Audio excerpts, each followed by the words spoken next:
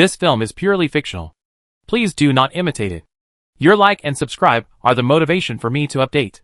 Chapter 1 say, you are a rabbit. When people are unlucky, even drinking cold water will make your teeth ache. Hit by a car.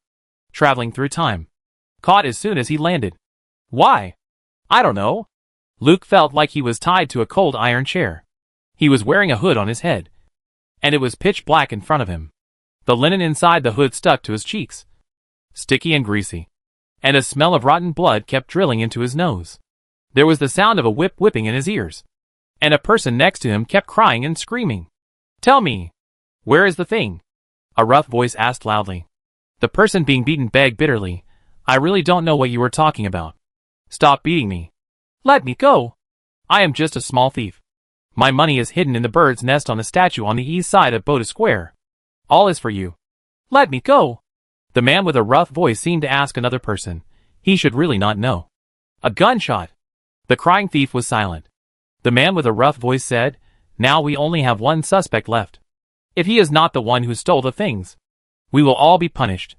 At this time, a female voice responded, no, we will not be punished.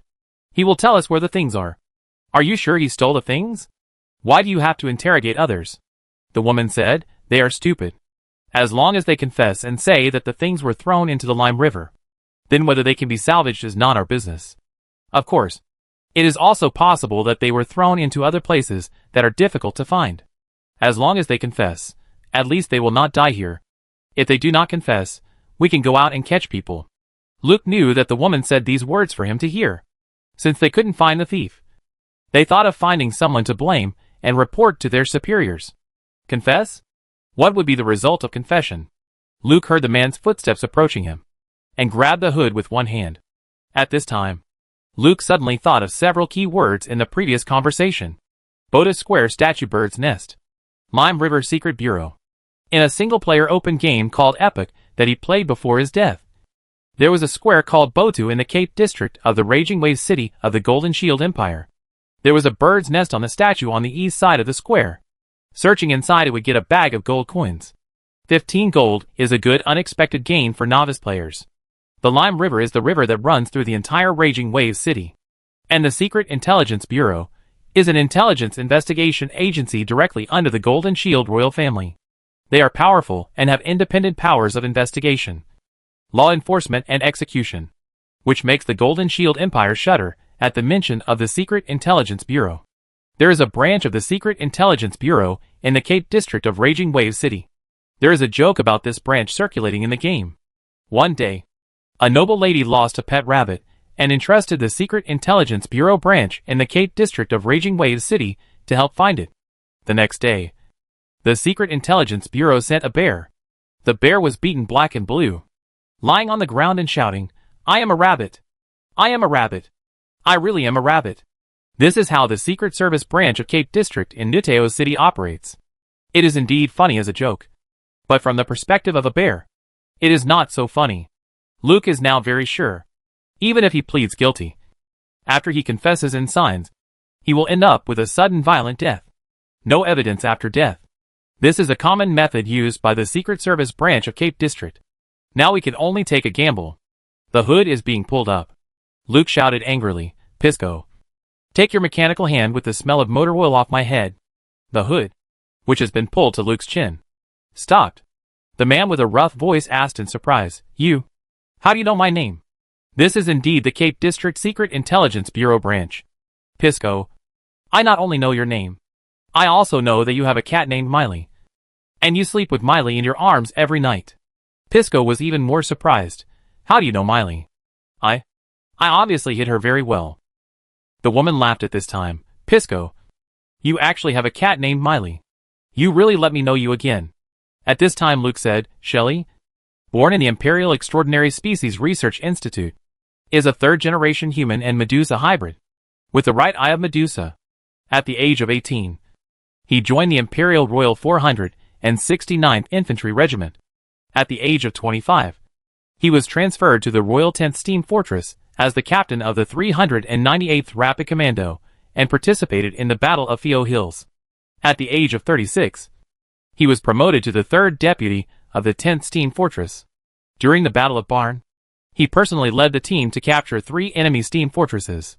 Later, because he seriously injured the new first commander of the 10th Steam Fortress, he was sentenced to 45 years in prison. However, in the second year of his sentence, he joined the Secret Service under the alias Black Mamba and has been working in the Cape District Secret Service branch until now. After Luke finished speaking, the room fell into silence. Silence? It means that what he said is effective. Then wait. Be patient. After a while, Pisco suddenly said, "Big sister, you are 46 years old now. Why do you still look like you are in your 20s? Shut up." The woman became irritable and asked Luke, "Who are you? Why do you know about me?" Luke said with a fierce look, "Shelley, take off my hood. I am worried about Pisco's mechanical hands. If I hurt a hair, you will not be sentenced to serve 45 years in prison again." After a while, the hood covering Luke's head was taken off. There was a dazzling incandescent lamp hanging above the dim room. The impact of the light made Luke adapt for a long time before he could see the scene he was in. A closed interrogation room. 7 people tied to chairs. 6 dead. All of them had their heads blown up by a bullet. Red and white. All over the floor. Standing next to him was an extremely burly old white man.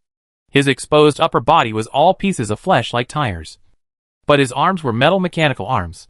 In front of him, a young red-haired beauty brought a chair and sat down. Her right eye covered by a black eye mask.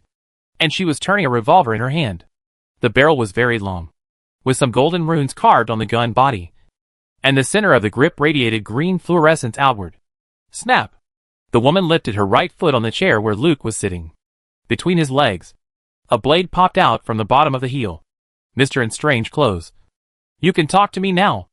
Who are you?" Chapter 2: The Untold Story Between Me and the Princess. Luke is still wearing the clothes he wore before the time travel. And the background of Epic is a world where steam, magic, machinery, alchemy, and extraordinary power coexist. And the clothing is imitating the style of modern European two-dimensional games. The person in front of me is Shelley, codenamed Black Mamba. She is very popular among the player community, with a 100% crime-solving rate in the Cape District of Nuteo City. It is no exaggeration to say that the Cape District has become the most chaotic urban area in Nuteo City, in addition to the fact that it is a gathering place for the city's lower-class residents. Shelley's unique crime-solving skills have also made a great contribution. The clothes of Shelley in front of me and the Shelley in the game are not much different. A black belly-bearing tube top, and a brown leather jacket that couldn't be buttoned because one part of it was too big. Hip-hugging leather shorts. A black leg ring wrapped around the white left leg, and a gun holster tied to the side of the leg ring. Further down, the sharp blade connected to the heel of the leather boot was reflecting the cold light and irritating Luke's eyes. Luke looked at Shelley and asked, "What date is today?" "April 24th. 2647 in the century calendar. The day when the Epic game was launched. It seems that some strategies should be useful. I am the newly appointed detective of your Cape District Secret Service branch. Are you teasing me?" Shelley stretched his legs forward a little. "Boy, if you want to lie, you should find a lie that sounds true. I'm afraid even Pisco won't believe what you said." Who would have thought that Pisco on the side said, "Sister, our detective died last month. And the headquarters said that they would send us another detective. He knows so much about you and me, so he might really be our detective." "Shut up, Pisco." Shelley stopped her stupid teammate. "I know the headquarters will send us a new detective, but it will definitely not be this kind of. Such a weak man. I bet he can't survive 3 days alone in the Cape District." Shelley turned to Luke and asked, "I'll give you one last chance. Tell me, who are you?" "I am your new detective." Shelley showed murderous intent, and the blade of the sole of her shoe pushed closer. "My patience is limited. You don't have any letter of appointment on you." Luke stared at Shelley and said, "Of course I have a letter of appointment, but you don't know how to see it." "Let me go." Luke's response made Shelley a little unconfident. "Where is the letter of appointment?" "I'll get it. Let me go first. You are not afraid that a weak man like me will escape from here, right?" Shelley thought for a while, retracted her legs, and signaled Pisco. Pisco immediately untied the ropes and handcuffs that bound Luke. Luke moved his wrist and said, "Give me all my stuff." After getting Shelley's nod, Pisco went out and brought back an evidence bag and handed it to Luke. Luke opened the evidence bag. The keys, mobile phone, and several cards were all inside. Luke took out the mobile phone. Shelley asked vigilantly. What is this? It seems to be a magic item. I tried to open it. But I need to enter some kind of password. This is an experimental alchemy tool newly developed by the Imperial Research Alchemy Engineering Bureau. No one can open it except me. You won't understand even if I tell you. Luke unlocked the phone with his fingerprint and searched for the video collection. Here, take a look for yourself. Shelley and Pisco leaned over to watch the screen of the mobile phone. When Shelley saw a woman appear on the screen, he jumped up from his chair, standing in a standard military posture. Hello, Princess Agatha. The Princess of the Golden Shield Empire is a legendary woman who combines beauty, bravery and wisdom.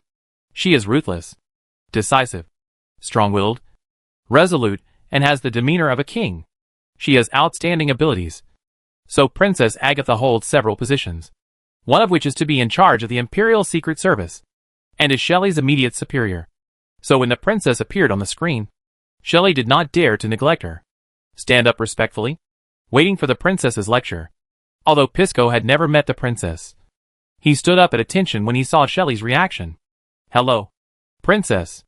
However, what shocked Shelley and Pisco was, the Princess Agatha on the screen said affectionately, Are you leaving tomorrow? It should be very dangerous there. Although I am worried about you, I believe in you. With your ability, there is nothing you can't accomplish in this world. I will miss you. And I will miss you every day. Tonight, can you not leave? I want to see you. Because I don't know when we will meet next time. Luke took his phone back and said to the two people who were already dumbfounded, What happens next is not for you to see. The game epic has captured the interest of XP Party, inserting a large number of well-made interactive CG animations into the plot of the game, teasing players to continue to dig deeper into the plot. And as the favorability continues to increase, the scale can continue to explore the bottom line. As an Epic Up host, Luke has a large amount of CG and strategy stored in his mobile phone for the purpose of making videos. Forget about spending a good night with your eldest princess. I have all the CGs for spending a good night with your queen. Looking at the expressions of Shelley and Pisco, Luke knew that these two top-secret agents of the Cape District Secret Service had been fooled by him. Their mouths were open for a long time, but they couldn't say anything. Judging from their expressions, their heads must be buzzing. At this time, Luke suddenly got a prompt in his mind. Do you want to charge your phone? Luke looked at the battery level on his phone. 57%. It's time to charge it. But how should he charge it? Luke had to try to answer in his mind. Charge. The phone disappeared from Luke's hand in an instant, and the phone's operating interface appeared in his mind. The icon showed charging. The phone disappeared from Luke's hand, finally waking up Shelley, whose head was buzzing. The one just now, really? It was Her Royal Highness the Princess. Luke crossed his legs. Shelley, you have seen Her Royal Highness the Princess. Whether it is true or not, you should know very well. Shelley certainly knew. The one just now was indeed Princess Agatha, and the location was in the princess' bedroom. But Her Royal Highness the Princess, who is always serious and self-disciplined. How could she say such words? How could she show such an expression? The image collapsed. The important thing is, who did the princess say those love words to? Shelley couldn't help but look at the man in front of her. He slept with Her Royal Highness the Princess. Chapter 3 I am your superior. Sir. Shelley did not dare to sit down in front of Luke, and asked in a respectful manner, Your relationship with Her Royal Highness the Princess. Luke said seriously, Yes. It is just as you imagined. However, my relationship with Agatha is very private, and I didn't intend to let you know. But it seems that if I don't tell you, you will kill me. I have heard that the Cape District branch of the City of Raging Waves has a special style of doing things, and today I have experienced it. It is true that seeing is believing. Shelley quickly asked Pisco to move the bodies away. Then he asked respectfully, I'm sorry. Sir, I apologize for our offense to you. In fact, you only need to show us your appointment letter, and we will know that you are our detective. There is no need to let us see this private magic image. Luke knew that Shelley still wanted to see the appointment letter, and he really couldn't take it out. Luke searched his memory and found a task process of error in his consciousness. The genuine detective of the Cape District Secret Affairs branch will arrive tomorrow. Since you know the relationship between me and the princess, you should know that I came to you with my identity, actually shouldering the secret mission of Her Royal Highness the Princess. For safety, my appointment letter and I will arrive separately. And the person carrying the appointment letter didn't know my existence. He was told that he was appointed as the detective of the Cape District Secret Affairs Branch. Why? Shelley was a little confused. Luke found the photo of the appointment letter in the mobile phone data and said to Shelley in a commanding tone, "This is specially arranged by the princess for my safety? By the way, let a person with a sensitive identity disappear. The specific details are not for your level to ask. The number of the appointment letter is OUFT 3694457. The secret information: fox, turtle, loose fish, yellow flag, foil stone, square table. My code name is Meteorite. After confirming the information, kill the person who comes, and give me everything he carries. Do you understand? Kill him," Luke said to Shelley, who showed a worried look on his face. "Are you questioning me or Her Royal Highness the Princess? Don't dare. Don't dare. The subordinates don't dare." Now Shelley basically believes in Luke's identity. After all, the person who can take such magical images must have a very, very close relationship with the princess. And the person who is so close to the princess is sent to the Cape District of Raging Wave City. And he must be shouldering an extremely important mission. It is indeed a safe way to separate the person and the appointment letter. After all, the struggle in the royal family has gradually become white-hot. Anyway, when the inspector arrives, just compare the information in the appointment letter. Everything will be clear. Luke stood up and stretched his limbs that were somewhat numb from being tied up. "I'm sleepy. Please arrange a place for me to stay," Shelley said. "Inspector, it's late outside, and it's not safe in the Cape District at night. If you don't mind, you can stay at my house for one night. Let's go to the branch together tomorrow. Your subordinates are looking forward to your appointment." Luke thought about it. He was now powerless. It was unknown whether he could see the sun the next day if he stayed in a hotel in the Cape District alone. It was better to stay at Shelley's house. There were free bodyguards and sleep well. He also had the energy to study the changes of the mobile phone that was charging in his consciousness. As for whether Shelley invited him to her house because she was really worried about his safety or because of other reasons, there is no need to think about it. Anyway, Princess Agatha is now her amulet. And Shelley can't go to the imperial capital to find Agatha for confirmation. Can she? A criminal who is still serving her sentence. Ask about the royal family's affairs? As for whether it will be exposed in the future, Princess Agatha is very strict with the Secret Service. In order to prevent others from interfering in the Secret Service, all officials above the branch level of the Secret Service are selected and appointed by her personally. And no real name is used. All code names are used. In other words, as long as there is no face-to-face confrontation with Agatha, no one can produce evidence to say that I am a fake detective. In short, save your life first, and then escape or stay and act according to the situation. Luke replied, "I'll stay at your house." Shelley asked Pisco to continue to deal with the bodies and bloodstains in the torture room, and then took Luke away. It was already late at night outside. The smooth stone road reflected the dim light of the street lamps, and on both sides of the road were small buildings with European-style pointed roofs. The walls were covered with moss because they had not been repaired, and some places even had mushrooms growing. The air was filled with the stench of the sewer and the fishy smell brought by the sea breeze. On the nearby telephone pole, a few crows were frightened and flew away. There seemed to be screams coming from the city in the distance. At the other end of the road, a drunkard was walking unsteadily with a bottle of wine. Shelley pushed out a steam-powered motorcycle. She rode in front and said to Luke, "Detective, you can't find a car at this late hour. Take my car." When Luke saw this steam motorcycle, his eyes lit up instantly. He circled around this rough motorcycle and exclaimed, "Thunder BU-953. Produced by Imperial Global Steam Heavy Industry. Won 15 Steam Engineering Design Awards." Unfortunately, after Thunder BU-953, the famous Global Steam Heavy Industry shifted its design and production focus to military machinery. Thunder BU-953 has become a swan song, and it is becoming less and less due to the lack of repair parts. It's really rare that your car is so well maintained. It's rare. Luke was sincerely moved by the motorcycle in front of him. In the game age, steam alchemy machinery has created countless works of art that amaze players. Thunder BU-953 is one of them, and because of the uniqueness of the item, the increasingly rare Thunder BU-953 has more collection value. Some players offered a sky-high price to buy Shelley's Thunder BU953 from her, but they were all rejected. Even if you max out your favorability with Shelley, you can't take the car away from her. It can be seen that Shelley loves this Thunder BU953. At this time, Shelley was riding on the motorcycle. Because the body of the motorcycle was too large, she had to lean forward to hold the handle with both hands.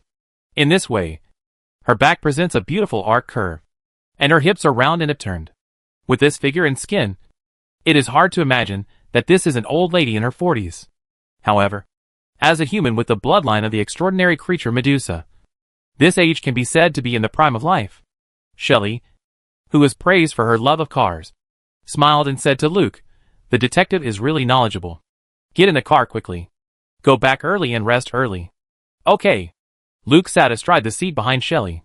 Shelley started the steam turbine of the motorcycle, and the powerful power pushed the motorcycle forward instantly. Luke, who was sitting unsteadily, stepped forward and hugged Shelley's waist. It is worthy of being Thunder BU953. The speed is too fast. So exciting. Chapter 4 Clear Sky. Shelley's home is a two-story building. The first floor is a small living room, kitchen, and utility room. There are 3 bedrooms on the second floor. Because Shelley is single, 2 rooms are vacant. The room is very messy, and it can be seen that Shelley is a woman who can't clean. Yes, the case is all done by shooting, and there is no need to expect her to tidy up the house. Soon, Luke lay on the bed in his room. He exhaled a long breath, thinking back to what happened today. It was really fucked up. There was a sound of a shower in the bathroom next door. Luke didn't think about it, but immersed his energy in his own consciousness. Observe the phone. Battery 61%. All apps on the screen are gray. Only the Epic client icon is colorful. It's still highlighted, as if suggesting that I click. I'm in this game world. Can this game still be played? Luke clicked on the Epic icon. Really? Go in. The game interface opened very quickly. The character he created stood on the login interface. A female elf. Clear sky. Level 120 max level. Race, elf. Bloodline, fierce war song, a branch of grassland elves, who became warlike because of their mixed life with orcs. Fighting will is increased by 10%, and you can stay awake in a frenzy. Strengthened bloodline, wings of time and space, a gift from the elf lord. Obtained by completing the strengthened bloodline quest at level 80. It can make limited changes and interferences to time and space.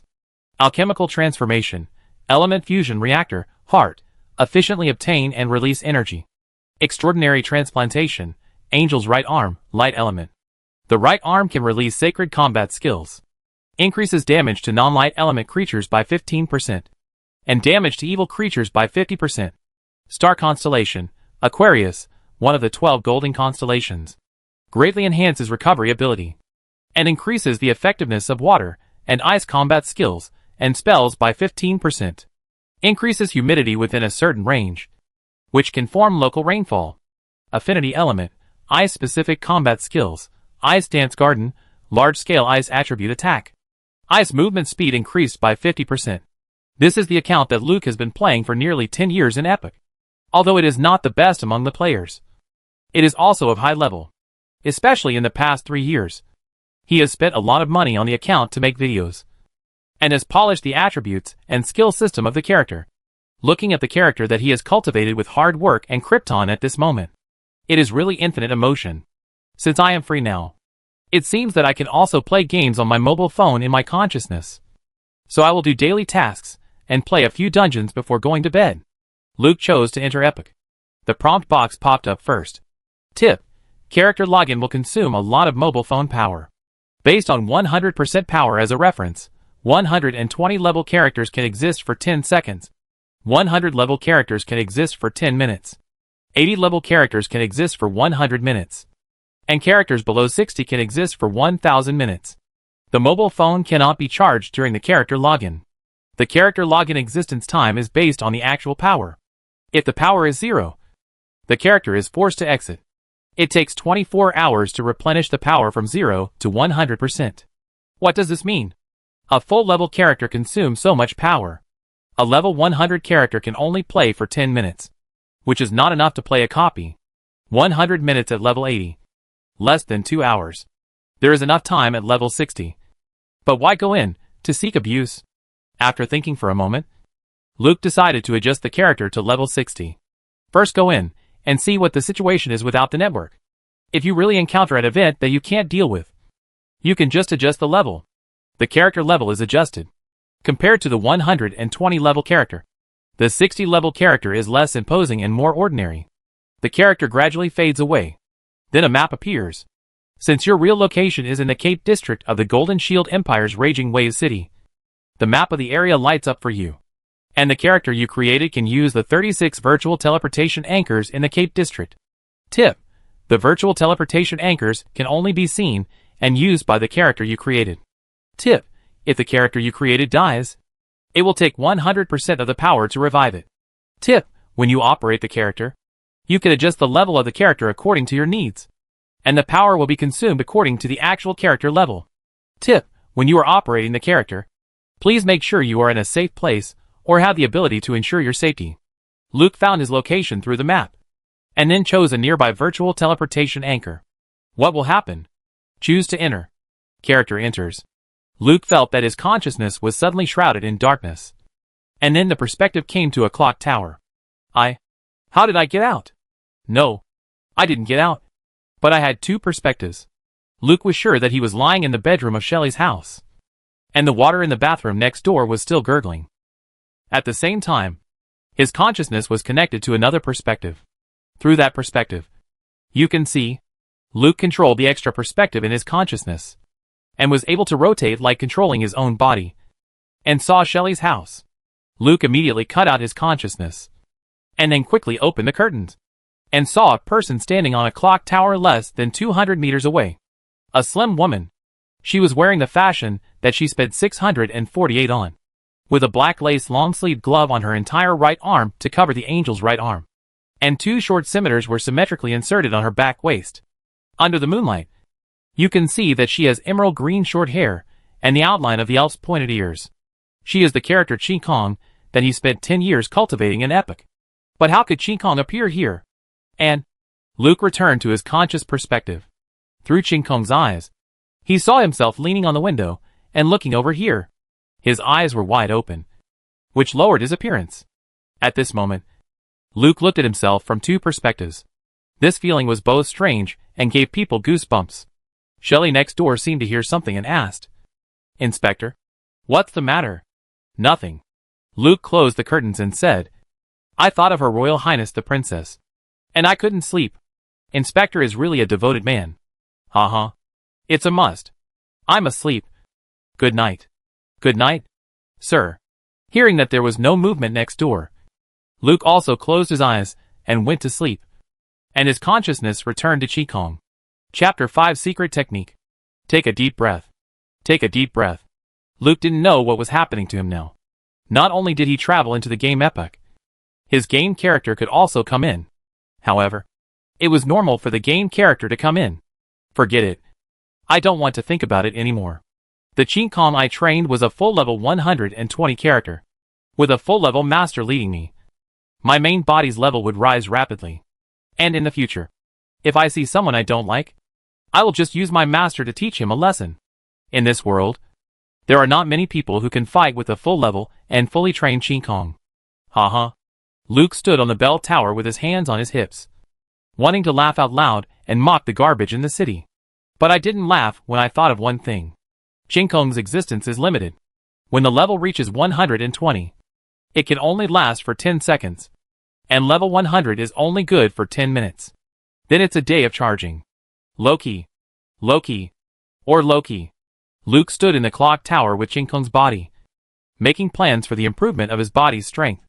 If you want to survive in this world, you must continue to get stronger.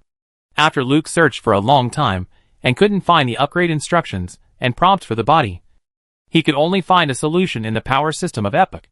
The power system of Epic is diverse and extremely complex. It can be roughly divided into. There are 5 major categories: magic, body modification, supernatural cultivation, machinery, and secret arts. Each of the 5 major categories is divided into several or more than a dozen subcategories. At the same time, there are no obvious barriers between the various power systems. and the power systems can be mixed with each other to produce an uncountable number of power combinations. Shelley belongs to supernatural cultivation, and is a laboratory product of crossbreeding between humans and supernatural creatures Medusa. Pisco belongs to body modification, and his 2 mechanical arms are mechanical results. As for the game character Ching Kong that Luke trained, it includes all 5 major power system categories. And which power system should his own body start with? In fact, Luke has few choices. Magicians need to cultivate magic power from a young age. For Luke's current age, it is indeed a bit too old to want to learn magic. Body modification can improve strength immediately. You can change whatever you want to be stronger, and it will be stronger wherever you change. Luke replaced Ching Kong with an element fusion reactor as a heart. It's just that you can change it at will in the game. If you fail, you can revive and start over, and at most you will lose a batch of materials. Now Luke dare not joke with his body, so he will not consider it for the time being. Extraordinary cultivation. Once rejection occurs, the danger is higher than body modification. I don't know how many babies died to cultivate as Shelley, and it was a defective product. Machinery. Luke doesn't know steam technology or alchemy technology, so he can only put it aside for the time being. In the end, the only thing left for Luke is the secret arts.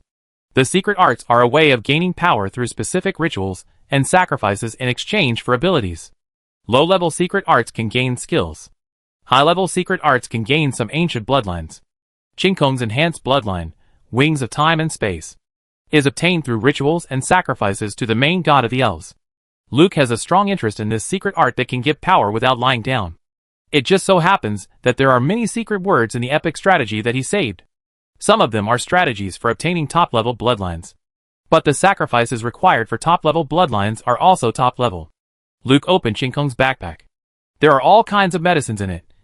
Red bottles, blue bottles, and dozens of different status potions. There are also common props and weapons. There are just no materials for secret arts. All her materials, equipment, potions, are placed in the warehouse. And the warehouse in the Cape District is located in. Luke opened the Cape District map and found the location where the warehouse should be. Number 35 Windbreak Alley is a harbor warehouse area. After entering, find the warehouse manager Ron. Talk to Ron to store and extract game props. Then, go to the Wind Alley warehouse to find Ron now.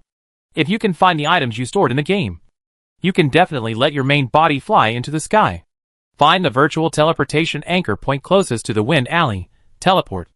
Luke appeared on the roof of a building. It is convenient to have a virtual teleportation anchor point, which saves a lot of time running around. It's just a pity that the virtual teleportation anchor point can only be used by Ching Kong, and your main body can't even see it. Stand on a high place to judge the direction, and then find the location of the Wind Alley. Go. Bang. Luke fell forward and fell on his face. It's broken. There is a height difference between the main body and Ching Kong, and the span and landing point of the steps are different. If you follow the habit of the original body and walk in the clear sky, it would be strange if you don't fall.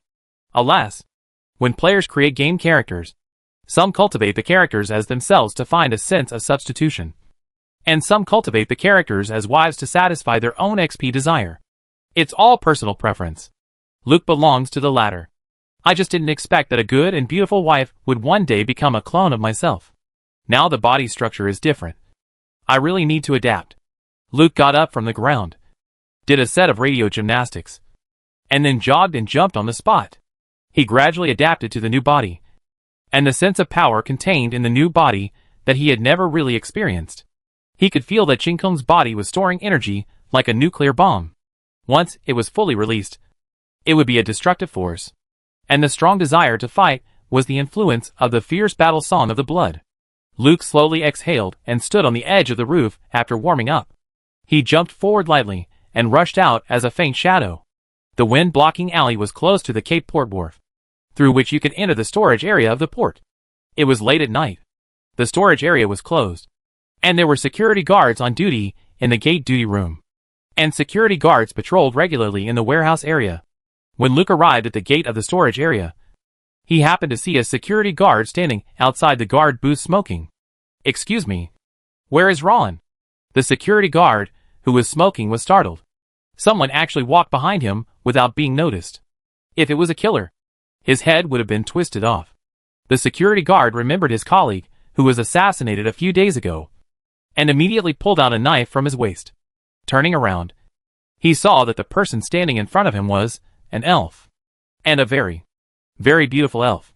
The security guard held the knife across his body and asked the elf vigilantly, "Who are you?" Luke saw that the security guard was so nervous. So he raised his hand to show that he had no hostility and smiled kindly. "My name is Ching Kong, and I'm looking for Ron to pick up the items I left with him." Chapter 6. Opening the storage box. Luke tried his best to act harmless. The security guards did not dare to relax at all. It was unreasonable for an elf to go to the storage area alone at night. You have to know that this is the Cape District, and beautiful female elves are in great demand. Captain Ron has gone to bed. If you want to see him, please come back during the day.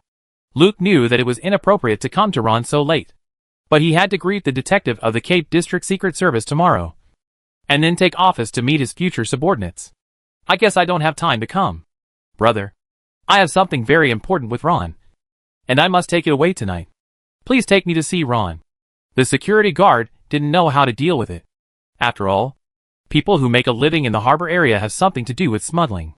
At this time, Ron was not asleep, but delivering goods to customers in the warehouse. Is this elf also here to pick up the goods? But why didn't Captain Ron say it? Since it is impossible to judge, then tell Captain Ron and let him decide whether to meet this elf. You wait here. I'll go ask Captain Ron. The security guard retreated into the booth and woke up his colleagues on duty, then turned and ran deep into the warehouse. Luke waited patiently outside the warehouse gate.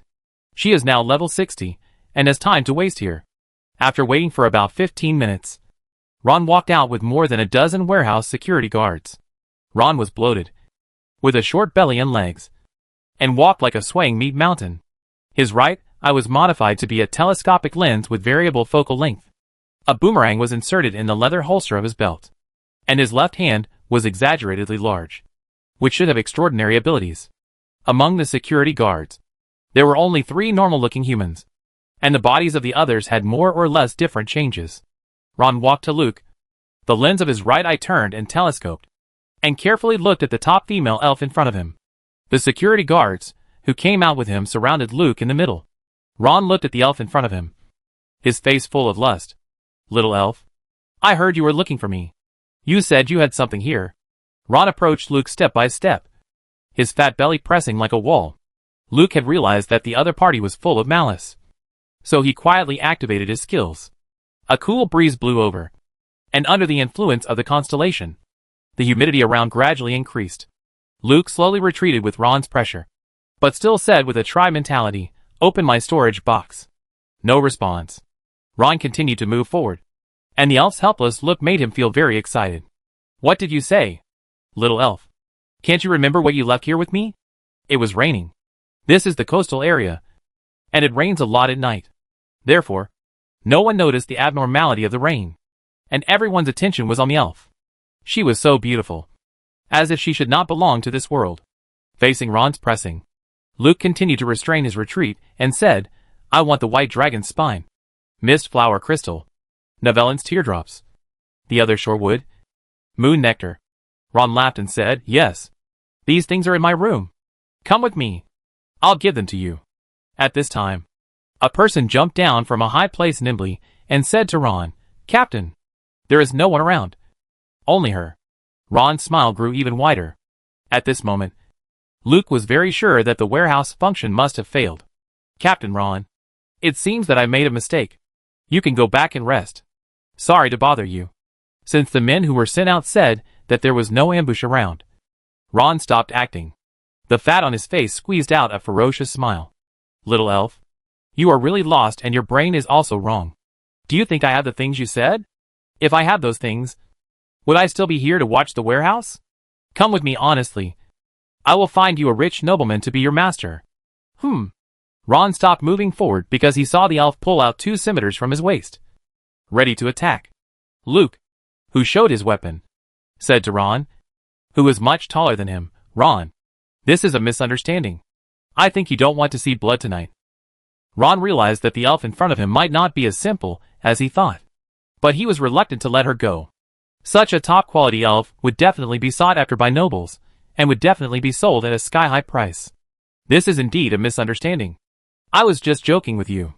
Ron slowly backed away, while putting his huge left hand behind his back and making gestures to his subordinates, and comforting the elf in front of him. I am also worried about your safety. After all, the Cape area is very unsafe at night. I sincerely invite you to rest in our warehouse and leave tomorrow morning. No need. Before Luke finished speaking, Ron swung out the giant fist behind his back. The giant fist punched fiercely, dispersing the raindrops and crashing towards Luke. At the same time, his other hand pulled out the boomerang from the leather holster on his waist and threw it. And the boomerang drew an arc and flew towards Luke. Other warehouse security guards swarmed up after receiving the signal, wanting to catch this top-notch elf in one fell swoop. But at this time, countless flowers made of mist and frost appeared out of thin air in the air, and then bloomed one by one. The temperature dropped sharply with the appearance of the mist and frost flowers, and the falling raindrops turned into ice crystals, and the ground wet by the rain instantly froze. The clothes of the security guards were frozen and hardened, and the soles of their shoes were tightly stuck to the ground by ice. Their movements became stiff because of the ice all over their bodies, and their exhaled breath condensed into a ball of white mist. Just now, Luke saw Ron's disgusting face and knew that a fight was inevitable. So she immediately released the ice dance garden, combined with the humidity and rainfall of Aquarius. The ice dance garden produced an extremely domineering freezing effect. Luke slid to the side to avoid the fist when thrown by Ron, and cut off the flying boomerang with a knife. Then he drifted fast to the side of a security guard and cut his neck with a knife.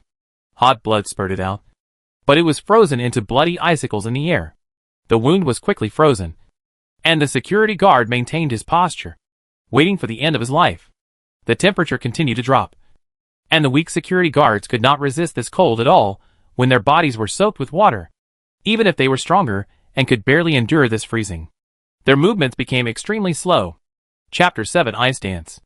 The passive effect of the ice dance garden allows Luke to move on ice by 50%. Rainfall and freezing create the most suitable combat environment for her. She slides on the ice as if she is stepping on ice skates. However, the strength of level 60 cannot bring the power of the ice dance garden to its fullest. Otherwise, these people can be frozen into ice sculptures. Luke's figure on the ice is extremely swift, while the warehouse security guards are constantly restricted by the freezing of their movements, and there is no way to make offensive and defensive moves. They can only watch the elf gracefully passing by them, like a dancer on ice. Every time the scimitar in her hand flashes, it will inevitably bring out a large piece of blood mist, which will then solidify into blood-colored ice crystals, like blooming red petals. The rain continued to fall, and the frost flowers continued to bloom. The freezing made the security guards unaware of their injuries. They tried desperately to move, but they could not break free from the ice water. The ice froze the blood along the wounds on their bodies, and then seeped into their bodies. The limbs that were frozen and had no feeling lost their functions. The body had no movement, and the frozen blood spread into the body through the blood vessels, until the heart was frozen. Ron followed Luke's movement and turned slowly. Every step he took a lot of effort to pull his legs out of the ice. While turning around, he also witnessed the death process of his men, watching them being wrapped in ice and turned into sculptures. And their blood was frozen and kept spraying white, red, and the mist and frost flowers that continued to bloom. Ron turned around, and the elf stopped. She stood there, and the sky continued to sprinkle ice crystals in the mist and ice sculptures. She turned her back to herself and put the two swords back into the scabbards at her waist. She was so beautiful that it seemed as if something was hitting her heart. The voice of the elf came. I didn't mean to kill you, but I couldn't stop. I'm sorry. Goodbye. You don't have what I want. Ron opened his mouth to shout at the elf's back that gradually disappeared in the darkness, but found that he couldn't make any sound.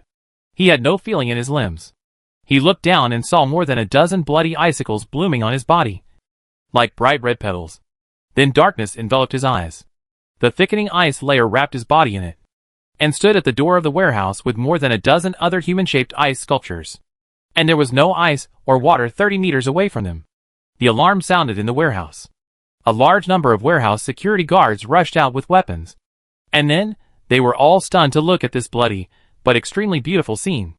Luke left the wind shelter alley, and returned to the virtual anchor point, after a section of parkour flying over the eaves and walls. Sitting on the edge of the building, looking at the sleeping city. What to do next? The things in the warehouse must be gone, or they did not come to this world with the character. Then, there is no need to look for the money in the bank. Now, except for the clothes on my body and the things in my backpack, I have nothing. How to get the ritual items and sacrificial items needed for the secret arts for my body. Luke searched the guide in the mobile phone in his consciousness to see if there were any good things suitable for him in the Cape District at the beginning of the era. This is the Heart of the Red Dragon Nirkalong. The name is the Heart of the Red Dragon Nirkalong, but it is not a real dragon heart. It is a summoning prop made by the Alchemist Association of the City of Raging Waves, which can summon the Red Dragon Nirkalong of the Dragon Kingdom to fight for you for 10 minutes. In Epic, NPCs with superhuman powers are called heroes. The strength of heroes is different from that of players. Players look at levels. Heroes look at stars. 1 to 6 stars represent the 6 levels of hero's strength, and each star corresponds to the 20th level of the player. For example, Ron and his men in the Windward Alley Warehouse District. The highest strength is 3 stars, and the lowest may not even reach 1 star. Level 60 Ching Kong is equivalent to a 3-star hero. Plus Bloodline, Transformation, Star Seat, exclusive combat skills and other buffs. Of course, facing Ron and his gang, it is a mess. Red Dragon Nirkalong is a 5-star supermodel hero, commonly known as 5.5 stars. A 5.5-star hero is released, even if it exists for 10 minutes. The damage caused is very considerable. It's just that the Heart of the Red Dragon Nirkalong was stolen from the Alchemist Guild of Raging Waves yesterday. Now, it is in the Cape District. The guide has a detailed process for obtaining the Heart of the Red Dragon Nirkalong. If the player chooses not to get the heart but to follow the plot, the Clover-armed airship robbery can also be triggered. Later, according to the player's choice, the plot can be divided into more than 10 branches with different results. Of course, following the plot is not what Luke wants to do. He just wants the Heart of the Red Dragon Nirkalong. Summon the Red Dragon Nirkalong and kill it, and you can get the real Heart of the Red Dragon Nirkalong. Not only can you get the heart, but the whole body of the top extraordinary creature like the dragon is a treasure. Many of the materials needed for the top secret language are related to dragons. So, the next target, the Heart of the Red Dragon Nirkalong. According to the guide, Luke found the location where the Heart of the Red Dragon Nirkalong should be now. It is in the hands of the big boss of the Mad Axe, the Bullhorn Demon Giant Wood. The day after tomorrow, this heart will be sold to pirates. The guide gives several ways to get the Heart of the Red Dragon Nirkalong. You can steal, cheat, or rob. As long as you are strong enough, you can directly kill into the Mad Axe headquarters. The guide also recommends that players can go to the Assassin's Tavern in Cape City to accept the bounty mission of the Giant Wood. 1 dish, 2 meals, 5,000 gold coupons are definitely a huge windfall. However, the Axe Mad Gang is a powerful gang in the Cape District, and there must be all kinds of powerful heroes in the headquarters. Moreover, Juma is a bullhorn demon, and his own strength reaches 4 stars. He hides in the Axe Mad Gang headquarters and is protected by gang members. Killing him by force is not an easy task, but for Ching Kong, he can give it a try. A lone 5-star and a half-red dragon is too tempting for Luke. Decide and do it.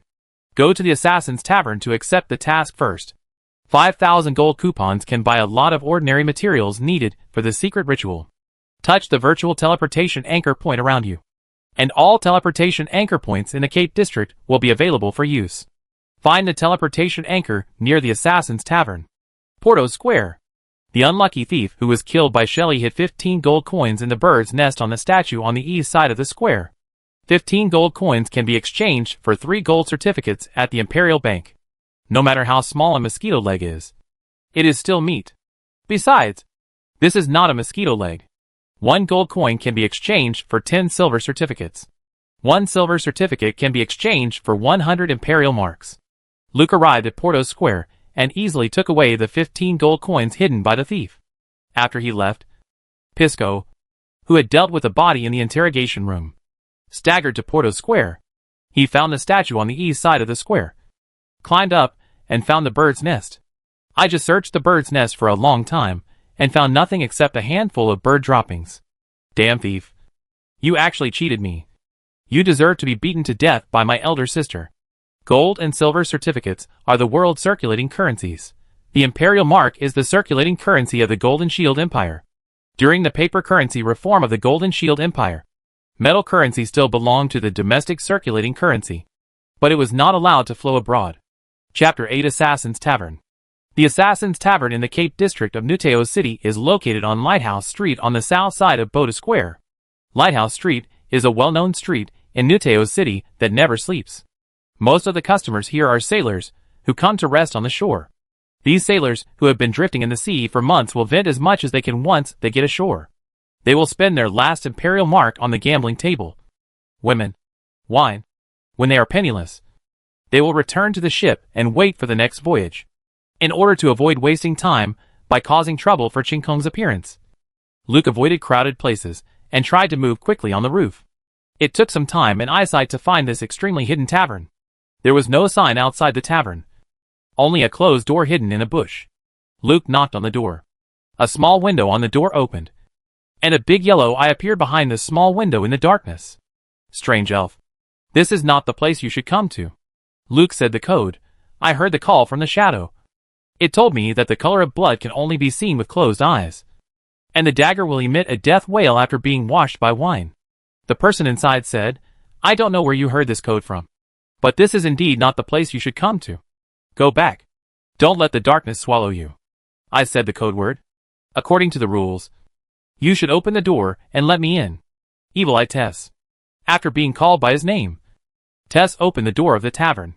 Evil Eye is an underground creature. He looks like an octopus. On his spherical head, a big yellow eye occupies half of the entire face. I am meddling in other people's business. Go in. Elf. I hope you can come out alive. I can see that your value is higher than most of the guys on the bounty list. Luke walked past Tess. Tess, you are still as talkative as ever. Behind the door, a dim light illuminated a set of stairs going down. At the corner at the end of the stairs, two men were talking there. When they heard the sound of the door opening, they looked up together and saw the elf coming down the stairs. After Luke came down, one of the men stopped her. Strange elf. Are you here to issue a bounty mission? Your mission can be directly entrusted to us without paying additional commissions and deposits. At this time, Tess shouted from above, Hey, don't break the rules here.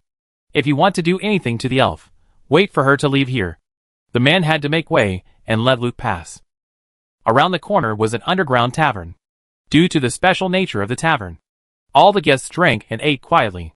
Even when they talked, they tried their best to lower their voices and spoke various agreed secret words. The arrival of an extremely beautiful elf naturally attracted the attention of the entire tavern. Everyone looked at the elf, calculating in their hearts what price she could be sold for. Luke scanned the guests in the tavern, comparing it with the introduction of the Assassin Tavern in the Cape District in the guide. Several of them can be matched with common heroes in the tavern. They are all 3-star heroes. Luke approached the bar while watching. The bartender was a lizard man, and he poured a glass of wine and placed it in front of Luke. According to the rules, guests who come here for the first time have a free glass of wine. Beautiful elf lady, is there anything I can do for you? Luke picked up the wine glass, drank half of the wine in it, and then put the wine glass on the table. Drinking half of it means that he is an assassin who comes to accept the task, and drinking it all means that he is a client who comes to issue the task. I want to see the bounty commission for the horned demon giant tree of the Mad Axe party. The lizardman bartender looked at the half glass of wine on the table, and then looked at the female elf in front of him. It's hard for me to associate a beautiful elf like you with an assassin. You should enjoy delicious food and be served by servants in the mansion of the upper class.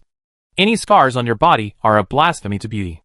At this time, a person next to him said, It will also greatly reduce your price.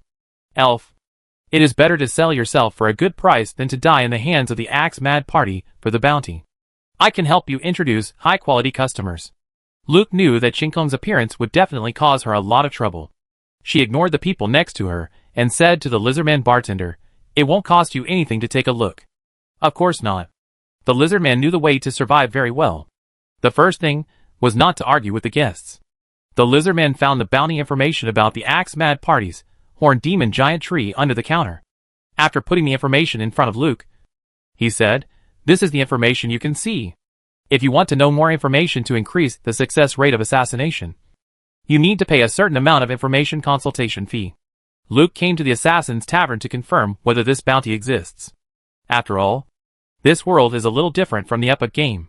Fortunately, the bounty for the Horned Demon Giant Tree is still there. The price is also 5,000 gold coupons. I'll take this task. The lizardman bartender said dutifully, "Beautiful elf lady. I think you'd better buy some information about the giant tree from us. You only need 1 gold coupon to increase your success rate of getting 5,000 gold coupons. 1 gold coupon. It's really shady. And I'm afraid the information I have is more complete than what you have. No need. I'll bring the giant tree's head as soon as possible and prepare the money." Luke drank the rest of the wine in 1 gulp, left the bar and walked out. The lizardman bartender asked loudly, "Miss Elf, I need your name for record." "Clear Sky, Clear Sky." After arriving at the door of the tavern, the evil-eyed Tess who was guarding here opened the door. "The Chick brothers should be outside. Poor elves," I said. "You shouldn't come in." "Thanks for reminding me, Tess." Luke walked out of the tavern, and there was a heavy door slamming behind him. The small window on the door opened, and Tess's eyes were behind the small window. "You shouldn't go out, Taze. The elf girl is right. You talk too much nonsense." After the door of the tavern was closed, the Chick brothers came out from their hiding place. Luke found the information of the Chick brothers on his mobile phone. They are heroes who often go in and out of the Assassin's Tavern in Cape City. The ability is the werewolf blood obtained through secret techniques, which can transform into a werewolf to fight. And the ability is increased at night. If it is a full moon night, the ability will be greatly increased. Rating: 3 stars. The combat power on a full moon night will have a supermodel performance. Reaching the level of 3.5 stars, Luke looked at the sky, and a full moon just rose above his head. I have never seen such a beautiful elf. It is simply a gift from God to the world. Brother, be gentle with the elf lady later. If her face is stained, it will be worthless. I know. Brother, I really envy those rich people. If we are rich, we don't need to sell her. Chapter 9 Full Moon Night. Luke knew that the Chick brothers were now 3.5 stars strong, and felt that it would be difficult to fight against the level 60 Ching Kong. So he adjusted the level to 80. At level 80, strengthen the bloodline, wings of time and space, from dark to bright and usable. At the same time, the power consumption is accelerated, and the current existence time is 60 minutes. It is possible to use the level 100 Ching Kong in the Crazy Axe party copy, so time must be carefully calculated and not too much waste on the Chick brothers. Luke drew his sword, and his figure flashed and appeared beside the Chick brothers. The icicles attached to the left sword, but he still didn't draw the sword, and the sharp cold air enveloped the Chick brothers. Even with the black long-sleeved gloves, her angelic right arm could not hide the white light that was bursting out at this moment. The right knife was burning with white holy flames because of the attachment of holy energy. Werewolves are evil creatures, and the holy energy can increase their lethality by 50%. The 2 knives danced and attacked the Chick brothers at the same time. After being approached, the Chick brothers realized that they had greatly underestimated this seemingly fragile elf. The dew on their bodies condensed because of the humid air, and turned into frost when the cold air blew. It was freezing cold. The 2 knives were close to the vital points, especially the scimitar with holy flames, which almost scared the Chick brothers. They knew that their werewolf bloodline was restrained by the energy of the holy system. But how could an elf use holy flame? The approach of death stimulated the Chick brothers. As killers, they were not like Ron, who didn't know how to respond in a dangerous situation. It was too late to dodge. The Tacit brothers reached out and pushed each other at the same time. Their palms collided, and the mutual force pushed the 2 brothers away. Just when they thought they had avoided the incoming scimitar and were ready to transform, an inexplicable force pulled them back to the position just now. What happened? The Chick brothers didn't know. The knife cut their chests at the same time. The holy flame made the evil blood burn, and little Chick screamed in pain. The holy energy impacted his mind and disturbed his control of power. His body kept changing between human and werewolf. He wanted to put out the holy flame, but the fire of the holy flame was getting bigger and bigger. The Chica was hit by the ice knife. The wound was frozen and no blood flowed out, but the cold continued to penetrate into his body from the wound, and prevented the werewolf's strong recovery ability from repairing the wound. He immediately transformed into a werewolf when he saw his brother's miserable appearance. Under the full moon night, His hair was shining black. His eyes were bloodshot, and pale fangs stretched out from the corners of his mouth. The enlarged body also caused the wound on his chest to burst open, and ice and blood mixed together and sprayed out. He ignored his own injuries and attacked Luke with his wolf claws. He had to kill the elf as soon as possible to take his brother to receive treatment. But the elf disappeared under his claws. When she appeared again, she was already in the air. Her right arm burst into white light, and the blade was covered with surging holy flames. Facing the knife with holy flames, Big Chick dodged urgently, but his body was strangely pulled back to the original place. One cut. A wolf head rolled to the ground. Another cut. The long ice blade plowed a deep cut on the ground, and Little Chick stopped screaming. The head rolled on the frosty ground. Luke flipped in the air to regain his center of gravity and landed. Behind her, the window on the tavern door snapped shut. Ties! The window on the tavern door quickly opened. Miss Powerful Elf, is there anything that Tess can do for you? I'll leave the body to you. It shouldn't be a problem. No problem, miss. I will sort out the property of the Chick brothers and wait for you to come back to receive it. I apologize for my offense to you and ask for your forgiveness. Luke put away his knife and adjusted Ching Kong's level back to level 60. You didn't offend me. Thank you for your kind reminder. I have other things to do, so I'll leave it to you here. Please rest assured. Luke jumped onto the nearby rooftop and ran towards the nearest teleportation anchor. Inside the assassin's tavern, the atmosphere became unusually lively due to the arrival of the elf. After all, such a beautiful elf is not often seen. And the elf also accepted the task of assassinating the giant wood of the horned demon. The assassins who usually don't show much emotion can't help but gossip. In fact, we should capture her, so that the giant wood's bull head won't be cheap. Yes, such goods must be bought at a high price by someone.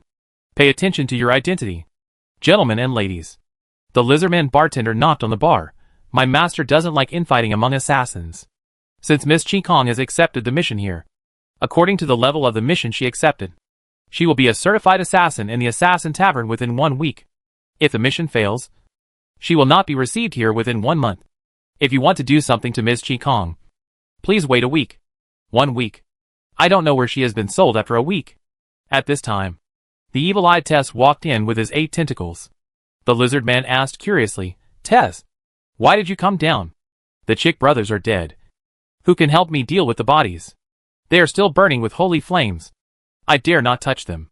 Hearing the news of the death of the Chick brothers, everyone in the tavern was greatly surprised. The strength of the Chick brothers alone may not be outstanding here, but their tacit cooperation is definitely in existence that no one wants to face. Besides, it is night now, and it is a full moon night. Who can kill the 2 of them in the home court of the Chick brothers? The lizard bartender poured a glass of wine for Tess. He knew that the evil eye was also an evil creature and had a natural fear of the holy flame. First, a glass of wine. Tess, someone will deal with the bodies of the Chick brothers. Do you know who killed the Chick brothers? Is it a personal grudge? Or is it against our assassin tavern? This is the answer that all assassins want to know. If this is an action against the assassin tavern, it will undoubtedly provoke a war. Tess used his tentacles to roll up the wine glass and drank it all in 1 gulp. Then he said, it was that female elf. You all saw her. According to your aesthetics, she is definitely someone you all want to catch and sell. The Chick brothers thought so too. They waited outside the tavern for the elves to come out. They waited for the elves, but also lost their lives. The lizard man asked in surprise, it was that elf who killed the Chick brothers. She doesn't look like a powerful character. Is she that strong? Don't doubt my eyes. No, I really made a mistake this time. The Chick brothers were killed by her without any resistance. Just like killing 2 pigs. She controls both ice and divine energy. She can move in space over short distances, and even can affect time reversal. The Chick brothers were caught by her, using time reversal, and killed one by one. Controlling space and time consumes a huge amount of energy. Especially time. How can a body like hers provide such a large amount of energy? The whole tavern fell into silence. Chapter 10 Invasion of the Mad Axe Headquarters. While the people in the Assassin's Tavern were guessing the identity of the elf, Luke was already standing on the top of the east tower of an old castle, with the Mad Axe's blood axe flag fluttering on the flagpole beside him. Below, a circle of high walls surrounded the castle in the middle. and there were mad axe sentries and patrols everywhere. This castle belonged to a nobleman a long time ago, and the Cape District was once the core urban area of Wrath of Waves. But as the city continued to expand, nobles, officials, and wealthy businessmen moved to the more comfortable new urban area, and the Cape District gradually became a forgotten place. The Cape District gathered the lowest level people in the Wrath of Waves. In order to survive, they formed a gang. Only those who are ruthless enough are qualified to stand here. The Mad Axe Gang is a powerful gang in the Cape District. Under the leadership of the Bullhorn Demon Giant, they control several dock berths in Cape Port. They collude with pirates, smuggle, traffic in people, sell stolen goods, and do whatever business that makes money. According to the guide record, the heart of the Red Dragon Neerkalin is in the safe in the Giant's bedroom. The information of the Bullhorn Demon Giant has been found by Luke. The demons are the descendants of the hell creatures that invaded the surface world. Although the demons are very close to humans in appearance, they still retain the characteristic of demon horns. The devil horn is also the source of the power of the demons. According to the shape of the horns, the demons are divided into bullhorn demons and goathorn demons. When the demons with the two horns meet, they can fight at any time once they discuss whose horn represents the purest hell bloodline. Of course, Luke is not interested in whose hell bloodline is the purest. The bullhorn demon Juma is a 4-star hero. Height 2.10 meters. Weight 150 kilograms. Power type, fire attribute, with very strong explosive power. Main attack skills, flying fireball, fire breathing, bursting flames, fire attribute enchantment, swift heavy attack, violent, defensive combat skills, forming a 3-sided flame shield within a 1-meter range around the body. The defensive effect is average, but the attack effect is good. The weapon is a double-sided battle axe, one side of which can fly out, and you will be ambushed if you are not careful. As a copy of the headquarters of the Mad Axe Party, this old castle not only has the 4-star big boss, the giant tree, but also many 1-star minions, 2-star elites, and 3-star small bosses. The top of the tower where Luke is now is the closest to the giant tree's bedroom without alerting the Mad Axe Party. If you want to go further, you need some stealth skills and props, and you have to be patient to seize the opportunity. Luke has no time to waste, so she decided to force her way in. Adjust the level of Ching Kong to level 80. You can use the wings of space and time to pass the level much more efficiently. Clear Sky has 58 minutes left. Standing on the top of the tower, Luke jumped down and triggered the magic sentry inside the tower. A bunch of alchemical fireworks shot out and exploded, illuminating Luke's figure in the air. The Mad Axe Gang members patrolling around the castle immediately blew the warning whistle, and also saw the intruders falling from the tower. But the intruders disappeared from their sight in an instant. All the lights that can be turned on inside and outside the castle are lit. More and more Mad Axe Gang members are holding weapons and looking for traces of intruders. At this time, Luke moved horizontally during the fall through space movement and got in through a window on the 3rd floor of the castle. She flipped forward and landed on the ground. A circle of white light emanated from her body and spread rapidly. This was a dormitory of the Crazy Axe Gang. The alarm sounded outside woke up the 4 Crazy Axe Gang members sleeping here. The brutal gang fights in the Cape District made the Crazy Axe Gang members very alert. The 4 people saw someone flipping in from the window. Before they got off the bed, they reached out to grab the weapons they could reach beside them. Then a sound of ice breaking sounded in the small room. The 4 Crazy Axe Gang members stopped on the spot while holding their weapons. Frost first formed on their hair, eyebrows and eyelashes, and then white frost spots appeared on their skin. The frost and frost spots quickly spread all over the body, and the only eyeball that could move showed a look of horror. The eyeballs were also frozen in a few seconds. Luke stood up. When she rushed in just now, she was afraid of being attacked, so she prepared an ice magic ring in advance. Looking at the current scene, it seems that it is a bit of a sledgehammer to kill a chicken. The 4 low-level gang members of the Crazy Axe were frozen into statues, and the walls of the room were also covered with ice. Luke drew his 2 swords, walked to the door of the room, and kicked the wooden door into pieces. There was a corridor outside. When Luke walked out of the room, he heard a shout from his left hand. Luke didn't even look at it, and swung a knife in the direction of the sound. The crescent-shaped blade light shot forward from the blade, and the freezing energy contained in the blade light condensed the water in the air into ice during the flight. The ice blade was extremely thin and stretched quickly. Here, A member of the Crazy Axe gang who discovered Luke had just shouted when he was hit by the flying ice blade. The potential energy of the impact pushed him backwards. And then he fell to the ground and rolled over. He rolled to the feet of 3 members of the Crazy Axe gang who heard the sound and came to support him. The 3 of them looked at the direction of the attack at the same time. An elf. A beautiful and strong-looking female elf. She held 2 short knives in both hands, and white ice mist spread out from under her feet, and ice spread on the walls and the ground. A thin member of the Crazy Axe gang pulled out a hand axe from behind, and then his hand grew longer and greener, turning into a vine wrapped around the hand axe. At the same time, his feet also turned into tree roots and drilled into the floor. The other 2 members of the Crazy Axe gang drew their axes and rushed towards the invading elves. Under their feet, the roots of the tree extended and rose up to pierce the backs of the 2. Chad the Treeman, a 3-star hero. He was originally a pirate leader. When he ventured into a tropical rainforest, he was swallowed by a strange tree. When his companions rescued him, a large area of his body showed woodification. Later, Chad was sent to the Crazy Axe gang, and the Horned Demon Giant Tree saved Chad through his connections and relationships. Chad's ability is to turn his body into a tree. The roots can secrete neurotoxins, which can not only poison people, but also penetrate the spine to control the actions of the target.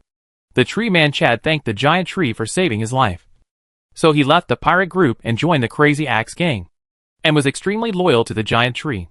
2 members of the Crazy Axe gang were pierced into the spine by the tree man Chad's roots. The reduced amount of neurotoxins would not kill them, but it would stimulate their body functions to be greatly enhanced. They forgot their fear of danger and death, and rushed towards the invaders under Chad's control. And under the floor, Chad's roots extended secretly. This is his real killer move. When the enemy is distracted by the 2 fearless puppets, his roots will pop out from behind the enemy, as long as they are stabbed a little bit. Chapter 11 Death Corridor. Luke, who had come here with good preparation, recognized the tree man Chad, and was naturally aware of the killing moves he was good at. In front, 2 members of the Crazy Axe gang controlled by Chad rushed over. Their heads were exposed due to the neurotoxin. Behind, at the other end of the corridor, a cheetah came at a very fast speed.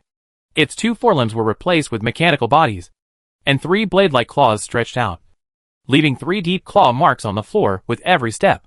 Luke exhaled lightly. The white mist dispersed in front of her. The real show was about to begin. The cheetah rushed over, and at the same time a root pierced through the floor and sprang up from behind Luke. Luke's figure disappeared in a scattering of ice flowers. The 2 scimitars in the air turned into 2 ice wheels that danced wildly, like a crusher, cutting the cheetah and the roots into pieces. When Luke appeared again, she was already standing behind the 2 members of the Crazy Axe gang. She stretched out her hands, and the 2 dancing ice wheels flew into her hands, cutting off the heads of the 2 members of the Crazy Axe gang along the way. The headless member of the Crazy Axe gang turned around under the control of Chad's roots and swung the axe in his hand at Luke. Luke held the 2 scimitars that flew back and swung them downwards, and the blade-like cut 2 knife marks on the floor. Chad's roots were cut off, and the headless member of the Crazy Axe gang finally fell down. The freezing spread where Luke stood, and beautiful ice mist flowers bloomed in the air again. At the same time, more than 10 roots pierced out from the walls and floors around her.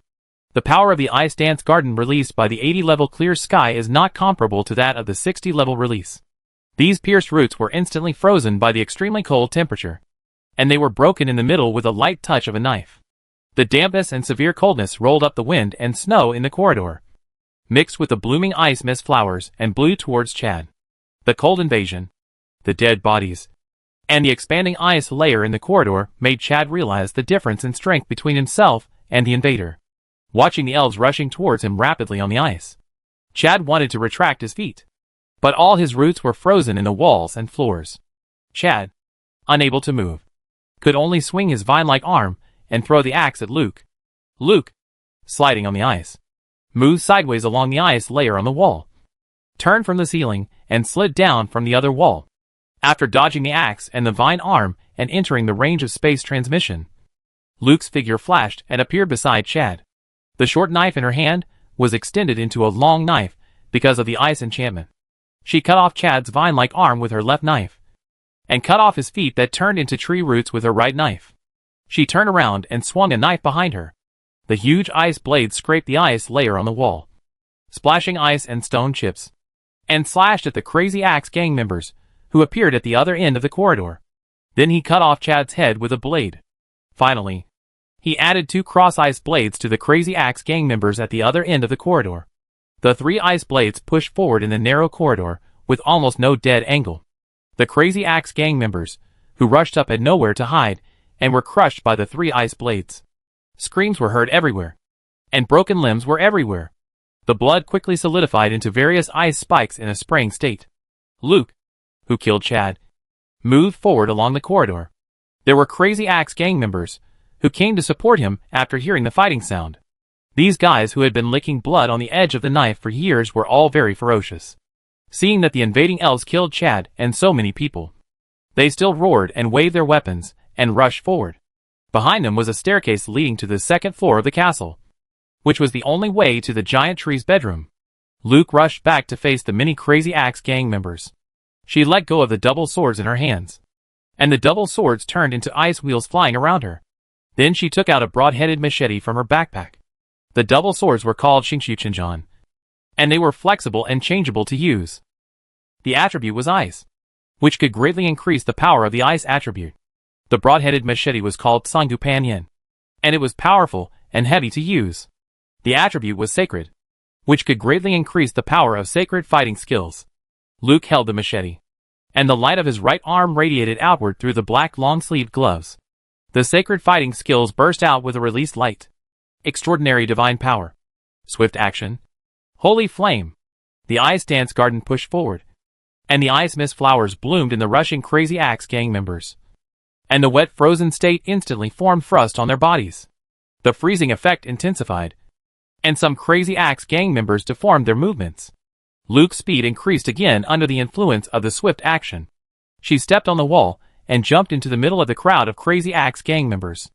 The ice wheel stirred, bringing up a mist of limbs and blood.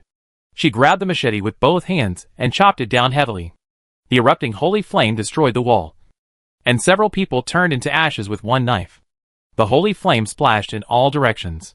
Those Crazy Axe gang members, who were suffering from freezing damage, were roasted by the high-temperature holy flame again, and their skin and texture immediately suffered serious double damage. After the new ice mist flowers bloomed, the frost came again. It was a real world of ice and fire.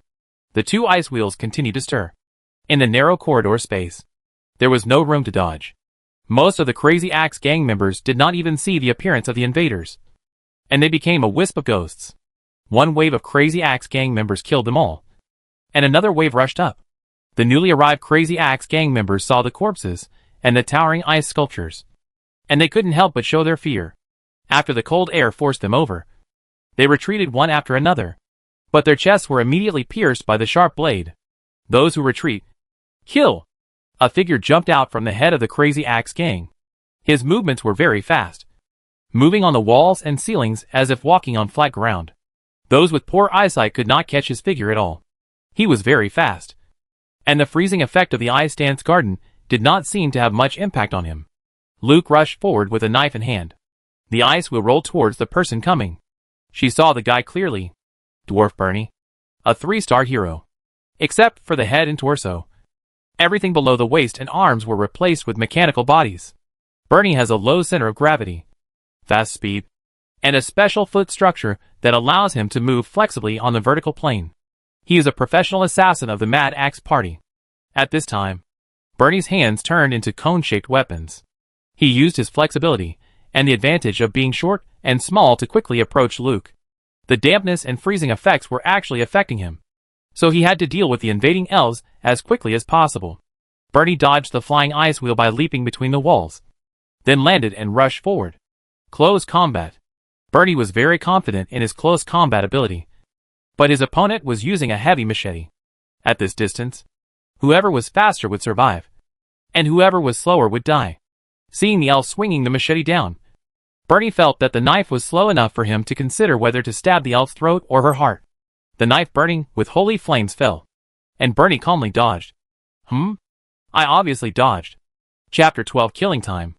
Luke used time reversal to catch Bernie, who was dodging, and brought him back to his own sword. With one strike, he chopped the 3-star hero dwarf in half like chopping wood. After killing Bernie, Luke moved forward with his sword and swung the 2 ice wheels at the terrified Crazy Axe gang members. The Crazy Axe gang members retreated in fear and huddled together in the narrow corridor. The range of the ice dance garden spread, and the ice wheel formed by Stardust Chinjon rushed into the crowded Crazy Axe gang members like the wheel of a meat grinder. The humidity formed drifting white mist and snowflakes in the freezing. Large pieces of red blood plasma sprayed like an explosion, dyeing part of the snow red. White snow and red snow danced in the air currents caused by the stirring ice wheel.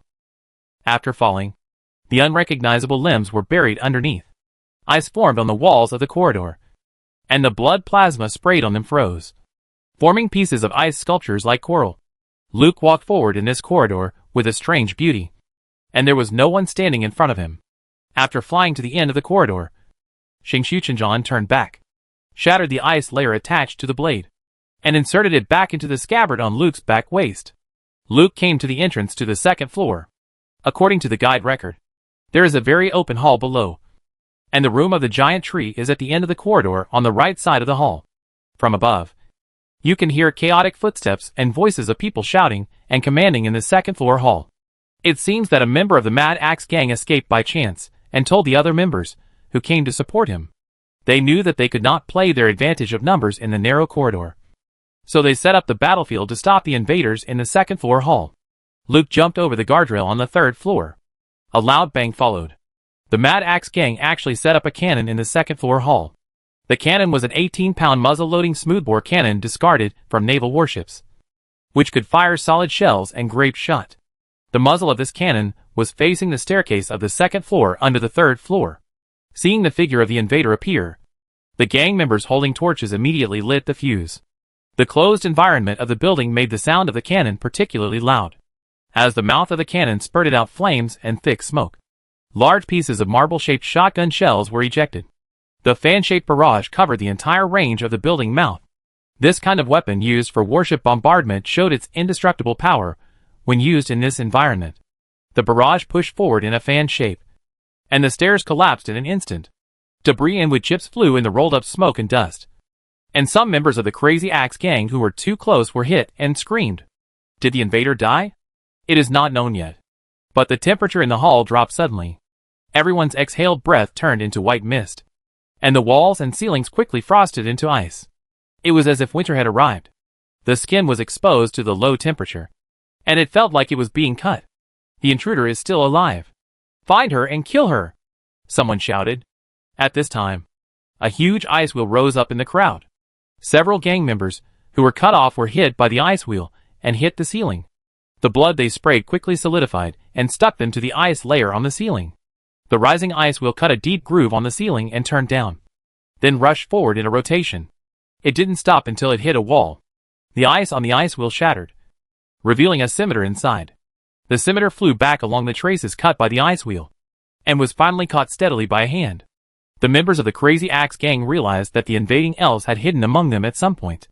She held a scimitar in her left hand, and the surface of the scimitar began to freeze due to the energy attached to it. The other hand held a machete with white holy flames attached to it. There were flowers like ice mist blooming in the air. The freezing cold drilled into the bones. Some members of the Crazy Axe gang were stiff and unable to move. Then a circle of white halo with icy icicles spread outward from the elves, and the nearby members of the Crazy Axe gang were instantly frozen into ice sculptures. Then a shock wave with holy energy spread out from the elf.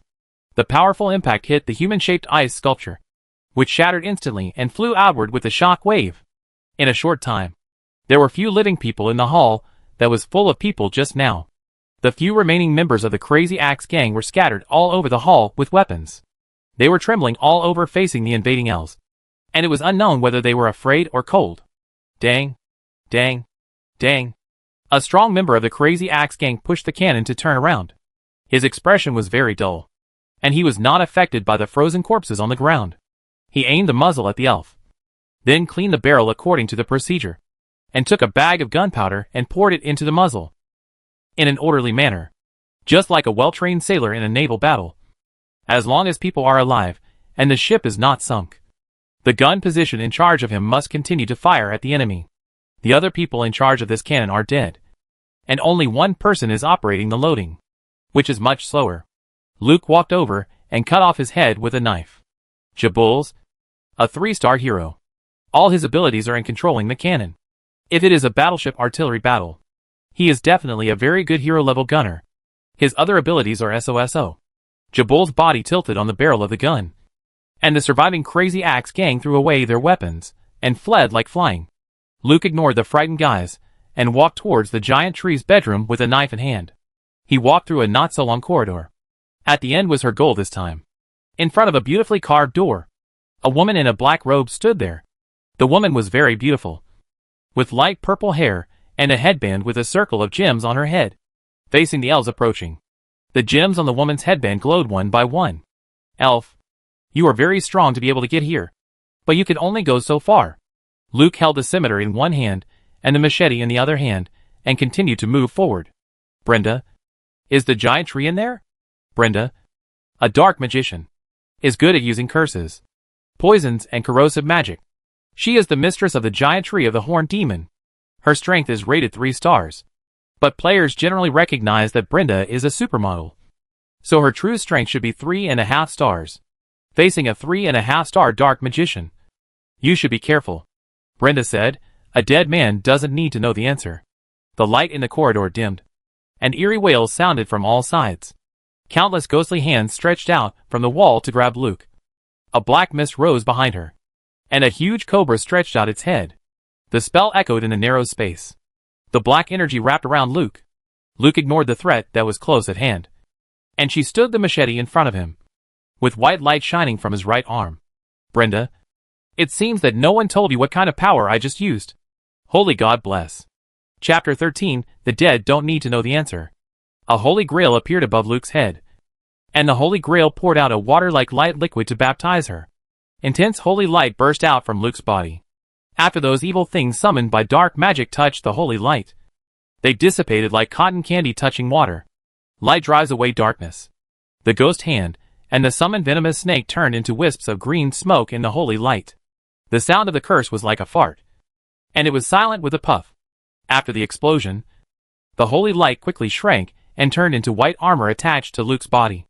However, this full-body armor-style armor only covered half of her right half of her body. Let the clear sky present a dual-sided beauty. Luke continued to move forward. The gaps between the armor rubbed against each other and made a clanging sound, and the holy energy formed a mighty force and pressed towards Brenda. Brenda really didn't know that the invaders could use the rare holy energy, mainly because the members of the Crazy Axe gang died too quickly, and the thrust skills released by Luke were too gorgeous. It covered up the damage caused by the holy flame. Facing the energy that the elves controlled, Brenda could only fight to the death. The gems on her headband burst out with a strong light, and then all the gems turned into the color of obsidian. A black mirror unfolded behind her, and several tentacles stretched out from the mirror to entangle her. Brenda chanted a spell. The tentacles grew more and more, and the binding on her became tighter and tighter.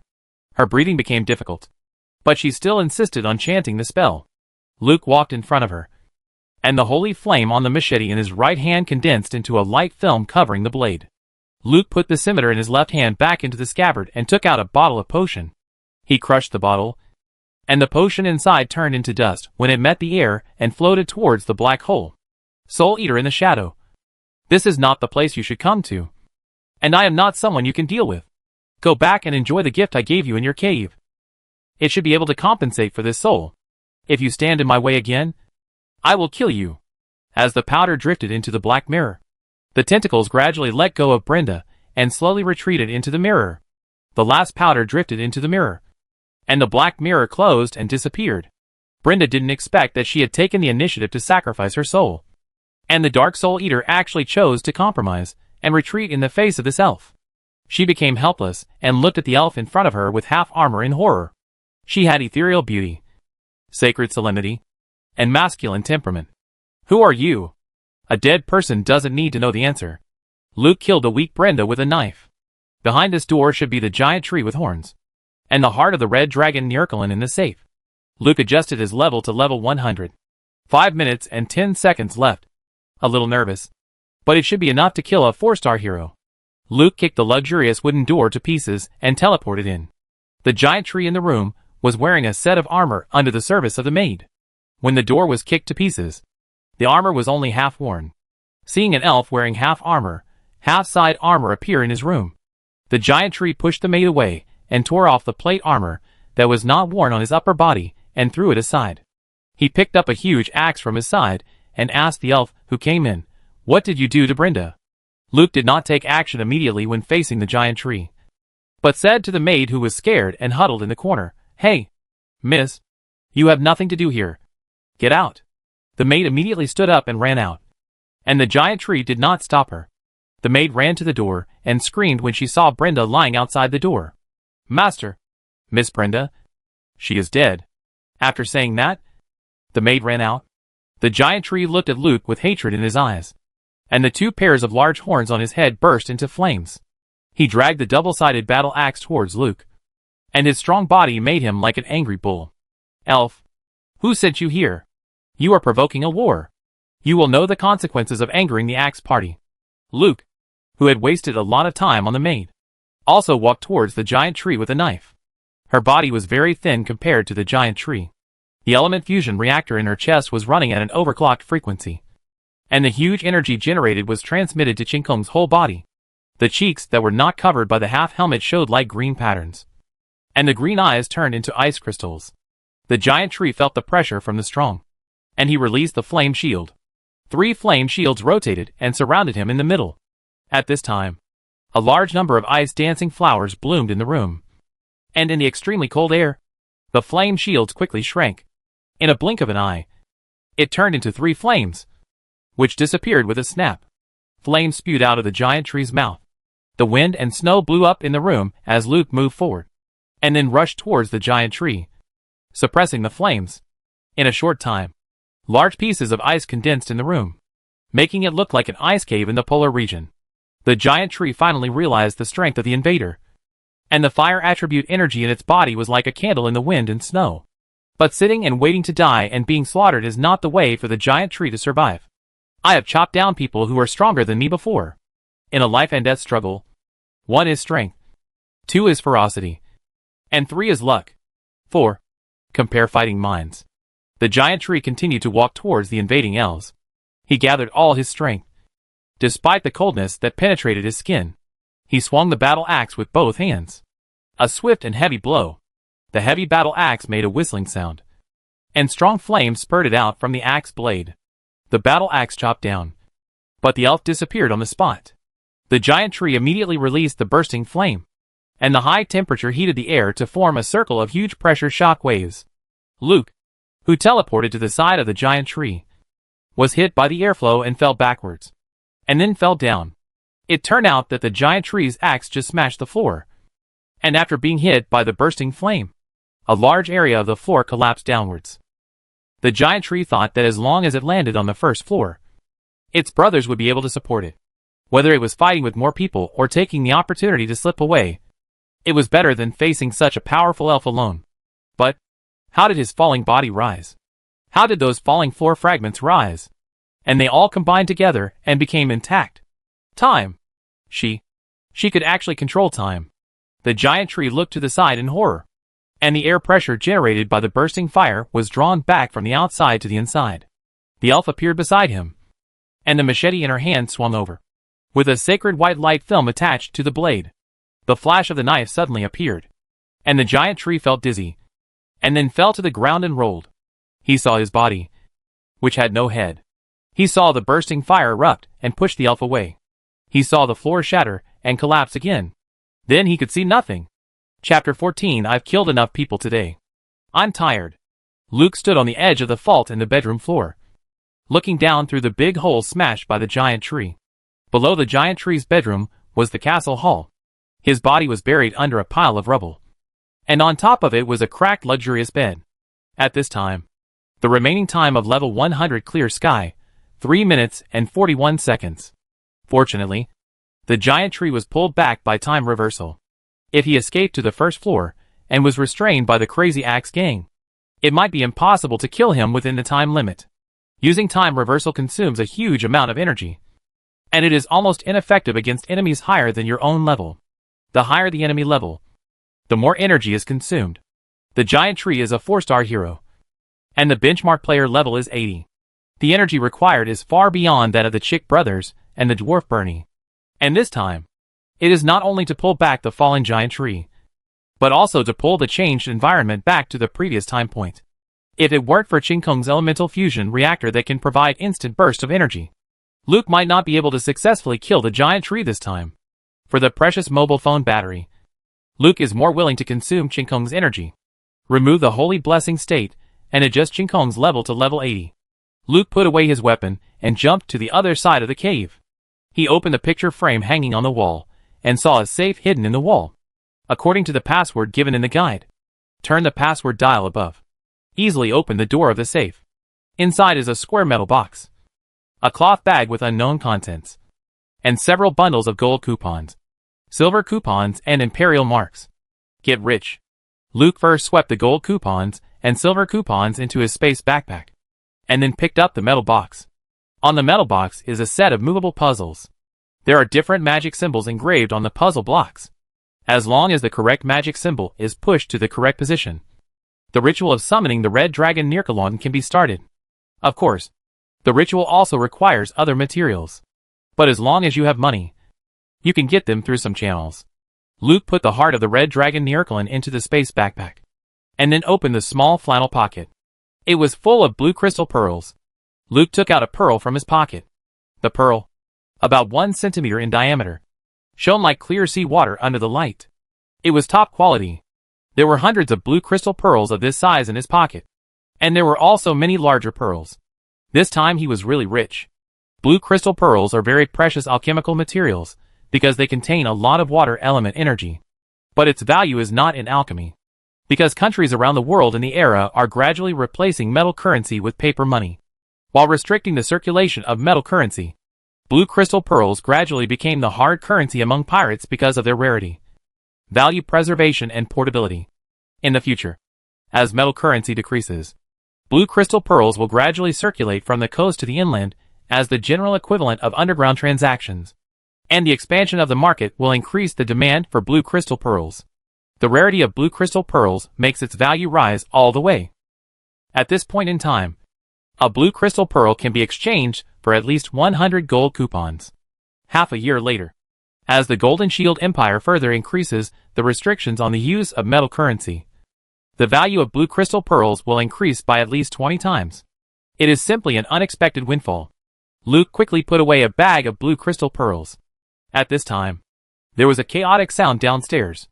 I wonder how many members of the Crazy Axe gang gathered in the hall on the first floor of the castle. Remembering that the head of the giant tree was still below, in order to complete the task of the assassin tavern, Luke jumped down from the gap in the floor. The hall on the first floor of the castle was crowded with members of the Crazy Axe gang. They surrounded the rubble with weapons in hand and saw the half-buried body of the giant tree. There was also a head covered with dust rolling on the side. The boss of the giant tree is dead. The heads of the Crazy Axe gang were all filled with the scene of the giant tree leading them to fight for territory with other gangs. The boss held a battle axe in his hand. His whole body was on fire, and he rushed to the enemy first to kill. He is just like an invincible god of war. Who can kill him? And he was killed in layers of protection. When Luke jumped down, the members of the Crazy Axe gang retreated in shock, and looked at the elf, who suddenly jumped down from the boss's bedroom with puzzled expressions. She is so beautiful. No one would associate such a beautiful elf with the killer who killed the giant tree. But she jumped down from the boss's bedroom. A man with earrings and nose studs came out and asked, "Who are you? Who killed our boss?" Luke walked to the head of the giant tree, grabbed the horns and lifted it up. "Lambert, I killed the giant tree. And I also killed Chad, Bernie, Gable and Brenda, and many people whose names I don't know. I have killed enough people tonight. I am tired too. Are you going to stop me? Or let me go?" Luke's voice was not loud, but the content immediately made the noisy castle hall quiet. Everyone looked at the elf surrounded in the middle. She stood there holding the head of the giant tree boss, with her other hand on the scabbard. There was some dust and blood on her clothes, face, and hair, but it was still difficult to cover up her brilliance, so that people could not associate her with the killer. Such an elf should be the commodity that the boss prepared to send to the rich area. Lambert stared at the elf, who looked very fragile in front of him. He looked at the corpse of the giant tree and the head in the elf's hand, and then stood aside. We, the Mad Axe, have had such a major incident today that it is not convenient to entertain guests. If you want to leave, please do as you please. I have to take care of my affairs, so I won't see you off. Lambert waved his hand, and the Mad Axe gang members automatically made way for the castle gate. Thank you. Luke nodded to Lambert, then walked forward with the giant tree's head. When she was about to walk out of the castle gate, Lambert behind her asked loudly, "What's your name, miss?" "When we, the Mad Axe, have dealt with things here, we will definitely visit you." Luke threw the giant tree's head up, opened the space backpack and put it in. "My name is Clear Sky." "The Clear Sky." Luke turned his head, looked at Lambert sideways, and said with a smile, "You want revenge? Live well. Don't do things you can't do. It's best not to even think about it." Luke strode out of the castle gate. Lambert walked to the door, and watched the elf nimbly climb over the outer wall and disappear. "Close all the doors of the headquarters. No one can go out without my order. Notify all of us outside to come back. Send someone to the sea to Fishbone Island to tell Lady Tasia about the death of the giant wood boss." A person next to Lambert asked, "Are all the people at the dock called back?" "Come back. The boss is dead, and the dock is probably lost. Save your strength, and wait for support from Fishbone Island. You go to the Secret Intelligence Bureau in the Cape District, and ask them to send someone to investigate the case immediately. We give them so much money every month, and it's time for them to help us." "Yes, Lord Lambert." Chapter 15 Killing Without Burying. Luke teleported to Boda Square through the virtual teleportation anchor point, and walked along the roof to Lighthouse Street. Find the assassin's bar and jump down. Evil Eye Tess moved quickly. The bodies of the Chick brothers had been taken away, and the traces of fighting on the ground had been simply dealt with. Professionals are professionals. After knocking on the door of the tavern a few times, the small window on the door opened to reveal Tess's yellow eyes. Before Luke could say the code word, the door opened. "Miss Clear Sky, you came back so quickly?" The headquarters of the Mad Axe is a castle that is not easy to enter. The giant tree itself has very strong strength, and is protected by so many men. You can't find an opportunity to attack. But you don't need to be discouraged. Come in and have a drink. I can let Lizardman Billy give you some information about the Axe Madness and the giant tree for free. Luke walked past Tess and flicked a silver note with his finger. "Tess, you talk too much nonsense." Tess stretched out his tentacles and quickly took the silver note. "Thank you, Miss Clear Sky, for your generosity. I wish you a wonderful night." The elf who walked into the tavern once again attracted the attention of all the guests. Some people couldn't help but take out their pocket watches to check the time. In such a short time, it would not be enough to run to the Axe Madness headquarters at full speed and come back. Lizardman Billy put a glass of wine in front of Luke.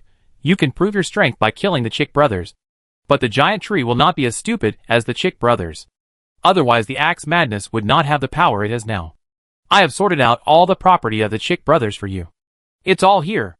Billy took out a bag from under the counter and put it on the bar. Then he saw the elf put a human head in front of him. It turned out to be the head of the bullhorn demon giant tree. Yes, it was the head of the giant tree. His horns were so distinctive. You really killed the giant tree? How is this possible? In such a short time. It's great to be able to run back and forth to the Mad Axe headquarters. And you actually killed the giant tree. Is he standing at the door of the Mad Axe headquarters, waiting for you to chop off his head? The head of the giant tree caused a commotion in the tavern. No one wanted to believe that the elves could kill the giant tree in such a short time. But the giant tree's head was right there. All of them were assassins, and people related to assassins. And they knew how to distinguish the authenticity of the head. He was the giant tree, the horned demon who founded the Mad Axe. Luke lifted his hair that was covering his eyes, took a sip of the wine on the table, and then opened the zipper of his bag. There was some money and practical tools and weapons inside, without the things in the warehouse. These things were what he urgently needed. Luke closed the bag and said to the Lizardman Billy, "Is this the head of the giant tree? You should be able to identify it. And you can also send someone to the Mad Axe headquarters to investigate. I only care about the bounty." Lizardman Billy took out a wooden box from under the counter and put the giant tree's head in it. However, the giant tree's horns were too big. Billy adjusted the wooden box in several directions, but couldn't close it. So he had to put the head away like this. Then he said to Luke with a little embarrassment, "Miss Clear Sky, This is indeed the head of the giant tree. You can kill the giant tree so quickly, which makes all of us here extremely surprised. It is an honor for our Cape District Assassin's Tavern to receive such a powerful assassin like you. As for the bounty of the giant tree, this number is too large. And there is not so much cash in the tavern now. If you are willing to wait until tomorrow, you can take 5,000 gold coupons from me. In the anno game, you can get rewards immediately after completing the task. But now it is a little different from the game after all. 5,000 gold tickets are indeed a huge amount of money. One gold ticket is considered a huge amount of money, equivalent to 5,000 Reichsmarks. Yes, the bounty can be collected tomorrow. Luke said, please exchange 2,000 gold tickets for silver tickets and 100 gold tickets for Reichsmarks. No problem. Miss Ching Kong, I will exchange some of the gold tickets for easy-to-spend change. Is there anything else I can do for you? Luke took out a few Reichsmarks and put them on the table. I'll buy everyone here a drink. Lizardman Billy took the money and said, thank you, Miss Clear Sky. The people in the tavern raised their glasses and shouted, thank you, Miss Clear Sky. It's our honor to meet you. Luke drank the rest of the wine in the glass in one gulp, then picked up the bag and walked out. I'll come to get the money tomorrow night. Bye. Billy saluted and said, bye. Luke left the Assassin's Tavern and returned to the bell tower near Shelley's house through the virtual teleportation anchor. First take out a sum of money and put it in the corner of the bell tower. Find a stone to press it on. Then look at the window on the second floor of Shelley's house. What a wonderful night. Offline. Recharge. Ching Kong's figure disappeared on the clock tower. And Luke, who was lying in the room, opened his eyes. The phone in his consciousness entered the charging state. He did not feel any discomfort because of controlling Ching Kong to run back and forth in the Cape area. And he was even in good spirits because his main body had a good sleep. Now the heart of the Red Dragon Neil Cologne is in Ching Kong's backpack. Check the summoning process of the Red Dragon Neil Cologne. A wind lantern burning fin whale oil is required. A 120 cm x 120 cm drawing paper made of alfalfa. Oil paint made of lantern nectar and stone slip powder. And a formation drawing brush. 5 crystals. 10 bloodstones. 1 kilogram of sulfur. And an adult male redback corpse. These things are not easy to get in the Cape District in a short time. However, in the mysterious shop in the central city of Fury City, you should be able to buy all the materials for summoning the Red Dragon Nearcolin at once. Anyway, I have to go to the Assassin's Tavern to get the bounty tomorrow, so I can go to the central city with the money. Prepare the materials needed for the secret ritual. Now, sleep. Luke fell asleep again, completely unaware of what the entire Cape District has become after she killed people all the way. A vicious murder occurred in the warehouse at the Windward Lane Wharf, killing 17 people including the warehouse leader Ron. After receiving the alarm, the Cape District Security Bureau immediately sent a sheriff to the scene. The 17 dead were still standing at the door of the storage area in the form of ice sculptures. Witnesses said that the murderer was a female elf who called herself Ching Kong. She said that something was with Ron, and she tricked Ron out and then killed him. The murder scene in the Windward Alley had not been sealed off yet, and the Mad Axe Party headquarters had been invaded again. An insider spread the news. More than 100 people died, including the leader of the Mad Axe Party, the Bullhorn Demon Juma, and several core members of the Windward Party. The murderer was a female elf who had the ability to create a large ice rink. She called herself Ching Kong. Clear Sky. Another female elf named Ching Kong. And another ice rink appeared. The murderer of the 2 massacres was the same person. First, the Windward Alley Dock Warehouse. And then the Mad Axe Party, which had a lot of dock interests. What was her purpose? Moreover, the death of Juma had seriously damaged the Mad Axe Party, and the interests it had vacated would inevitably cause competition among various forces. The Cape District, which was already in chaos, will become even more chaotic from tomorrow. The sheriffs of the Cape District Security Office are all more troubled than the others. Chapter 16 Taking Office. The next day, Luke, who had slept well, stretched and walked down the building. Shelley was doing strength training on the horizontal bar in the living room. She was only wearing a tube top, and her abdominal vest line was very eye-catching. Seeing Luke coming downstairs, Shelley got off the horizontal bar and took a towel to wipe the sweat off her body. Inspector, how was your sleep last night? Not bad. I'm just a little hungry. Is there anything to eat? Luke looked at the time on his phone. 10 a.m. He slept until now. It would be strange if he wasn't hungry. Shelley said, I have breakfast for you in the kitchen. You eat it first. I'll take a shower. I'll take you to the bureau to meet your subordinates later. Okay. Shelley went upstairs to take a shower. And Luke went to the kitchen. There was a plate on the dining table with bread, fried fish fillet, and a cup of coffee next to it. They were all cold. It seemed that Shelley had gotten up early and had been waiting for him until now. Hungry Luke finished his breakfast in a few bites. And Shelley was also very quick. After a while, he took a shower, changed his clothes, and went downstairs. Shelley turned the car key with her fingers and asked, Inspector, can we go now? Let's go. The real Cape District Inspector should be here at this time. So he went to meet him. Luke got on Shelley's BU 953 when he went out. When he drove to the bottom of the clock tower, Luke asked Shelley to stop the car. Shelley asked in confusion, Inspector, what's up? The car stopped. And Luke said, before going to the bureau, I need to buy a set of clothes. I put some money on the top of this bell tower. Go up and help me get it. Yes, Inspector. Shelley didn't ask any more questions. Jumped off the motorcycle and climbed up along the outer wall of the bell tower. Luke also jumped off the motorcycle, saw a hot dog shop across the street, and walked across the street. How much is the hot dog? There was an old woman in the shop. She knew Shelley, who was climbing the wall, and knew the fierce reputation of the Secret Service Black Mamba. Seeing that Luke had just sat in the Black Mamba's car, the old woman quickly wrapped a hot dog and handed it to him tremblingly. Sir, no money. No money? Our Cape District so hospitable? Luke took the hot dog and took a big bite. It was authentic and delicious. Many times better than Shelley's fried fish. It tastes great.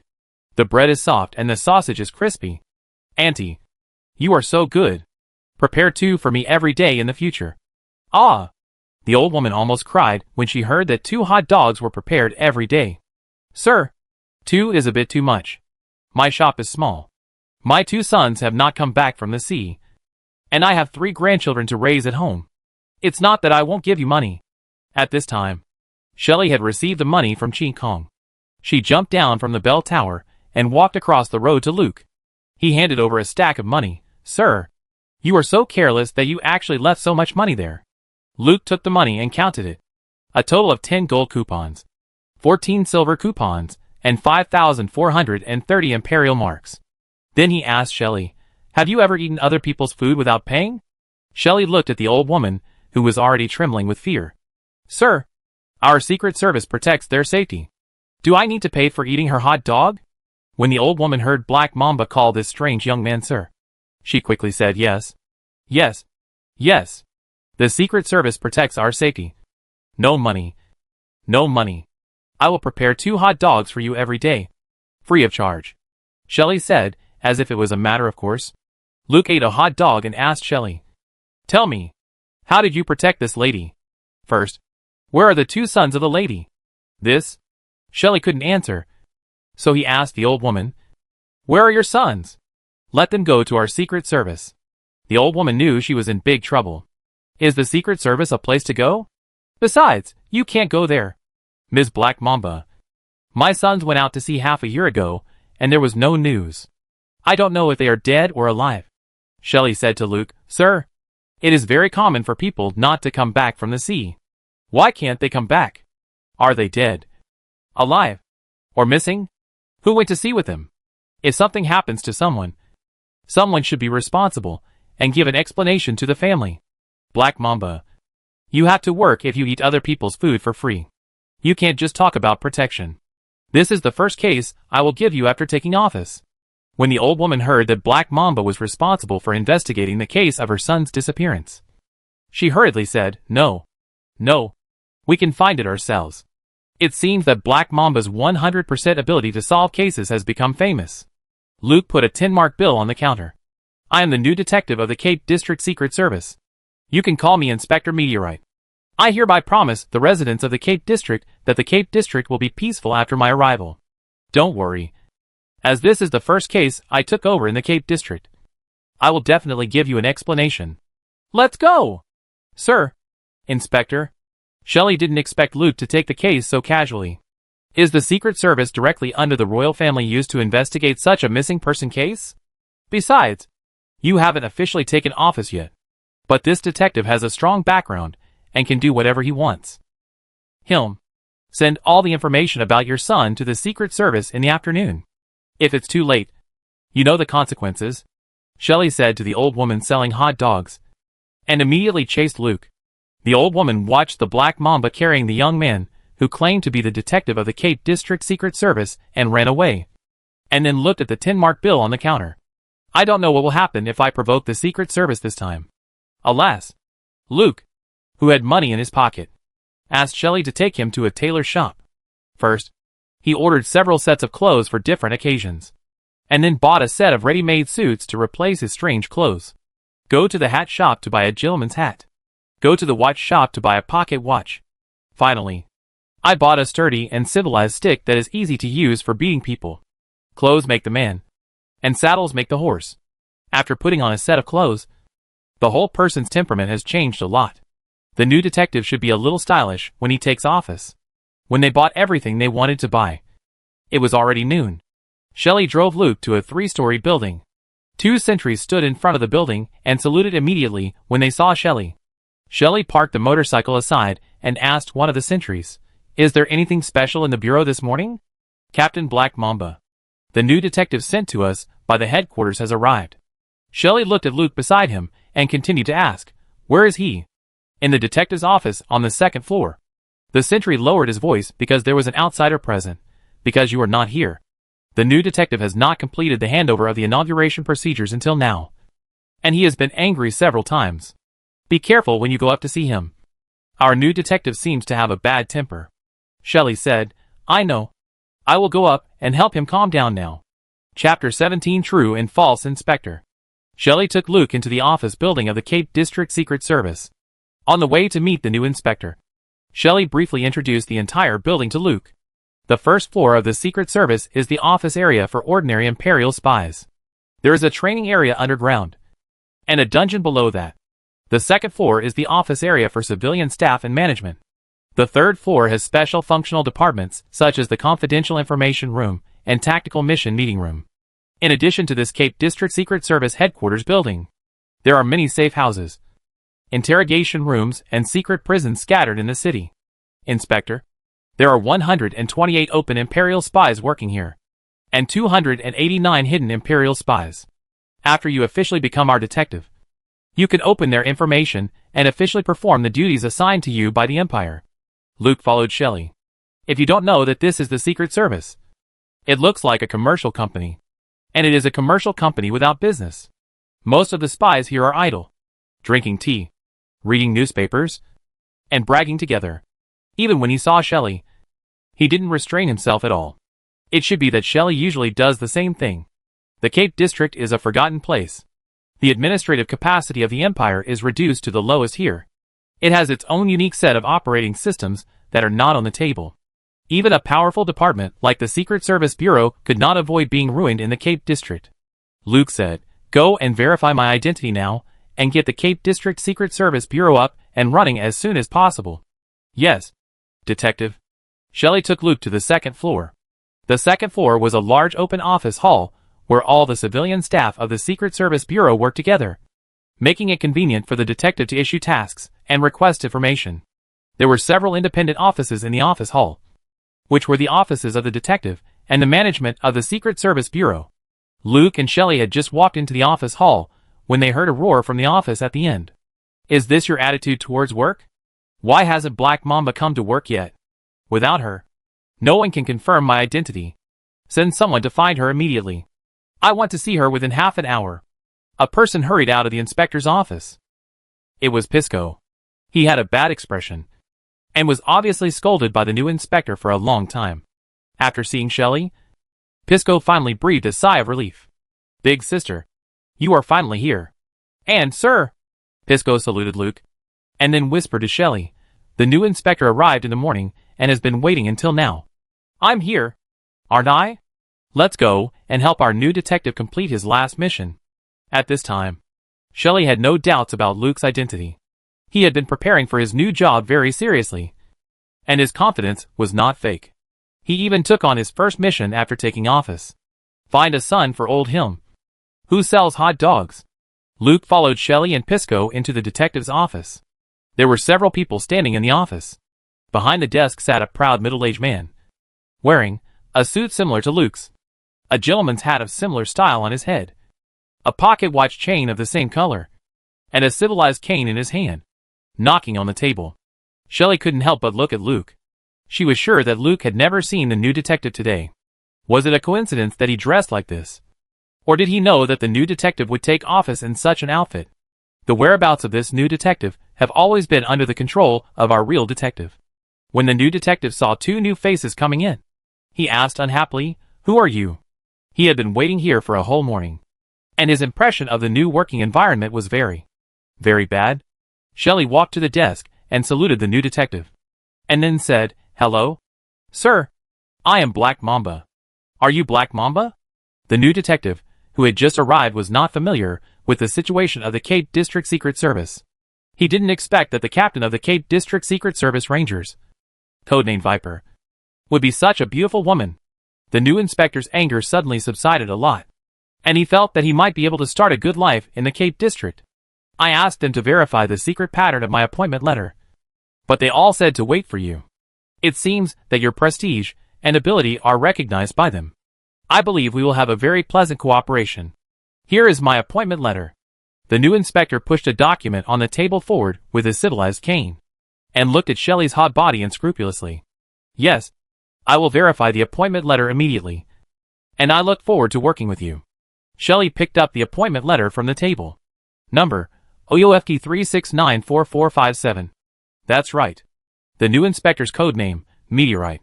"Correct. These are all written on the surface. And the last step is to verify the secret pattern.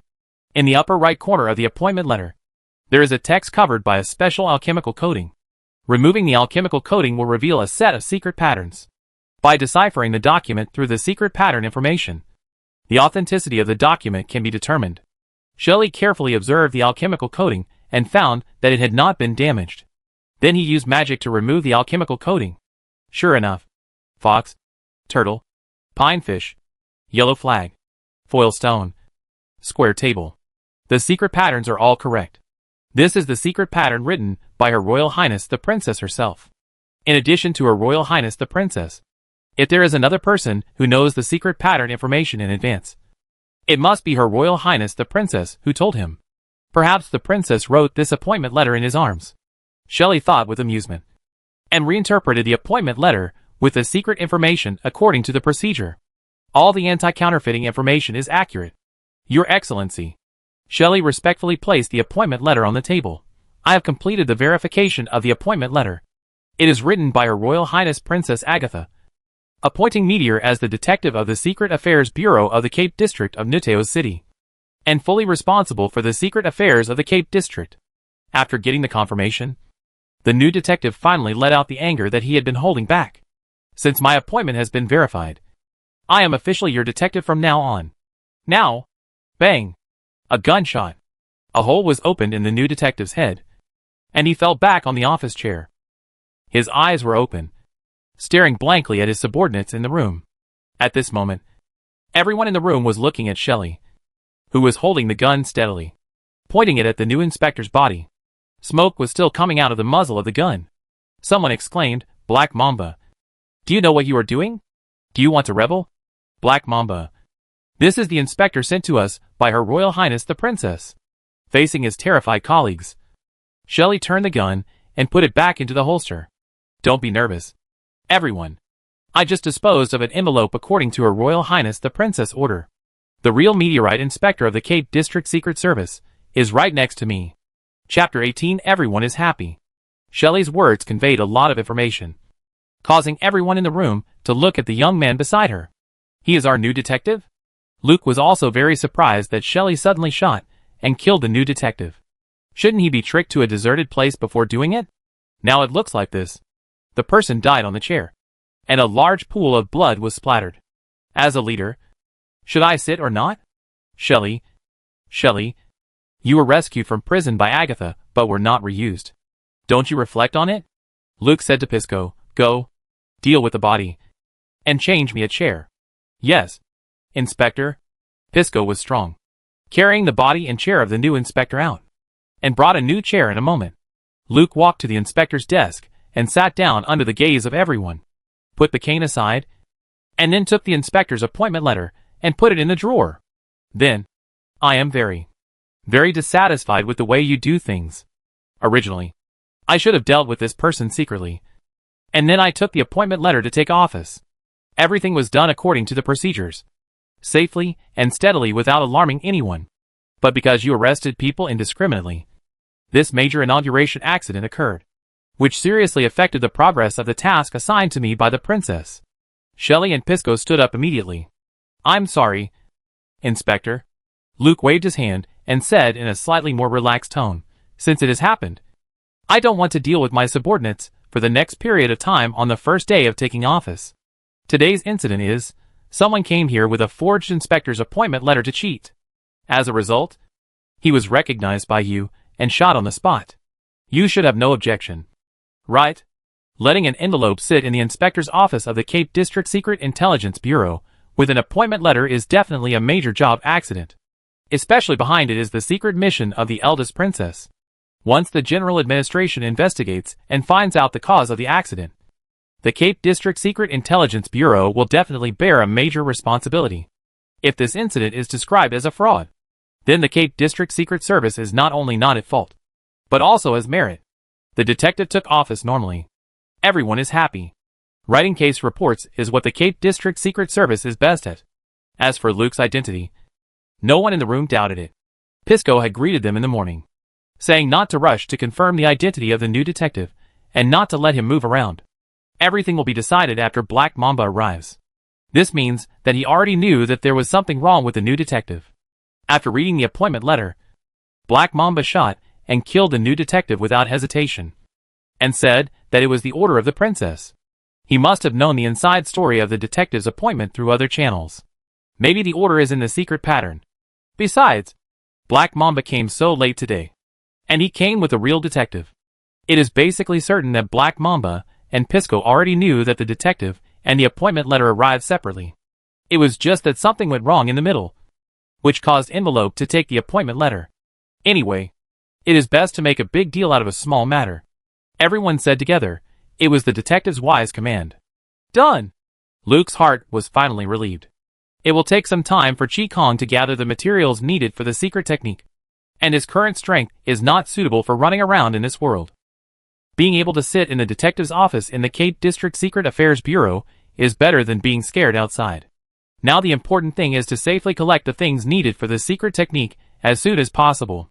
Only with power can we cope with the ever-changing situation. Since everyone agrees. Kylina. Luke called out the name of the confidential secretary of the detective's office. Kylina is a very young and introverted girl, wearing a light green female professional suit and a pair of large and exaggerated black-framed glasses. Her light yellow hair is combed to the right to cover her right ear. Luke knows that her right ear is a metal auricle connected to the brain nerves, which gives her super hearing and memory, but also makes Kylina feel inferior. Detective. What can I do for you? Please tell me. This case report is now handed over to you. Write down everyone's contributions. Yes, Inspector. The bad thing turned into a good thing. Everyone had a good impression of these new inspectors. Well, you don't need to introduce yourself. I know the information of each of you. If there is nothing else, go out and do your job well. Yes, Inspector. Luke's subordinates walked out of the office one by one.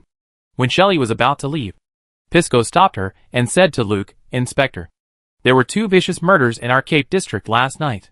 One was in the dock storage area of Windshield Lane, and the other was in the headquarters of the Axe Madness. Many people died, especially the Mad Axe, their boss. The Horned Demon Giant died, and nearly half of the Backbone members died, and their vitality was greatly damaged. Luke thought, wasn't this my fault? And what does this have to do with us? Shouldn't the Cape District Security Bureau be in charge? Pisco looked at Shelley. Shelley didn't expect such a big thing to happen last night.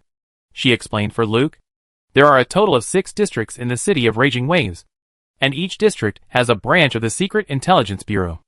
Although the branches of the Secret Intelligence Bureau are directly under the Imperial headquarters and have no subordinate relationship with each other, except for a part of the funding from the headquarters. Most of the funds for the branch activities come from the city's finances. Therefore, the right to allocate this part of the money fell into the hands of the central branch. Inspector, the funding from the general administration can barely maintain the normal operation of this place. The money allocated to us is spent in a few drinks. The spies and informants who are not in the establishment must be paid. And there are various visible and invisible expenses. And the Central Bureau, on the grounds that taxpayers' money should be protected, it gives priority to the new urban area and the rich area. The urban area of our Cape District is equivalent to 3 urban areas, but the money allocated to us is only 1/10 of that of other urban areas, or even less. Which of the secret intelligence bureaus in other urban areas does not have more than 1,000 spies? Not including those that are not public. Our bureau has only 400 people, both open and covert. How can it be enough to manage such a large city? Therefore, we accepted funding from some businessmen and gangs. The Axe Mad Gang is one of our major sponsors. Their boss died this time, and I don't know how many people want to swallow up the industries they control. As the backer of the Axe Mad Gang, if we can't protect them at this time, other sponsors will lose confidence in us.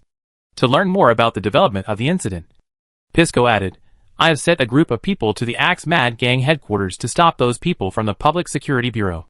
We must respond as soon as possible. Otherwise the Axe Mad Gang headquarters will be swallowed up by the people from the Public Security Bureau. Chapter 19 asked the chief inspector to give a lecture. Luke didn't expect that the axe man he chopped through yesterday was actually one of the financial backers of the Cape District Secret Service. It's really like a flood that washed away the Dragon King Temple. And family members don't recognize each other. I'm not a family with the Secret Service. So how can I be a family with the axe man? However, since I plan to occupy the position of chief inspector for a while, I have to consider the wallets of my subordinates. Luke stood up, since the axe man is one of our own. When they encounter this kind of thing, of course we can help them. Black Mamba, Pisco, Shelley and Pisco stood up immediately. Please give me a lecture. Chief Inspector, send out the Cape District Secret Service Rangers.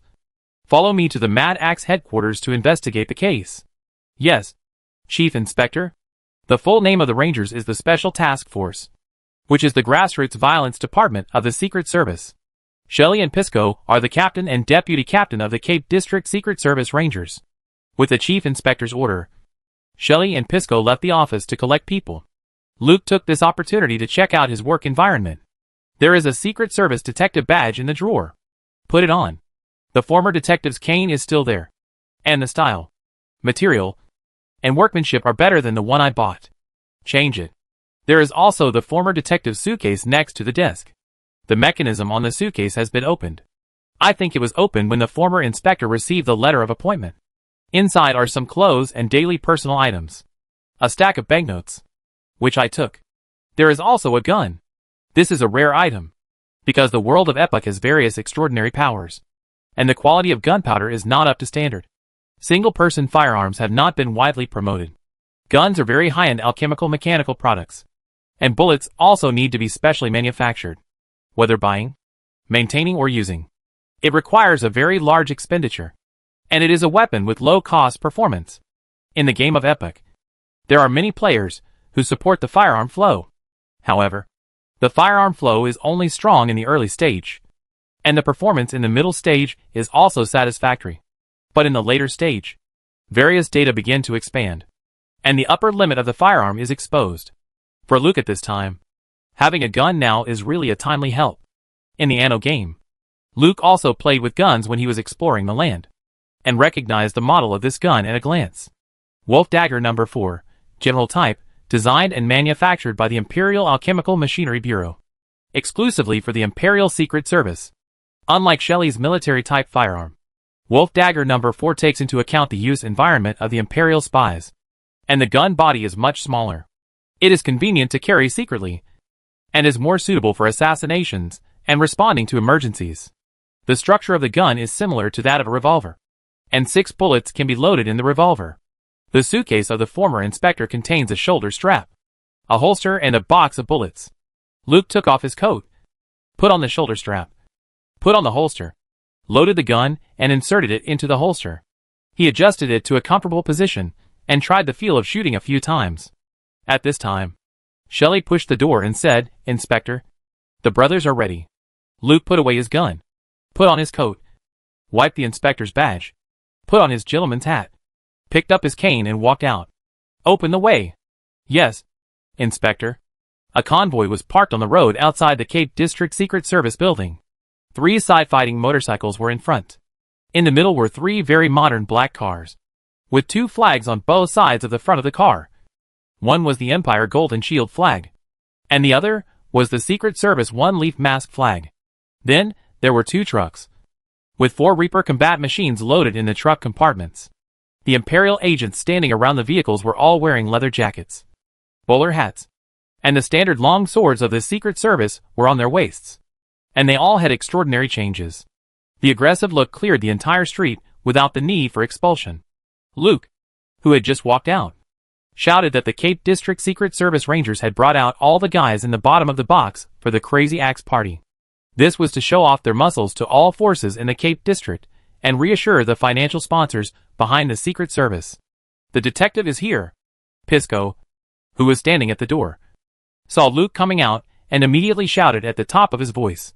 All the Special Forces agents who were dispatched this time stood in front of him with their swords drawn. "Please give me a lecture, Chief Inspector." Luke stopped on the steps at the entrance of the Secret Service, leaning on his cane. He said to his subordinates, Codename, Meteor. "From today on, I am the Chief Inspector of the Secret Service of Cape District in the Empire's Fury City, and I will be in charge of the work of the Secret Service of Cape District. This time we received news that the headquarters of the Crazy Axe party was invaded last night, and a large number of casualties occurred. I judge that there is a high possibility that there is an inside story behind this incident that threatens the security of the Empire. So I ordered the Special Forces of the Secret Service of Cape District immediately went to the headquarters of the Crazy Axe party to implement comprehensive control of the crime scene to prevent the incident from deteriorating. Get in the car. Let's go!" "Yes, Chief." All the Ranger spies put away their knives and got in the car in an orderly manner. Pisco quickly ran to the side of the middle car and opened the door for Luke. Luke sat in the back seat of the car, and Shelley got in right after him. Pisco sat in the co-pilot's seat. After all the people got in the car, the convoy started. The 3 motorcycles in front sounded the alarm to clear the way, and the spies on the car waved their knives and shouted to drive away the people in front. And there was chaos all the way. It was very impressive, like the Imperial Army's march. Without encountering any obstacles, the convoy arrived at the headquarters of the Crazy Axe party. At this time, all kinds of people with different purposes gathered outside the towering castle walls. There were people with obvious gang characteristics, merchants dressed as gentry, and coolies working at the docks. The most conspicuous were the sheriffs, wearing dark uniforms and wide-brimmed hats. They gathered at the gate of the castle wall, facing the Imperial spies and the Mad Axe gang who blocked their entry. Some sheriffs had already drawn their standard swords. The same Reaper combat machine, under the control of the driver, drew out a 2-meter-long knife and made a gesture to force its way in. A small number of Imperial spies could no longer control the situation.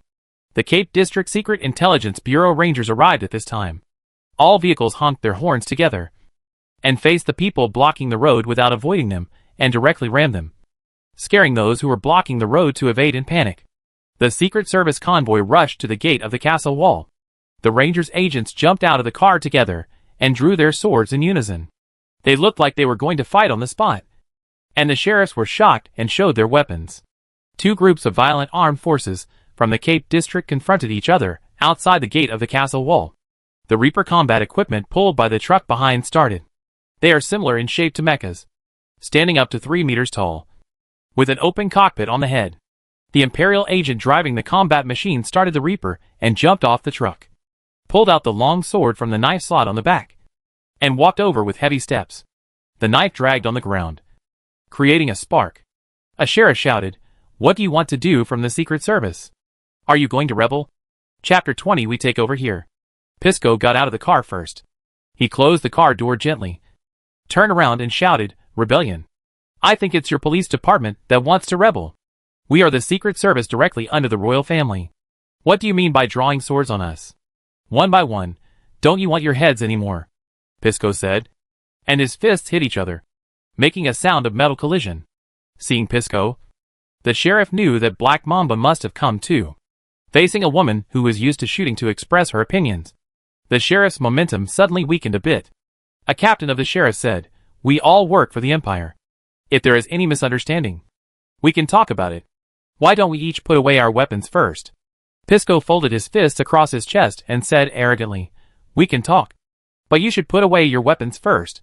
The sheriff's captain didn't want to make a big deal, so he waved his hand and asked his subordinates to put away their weapons. Pisco also asked the secret agents to put away their weapons. Shelley said to Luke, "Inspector, it's safe outside." "Yes." Pisco opened the car door for him. When Luke got out of the car, he immediately became the focus of the audience. Pisco was a young man, and the person he respected the most was the Black Mamba. This man actually let Pisco open the car door for him, and he looked respectful. Could he be? After seeing the inspector badge on his chest, everyone immediately knew his identity. The new detective of the Cape District Secret Service. Luke got off the car and looked around with his cane. Under the gaze of everyone, he slowly walked towards the gate of the Mad Axe headquarters. Shelley and Pisco followed behind him.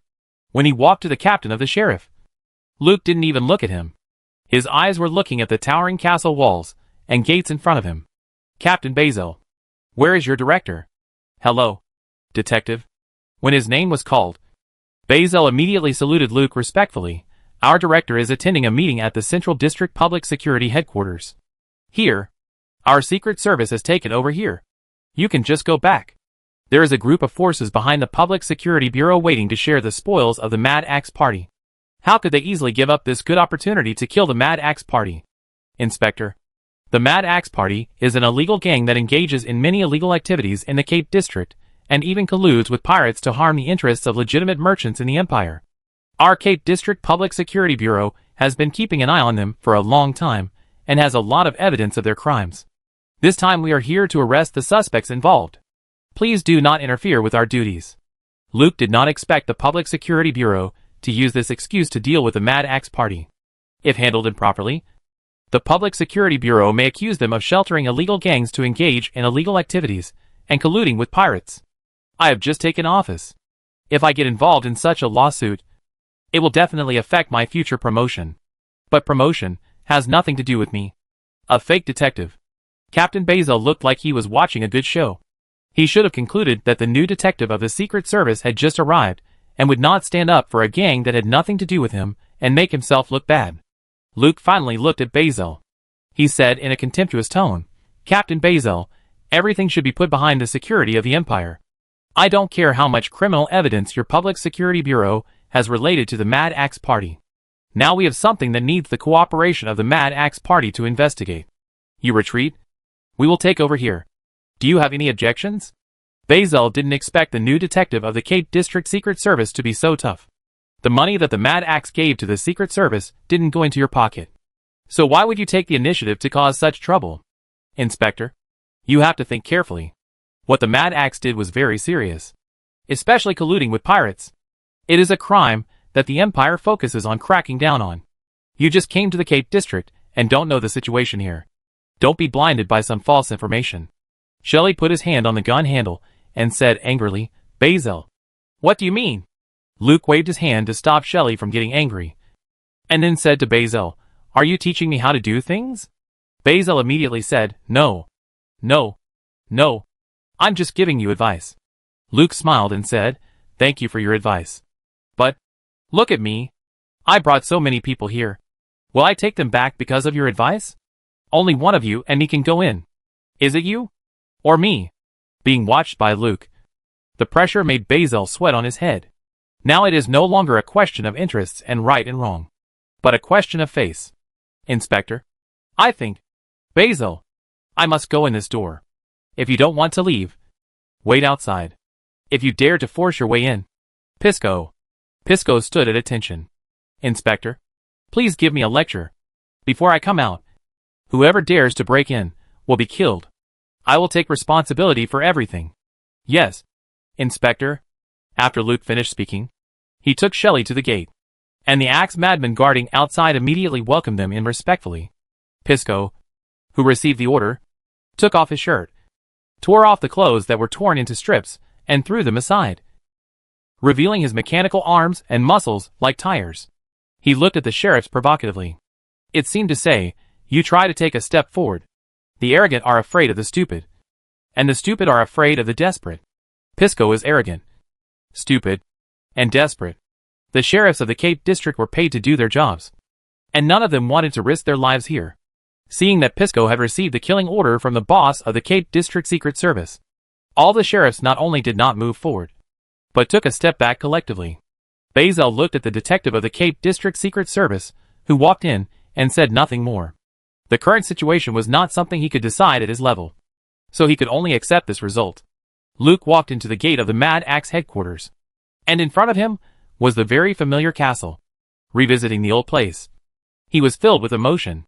At this time, the remaining backbones of the Mad Axe came to greet him, and their expressions were like seeing their own parents.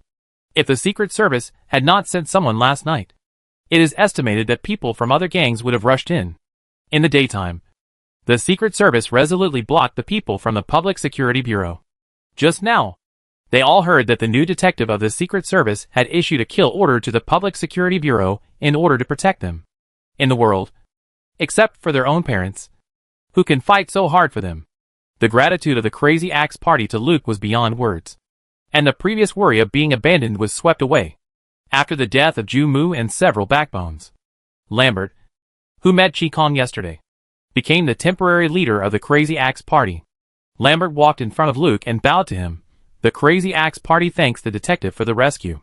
At this time, a member of the Crazy Axe gang came over with a wooden box. Shelley opened the box. The gems, gold and banknotes inside were dazzling. Luke smiled and asked Shelley to put it away, and then said to the members of the Crazy Axe gang, "The people outside don't seem to want to withdraw like this. Let's go in and talk about how to solve the crisis at hand."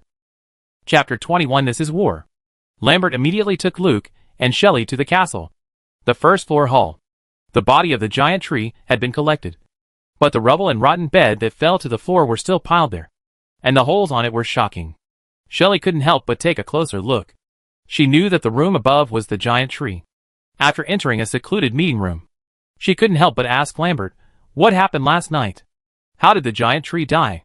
Lambert asked Luke to sit in the first seat, and he and the core members of the Crazy Axe party sat down in turn.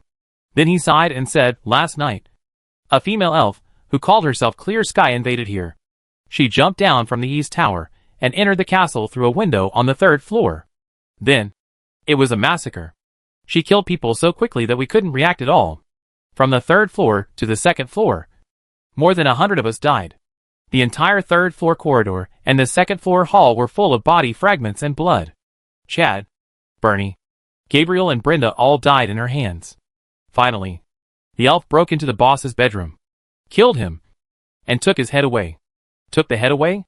Shelley frowned, and then said to Luke, "Inspector, the elf took the giant tree's head away to hand in the commission. There is an assassin tavern in the Cape area, and we may be able to find some clues from them." At this time, a maid poured a cup of tea for Luke. "Thank you." Luke thanked the maid very gentlemanly, and then said to Shelley, "We are not here to investigate the case, unless you have the ability to defeat her." Shelley said very self-awarely, "No, I am not her opponent. I am afraid that there are not many people in the whole city of Raging Waves who can deal with this elf. Being able to kill the giant tree here proves that she is very strong. Then let's not talk about the elves." Luke said to Lambert, "Please understand, we have caused a lot of trouble this time, and we will not investigate this invasion for you." Lambert said sincerely, "We will investigate this invasion ourselves. We just hope that the inspector can help us deal with the people outside, especially the Public Security Bureau. We need some time to get those scattered outside back. As long as our support arrives, we will be able to take back all the lost territory, so that we can continue to pay dividends to the Secret Service." Luke drank tea and said lightly, "Your support? Is it pirates?" The atmosphere in the room froze instantly. Pirates have always been the focus of the Empire. As a port city near the sea, the city of Raging Waves has zero tolerance for pirates that affect normal marine trade. Once the pirates are caught, they will be hanged immediately. The relationship between the Axe Madness and pirates is not an isolated case in the Cape District, but everyone tacitly hides it under the table. Now the new detective of the Secret Service suddenly said publicly that the Axe Madness and pirates are colluding, making the Axe Madness leaders confused about the new detective's thoughts. After a period of deep thought, Lambert answered carefully, "Inspector, the people who came to support us are our friends in the open sea, and they have no direct relationship with the pirates." Luke smiled and said, "It doesn't matter if they have a relationship. When your friends come to the Cape District, remember to notify me. I will arrange for everyone to meet up for tea and discuss making money together." Lambert was even more confused about the inspector's intention. Can such a thing be said in such an occasion? Are you the head of the Imperial spy? Or a gangster boss? Inspector, this is not appropriate. Why is it not appropriate? I said it is appropriate. I have heard of the name of Madame Tasia of Fishbone Island for a long time. If she comes, I must meet her in person. Lambert did not expect that the new inspector could say the name of Madame Tasia of Fishbone Island as soon as he arrived in the Cape District, and knew that the Mad Axe Party had a deep cooperation with Fishbone Island. The Mad Axe Party seemed to have no secrets in front of him.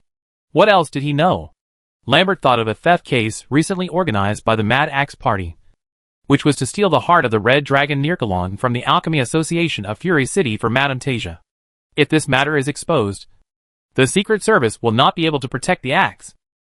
How should I answer? Inspector, if I meet Lady Tasia, I will definitely convey your goodwill and invitation to her.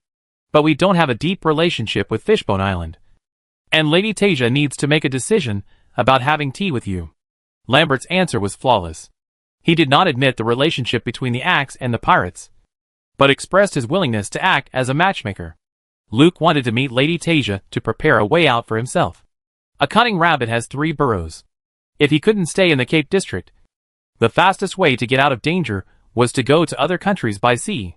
Mrs. Tasia of Fishbone Island belongs to the code school in the pirate circle. That is, she abides by the ancient pirate code. Money is more important than life. Having good relations with such pirates is like having more friends and more paths. I'll entrust you with a meeting with Mrs. Tasia.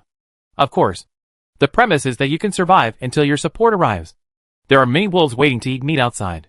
Today is my first day in office at the Cape District Secret Intelligence Bureau, and I have not let them give up my prestige. During the day, we help you guard outside, and they dare not do anything excessive. But at night, I'm afraid that the safety of my people cannot be guaranteed. At night, do you have a way to protect yourself? Luke's questioning caused a long silence in the room. In the Cape District during the day, the Public Security Bureau and the Secret Service Bureau can still calm the situation. But at night, especially tonight, when the news of the Mad Axe Party's weakness was confirmed, the Secret Service Bureau may not be able to suppress the wolves surrounding outside. The Secret Service Bureau of the Cape District is not as strong as the Secret Service Bureaus in other districts. After a while, Lambert said, Inspector, if someone attacks us at night, we can only rely on this castle for defense. But without support, it may be difficult to hold it. Shelley said to Luke at this time, 60% of the Cape Port Terminal is controlled by the Public Security Bureau, and the rest is in the hands of our people, half of which are managed by the Mad Axe Party. The Sheriff's Office will never miss this opportunity to eradicate the Axe Madness. Without the Axe Madness, the entire Cape Harbor Pier will fall under their control. I'm afraid our people will all run to the Sheriff's Office. Luke said, It seems that we have to treat this matter with the attitude of treating war. Lambert immediately said, This is war. Inspector, we hope you can come forward to organize a mercenary for us. The Axe Madness is willing to pay all expenses. Chapter 22 The Storm is Coming. Luke didn't expect that his trip to the Cape District as Ching Kong last night would have such a big impact here. Although most of the ocean trade in Nuteo City is not in the Cape District, Cape Port is the old port of Nuteo City and still retains a large share of ocean trade. In particular, some shady smuggled goods can enter and exit smoothly under the cover of various parties in the Cape District. Therefore, the dock interests of Cape Port have become the core interests of the Cape District. The Crazy Axe Party occupies a large share of the Cape Port dock. Once the giant tree dies, the Crazy Axe Party is leaderless, and it is a good time for everyone to go up and take a bite. But what Luke was thinking about was, if a large-scale fight broke out in the Cape District, would it endanger his own safety? The previous inspector of the Cape District Secret Service died inexplicably. If he took the lead in the fight, would he become the target of public criticism? Luke did not answer Lambert immediately, but looked through the information related to the Cape District of Nuteo City in his phone. First, Nuteo City is the largest seaport city in the Golden Shield Empire, with a very prosperous marine trade, and is the richest city in the empire. It is known as the Golden Shield Empire's money bag. Secondly, the large-scale smuggling in the Cape District has really benefited the rich area of Nuteo City. City councilors, officials, nobles, businessmen, celebrities are all involved. The interests that all parties in the Cape District are fighting for are actually just a few grains of gold sand flowing out of their fingers. Luke stood at a certain height to look at what happened in the Cape District. Unlike Lambert and Shelley, who could only see what was in front of their noses. As an institution directly under the royal family, the Secret Intelligence Bureau is obviously not liked by the upper-class people in the city. After all, what they do is to fleece the empire and evade the empire's taxes. As a nail in the smuggling port, the Cape District Secret Intelligence Bureau will make people very uncomfortable. Even if the Cape District Secret Intelligence Bureau is dragged into the smuggling by them, it is definitely not as reliable as using their own people. The Cape District Security Bureau is affiliated to the General Security Bureau of Nuteo City, and is the direct violent agency of the Nuteo City Council. The son of the city's powerful. This time, there is an opportunity to snatch the control of the entire Cape Port from the Cape District Secret Service Bureau. And the Cape District Security Bureau will definitely fight at all costs. Send another Secret Service detective on the road? Although it is a bit of a slap in the face of the princess. It is not something they can't do. And if the Security Bureau is allowed to snatch Cape Port, the Cape District Secret Service Bureau will be completely trapped inside. The people's hearts are scattered, and the team is difficult to lead. If you want to run away when you encounter danger, you may not be able to run away. Difficult. But it is not a dead end. As long as the struggle in the Cape District stays at the level of internal struggle, external forces will never easily intervene. After all, making things bigger is not what the big guys in the rich area want to see, and they dare not easily expose their relationship with smuggling. With the power in the hands of the Cape District Secret Service, it is not impossible to deal with the Public Security Bureau. Everyone in the room was waiting for the new inspector to make a statement. War, Luke said, since it is inevitable. We can only fight. Hearing the new inspector say that the war had begun, the core members of the Crazy Axe Party were immediately excited. As long as the Cape District Secret Service is willing to organize mercenaries, they will have a chance to hold on until the reinforcements from Fishbone Island arrive. Lambert stood up with the core members of the Crazy Axe Party and saluted Luke. Inspector, thank you for extending a helping hand to us again. As long as we, the Crazy Axe Party, survive this crisis, we will definitely remember the kindness of the inspector to us. Everyone said together, we will definitely remember the kindness of the inspector. I heard it. I hope you can really remember it. Sit down. After Luke and the Axe Party sat down, he said to Shelley, I am not familiar with the various parties in the Cape District. Can I leave it to you to contact our people to send mercenaries? Shelley said, please rest assured, Inspector. Just leave it to me. Luke stood up, picked up his cane, and said to the Axe Party, I can't help you with how to defend your castle, so I won't cause trouble for you here. I will go to see the director of the Public Security Bureau now to see if I can help you reduce some pressure on your side. The core members of the Mad Axe Party surrounded Luke and respectfully escorted him out of the door. Outside the door, the agents of the Secret Service Rangers continued to confront the sheriffs of the Sheriff's Department. At this time, next to Captain Bazel stood a man with gold-rimmed glasses. He was wearing a senior sheriff's uniform, without a hat, and his golden hair was very eye-catching. Luke walked over, tucked his cane under his armpit, and extended his right hand to the man. Hello, Director Holt. I am the new detective of the Cape District Secret Service, Meteor. We will be colleagues in the future, and our Secret Service's work in the Cape District still needs the support of the Sheriff's Department. The blonde man is the director of the Cape District Sheriff's Department.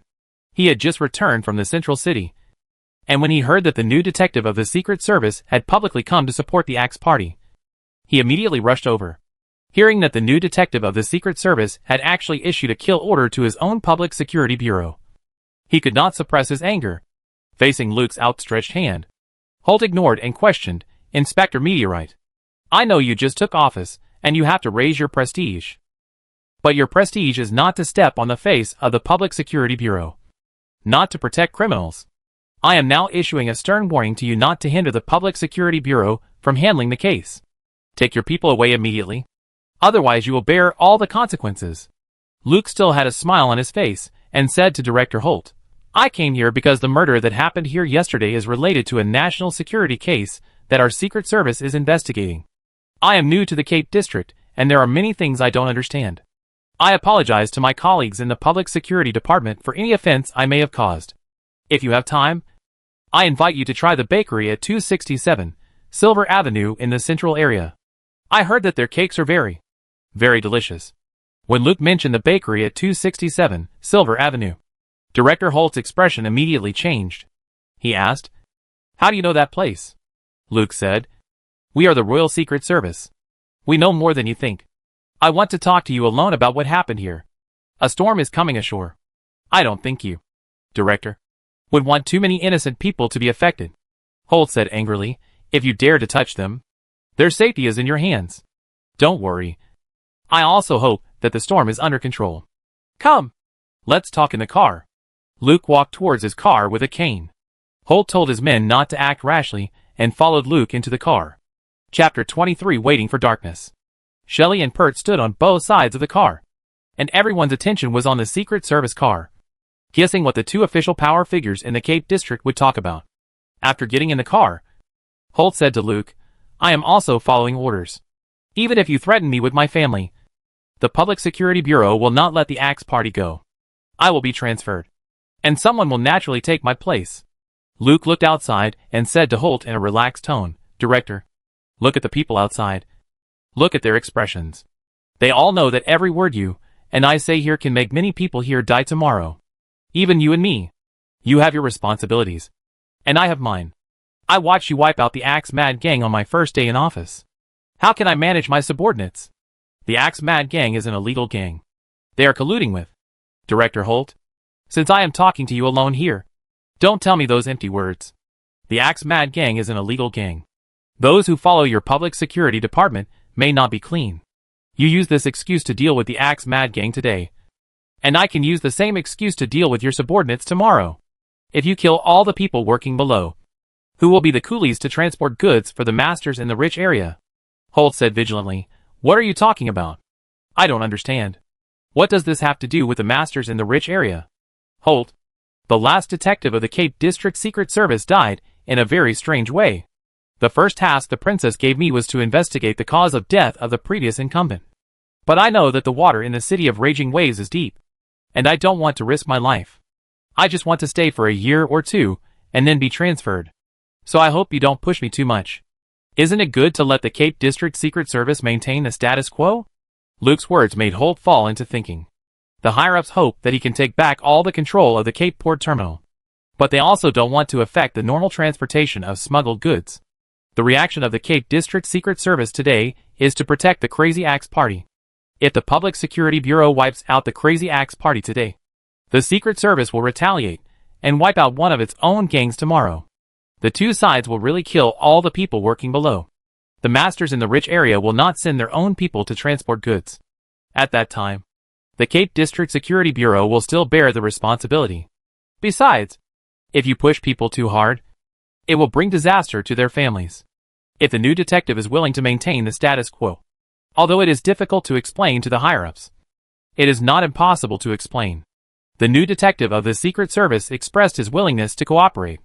As for whether he cooperates sincerely or just talks about it, that is a matter for the future. Do you have any suggestions? Even if I am willing to let the axe go, I am afraid the people outside are not willing to do so.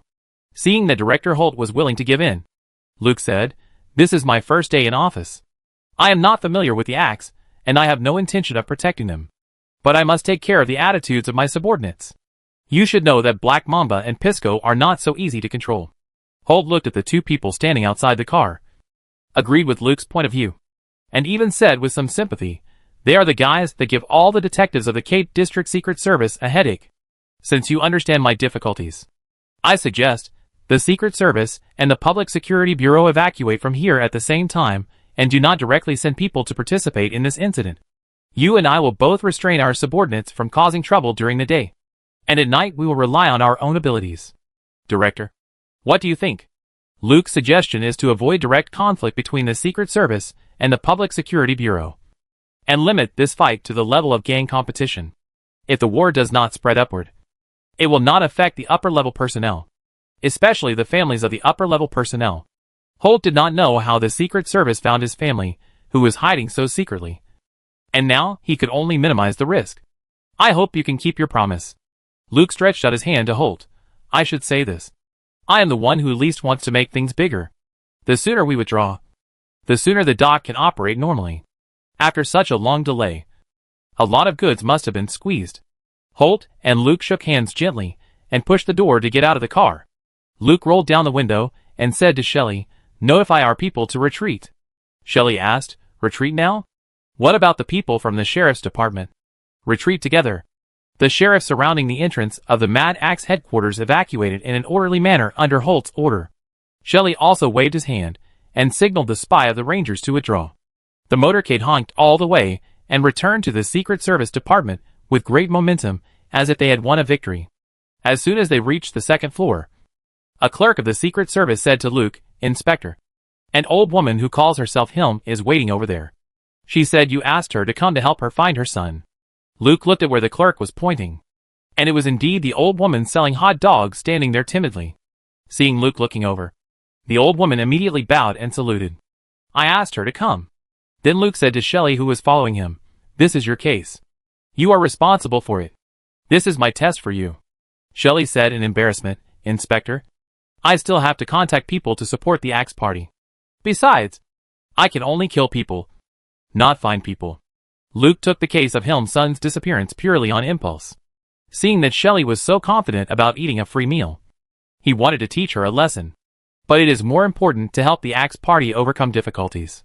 And if Shelley really wants to handle this case, he might not be able to find the son and even lose his life. But he has already promised Hilm. When Luke was in trouble, the clerk volunteered and said, "Inspector, you can hand over this case to me."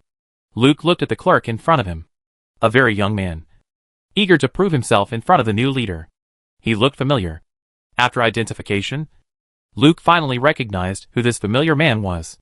Wallace Thomas, 5-star hero, legendary spy of the Golden Shield Empire. Because of his meticulous work and outstanding achievements, he was recruited by the princess into the top Secret Service agency Raven, codename Silence. Later, in the struggle for the throne between the princess and the prince, he successfully assassinated important members of the prince's family many times, and became one of the 10 ace spies bestowed by the princess. Of course, Thomas is not the Silence of the future. Judging from his age and appearance, he should be a rookie who just joined the Secret Service. Luke didn't expect to meet the young Thomas in the Secret Service of the Cape District. Interesting. Seeing that the inspector was looking at him all the time, Thomas said a little embarrassedly, "I'm sorry, Inspector. I know I'm a newcomer, and I don't have the ability to handle cases independently. But I hope the inspector can give me a chance. And I will do my best to help Hilm find her son." Chapter 24: Lack of Money. When Shelley saw someone willing to take over his case, he recommended, "Inspector, let the newcomer practice on this small case. This guy is quite capable." Thomas saw that Captain Shelley didn't know his name, so he wanted to introduce himself to the inspector. But before he could speak, Luke said, "Your name should be Wallace Thomas, right?"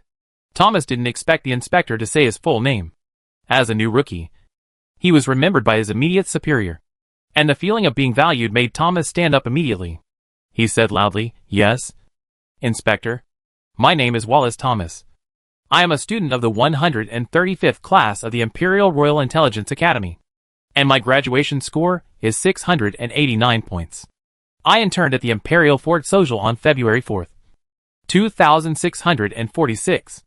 I was transferred to the Cape District Secret Intelligence Bureau in Nuteo City on March 9th, 2647, and was responsible for office work." Luke had already found some information about Thomas on his mobile phone. There are not many records about Thomas's early years, but being able to graduate from the Imperial Intelligence Academy with a score of nearly 700 shows that Thomas was very outstanding in the early days. However, his background was too low. Otherwise it would not be the Cape District Secret Intelligence Bureau that would have picked up such a big bargain. Luke patted Thomas on the shoulder and said, "I also graduated from the Imperial Royal Intelligence Academy. You are my junior in terms of seniority. I admire your enthusiasm for fighting for opportunities, which suits my taste. This case is handed over to you. Let me see the ability of the top students of the Royal Intelligence Academy. Thomas did not expect the inspector to be so approachable. Not only did he really give this case to himself, a newcomer, but he also recognized him as his junior. This honor and treatment made Thomas excited and said, "Please rest assured, Inspector, I will never bring shame to the Royal Intelligence Academy. Do a good job. I believe in you." Luke did not waste too much time on Thomas. After all, heroes are made by the times. I wonder if he can become the silence of the future with my interference. But his daring spirit makes Luke very optimistic about Thomas's future. Opportunities are always given to those who are prepared and will seize opportunities. He can be trained. Thomas, who got the task, went to find Hilm to find out about her son's situation. Shelley seemed to have thought of something and slipped away under the pretext of supporting the Axe party at night. Luke returned to the office alone. Confidential Secretary Kylina brought him a cup of coffee and put a stack of documents on the table. "Inspector, these are the documents that need your signature that were piled up before you took office. This one needs your stamp immediately to take effect." "What's this? So urgent?" Kylina explained. "Inspector, before you took office, the work of our Cape District Secret Service was under the command of the Central Bureau. Now that you have taken office, the command must be transferred back. This is your seal, which was found on the corpse of envelope." Kylina put a seal on the table. And there were some other miscellaneous items, all of which were from the former inspector. Luke simply looked at the transfer of command document, then picked up the seal and stamped it with the meteor mark. "Is the body handled?" "It has been incinerated." Kylina pulled out a letter from the file and said, "This is a circular just sent by the City Hall. It requires us to find the heart of the Red Dragon Neil Cologne that was stolen from the City Alchemist Association as soon as possible." Luke picked up the circular and looked at it, and asked, "If something was stolen from the City Alchemist Association, shouldn't the Public Security Bureau be in charge? What does our Secret Service have to do with it? And even if the Secret Service is asked to assist, it is the Central Bureau's business. Why is it brought to our Cape District Bureau?" Kylina explained. "Inspector, the Central Bureau said that the thief who stole the heart of the Red Dragon Neil Cologne disappeared after entering our Cape District. They also said that this alchemical item is related to the Dragon Kingdom. If the Red Dragon Neil Cologne is used, it is very likely to cause a diplomatic incident. The City Hall gave us the task of finding this alchemical item. If we can't find it in time, it will affect the City Hall's financial allocation to us. This case has always been handled by Captain Black Mamba. No wonder Shelley ran so fast. It turned out that he wanted to kick this case to this inspector. The heart of the Red Dragon Neil Cologne is in the space backpack of Ching Kong. I will definitely not hand it over. As for the diplomatic incident mentioned by the Central Bureau, the Dragon Country is just a map where giant dragons gather. There is no political system representing the Dragon Country. So how can there be diplomacy? Since the Red Dragon Neil Cologne signed a summoning agreement with the Alchemist Association of Fury City out of greed, both parties automatically bear the risks brought by this agreement. Life and death are determined by fate, and wealth and honor are determined by God. The excuse given by the Central Bureau is purely shirking responsibility and finding faults. But the City Hall's deduction of money has indeed strangled the lifeblood of the Cape District Secret Service. Poor. Luke looked through other documents, and the application and reimbursement of various expenses accounted for a large part. After the Crazy Axe party was slaughtered by Ching Kong, the Cape District Secret Service, which was not rich, was even worse. Okay, I know about this. You go back to work first, and I will take a closer look at these documents. Yes, Detective. Kylina left the office. Luke was thinking about where to get some money. Only financial independence can be free from the constraints of outsiders. Only with money can you build your own rabbit nest. Luke looked through the strategies in his phone, looking for quick money-making projects. There are many strategies for making money, but distant water cannot quench immediate thirst. Either the distance is too far, or the time is too far. The one that is close in distance and time is the Clover Armed Airship Robbery. The people who made the Clover Armed Airship Robbery were the pirates led by Lady Tasia of Fishbone Island. They not only robbed 10 tons of gold, but also kidnapped more than a dozen upper-class people from the city of Raging Waves on the airship. The subsequent rescue of this batch of gold and hostages extended a very exciting and complicated story. It is a very interesting plot that happened in the area of Raging Waves City in the early era. But now that Lady Tasia has lost the heart of the Red Dragon Nirkalin, does she still dare to attack the Clover-armed airship? Luke spent an afternoon watching the plot of the Clover-armed airship heist repeatedly. Lady Tasia was very well prepared for this robbery. Not just the heart of the Red Dragon Nirkalin. Attack, boarding, robbery, retreat, time, place, personnel, cooperation. All show that there is an extremely careful plan behind this. And it will not be abandoned because of the lack of an alchemical item. And even if Lady Tasia wants to give up, Luke will not let her give up.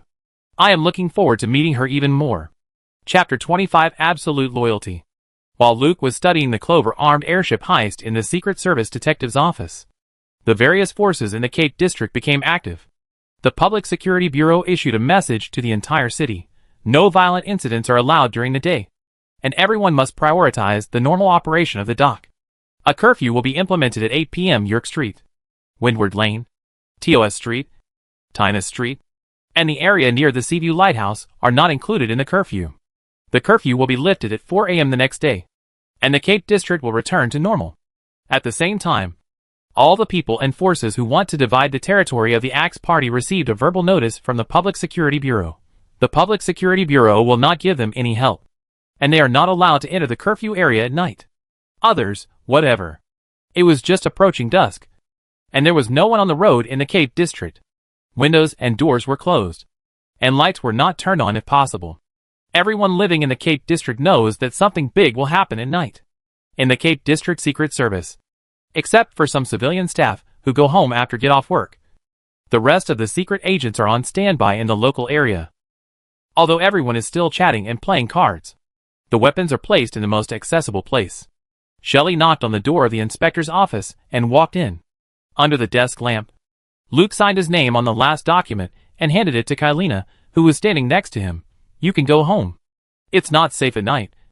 You can sleep in the dormitory of the local area and arrange another room for me. Yes, Inspector. Kylina walked out. Shelley sat opposite the desk. Inspector, everything has been arranged at the Mad Axe headquarters. The people below have supported a total of 467 mercenaries, and they are now with Lambert. They have the castle to use, so they should be able to survive tonight. What should we do? Wait here. Luke tidied up the messy desk and put the pen into the pen holder. At the same time, he said to Shelley, this fight cannot be resolved in one night. If the people from the sheriff's department abide by the agreement and don't leave, we don't have to stay up all night. You have been a soldier and fought in wars, so you can arrange for the brothers to take turns to rest and set up sentries around the building. Shelley said, I have arranged the sentries. Inspector, do you need me to secretly help the Mad Axe? No need. Holt and I agreed that the Secret Service and the Public Security Bureau would not be affected.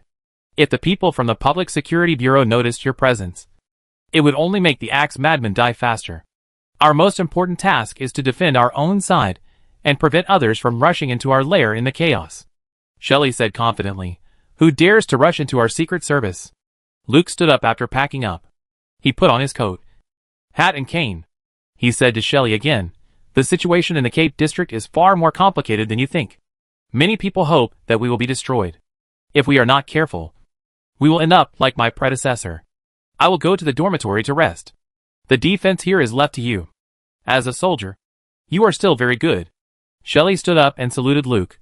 Please rest assured, Inspector, I will never let anyone threaten your safety. Luke simply saluted Shelley and walked out of the office. The Secret Service Bureau in Cape District is a U-shaped building with 4 buildings surrounding a parking lot in the middle. The front of the building is the office area, and the other parts have a canteen, dormitory, entertainment venue, warehouse, mechanical engineering room. Many bachelors in the Secret Service Bureau live in the local dormitory. According to the current situation in Cape District, it is definitely impossible to return to Shelley's home. So Luke chose to live in the Secret Service Bureau dormitory.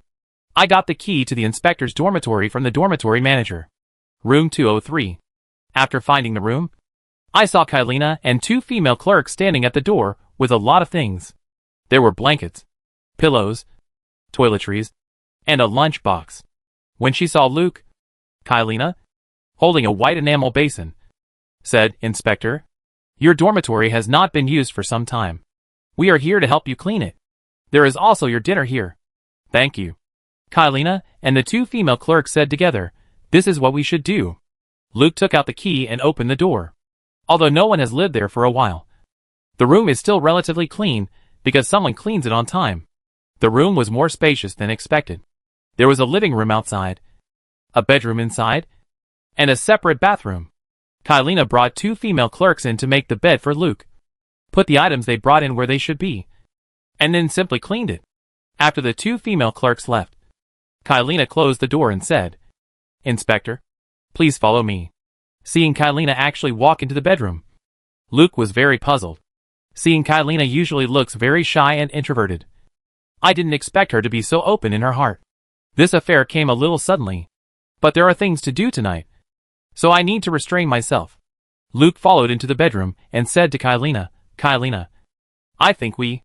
In the room, Kylina took off her black framed glasses, and her beauty, which was sealed by the glasses, was revealed, which immediately stunned Luke.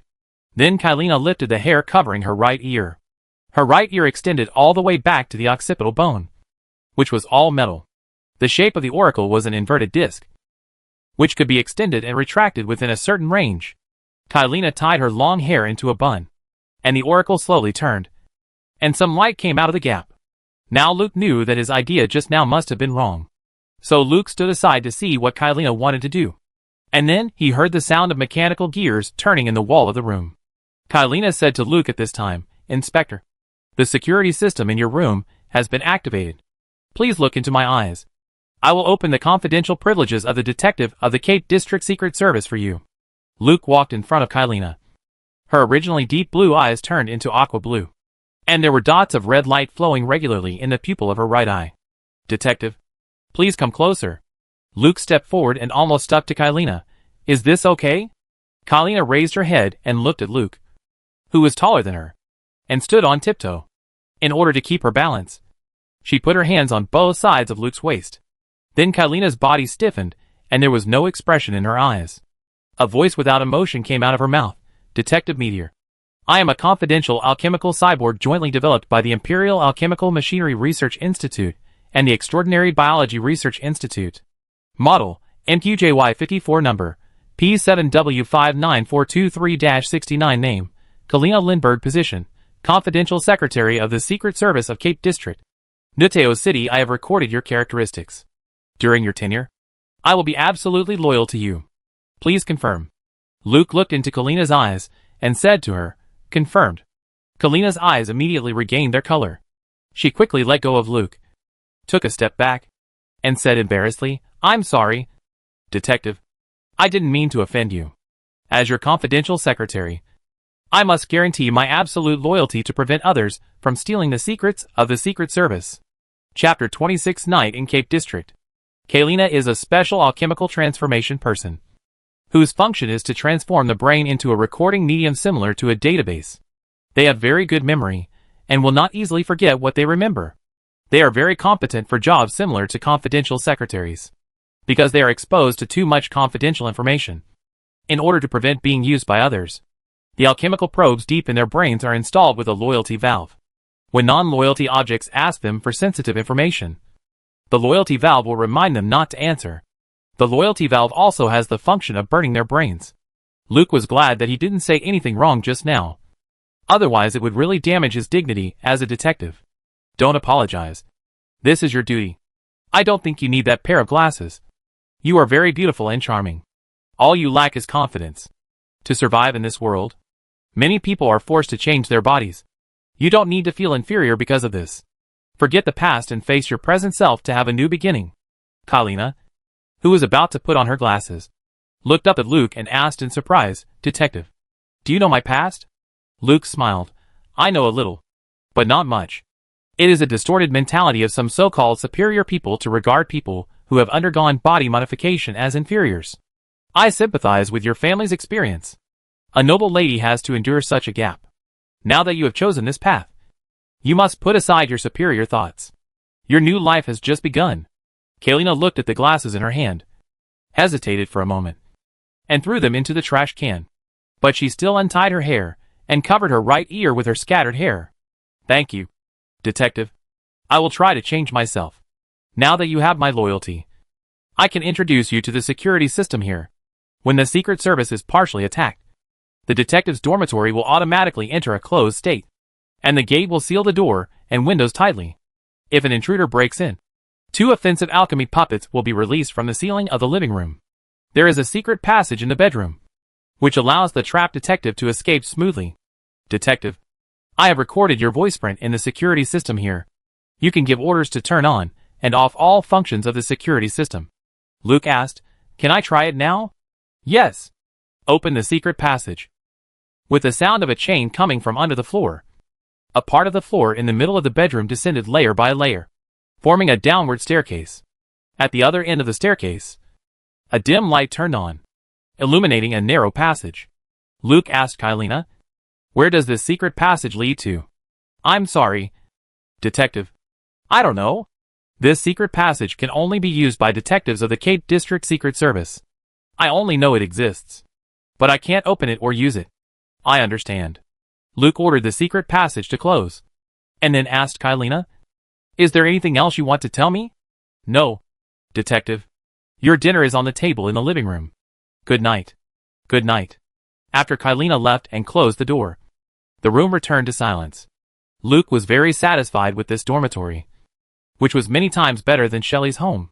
There were Imperial spies on duty outside to protect it, and there was also a very practical security system inside, especially the tunnel, which can be used to get out without alerting anyone. Luke looked at the phone that was charging in his mind. Battery, 92%. It will be fully charged in 2 hours. Let's eat first. Luke opened the lunch box. A plate of beef stew with potatoes, 3 grilled fish fillets, a large piece of square bread, 2 sausages, and a bowl of vegetable salad. A military kettle filled with rum. Not bad. Quite rich. Lighthouse Street. An assassin's tavern hidden in the shadows. The small window on the closed door was open, and a big yellow eye looked at the street view outside from inside. But Lighthouse Street, which usually becomes more and more lively as the night goes on, is now empty. All nightclubs, casinos, brothels, are all closed. The sea breeze blew the debris on the road, full of a solemn atmosphere, when a familiar figure jumped from above to the door of the assassin's tavern. The door of the tavern opened immediately. Taz raised one of his tentacles to salute the elf who came in. Good evening, powerful and generous Miss Ching Kong. You are our first guest tonight, and maybe the only guest. Luke, who logged in as Ching Kong and came to the assassin's tavern, stopped walking in.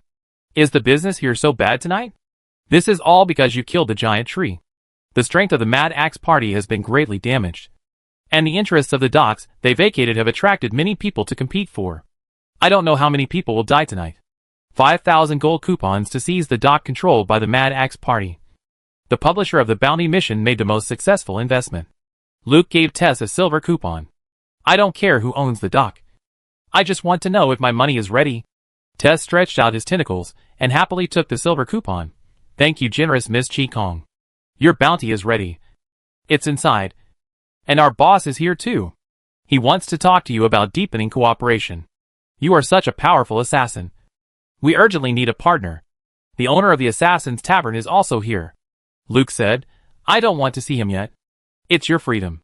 If you don't want to talk to our boss, just take the money from Billy and leave. Our boss is very kind and won't make things difficult for you.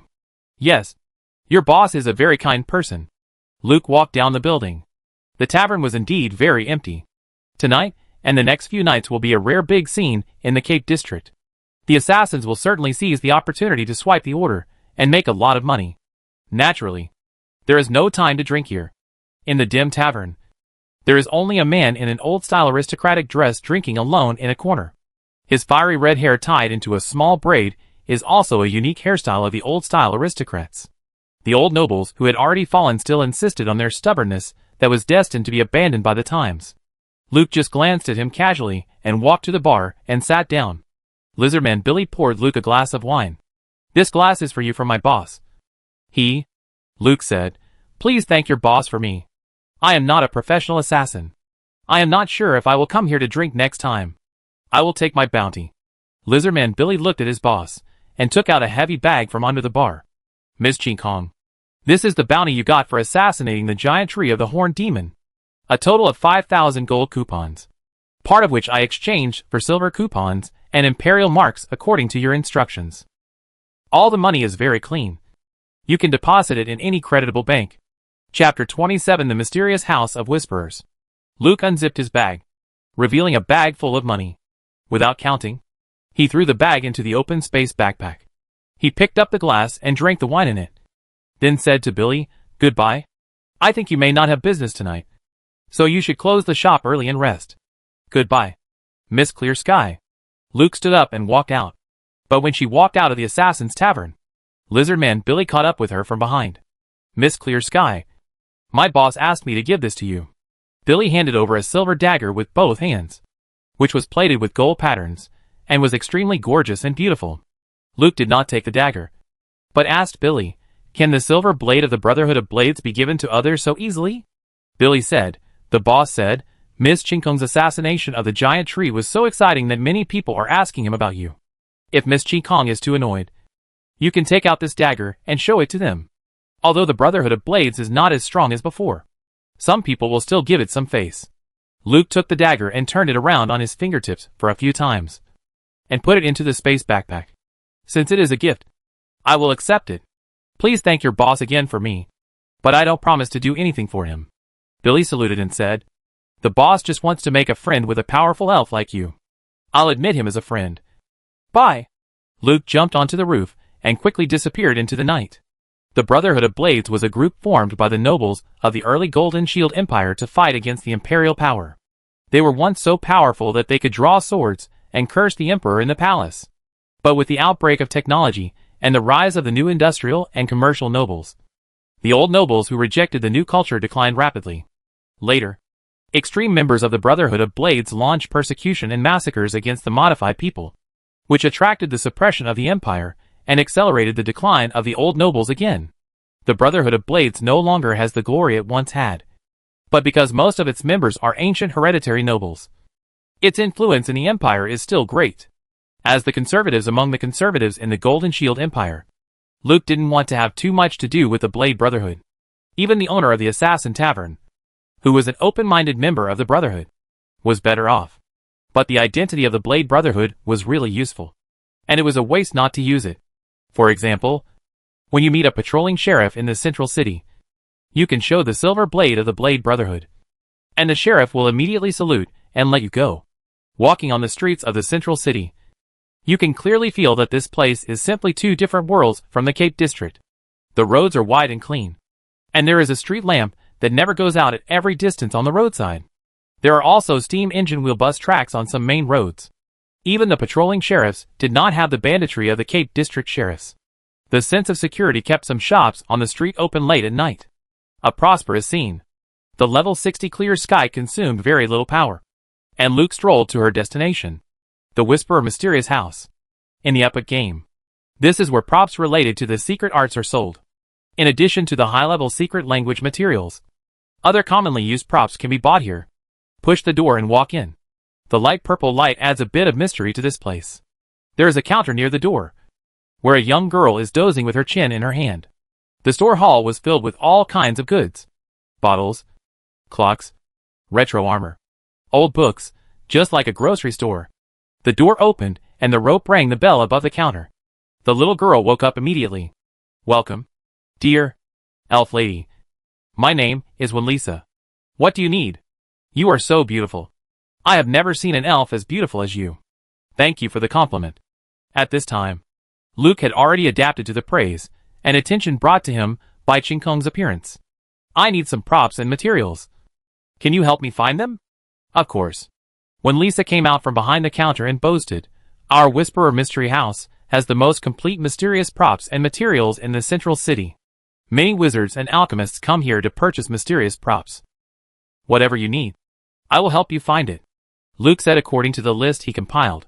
4 wind lamps burning fin whale oil, 6 120 cm x 120 cm alfalfa drawing papers, 3 pots of oil paint made of lantern nectar and stone slip, and 10 array drawing brushes, 50 crystals, 50 bloodstones, 10 kilograms of sulfur, 1 kilogram of bronze, 300 grams of silver, an adult male redback corpse, 14 Moorish wolf fangs, while Luke was reading the props and materials he needed, when Leisha hurriedly ran back to the counter and took out paper and pen.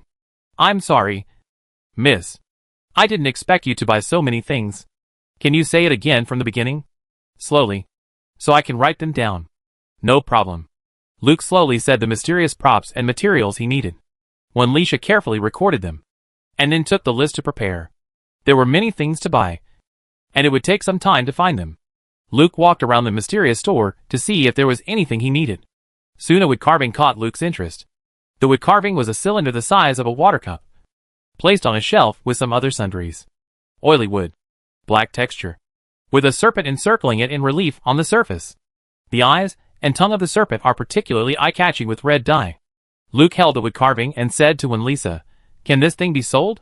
When Lisa came over, looked at the wood carving and said, "In addition to a fixed source of goods, our mystery house also accepts individual customers to sell their mysterious items. This wood carving was sold to us by a customer. Judging from the material and carving style, it should be a sacrificial item made by a troll tribe that worships snakes in the Mandel jungle. With a strong mysterious energy, it can probably be used to perform secret arts such as snakes, poisons, or curses. Do you need it?" Luke gave the wood carving to Lisa and said, "You are right. It is indeed from the Mandel jungle. For me, it is an unexpected gain.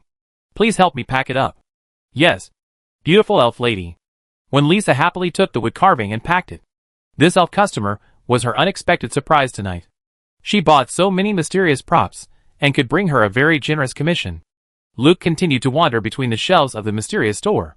When he saw interesting mysterious items, he gave them to Lisa to pack. Soon the counter of the mysterious store was filled with cartons filled with items. Just when Lisa was counting the items and calculating the payment, an imperial spy wearing a leather jacket and a bowler hat pushed the door and walked in.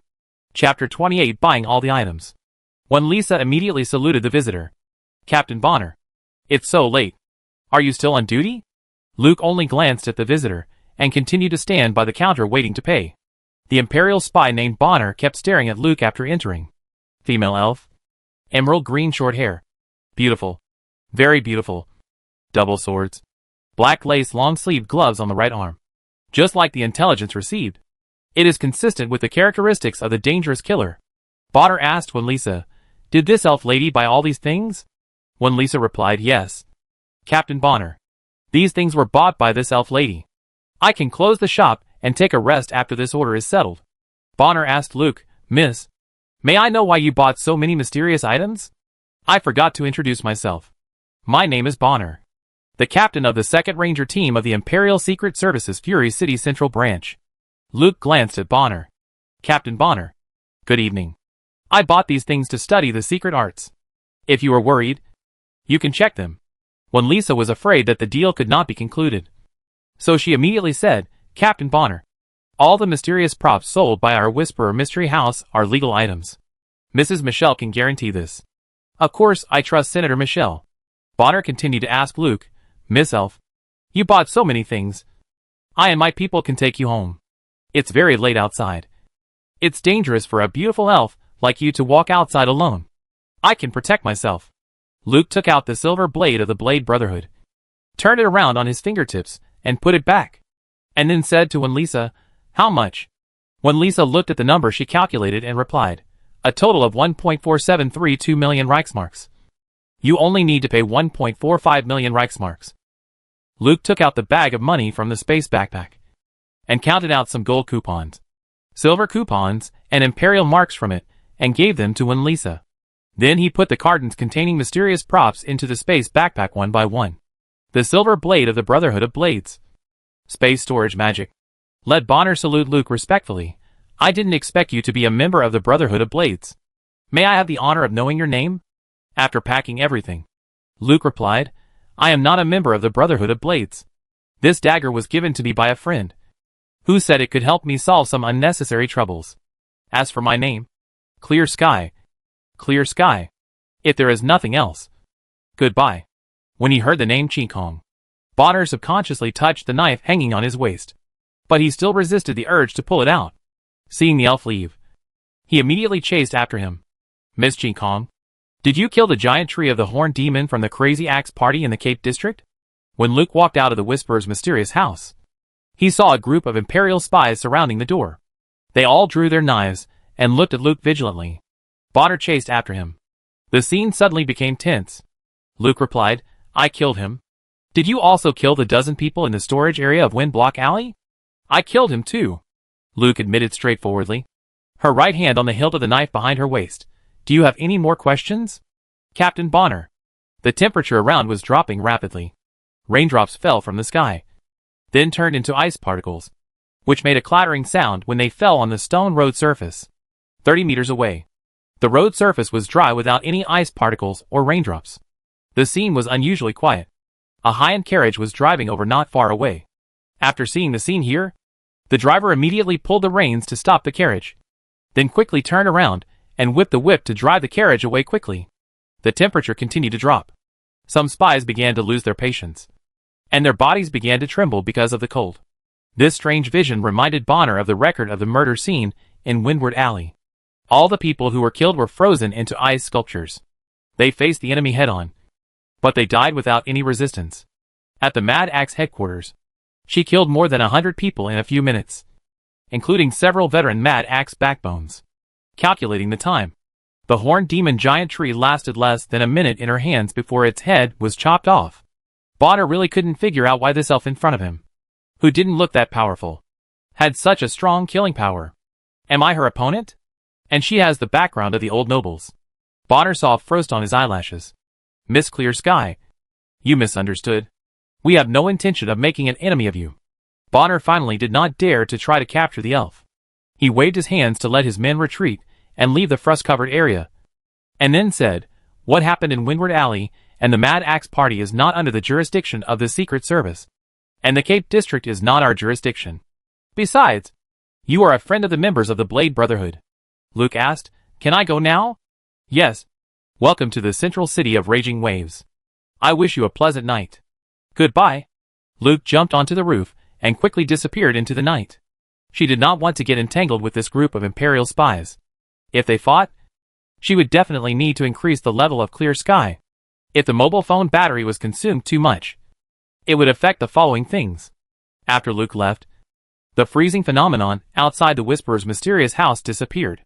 Bonner turned back to the store and found Lisa, who was shivering behind the counter, and asked, "What did the elf buy?" Lisa handed over a piece of paper. This list records the mysterious items bought by the elf lady. "Captain Bonner, what happened just now? Why did it suddenly become so cold?" "It's okay. You should close the shop and rest early." Bonner got Luke's shopping list and found something on it. Some of the items here seem to have something to do with the heart lost by the Alchemist Association. Did the Brotherhood of Blades do this? After buying all the necessary props and materials, Luke ran between houses and buildings, leaving the city and coming to the seaside. Summon the red dragon Nyrkalin now. Under the moonlight, the sea breeze and waves hit the beach again and again. Luke drew a 6-pointed star magic circle on the beach according to the summoning guide on his mobile phone.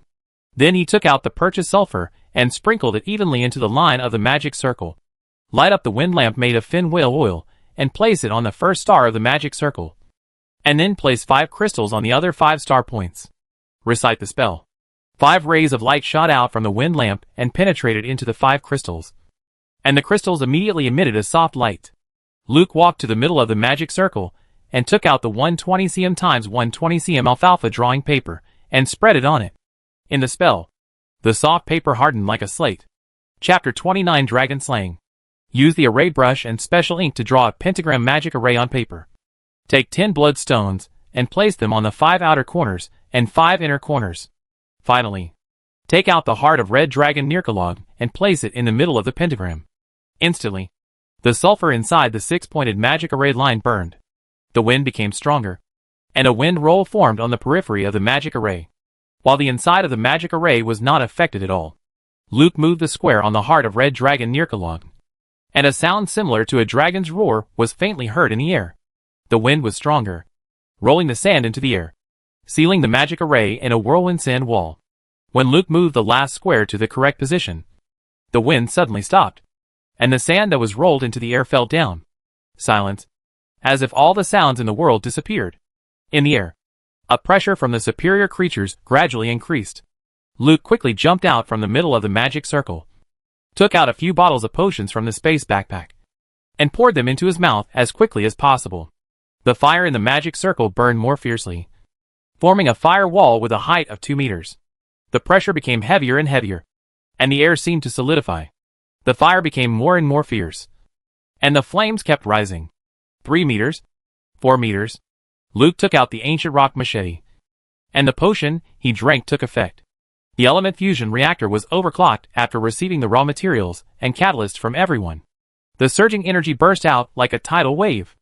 At this time, a real dragon roar came from the fire wall that was already more than 10 meters high. A pair of red dragon wings stretched out through the fire wall. The red dragon Nirkalon. Luke pushed Ching Kong's level down to level 80. Holy help. During the baptism, the angel armor manifested by the holy energy covered the right half of her body, and the holy flames on the machete first burst out and then condensed into a layer of golden light film. A thick dragon tail stretched out from the fire wall. Accept the call of the contract. In the next 10 minutes, Luke pushed Ching Kong's level down to level 100, and then released status magic on himself. Extraordinary power, speedy action, unyielding strength, fanaticism. When a dragon head appeared from the top of the fire wall, Luke jumped high. Patterns appeared on her face. Her eyes turned into ice crystal color, and her face showed an extremely excited state. The machete in her hand was raised high and charged, and the blade light stretched out more than 3 meters long. I will fight for you and crush your enemies. Tell me your name. My contractor. Clear Sky. Luke shouted her name. She had jumped to the highest point and saw the red dragon standing in the middle of the fire wall, then pushed Ching Kong's level down to level 120. The blade light surged and extended to 10 meters. The pressure from the peak force of this world startled the red dragon that had just been summoned. It raised its head and looked at the elf, feeling that it had been locked in by the murderous intent that made its whole body tremble. A large area of ice mist flowers bloomed on the beach. The sea water remained frozen in the shape of waves, and the fire wall in the magic circle was shrunk by the cold air pressure and turned into a swaying flame. The red dragon Nirkalon turned his head towards the elf in the air, but his head was forcibly twisted back. Time rewind. Damn it. I shouldn't have coveted that gem. Luke swung a 10-meter light knife at the neck of the red dragon Nirkalon, and at the same time, he used all his energy to rewind time to suppress the red dragon's movements. In the pull of time and the red dragon's resistance, the dragon head formed a virtual shadow that shook like a frame. The cold air suppressed the last flame. The light blade with solid holy flame chopped the red dragon's neck. The red dragon that had just been summoned did not impose any status on itself. The short time backtracking ended any resistance. Everything happened too fast. The light blade cut the dragon scales on Nirkalon's neck and continued to cut like butter. The whole dragon head was cut off with a sharp knife. The freezing quickly spread from the dragon's 4 claws upwards, completely freezing it before the headless dragon corpse fell. Not much blood was splattered. 5 seconds. Luke, who landed, quickly adjusted the level of Ching Kong to level 80, and a dragon head as tall as a person fell beside her. The frozen dragon head still had its eyes open. I guess the red dragon Nirkalon never dreamed that this summon was not to pull it to fight, but to kill it. Luke, who successfully killed a giant dragon, immediately started to deal with the body. She first used the freezing skill to make several large freezers, and then drained the dragon blood sealed in the dragon corpse and injected it into the freezer. Low temperature preservation can give more time to refine so much dragon blood. Empty the dragon blood, seal the freezer and store it in the space backpack. Then it is to decompose the dragon corpse. However, the body of the red dragon Nirkalon is too large to be processed until dawn. Luke had to divide the huge dragon corpse into dozens of large pieces of meat for freezing, and then put them all into the space backpack. Anyway, the dead dragon can't run away, so just find a safe place with no one around to deal with it slowly. After storing the dragon corpse, Luke cleaned up the traces left by the summoning and left the beach. In the detective's dormitory of the Cape District Secret Intelligence Bureau, Luke woke up after a nap. Checked the time. 3:35 in the morning. I don't know how the fight at the Mad Axe headquarters is going, but since no one knocks on the door to send a message, there should be no problem. Luke activated the security system in the dormitory to open the floor passage, then walked down the stairs. Before going to bed, he walked through this escape secret passage once, and the familiarity made him walk very fast the second time he came in. After walking about 1 kilometer, Luke came to a secret room. There is a waterway outside the door at the other end of the secret room. There is a small boat tied to a rope on the wall above the waterway. You can enter the Lime River by taking the small boat through the waterway. Luke stood beside the waterway. After a while, a thick layer of ice formed on the water surface at a very fast speed, and Ching Kong walked in on the ice. Hello. Hello. Luke controlled the two bodies to greet each other, and then couldn't help laughing. It's really fucked up. It will be dawn in a few hours, so it's important to hurry up and do the business. Ching Kong took out the things he had purchased from the space backpack, light the candles, and placed them along the corners, one every 30 centimeters. Luke stood in the middle of the secret room, and Ching Kong used the array brush to draw a magic array with him as the center. Then he placed the purchased mysterious props in different positions of the magic array in the sequence of the secret words. The flame of the burning candle suddenly surged. An atmosphere with a sense of oppression spread in the secret room. The secret art is a method of stimulating and utilizing the mysterious energy contained in the mysterious items. The mysterious energy is different from the magic element. It is a kind of energy that is difficult to explain. Its source can be the sustenance of the soul. It can be the bondage of faith. It can be the catharsis of emotions. It can be the gathering of natural energy. These energies remain on a certain item and become mysterious items. Chapter 30 The Word of Mysticism. The essence of mysticism is a curse. Use the word of mysticism to combine mysterious props. Stimulate the mysterious energy inside and apply it to the recipient. And because mysterious props are all kinds of strange, mysticism does not have a formed principle system like magic. Therefore, mysticism is also an empirical method. Any mature and controllable word of mysticism is backed by countless failures. These failures may be life-threatening. Most mystics may not be able to find a word of mysticism in their entire lives. Being able to have one or two exclusive mystic words is the highest dream of all mystics. But as a player who is not afraid of death, there are not so many concerns. Professional mystic players can even make a collection of failed mystic skills of 10,000 ways to die and put them online for everyone to admire. With the continuous development of players, mysticism has quickly grown from an unpopular system in the era to a popular system. And with the abundance of materials, more and more top-quality items are available for players to experiment and consume. And various perverted mystic words have appeared. In the later stage, the mystic with no upper limit has become the most powerful power system in the era. Look at the wings of time and space in the sky, and you will know how domineering the mysticism can be in the later stage. It's just that the existing conditions do not allow Luke to complete two fancy mystic words. You can only choose a secret technique that can quickly give you a certain self-protection ability from the available materials. An unexpected discovery in the Whisperer's mysterious house made Luke determine the secret language to be implemented this time. Bloodline. Tautai. The name is very cool, because it is a secret technique developed by players. And the name is also given by players. It is not too high-end, but it is very suitable for Luke at this time. Ching Kong took out the black wooden sculpture bought from the Whisperer's mysterious house, and put it in Luke's hand. Although it is a bit uncomfortable to control two bodies at the same time, you can still do some simple interactions after getting used to it. Luke held the wooden sculpture in both hands, and pointed the snake head towards himself. Rhythmic drum beats rang out in the secret room. Then, in the candlelight, shadows of trolls wearing animal skull masks appeared one by one. They surrounded Luke, beating waist drums and performing sacrificial dances. They made rhythmic calls from their mouths. In Luke's hand, the poisonous snake carved on the outside of the wood moved. It crawled upwards, and then coiled on the top of the cylindrical wood like a pile of feces. The snake head kept staring at Luke, with its red tongue spitting out. Ching Kong approached and held a small piece of meat in front of the little snake. The snake swallowed the meat in one gulp. Then it twisted in pain. A pair of dragon horns pierced the skin on the snake's head and stretched out, and 4 dragon claws grew from its abdomen. The black snake's skin flipped from the head to the tail, and the fine snake scales turned into large pieces of dragon scales, like crystal stones. And the color also turned red.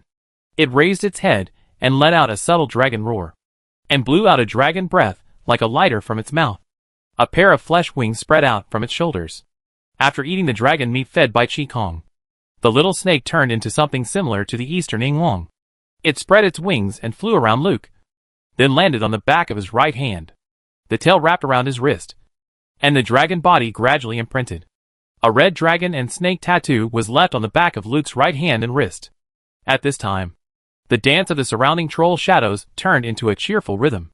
They twisted their bodies, beat waist drums quickly, and danced towards Luke.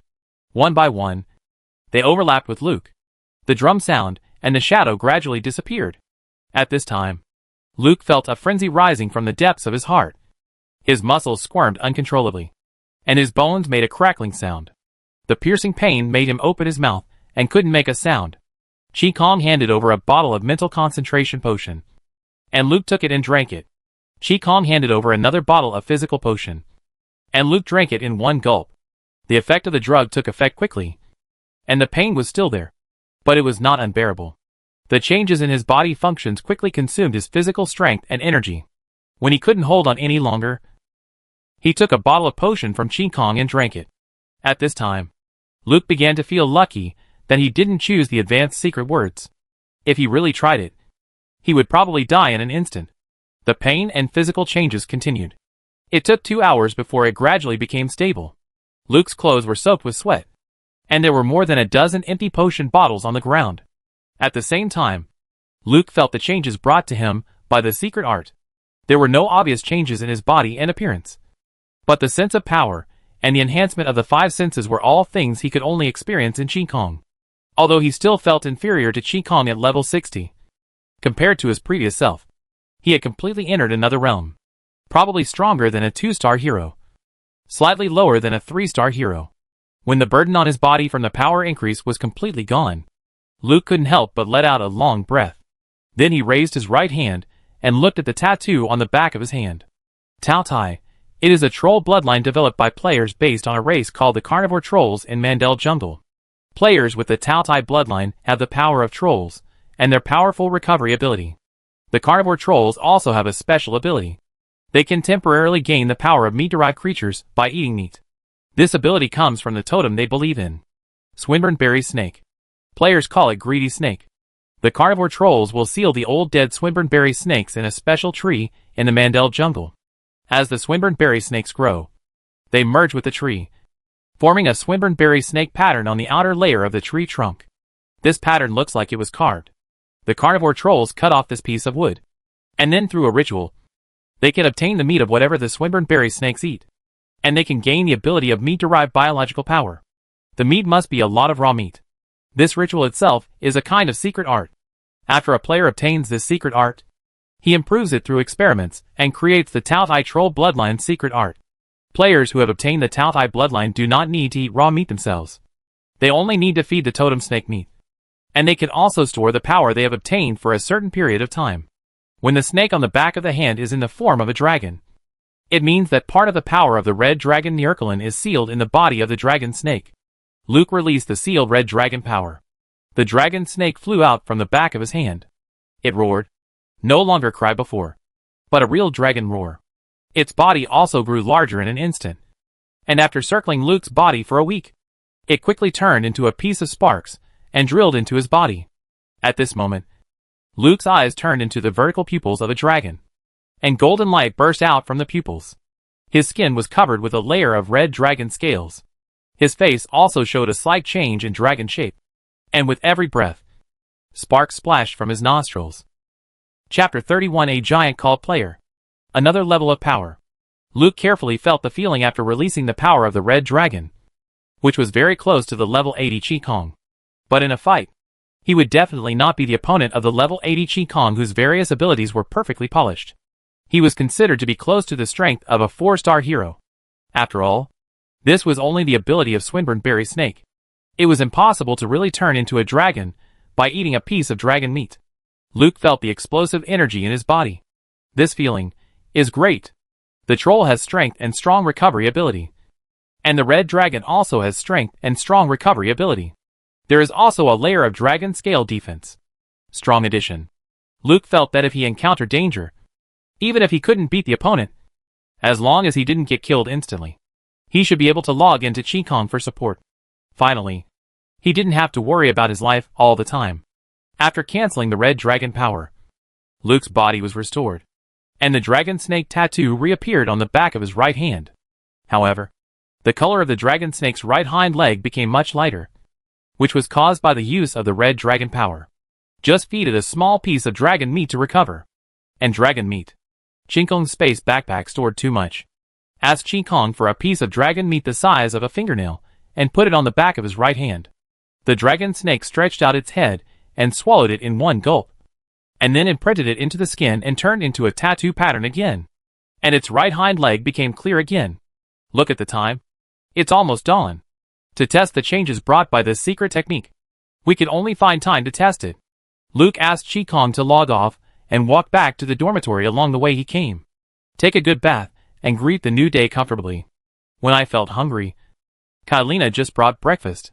After cleaning the room for Luke, Kylina looked at the detective sitting at the table eating and drinking, and asked in confusion, "Detective, I feel that your body has changed a lot. Your strength seems to have increased a lot. And the tattoo on your right hand. If I hadn't recorded your characteristics yesterday, I would have suspected that you were another person. As a special function modified person, Kylina is very sensitive to external information and has a strong ability to distinguish. She can feel that Luke has changed a lot overnight. You know, he was still a very ordinary person yesterday. But the recorded information told her that this person was the meteorite detective of the Cape District Secret Service. Therefore, Kylina was very confused. Luke looked at the dragon and snake tattoo on the back of his hand, smiled and said to Kylina, "What you saw yesterday was my disguise. And my strength is recovering. Did anything special happen last night and morning?" At this time, Kylina was absolutely loyal to Luke. In response to Luke's question, she replied, "Inspector, the curfew outside has ended, and the city is returning to normal. As for the situation of the Axe Party, Captain Black Mamba has taken people to confirm it. But the intelligence sent in at night shows that the Axe Party should be defended. It seems that the Axe Party is still quite capable, and it is worth our full effort to help them." Luke took the napkin to wipe his mouth, and then said to Kylina, "Send someone to notify our sponsors, and tell them that I invite them to the Secret Service for a meeting. First, I am here to meet everyone and deepen our relationship. Second, discuss everyone's future prospects. And third, help the Axe Party overcome this difficulty. I will send someone to inform them immediately of the specific time of the meeting. Today, there is a curfew tonight, so let them come at 3 p.m. Yes, Detective." Luke pushed the cutlery forward. "After finishing your work, change into casual clothes and follow me to investigate the case."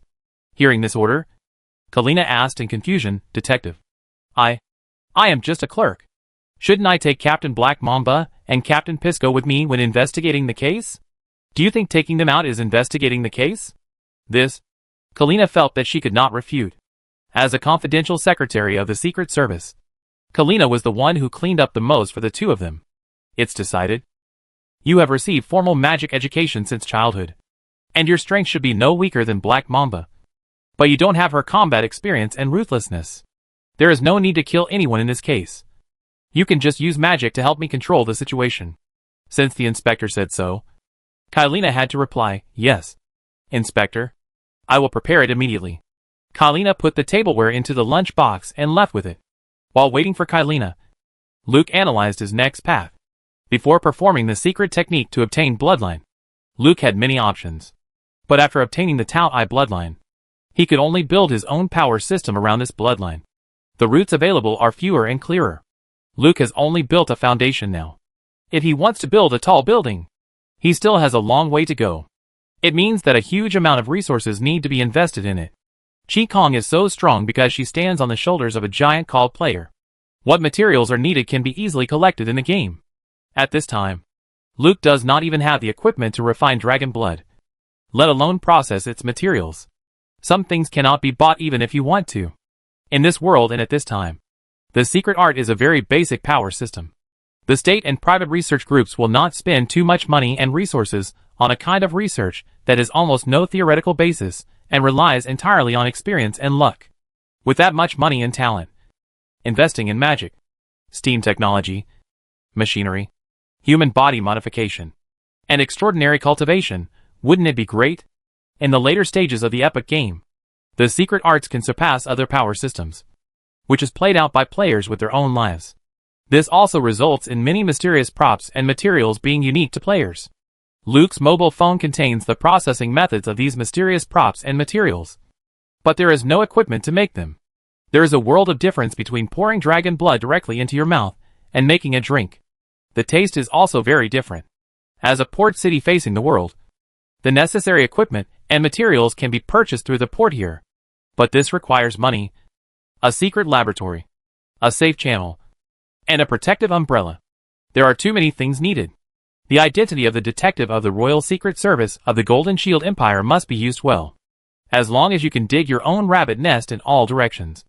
Even if your identity is exposed one day, you can still thrive here. While Luke was making plans for himself, Kylina, who had changed her clothes, knocked on the door and walked in. She was wearing a morning glory dress and a pair of calfskin round-toed boots, and a lady's hat on her head. White lace gloves. You can see a magic wand inserted in the left cuff. Detective, can we go? Luke put on his hat and picked up his cane. Go through the back door. Don't attract anyone's attention. Chapter 32 Magic Potion Workshop. Luke took Kylina out of the Secret Service through the back door and hired a carriage on the way. Since steam-powered locomotives are expensive and require professional maintenance, animal power is still the main transportation power. Many nobles, officials and businessmen do not want to smell the pungent smell of engine oil, and prefer to choose luxurious carriages to show their noble status. The bad road makes the carriage very bumpy. Kylina, who was on her first field mission, was very nervous. She held her hands on her knees, looking like she was ready to pull out her magic wand to cast magic at any time. Luke, who was sitting opposite her, smiled and said to her, "Relax. I'm really afraid that you will cast magic now and blow up this carriage." Kylina smiled apologetically. "I'm sorry, Inspector. Every time Captain Black Mamba comes back from a field investigation, I have to help her write a report. They always encounter some vicious murderers. Although some people are innocent, I know that the Cape District is really dangerous. I want to protect your safety." Luke didn't expect Kylina to be so nervous because she wanted to protect herself. "Oh, you protect me because you want to protect me? Or because of your loyalty that makes you protect me?" Kylina thought for a while. I don't know. The stimulation of the device on my brain made it impossible for me to tell whether it was my intention or an order from loyalty." "No. You can still tell the difference, as long as you master the method. The brain is the most complex organ in the human body, and it cannot be completely controlled by a device. I will teach you a method of breathing and meditation. As long as you use it skillfully, you can tell which is your real thought and which is imposed on you. Although this cannot free you from the control of the device, it can make you know your true self." "Really?" Kylina was very excited. But she turned to worry and asked, "Will this cause you trouble? If you don't tell me, who will know?" "Thank you, Detective. I will definitely not tell anyone." Luke taught Kylina the method of breathing and meditation, and the diversion of attention made her relax quickly. The carriage stopped at the destination, a very narrow alley, without even a formal name. People in the industry call it Black Medicine Alley. In the Golden Shield Empire, magic potions are a state monopoly, and only with the approval of the Imperial Pharmacist Association can one engage in the production and sale of magic potions. However, the prices of regular magic potions are generally high. So the black magic potion industry was born. The quality of magic potions produced by private workshops is not only unguaranteed, but may also have side effects. But price is their most favorable competitive advantage. Moreover, some black magic potions have effects that regular magic potions do not have. The special environment of the Cape District has created a large-scale black magic potion industry here. Black Medicine Alley almost exists in a semi-public manner. The arrival of Luke and Kylina immediately attracted the attention of the people in Black Medicine Alley. One look at their clothes, and you can tell that they are people of status. Especially Kylina, whose temperament as a former noble lady is difficult to imitate and hide. Some people surrounded them, and wanted to stop them from entering Black Medicine Alley. Luke took out a 100 denomination imperial mark, and gave it to the person in the lead. "I'm a potion buyer, looking for Ralph." The man took the money, looked at Luke and Kylina, and waved to let the people around him disperse. "Ralph? The aphrodisiac made by their family killed a master last week, and many merchants dare not sell the potions produced by their family anymore. Sir, if you want to buy aphrodisiacs, I can recommend a company to you. The formula used by the Imperial Pharmacist Association is guaranteed to be safe and effective, and will satisfy your female companion. The Ralph family likes to add strange things to the potion. Kalina heard what the aphrodisiac was and lowered her head with a blush. Luke took out another 100-faced imperial mark. Ralph and I are friends.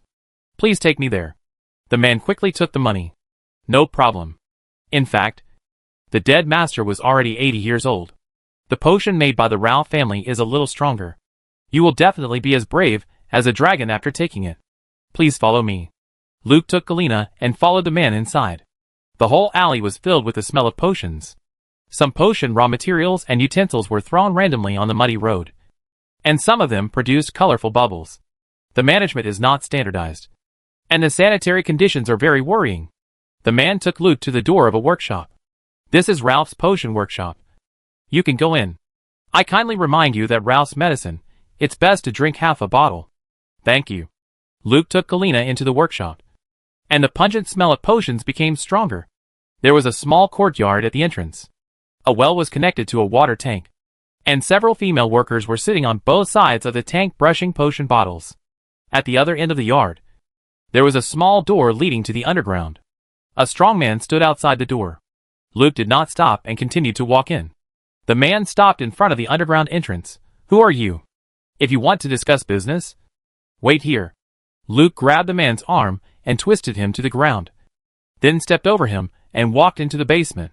Kalina jumped over the man carefully, and did not forget to say, "I'm sorry." The screams of the man alarmed the people in the underground workshop. When they saw Luke coming down, they immediately rushed up with the weapons available around them. Luke did not stop and continued to walk inside. Kalina? Yes, Inspector. Kalina took out the magic wand hidden in her sleeve, and the tip of the magic wand emitted a strong light, and a person close to Luke was blown away by the magic beam. Then the magic beam was fired continuously, and all the people who rushed up were blown away. Kalina quickly caught up with Luke with her skirt lifted, and used magic to move a box blocking the road to the wall. She kept apologizing to the stunned people. Sorry. Sorry, Inspector. Wait for me. Luke kept walking forward, and at the same time saw that everyone who was hit by Kalina's magic could get up. If Shelley was brought along, it would be a different scene. Passing through the material distribution room, the mill room, the dissolving room, Kalina followed Luke, holding the magic wand forward, and the light from the tip of the magic wand scared most people away. Those who dared to attack would only be thrown out by magic. Luke passed through the rooms almost unhindered, and was finally blocked by 4 people. Their bodies were different from the ordinary people he had just met. The leader was a short old man with a beard, white hair, and a forehead bulging like a birthday star. The old man angrily asked Luke, "Who are you?" Luke slowly took out the detective badge from his pocket and put it on his chest. The new detective of the Cape District Secret Service. Meteor. Chapter 33 Investing in Black Potion. The moment Luke revealed his identity, the momentum of the 4 blockers all wilted. They were just a black potion workshop, and they had no ability to fight against the fierce Imperial Secret Service. The old man quickly saluted Luke, "Inspector Meteorite." "Hello. I am Ralph. And these 3 are my sons. I know that we illegally manufacture potions and violate the laws of the Empire. We accept the punishment." Ralph's words of acceptance were very skillful. It seems that they have been visited by the Secret Service many times, and people from the Public Security Bureau may also come here frequently. As long as the fine is paid, the black potion will be produced as usual. But Ralph didn't expect that this time it was the inspector of the Secret Service who came to his door in person. He didn't know how much money he would need to send him away. Thinking of this, Ralph's expression became very bad. It seems that this time not only the flesh will be cut, but also the blood will be drained. Luke smiled and said, "Old Ralph, I am not here to fine you. I am here to discuss business with you." Talk about business? Ralph was very puzzled. "I am a black magic potion workshop that mainly sells aphrodisiacs. What business can you, the chief detective of the Imperial Secret Service, discuss with me?" "Sir, don't joke with me." "What can I joke with you? This is not a place to discuss business. Find a place to talk." Ralph didn't know what the chief detective of the Secret Service wanted to do, so he could only invite him to his office. It is also a potion mixing room. On the test bench, curved glass tubes connected different utensils, and some green liquid was boiling in a hemispherical glass pot. Ralph, who came in, first took away the oil lamp under the glass pot, asked his son to bring a chair, and then drove them all out. "Inspector, We merchants who make black magic potions seem to make money. But the profit is actually very thin. We purchase raw materials, hire workers, transport, and manage various parties. The money we can get is really not much.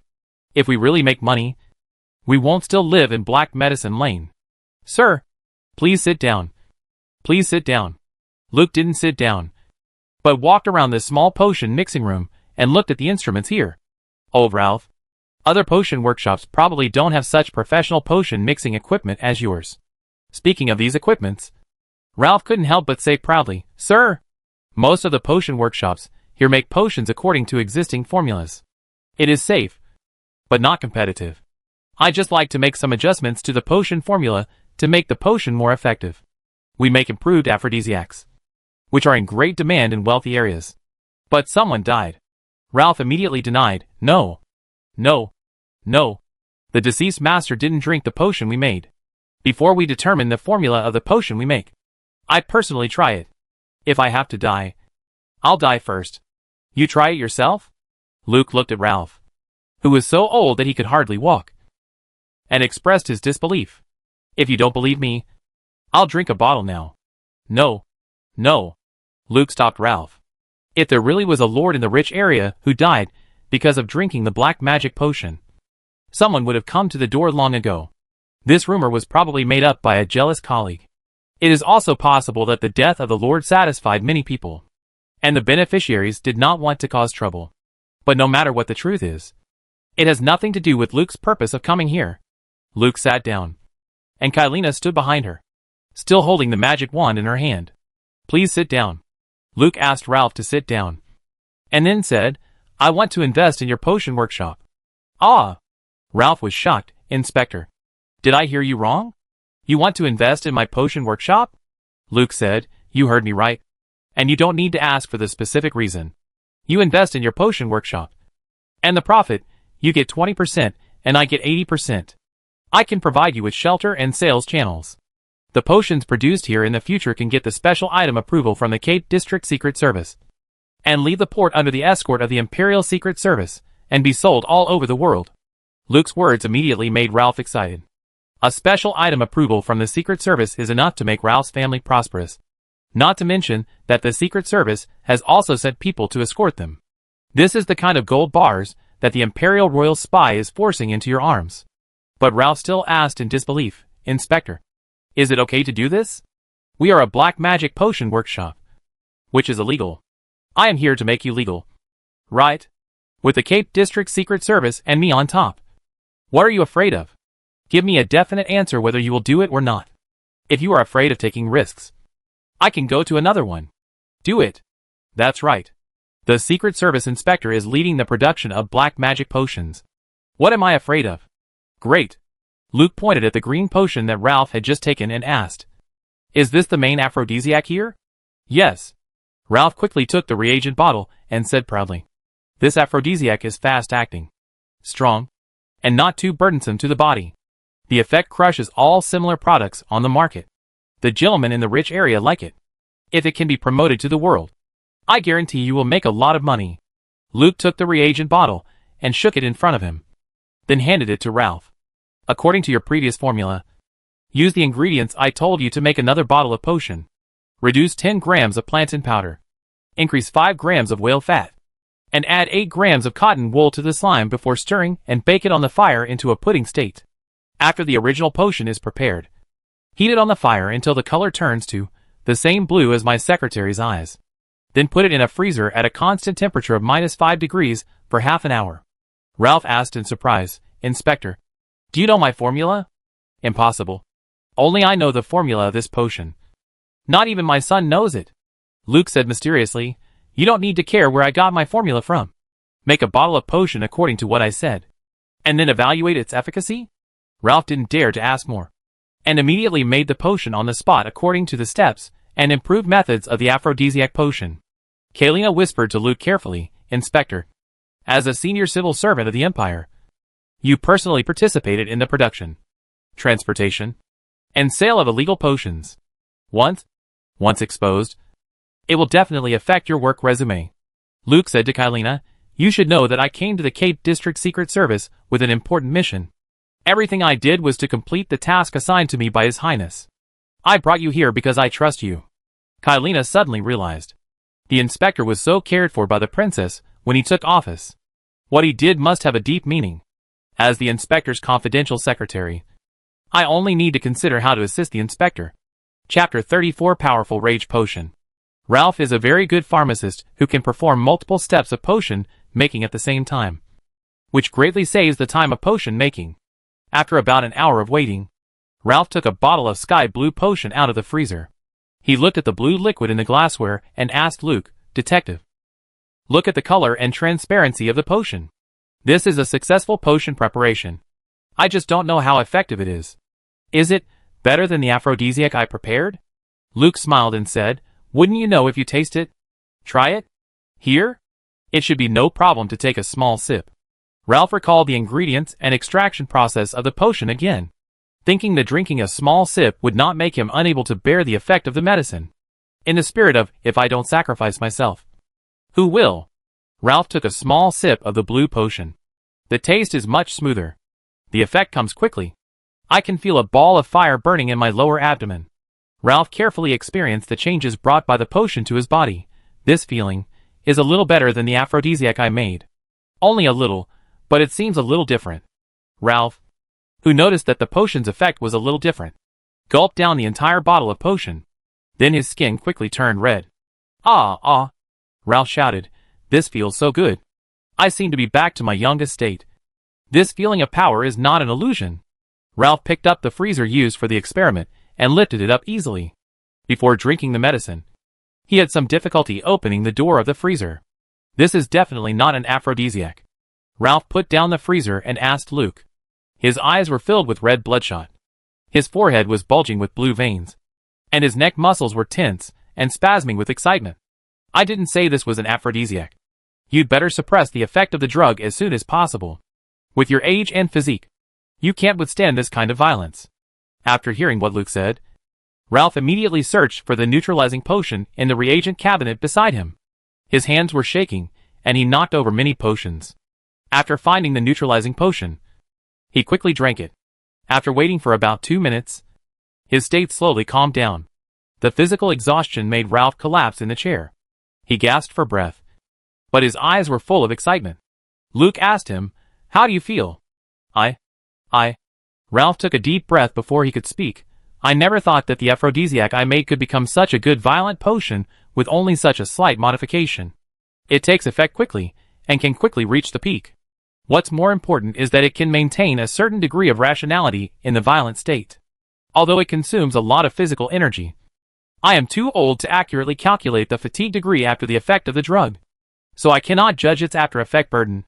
According to my experience, a regular potion with the same effect can be sold for about 20,000 imperial marks per bottle, while the aphrodisiac we make can only be sold for 1,000. Luke didn't expect Ralph to still be thinking about his aphrodisiac. "Your aphrodisiac is still in production. Open another production line for the berserk potion, and all the berserk potions will be sold by me. You have been in the black potion for so long. You should know that this kind of berserk potion is enough to make you and your sons all go to the sea to feed the fish." Luke did not threaten Ralph. According to the progress of the era, Ralph will produce this highly effective berserk potion in an accidental experiment a few months later. Soon his family died in a maritime accident, and the highly effective berserk potion he invented became a money-making machine for others. Mrs. Ralph was old and shrewd, and of course she knew that the value of this highly effective berserk potion was not comparable to her own aphrodisiac, especially in this Cape area. Too many people died because they had things they shouldn't have. "I know what to do, detective. I won't tell anyone about the existence of this berserk potion. I will hand over as many berserk potions as I make. It's good that you understand. This lady is my confidential secretary, Kylina. She will handle all your accounts, purchases, production and sales on my behalf. In addition, I will arrange a safer potion production site for you. Our products cannot be limited to violent potions and aphrodisiacs. You need a larger and more advanced potion laboratory, standardized management, and brand new potion production machines." Ralph said to Luke gratefully, "Thank you, detective. I will never forget your kindness to our Ralph family." Luke said, "You make me 20 bottles of this highly effective violent potion now, and make 500 bottles before nightfall and send them to the Secret Service. Is it difficult? Ralph thought about the production capacity of his workshop. No problem. The high-efficiency berserk potion only needs to slightly change the ingredients and process of the aphrodisiac. 500 bottles of berserk potion can definitely be delivered to the Secret Service before nightfall. I will make the potion for you. The detective. To take away now. This potion mixing room has ready-made aphrodisiac raw materials. Ralph, who has recovered, operates skillfully and makes 20 bottles of high-efficiency berserk potion at a time. These potions are put into potion bottles according to the measurement. The shape of the potion bottle is a cylinder that can be held in one hand, which is easy to carry and easy to take out and drink. After getting the potion, Luke asked Kalina to check and calculate the accounts of this potion workshop, record all supply and delivery channels, and arrange personnel to investigate them when we return to the Secret Service. The employees here also need to verify their identities, and then invite them to the Secret Service for an interview. This potion workshop must be completely under control. Even though it is a professional match, Kalina was busy until noon before she finished the main work. The remaining trivial matters that are not related to the overall situation can be coordinated with here slowly later. Luke took Kalina away from Black Medicine Lane and returned to the Secret Service at 2:30 in the afternoon. Some sponsors who were invited to the meeting had arrived early. Luke and Kalina found some ready-made food in the cafeteria to fill their stomachs, and then hurried back to their office. Shelley, who hadn't seen Luke for the whole morning, was very anxious. When she heard that the inspector was back, she immediately came to the door. Inspector. Shelley pushed the door open and immediately found Luke's abnormality. You have changed a lot. Not in appearance, but you have become stronger. Really? That's a good thing. Tell me about the current situation of the Mad Axe party. Can they still hold on? Luke didn't explain anything to Shelley about his changes. Without Luke's explanation, Shelley didn't dare to ask more. She sat down opposite the desk and said, without a heavyweight warrior like Juma, the Mad Axe party had a hard time fighting. If the castle wasn't strong enough and the defense facilities inside were complete, they wouldn't have lasted a night. Lambert hopes that we can help them find some more mercenaries. But our sponsors have received warnings from the sheriff's department, and some people have wavered. Chapter 35 Sponsors. Luke asked Shelley, are all the people I invited here? Everyone is here. No matter whether they are going to join the Public Security Bureau or not. They must give face to our Secret Service. It's just, our future will be difficult. Shelley showed pessimism. In the past, the Secret Service and the Public Security Bureau had a certain understanding on the interests of the docks. But I didn't expect that the Public Security Bureau would do such a thing as soon as the Axe Party got into trouble. It's like they want to drive the Secret Service out of the interests of the docks.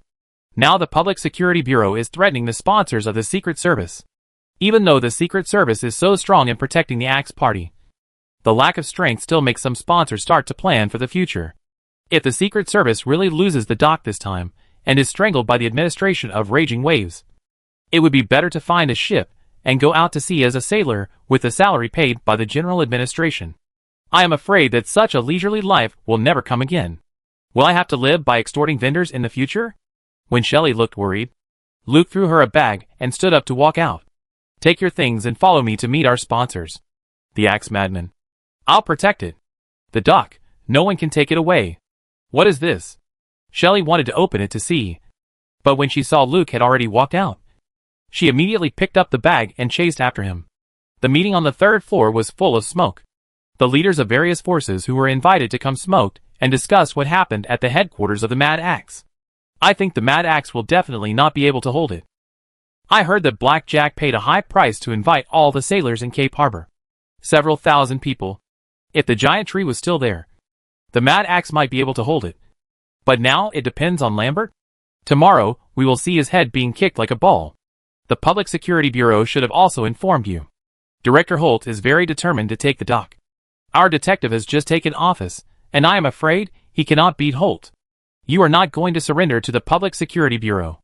No matter how the Public Security Bureau and the Secret Service fight, the Secret Service will be here. Aren't you afraid that the Secret Service will settle accounts with you in the future? Fear? Of course I'm not afraid. I'm here because I'm afraid. Let's talk to Inspector Meteorite about our difficulties. At worst, we can give money to the Public Security Bureau and the Secret Service at the same time. But the amount of money must not be the same as before. Alas, the fight between the masters of the Public Security Bureau and the Secret Service is a pain for us who work below. We not only have to pay money but also our lives. Do you know that someone posted a bounty for the horned demon giant tree in the Assassin's Tavern? 5,000 gold coupons. It was 5,000 gold coupons that killed more than 100 good men in the Mad Axe party. Adding the deaths last night, the total number of deaths in our Cape district is almost 1,000. I don't know when it will end. I'm really afraid that it's me who will be kicked in the head like a ball. Captain Hansenton, you have a big business at the dock. What do you think of this? When someone said the name Hansenton, everyone stopped talking and looked at a middle-aged man wearing a triangular sailing hat. His skin was very rough due to years of sailing and sun exposure, and there was a centipede-like scar on his face. He is Captain Hansenton, who has a fleet under his command and controls the dock second only to the Crazy Axe party.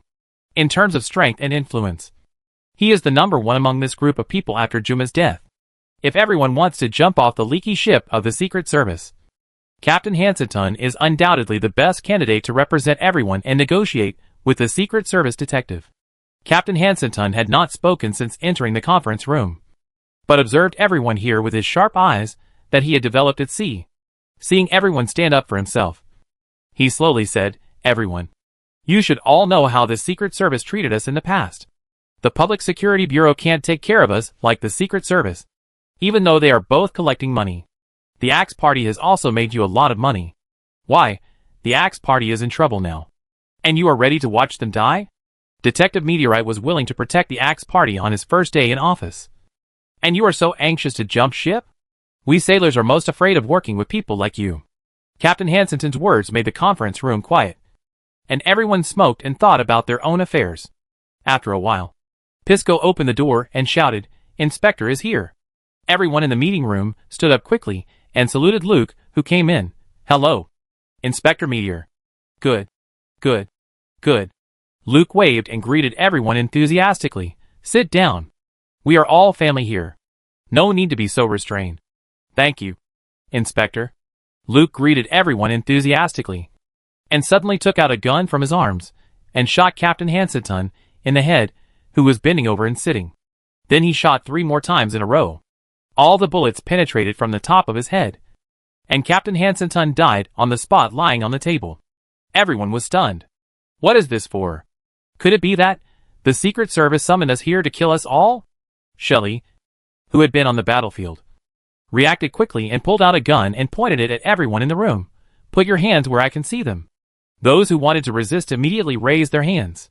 They all knew how powerful the Black Mamba was, and that he really dared to shoot. Someone asked, "Inspector Meteor, we have not betrayed the Secret Service. We are willing to do our best to support the Axe Party." Shelley controlled the situation and whispered to Luke, "Inspector, Captain Hansenton is one of us. He told me the warning from the Sheriff's Department. He also said that he would help us convince these guys not to surrender to the Sheriff's Department." Luke put the pistol back into the holster and said to Pisco, who was standing at the door, "Move Captain Hansenton's body out. Then take people to his dock to arrest Dowdy and Felix. Search the Lucky Princess, and bring the safe under the 10th board on the left side of the captain's room." "Yes, Inspector." Pisco walked in, carried Hansenton's body and went out. At this time, a group of Imperial spies rushed in to support after hearing the gunshots. Luke asked the spies to go out, and then smiled and said to the sponsors, "Don't be nervous. I killed Hansenton because he was the mastermind of the assassination of my former inspector. Pisco has gone to get the evidence. Everyone, please take a seat. Let's get down to business. Black Mamba, put your gun away." "Yes, Inspector." Shelley put the gun back into the holster on the outside of his thigh, and then asked, "How do you know that it was Hansenton who killed the former inspector?" "Of course, through investigation." Luke looked at the sponsors who were still standing and said, "We don't have much time, so sit down quickly if you are asked to sit down." "Sit down," Shelley shouted. The sponsors quickly found a seat and sat down. All gathered at the other end of the conference table, and the closest one was 4 seats away from Luke. This new inspector came in and killed Hansenton. No matter what the reason was, it really scared everyone. After everyone sat down, Luke asked, "Anyone who wants to jump ship can leave now." The sponsors were crying. In this situation, I dare not leave even if I want to. Chapter 36. Ruthless and Ruthless. Seeing that no one left, Luke said with satisfaction, "Very good. Very good. Someone just told me that the sheriff's department is trying to win you over. It seems that I was too worried. Everyone should be loyal when they are out there. When you encounter difficulties, you should first think about working together instead of jumping ship to save yourself." The meeting was very quiet. No one answered, which made Luke a little embarrassed. "Let's get straight to the point. I know what you are worried about. Black Mamba. Distribute the things in the bag to everyone." "Yes, detective." Shelley put the bag on the table and opened it. Seeing that it was full of blue potions without any labels, she didn't ask any more questions and quickly distributed one bottle to each person. When the sponsors were holding the potion, not knowing what was inside, Luke took out a bottle of potion from his bag and said to everyone, "These are a batch of powerful violent potions that I bought from the Imperial Pharmacist Association through personal connections. They take effect quickly, reach the peak quickly, and can maintain a certain degree of self-awareness. The peak duration of the drug effect is 15 minutes, and the subsequent decay period is half an hour. Smooth decline reduces the burden on the body and minimizes side effects. I plan to give this batch of powerful violent potions to you for sale, and you can experience the effect of the potion." After listening to Luke's introduction, the sponsors looked at the potions in their hands differently. The rage potion can greatly stimulate people's potential and burst out in a short time. It is definitely a magic medicine that determines life and death at critical moments. But the side effects of ordinary rage potions are also great. It is easy to lose your mind, and there will be a period of severe fatigue after the effect of the drug wears off. People with poor physical fitness may die directly. However, the powerful rage potion developed by the Imperial Pharmacist Association can greatly reduce the side effects after rage. Therefore, even if the Empire sets the price of the powerful rage potion very high, it is still difficult to get a dose. The Meteorite Inspector actually brought the powerful rage potion to the Cape District through personal connections. The power of this personal relationship is not ordinary. The important thing is, Inspector Meteor wants to give us this powerful violent potion to sell. This is to force us to put gold bars in our arms. Although some suspicious people suspect that this is poison, there are also nerveless people who directly pull out the cork and drink the whole bottle of potion in one gulp. Luke, who wanted to try it himself, stopped his actions. Everyone in the room looked at the two people who drank the potion. "Wow, this feels really great." The two stood up, their whole bodies in a state of exertion. Their skin quickly turned red, their muscles swelled, and their expressions were extremely excited. But their eyes were not completely cloudy. Power. This is a sense of power that I have never experienced before, and it is very stable and continuous. My mind is a little confused, but it is far from out of control. This is definitely the best state of rage, although I don't know what the sequelae will be after the drug effect wears off. Just based on this controllable rage state, this potion is definitely a hot commodity that can be sold as much as possible. After listening to the two people's comments, other sponsors also drank the powerful rage potion in their hands. The drug effect came very quickly, and the impact brought by the burst of power made everyone roar. If it weren't for the meteorite detective sitting here and the Black Mamba who kept his hand on the gun handle, they would definitely tear down the conference room to vent their power. But it also proved that the berserk state was controllable. The sponsors could only vent their surging sense of power by yelling, leaving the spies outside looking at each other in bewilderment. I don't know what the inspector is doing to the sponsors. After 15 minutes, the peak of the drug effect passed, and the berserk effect gradually decreased. After waiting for another half an hour, the berserk state disappeared, and the steady decline greatly reduced the burden on the body. In the end, I just felt a certain amount of fatigue, but not to the point of being unable to move. Now the sponsors look at Luke, no longer looking at him as a debt collector. This is his real father. The clever sponsor quickly grabbed the seat closest to Luke and asked anxiously, "Inspector, how much is this batch of powerful berserk potion? What's the price?" Luke leaned back on the chair and said, "It's too early to talk about price and quantity now. If we lose control of the dock, do you think our enemies will let us smuggle the powerful violent potion?" Someone slammed the table heavily. "Whoever dares to compete with us for the dock, I will kill him." The others, stimulated by the huge profits in front of them, no longer looked like they were about to jump off the ship, and rolled up their sleeves and shouted to take back the dock. "What if the sheriff's department personally came to compete with us for the dock?" Luke's question made the excited people shut up immediately. They really didn't have the courage to confront the sheriff's department head-on. Seeing the look on everyone's face, Luke smiled and said, "Don't worry.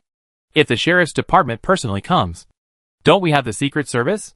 But if we want to smuggle and resell the powerful violent potion, we must really stick together to form a strong fist to protect the wealth we will create in the future. If it is like now, the Mad Axe is bullied like that. Should we still consider helping them? To what extent? This business will only make you die faster. You should all realize this. Right?" Everyone calmed down from the excitement and thought seriously about Luke's words. The fact that they can sit here means that they are successful in the Cape District. Most of those who did not succeed died. The value of the powerful rage potion is immeasurable. Not only can it be exchanged for a large amount of wealth, but having this source of goods can also bring huge benefits. When the smuggled powerful rage potion circulates in the Cape District, its value will definitely make many people red. Can it be defended? At present, it seems that it cannot be defended. Now that Jumu is dead and Hansetun is also dead, no one left has the appeal to unite everyone. No. There is one. Inspector. For the powerful violent potion, we are all willing to do our best and unite to defend the dock. Please lead us. Inspector. We know that with your status, you definitely don't want to have too deep a relationship with us. But we all know our own abilities. Without you, we can't keep this business. Inspector. Please lead us. In the past, the Secret Service and the sponsors had a relationship of spending money to avoid disasters. As a senior official of the Empire, the inspector would not have too deep an intersection with these gangs. And now, the only one who can unite this group of scattered sands is the ruthless Inspector Meteorite. Chapter 37 Smuggling Group. After repeated requests from everyone, Luke said, originally, "I just wanted to provide a source of goods and didn't want to get too deeply involved. But you can listen to my call and come here at this time. Which proves that you are all loyal partners. I am relieved to hand over the goods to you. You push me to be the leader. And I can do it. I will be your boss in the future. And I have only one requirement for you, which is also very simple. You must listen to my orders. Can you do it? Don't rush to answer. It's about your life. You must think clearly." The meeting room became quiet and depressing. This request is indeed simple. But it is not simple if you think about it carefully. The inexplicable pressure made all the sponsors sweat. They were all unruly people. But at this moment, they dared not look directly at the detective of the Secret Service sitting at the top, as if their lives depended on his thoughts. Even if they left here, their lives and deaths were in his hands. After a while, one person stood up and bowed to Luke. "Inspector, I am willing to obey all your orders." Others also stood up and bowed to Luke. "Inspector, I am willing to obey all your orders." Good. Very good. This is what a smuggling group should look like. Sit down. Let's talk about supporting the Mad Axe party first. After the new brothers sat down, Luke thought for a while and said, "We should first give our smuggling group a name." Yin Yang. What do you think? The new brothers looked at each other. Our smuggling belongs to the black industry. Would it be unlucky to give such a bright name? But this was given by the meteorite inspector. Who dares to say it is not good? The inspector is really knowledgeable. After the name was determined, the Yin Yang Smuggling Group was officially established in the meeting room of the Secret Affairs Bureau in the Cape District of the Nuteo City of the Golden Shield Empire. The next step is to discuss how to support the Mad Axe Party. The Mad Axe Party must be saved.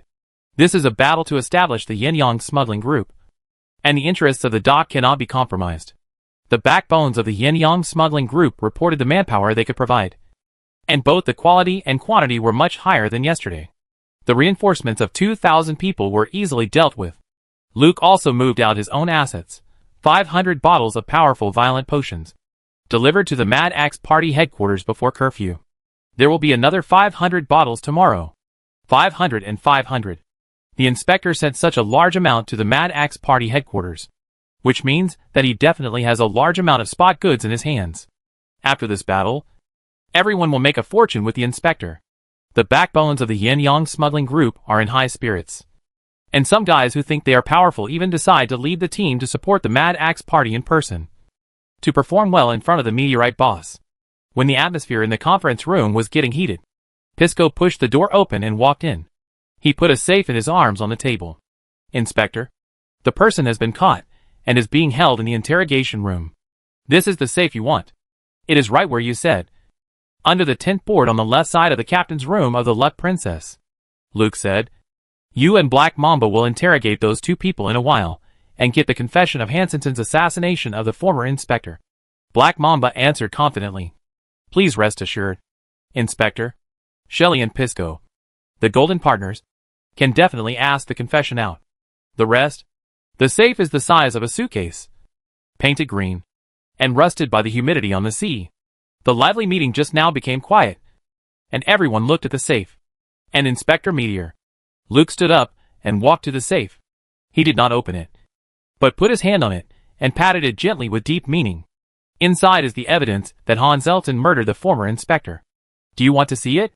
The heads of the newly recruited brothers began to sweat again. Does it matter whether Hans Elton murdered the former inspector? It doesn't matter. Do we need to see the evidence? Is this something we can see? No matter what is inside. If Inspector Meteor said that Hans Elton killed the former inspector, then Hans Elton killed the former inspector. Wanting to see means doubt. Inspector. There is solid evidence that Hanselton killed the former inspector. The inspector solved this unsolved case on the second day of his appointment. His ability to handle cases has opened our eyes. We believe that with you. The Cape District will soon be stable and prosperous. As expected, they are all well-known bigwigs in the Cape District, with good eyesight and good sense. Luke did not open the safe. Good. Very good. It's getting late, and you still have to go back to prepare to support the Mad Axe party. So I won't keep you for dinner. From today on, and you will fight for a place in this angry city. Luke threw the highly effective violent potion in his hand to the ground. We will fight our way out of this raging city with Inspector Meteorite. More than a dozen empty potion bottles fell down, and everyone left the Secret Service and went to their respective nests to gather people to support the Mad Axe party headquarters. In the empty conference room, Shelley looked at the broken glass on the ground and the inspector who was sitting there, not knowing what he was thinking. He couldn't help but ask, Inspector, we are spies of the Empire, and according to our duties, we should suppress and eliminate them. You participated in smuggling as a senior official of the Empire, and even formed a gang. Isn't this bad? Luke took out a cigarette from his arms and held it in his mouth, then raised his right hand, and the dragon snake stretched out his head and blew out a breath of dragon breath to light the cigarette, and then printed it on the skin to turn it back into a tattoo. Take a deep breath. The spicy smoke enters the chest, warming and stimulating, and also quickly stabilizes the rapidly beating heart. In addition to being a senior civil servant of the Empire, I have another identity. Shelley, don't question me. Don't question the princess. Just do your job. Luke stood up and looked at Shelley, and said to her in an unquestionable tone, prepare the evidence of Hansenton's murder of the former detective. Close the case. Shelley stood at attention. Yes, Detective. Pisco and I will prepare all the evidence before going to work tomorrow. Luke patted Shelley on the shoulder and encouraged, do a good job. Leaving the meeting room, Luke returned to his office. As soon as he sat down, Kylena pushed the door open and walked in. Inspector, the city administration office just sent you an urgent circular. Last night, a female elf named Ching Kong bought a prop that was suspected to activate the heart of the Red Dragon Nirkalon at the Whisperer Mystery House in the central city. The administration office requires our Cape District Secret Intelligence Bureau to immediately capture the elf Ching Kong and recover the heart of the Red Dragon Nirkalon before she causes major damage. Otherwise, hearing Kylena pause here, Luke asked, otherwise what? Otherwise, you will bear all the consequences. Chapter 38 I'm here again. Luke didn't expect that when he bought the props. He deliberately mixed the items related to summoning the Red Dragon with the bulk items, but was still discovered by the Imperial spies at the time. However, the heart was destroyed after the Red Dragon Nirkalon was summoned, so he couldn't give it even if he wanted to. It's better to pretend to be confused. Anyway, the Red Dragon has been dismembered and lies in Ching Kong's space backpack. What consequences can there be? Take responsibility. Luke replied lightly, oh, I know. Kylena, who didn't know the inside story, said anxiously, Inspector, if Ching Kong can't be caught, I'm afraid the Government Affairs Office will use this as an excuse to cut off our funding. Deduction of money again. Luke said to Kylena, reply to the Government Affairs Office. Whether it is Ching Kong or Red Dragon, Neither of them can be dealt with by our Cape District Secret Affairs Bureau. The things were stolen in the central city. And Ching Kong bought the summoning props in the central city. No matter how we line up, it is not our Cape District Secret Affairs Bureau's turn to solve the case. I have just taken office, and am not familiar with the work. I am not capable of taking charge of such a big case. And there is no target in the Cape District that is worth using a red dragon. Hearing Luke's last sentence, Kylina whispered, Inspector, is it inappropriate to reply to the Government Affairs Office like this? Reply like this, and I will bear all the consequences. The reason why the Government Affairs Office is forcing us is definitely to distract our attention and energy from the Mad Axe Party, and cooperate with the guys from the Public Security Bureau to fight for the dock of Cape Harbor. They don't expect us to catch Ching Kong and find the heart. These worms. In the future, the Government Affairs Office will definitely try every means to reduce the funding for us. The production and sales of magic potions must be accelerated. You make a reliable turnover plan, and we will solve the funding problem of the branch first. Yes, Inspector. Alas, it's really frustrating to be a spy in the Cape District. The Imperial Royal Secret Service is a secret agency directly under the royal family, and has great power. Government departments in other parts of the Empire are all cautious when facing the Secret Service, for fear of offending these guys, and being invited to drink coffee. But in Nuteo City, the city government office dared to assign the Secret Service to handle the case, and dared to say that all the consequences are you. This inspector is responsible. And that is also responsible for the Imperial family. The status of both parties in Nuteo City is reversed. And everything is caused by sugar-coated bullets. The salary standard of ordinary agents of the Imperial Secret Service is 6,000,000 Imperial marks per month. In other places in the Empire, it is considered a well-paid profession. In Nuteo City, in addition to the basic salary issued by the Empire, the Imperial secret agents can also receive city subsidies. The monthly income of ordinary agents has increased to more than 20,000. Agents with positions can get more money. Shelley, who was serving his sentence, came to work at the Secret Service Bureau in Cape District cleanly.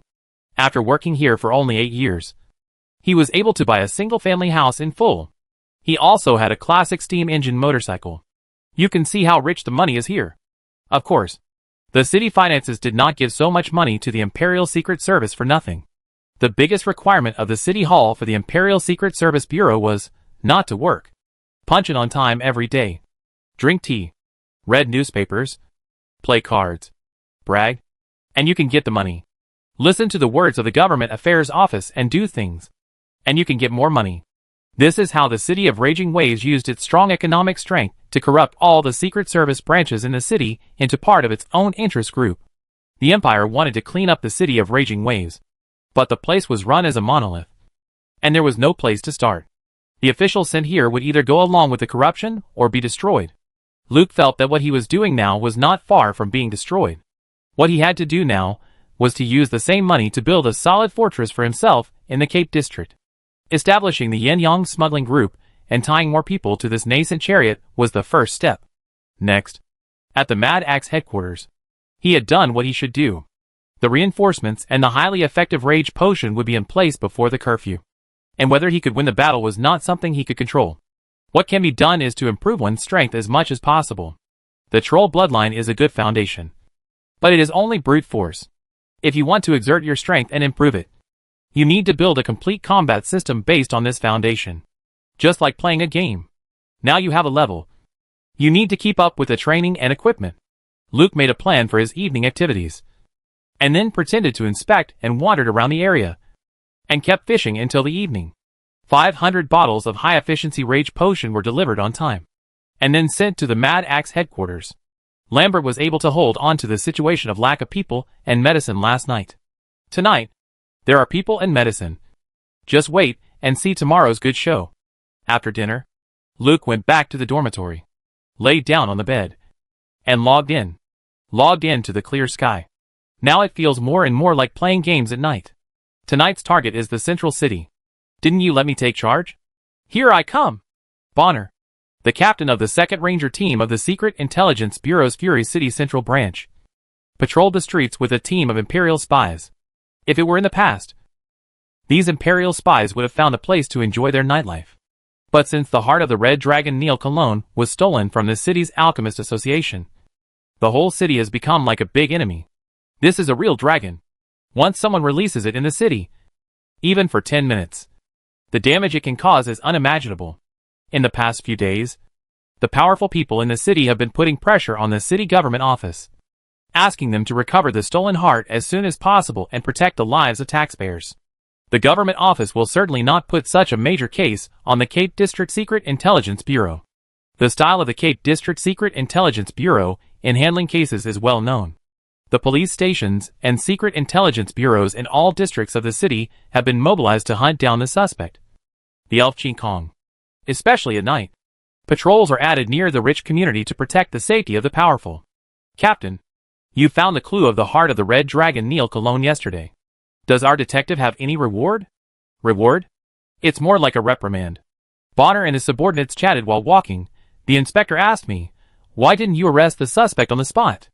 Alas, the spy below said dissatisfiedly, the inspector should really experience the situation at that time. I was completely frozen and unconscious at that time. To kill me. It was just a matter of stabbing me in the face. Another spy said in fear, I heard that the elf killed more than 100 people in the Cape District in one night. And they were all frozen into ice sculptures for public display. If the captain hadn't stopped the elf in time last night, we would all have died. Yes. Yes. That elf is too strong and beautiful. Yes. So beautiful. I have never seen such a beautiful elf. Especially when the ice dust was flying around her. I was stunned. You were stunned too? It would be great if she was not a killer. Just as a team of spies were discussing the elf's strength and appearance, a spy ran quickly from the other end of the street. Captain, the elf from yesterday appeared again. Right in front. She seemed to be waiting for the bus to Ulu College. Chapter 39 Academy Bus. Luke sat on a bench on the side of Ceremonial Avenue in the central city as clear sky. A street lamp beside him illuminated the area very brightly. Behind the bench was a small park with some traces of camping on the neatly trimmed lawn. Across the road was an opera house with posters posted outside and singing coming from inside. The faint singing made the city seem even quieter. After a while, a group of boys and girls in Ulu Academy uniforms came over. They stopped near the bench and waited for the Academy bus to arrive. At the same time, they also saw the elf sitting on the bench. In the city of raging waves, where roots connect the world, elves are not uncommon. There are many elf professors and scholars in the Ulu College, but they have never seen an elf with such a distinguished appearance. A boy who looked about 16 or 17 years old came over. He had a school bag slung over his shoulder, and asked Luke in a self-proclaimed handsome tone, "Hello, elf. My name is Dixico. Are you also waiting for the bus to the Ulu College?" "Yes," Luke replied. "I'm going to the Ulu College. Are you all students of the college?" The response of the strange elf made the boy more confident. He turned around and looked at his companions proudly, and then said to Luke, "Yes. We are all students of the Ulu College." The weekend passed so fast. I had a headache when I thought about having to face Professor Finnick soon. The magic spells he taught were really difficult to analyze. "Miss Elf, you are not wearing the student uniform of Ulu College. Are you a teacher of the college?" Dixico chatted with the elf and attracted other students to gather around. Some people speculated about the elf's teaching position in the college. "Miss Elf, I see you have 2 scimitars on your waist. I heard that the wind dancers of the elves are warriors who use double swords. Are you the combat skills instructor of the college?" "No. These 2 scimitars are so exquisite.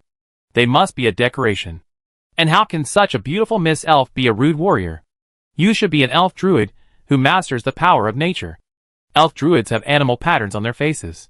I think you should be a magician.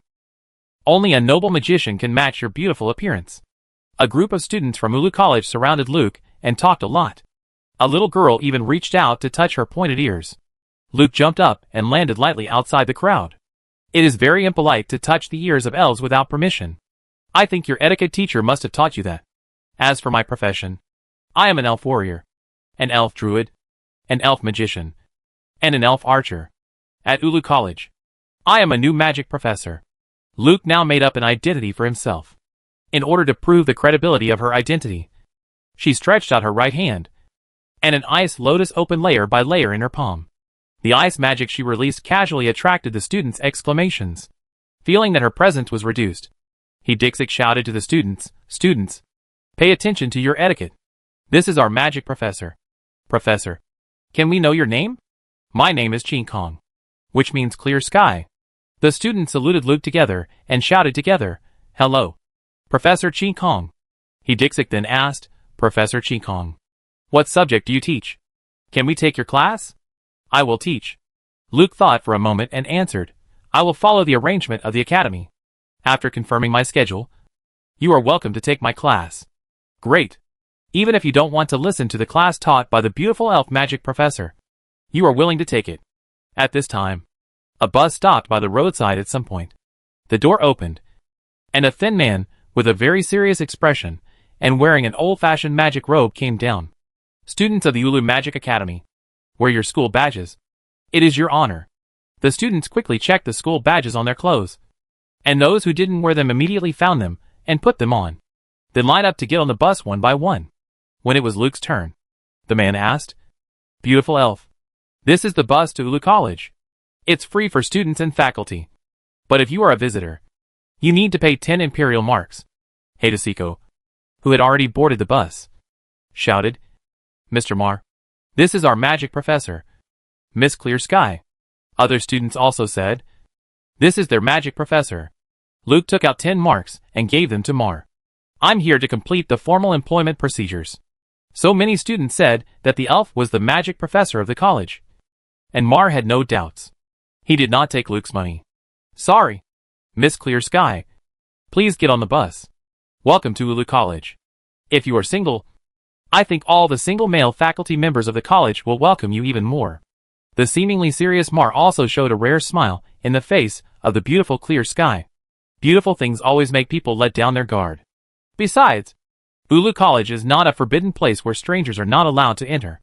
Openness and tolerance have always been the educational purpose of Ulu College. The fare of 10 marks is more symbolic. Thank you, Master Mar. Luke got on the bus. Hadesiko took the initiative to invite Luke to sit next to him. But Luke chose to sit with a female student who looked pretty good. Mar closed the door and knocked on a bell next to the door. The college bus started without a driver and disappeared on the road after driving for a distance. At this time, a group of Imperial spies came running over panting, watching the shuttle bus of Ulu College leave the main space. Damn it! Bonner, who failed to stop the car, cursed angrily, and then asked his men, Did you see Ching Kong get on the bus? Captain, we saw her get on the bus with the students of Ulu College. This time it's trouble. More than trouble. A powerful killer who killed so many people in the Cape District may also be carrying the heart of the Red Dragon Neil Cologne. If she runs into Ulu College, it will definitely cause a disaster. Go and notify the inspector and warn the city government hall. Find the Ulu College liaison office and ask them to open the passage to Ulu College for us. Quick! Quick! Quick! Yes, Captain. The spies who received the order left quickly. The remaining spies looked at the direction where the Ulu College bus disappeared and asked Bonner worriedly, Captain, what should we do against that elf? Bonner put his hand on the hilt of the knife. Many students in Ulu College come from aristocratic families. We can't help but fight hard this time. After encountering Ching Kong, don't give her time to release large-scale ice attribute magic. Rush quickly and kill hard. Only then will you have a chance to leave Ulu College alive. Yes, Captain. Chapter 40 Library. Luke was sitting in the bus to Ulu College. When she got on the bus, she saw the Imperial spy chasing her. Just in time. Ching Kong's appearance was enough to make the whole raging city jump. No matter what the Government Affairs Office had secretly planned for the Cape District, they had to withdraw to support Ulu College first. Outside the car window, due to the space conversion, the city buildings flew backwards in a distorted manner.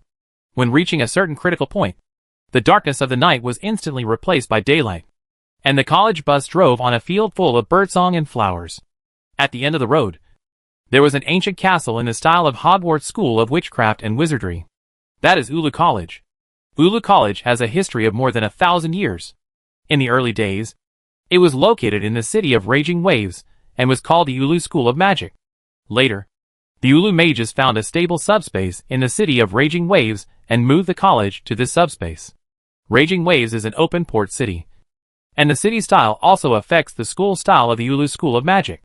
Ulu's School of Magic is the first magic school in the Golden Shield Empire to set up subjects other than magic, and even changed its name to Ulu College. In many fields such as magic, alchemy, steam, machinery, and supernatural research, Ulu College is at the world's leading level. Excellence and tolerance have attracted well-known scholars from all over the world, as well as the best students in the empire, to the Ulu Academy. When the academy bus was driving on the field road, other buses picking up students appeared on the road one after another. The day and night in the subspace are exactly opposite to those in the main space. Today is the first day of a new week, so Luke met those students who returned to school after spending the weekend at home. The academy buses stopped uniformly in the square outside the academy gate, and soon the square was filled with students wearing uniform clothes. Hedesiko, who got off the bus, called the girl who was sitting with Luke, Lydia. "Isn't Professor Ching Kong sitting with you? Where is she?" Lydia looked around curiously. "Professor Ching Kong?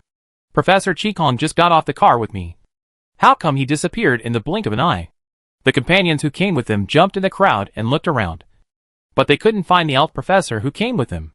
"Don't look for her. Since Professor Ching Kong is here to handle the entry procedures, we will definitely see her again in the academy." "Okay." Hedesiko was a little disappointed. At this time, Luke was already walking on the main road in Ulu Academy. In fact, if it weren't for attracting the attention of the Imperial spies, Luke had many ways to enter the subspace where Ulu Academy was located. After all, this is a place where players collect formulas and learn skills. And there are also many interesting academy-style plots. As a very old college, there are also many mysterious props here. Luke greeted the students and faculty naturally along the way, acting like an easygoing external elf professor, and then walked into the college library. The library of Ulu College is a 4-story building with a fortress style hundreds of years ago. It is one of the oldest teaching buildings in the college, hiding many secrets, and the place with the most supernatural events. Because it was Monday morning, there were very few people in the library. Luke walked along the spiral staircase in the hall to the basement, and found the 36th library. A dim light bulb illuminated the room of more than 10 square meters, and the bookshelves on all 4 sides were full of books. It's just that these books are covered with dust. It's obvious that the librarian doesn't pay attention to cleaning here. Luke took a book from the bookshelf and dusted it off. The relationship between cursing and mysticism. Author Lowell Felix. Open the title page. Is cursing a branch of mysticism?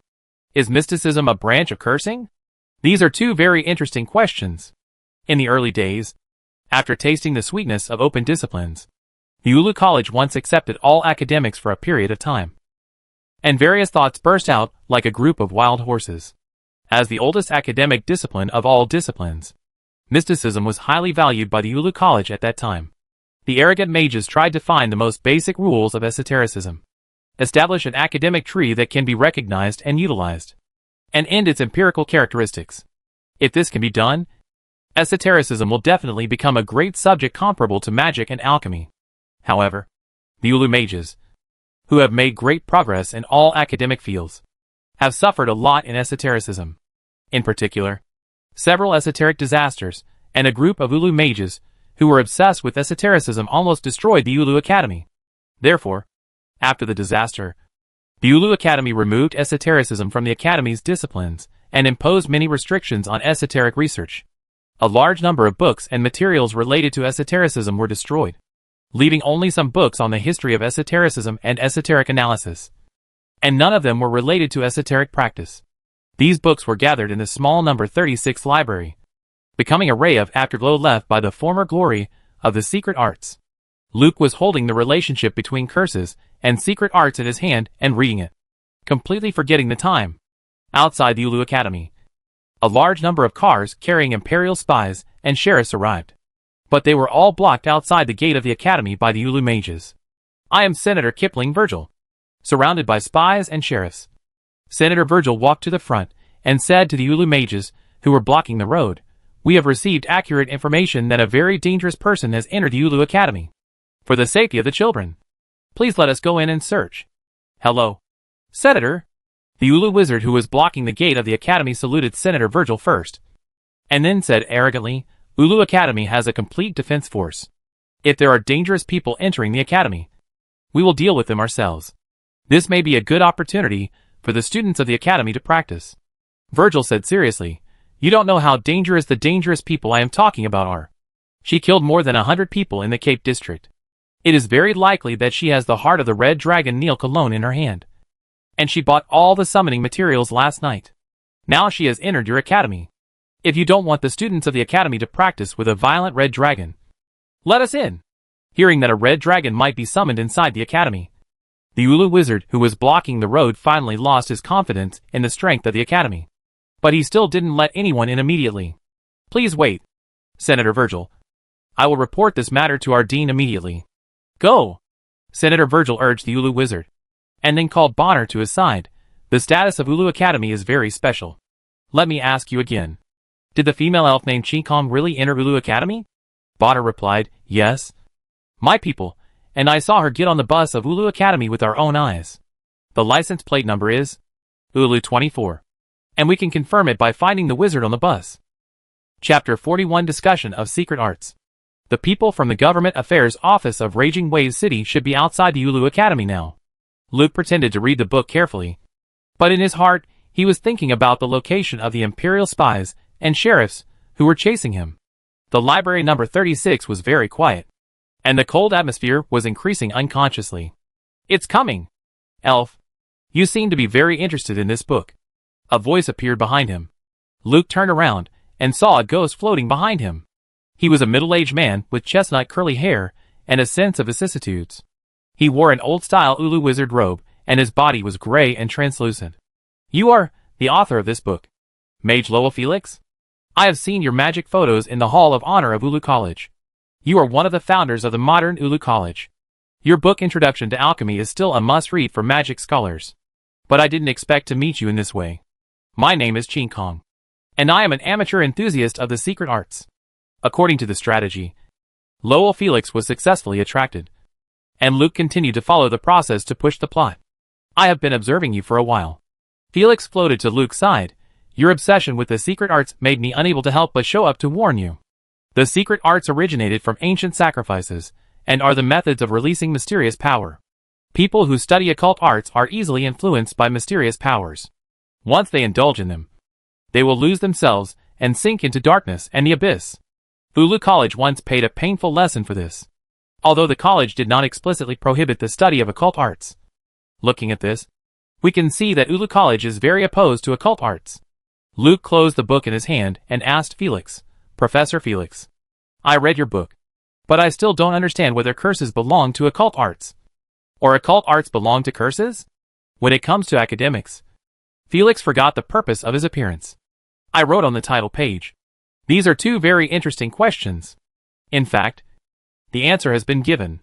The boundaries of academia are fuzzy, and there is a lot of overlap between different academic disciplines.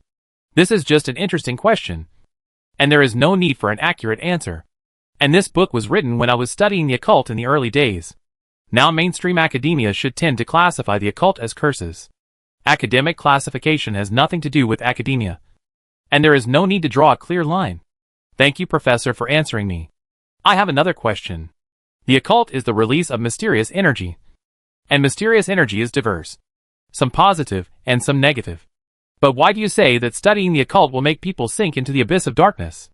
And I have studied many cases of failed occults. As you said, people who study the occult always uncontrollably deviate their research direction to the dark side. Felix replied, no matter what energy it is, its properties are neutral, and it is people who make it deviate. To be more precise, it is human nature. Mysticism has almost no theoretical basis, and it is extremely dependent on the experience of the mystic.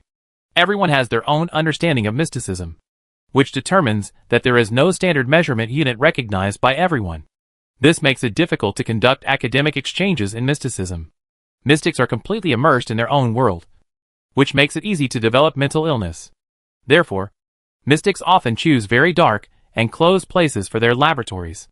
Such a mentality and such an environment will easily lead the development of mystic research to the dark side. Judging from your state, you may have just become curious about the secret arts. My advice to you is to get rid of it in time before it devours you. Once the Academy finds out that you are studying the secret arts, it will have a very bad impact on you. Thank you for your advice, Professor Felix. Luke thanked Felix, but thought in his heart, Why haven't those people come yet? I came to the library in a swaggering manner, and even greeted people I met on the way. It is impossible that the Imperial spies can't find it. Fortunately, when Luke was about to ask another question to contain Felix, hurried footsteps finally came from outside. There were a lot of people. Felix also heard the sound. What happened? Why are there so many people in the library? They seem to be coming this way. Luke said worriedly, Professor Felix. If they find me here, will they expel me from the Ulu College? The footsteps are getting closer. Felix said to Luke, I will take you to a place. I will send you out after they leave. And you must not tell anyone about me and that place. I promise I won't tell anyone. A portal opened in the library, and Felix floated in. Luke followed in. At the moment the portal closed, a sheriff just walked to the door. He looked at the dusty library warily, and then searched the next one. The light flashed in front of him, and Luke came to another library. The library was closed on all sides, with no doors, no windows, and no exits.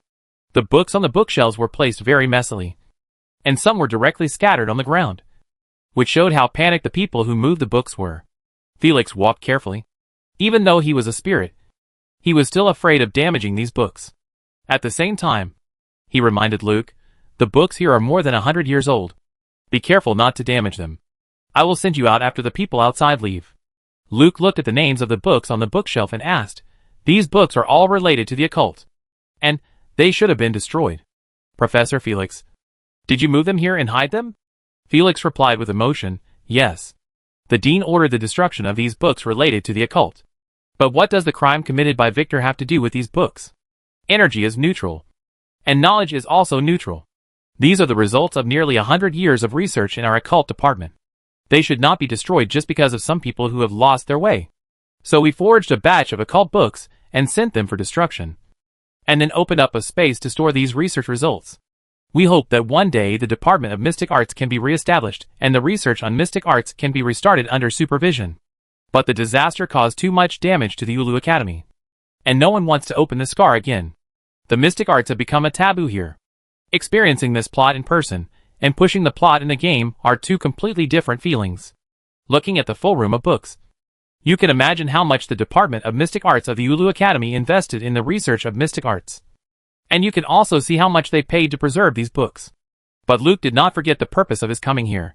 The Book of Disaster should be here too. Hearing the title of the book, Felix, who was originally a shadow, instantly solidified. He looked at Luke vigilantly. You know the Book of Disaster? You deliberately let me take you into the secret room. Chapter 42 Book of Disaster. Since he had entered this disappeared library, Luke no longer pretended. Professor Felix, your current state is affected by the Book of Disaster. You have been trapped here for more than 100 years. Don't you want to be free?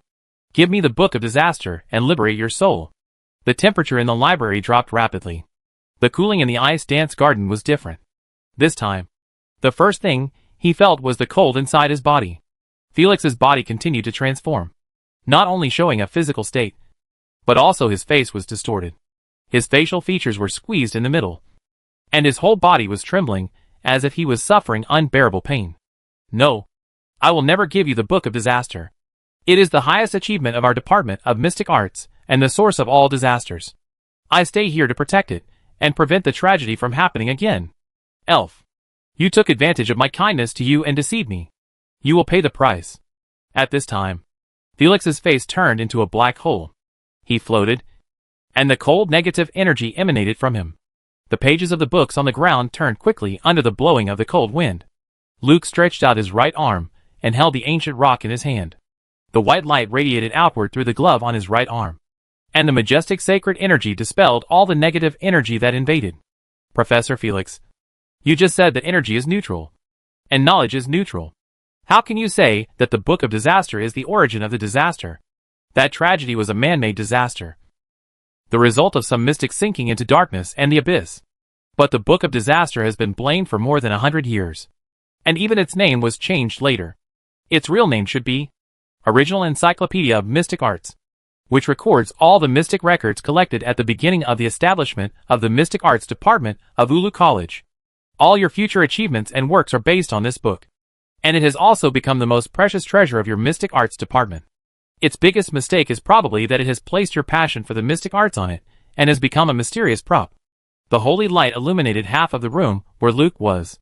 In front of her, a clear boundary between light and darkness appeared. Professor Felix was in the dark side, and the negative energy he emitted blocked the advancement of the holy light. Holy energy. How can an elf who lies all the time have the power of justice? And your knowledge of the Book of Disaster is beyond my imagination. You are very, very dangerous. I have to kill you. Luke sighed. Professor Felix, you are a good person and a great scholar. I don't want you to die in pain. But I must take the Book of Disaster. If I don't take it, it will cause a greater disaster in Ulu College in the future. I am the only one who knows the true value of this world. It is not a book that can only bring disaster. After saying this, Luke pushed Ching Kong's level from level 60 directly to level 100. The dazzling holy light burst out from the blade of the ancient rock, like a high-power searchlight, shining a white-hot strong light towards Professor Felix. The darkness in the other half of the room was dispelled by the light, and Professor Felix was exposed to the holy light and wailed miserably. The holy flame ignited the filthy resentment accumulated in his soul, and at the same time many souls were dispelled from his body by the holy energy. The responsibilities before death and the protection for more than 100 years after death made Felix and his companions bear too much. Their obsession with the secret arts made them reluctant to leave the Book of Disaster. Destruction was a relief for them, under the impact of the holy energy. After the negative energy was burned out, Professor Felix's soul changed from gray to light white. Then it scattered into starlight and disappeared in the air. The room became warm in the light. Elf, if you can see the future, what name will it have? Brick. Luke said the name given to the Book of Disaster by the players. Brick? It's a name I didn't expect. But it's better than the name Book of Disaster. Please treat it well. Felix, who guarded this library, completely died. Where he just stood, a hardcover book as thick as a dictionary lay there. Luke dispersed the holy energy, adjusted Ching Kong's level back to level 60, and then walked over to pick up the hardcover book. The cover of the book was written as Original Encyclopedia of Mystic Arts. This is the Book of Disaster. If the player does not take the Book of Disaster away in advance, another Ulu wizard who is interested in mystic arts will get to know Felix in this way. He will gain Felix's trust and learn a lot of knowledge about mystic arts here. Then he will be addicted to it like many mystic masters. He dispelled Felix's soul and took the Book of Disaster, repeating the words of mystic arts. The out-of-control mystic arts once again caused a disaster in Ulu College. Now, it is the brick in Luke's hand. Brick. Brick. Move it wherever it is needed. Brick not only represents that the Book of Disaster looks like a brick, but also vividly describes its function. The use of the Book of Disaster by the Ulu Wizards has fallen into a misunderstanding. That is, the layout of the entire secret ritual is designed around the Book of Disaster, and it is used as the subject in the secret language. In addition, the powerful energy displayed by the Book of Disaster in the secret language experiment has made the Ulu Wizards unable to get out of this misunderstanding. And they always want to develop a great secret art with the Book of Disaster as the subject. The result is a scene that cannot be handled. The real purpose of the Book of Disasters is to serve as an auxiliary to other mysterious props as the main language. If Master Olu had discovered this feature of the Book of Disasters earlier, he would have found it to be a panacea-like artifact. Any secret language can add the Book of Disasters to the auxiliary sequence, and it will not affect the effect of the entire secret language when it replaces any auxiliary. In advanced secret arts, it can replace a top-quality mysterious prop that you can't find. In the development of secret arts, by changing the position of the Book of Disasters in the auxiliary sequence, a large number of experimental processes for the development of secret arts can be reduced. And after releasing the secret language, the Book of Disasters will not disappear or become invalid like other mysterious props. It is a mysterious item that players' mystics must have. It is the first compiled and edited mystic encyclopedia in the epic world, and it carries the passion of all mystics in the mystic department of Ulu College for mysticism. It has been waiting for its value to be discovered, but it was recognized as the source of disaster and was named Book of Disaster. Go to where you should be. Luke opened the space backpack of Ching Kong and threw the Book of Disaster into it. Then he picked up the books scattered on the ground, put them on the bookshelf, and reorganized them. Finally, he selected a few mystic books from it and put them into the space backpack. The work is done. It's time to go out. Luke summoned the Book of Disaster and used the mysterious energy in the book to open a portal. Chapter 43 You Should Be Afraid. Through the portal, Luke returned to library number 36. There was no sound outside. Luke carefully poked his head out. But there was no one. The sheriff and the Imperial spies should have gone somewhere else. Now that they have obtained the Book of Disaster, they should leave the Ulu Academy and let them continue to search here. Luke walked out of library number 36 and walked up the stairs carefully. At this time, a small head popped out from behind a chandelier on the ceiling. It was a little monkey the size of a teacup. It stared at Luke with its big eyes, and after she disappeared at the top of the stairs, it jumped down from the chandelier. In the air, it turned into an owl, spread its wings and glided silently to the spiral staircase, then turned back into a monkey and swung up the handrail. Luke didn't know that she was being followed. She relied on her familiarity with the terrain of Ulu College to leave the library and then went into a forest. Through the forest is the main teaching building of Ulu College. It consists of 4 castle-like buildings, and there are 3 corridors connecting the castles. There is a secret entrance in the basement of the northeast castle that can enter the sewer. You can leave Ulu College along the sewer and find the connection point with the main space outside to return to the city of raging waves. At this time, Ulu College entered the highest alert state. In addition to a large number of Imperial spies and sheriffs who were searching for invading elves, the faculty and staff of the college were also mobilized. They formed a patrol team to protect the teaching building in the middle. Some senior students were sent to guard the entrances and exits of the teaching building and the windows on the outer wall. They were told that the one who invaded Ulu College was a female elf killer with green short hair and 2 exquisite scimitars on her waist. If you find an invading elf, don't be hostile to it.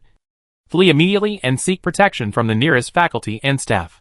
Luke crouched behind a bunch of grass and used the hiding skill to reduce his brightness and grayscale to blend into the environment. After a team of Ulu mage patrols passed by the path in front, she jumped out nimbly and rushed to the corner of the northeast castle. How to get in? Luke found that he had underestimated the reaction of the Ulu Academy. There were swaying figures everywhere inside and outside the castle, and there was no chance to sneak in. Should he log off and come back tomorrow? Just when Luke was hesitant, a voice above her head called out softly, "Professor Ching Kong. Professor Ching Kong." Luke looked up and saw Hadesiko, whom he met on the academy bus, sticking his head out of the second-floor window and waving at him. "Professor Ching Kong. Someone is coming over there. Come up quickly." Luke also heard someone coming, and immediately teleported to the second-floor window and got in. There was a corridor inside. Hadesiko, who was guarding the window by teleportation, was startled, including the 3 children with him, and the girl Lydia who sat with Luke in the car. Luke smiled and said to the 4 children with nervous expressions, "Now the whole Ulu College is trying to catch me. Aren't you afraid? We believe that Professor Ching Kong is a good person. No, a good elf. It must be Senator Virgil who framed you. My father said he was a liar, a villain, and a criminal who should be sent to the gallows. We will help you hide. Lydia, go to the front and see if there is anyone." "Okay. Okay." Luke's friendliness relieved Lydia's nervousness.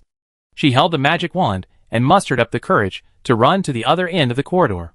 Luke said to Hadesiko and the other 2 children, "Thank you for your help, but helping me will put you in danger. I know how to leave. You should find a safe place to hide. Don't tell anyone that you have seen me." Hadesiko said stubbornly, "Professor Ching Kong, we are not afraid of danger. We can." The blade was against Hadesiko's neck, stopping him from continuing. Luke, holding the knife in his hand, said to the 3 frightened children, "You should be afraid. Congressman Virgil is right. I am very, very dangerous. I am not a professor at Ulu College. I lied to you. Children, it is not who you think is a good person that is a good person. Next time you encounter this situation, you must listen to your teacher.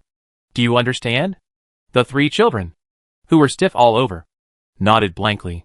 At this time, Lydia, who ran to the front, shouted and ran back, "Someone is coming. Run!" But when she saw her 3 companions being threatened by the elves with knives, she was shocked and stunned on the spot. Behind her, a team of Imperial spies rushed out from the other side of the corner. When they saw the invading elves, they immediately drew their knives at the same time, knocked down the stunned Lydia, and stepped over her. Luke saw that this group of Imperial spies released their combat skills when they charged, and did not care about the lives of the 3 college students with him. So he quickly put away his knife and rushed back at the Imperial spies. "Run!" Luke warned the 3 men of Hedesiko. With 2 swords in hand, the ice wheel was enchanted, and the freezing air erupted forward. Clear Sky's level was pushed down to 100. Lydia, who was trampled by the Imperial spy, didn't know what happened. This annoyed Luke, and she wanted to save the girl who tried to protect herself as quickly as possible. Just when Luke was about to swing the ice wheel at the Imperial spy, an owl rushed from behind her to the front. Then a strong wind blew in the corridor, and the strong wind pressure pushed away the Imperial spies who rushed over, pressing them tightly against the wall. In the center of the eye of the wind, the owl turned into an old man in a black magic robe. He leaned on a long-handled magic staff, walked through the Imperial spies separated by the wind, and picked up Lydia, who fell unconscious on the ground. The wind stopped at this moment, and the spies fell heavily to the ground. "Dean Wilred!" Hedesiko shouted loudly after seeing the old magician. The Imperial spies who got up from the ground were a little overwhelmed by the Dean of Ulu College on one side and the elf killer Ching Kong on the other. A spy who seemed to be the leader asked Dean Wilred, "Dean, we are helping you catch the killer. Why are you attacking us?" Wilred checked Lydia's condition and confirmed that she was not in danger of life, and then handed her over to the Ulu magician, who came after hearing the sound. "Help me catch the killer? But why did I see that you hurt my child? I shouldn't have let you in. Get out. All of you. Leave Ulu College." The Imperial spies knew that they had angered Dean Wilred, and they didn't expect that the Dean would happen to appear here. Things have developed like this. If you don't want to die, you have to leave. Report what happened here to Senator Virgil, and let him negotiate with Dean Wilred. The Imperial spies left in disgrace. The 3 students of Hedesiko ran behind Wilred along the corner of the wall, and then went to see the situation of Lydia. Wilred paused, the staff in his hand, and the window behind Luke closed. "Elf, tell me the reason for sneaking into Ulu College." Luke smiled and said, "Sneak in? I came here in broad daylight on the Ulu College bus, and entered the college through the main gate." Chapter 44. Fight. Faced with a powerful spirit in front of him, Dean Wilred dared not be careless. He said to the Ulu mages behind him, "Take the children away and evacuate everyone in the castle." "Yes, Dean." The Ulu mages rarely saw Dean Wilred act so serious, and immediately obeyed the order to pull the students away. After a while, the alarm sounded in the castle, and then there were chaotic footsteps and the sound of colliding tables and chairs upstairs and downstairs. Luke first lowered the level of the Clear Sky to level 80 to save power, and then stood there quietly waiting. "By the way, I found information about Dean Wilred in the consciousness phone. He is already 172 years old, the 27th Dean of Ulu College, and the longest-serving Dean. This is due to his psychic bloodline. Longevity, diligence, and talent have given Wilred extraordinary attainments in magic. The Epic game classifies Wilred as a 5-star hero, but like a large number of 5-star heroes with super strength. According to the player's standards, Wilred should be 5.5 stars. This time it is not a sneak attack on the red dragon Neil Cologne, who is also 5.5 stars. Luke is not sure that he can kill Wilred in 10 seconds with a 120 level Clear Sky. The battery of the mobile phone is not enough for the 120 level Clear Sky to appear for 10 seconds. If the 100 level Clear Sky is used, it should be possible to escape. After all, Wilred is old. His old arms and legs can flutter a few times like an owl, but they can't stand the big toss. Soon, the noisy sound disappeared. It seems that the people who should evacuate have already evacuated. Dean Wilred was the first to break the silence. "You don't look as vicious as Senator Virgil described. I heard that you killed more than 100 people in the Cape District." I don't know if he exaggerated. Luke admitted readily, "Yes. He is very right. I killed many people in the Cape District." Dean Wilred asked again, "Mr. Virgil also said that you stole a summoning item from the Alchemist Association of Raging Wave City, called the Heart of the Red Dragon near Cologne." "I didn't steal it. Is it in your hands?" I refused to answer. This was almost equivalent to a tacit agreement in Wilred's ears. "I can feel that you have no ill will towards Ulu College, and I don't want to create a difficult enemy like you for Ulu College. But I must know the purpose of your coming here. Tell me. As long as you don't harm the college, I can let you go." Luke found something very interesting when he was reading Wilred's information just now. Dean Wilred. You and Professor Felix are very good friends. Right. Wilred's face changed. And he said in a deep voice, yes. Felix and I are good friends. He is even my teacher. He is a true genius, who can easily master any academic field. If it weren't for some special things, he would be the 27th Dean of Ulu College. You asked me about this. It seems that you have discovered something? I know that you, the Dean, have the blood of a psychic and can change into two forms, a tree monkey and an owl. With your relationship with Felix, you should know that he guards the library in the form of a spirit. I guess when you knew I entered the library, you chased me there and hid yourself as an illusion. Then you kept following me. That's why you showed up in time to save Lydia. The reason you stopped me now was actually for the Book of Disasters. After his purpose was revealed, Wilred no longer concealed it. He held the staff and slammed it heavily on the floor again. The beam of magic energy spread out from under his feet, and the tiles on the walls and ceiling on both sides flipped, and the narrow corridor widened rapidly. With a rumble, the ceiling rose. The space expanded. The walls combined. The room split and rotated. And in a short time, a wide hall as big as 4 basketball courts was formed. I can feel the demise of Felix's soul, which is a relief for him. But you can't take the Book of Disaster with you. Since you know that library, you should know what happened here. It is a mysterious prop that will only bring disaster. No one can control it. Anyone who has this idea will be corrupted by its darkness. Give me the Book of Disaster, and I can let you go. On the ground in front of Wilred, a magic circle unfolded, and a light curtain rose up.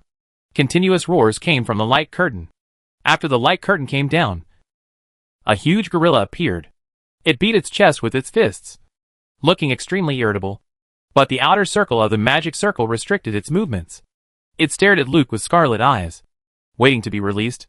Wilred finally warned Luke, this castle has been enchanted as a whole. It is very strong and difficult to be destroyed. You can't escape. You are not a purely evil elf, but your mind has been affected by the secret magic. Hand over the Book of Disaster. This is your last chance. 7 whirlwinds were generated in the hall, and electric currents flashed inside. Luke didn't expect that he would face such a scene in the end. It didn't fit the normal trend of the plot.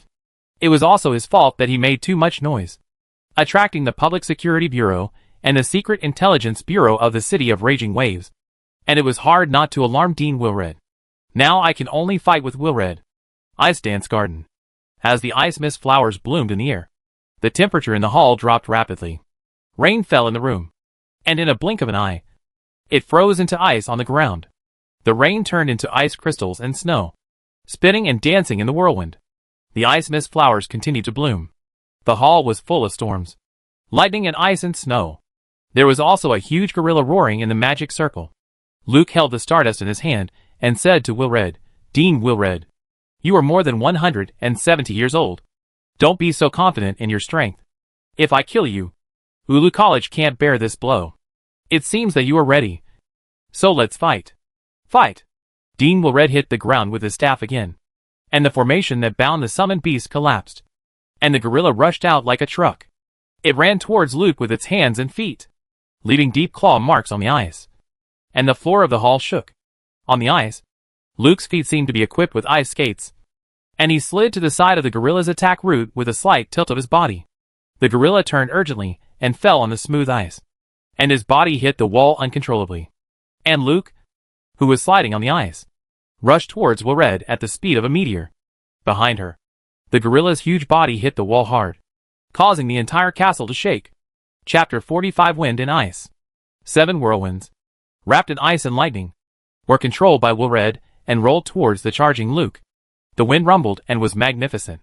The edges of the whirlwinds collided with each other, and the electric energy pulled out flashing and alternating electric chains. The ice particles rolled up at high speed were like the sharp blades of a meat grinder. Wilred held up his magic wand and continued to chant the spell. The airflow blew his beard and hair, and the sleeves of his magic robe fluttered.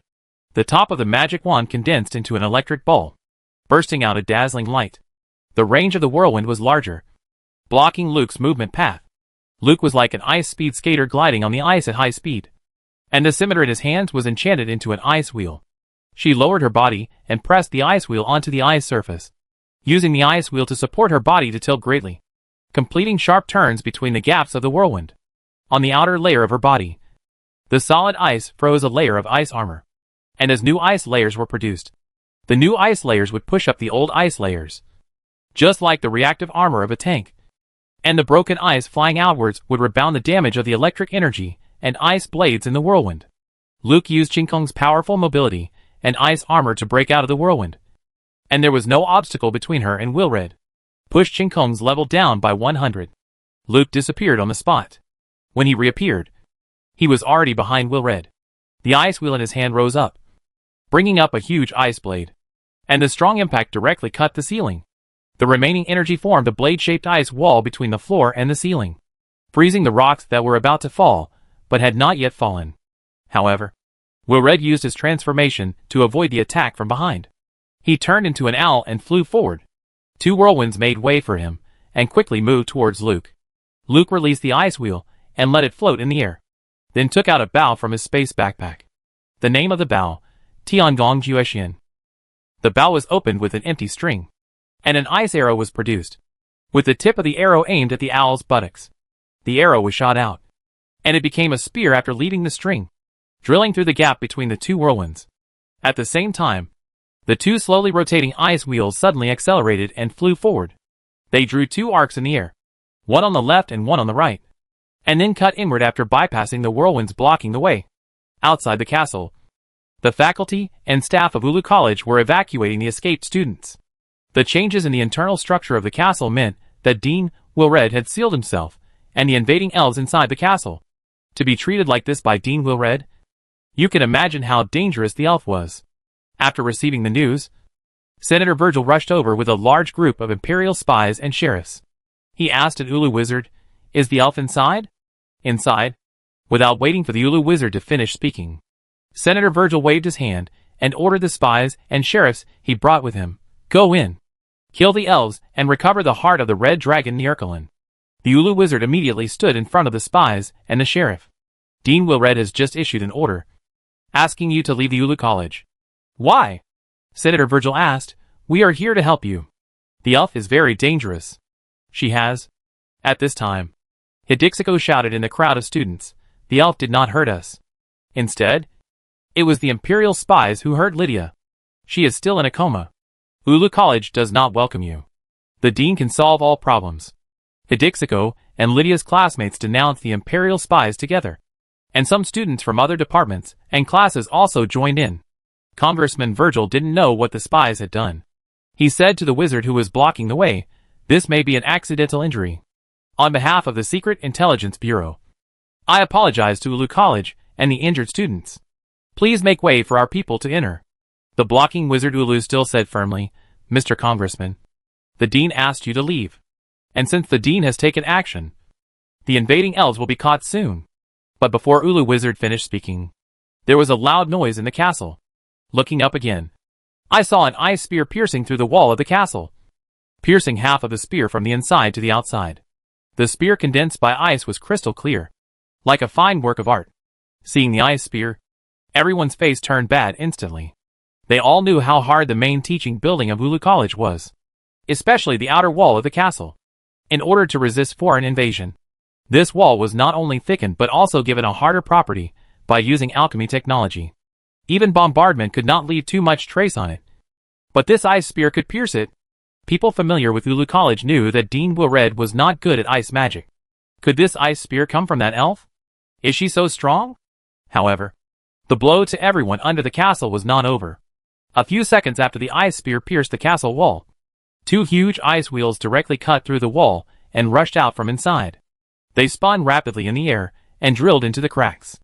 At this time, the castle wall broke and the rubble fell. What kind of monster was Dean Wilred fighting with? The elf mages spread their shields upwards to protect the students from being hit by the rubble. The mages who negotiated with Virgil asked, "Do you still insist on going in?" The Imperial spies and sheriffs all stood back. Virgil stared at the ice spears piercing the castle wall and the gaps caused by the two ice wheels, and said blankly, "We need support." The battle between Luke and Wilred continued inside the castle. The arrow did not hit Wilred. The 172-year-old old guy was very experienced in combat. The owl turned into a tree monkey in the air and fell to avoid the ice spears and ice wheels. and then was caught steadily by the giant gorilla's palm. The whirlwind blocked Luke's view, and combined into a wind wall to press up. Luke slid back, drew his bow, and shot rapidly at the ceiling and the ground in front of him. The ice arrows turned into ice spears, and the spear tips were inserted into the stone ceiling and floor to form dense spear clusters. The blocking of the spear clusters slowed down the power of the whirlwind. Seeing a gap between the wind walls, Luke changed from retreat to advance and rushed forward rapidly. She drilled through the gap before the spear clusters, teleported to avoid the lightning chain, retracted the Tiangong Juexian, and caught the flying ice wheel. Then she jumped back and danced the ice wheel to create two large ice walls that blocked up and down, creating obstacles for the whirlwind on the other side of the wall, and turned 360 degrees in the air to fall. Looking ahead, it was the giant gorilla waving its palm in front of it. Wilred turned back into human form and stood not far away. The top of his staff released an electric chain, whipping Luke like a whip. Luke, who had landed, jumped high by accumulating power, and the energy of the elemental fusion reactor burst, allowing her to teleport twice in a row in the air. She dodged the giant palm of the gorilla, dodged the whip of the electric chain, and jumped to the height of the gorilla's neck. She teleported behind it at the extreme, rotated her body, and pulled out two large ice blades from the ice wheel to cut the back of the gorilla's neck. The two knives hit and cut off the cervical vertebrae of the gorilla. Chapter 46: An Unexpected Harvest. The giant gorilla was killed, and its body turned into a stream of light and disappeared.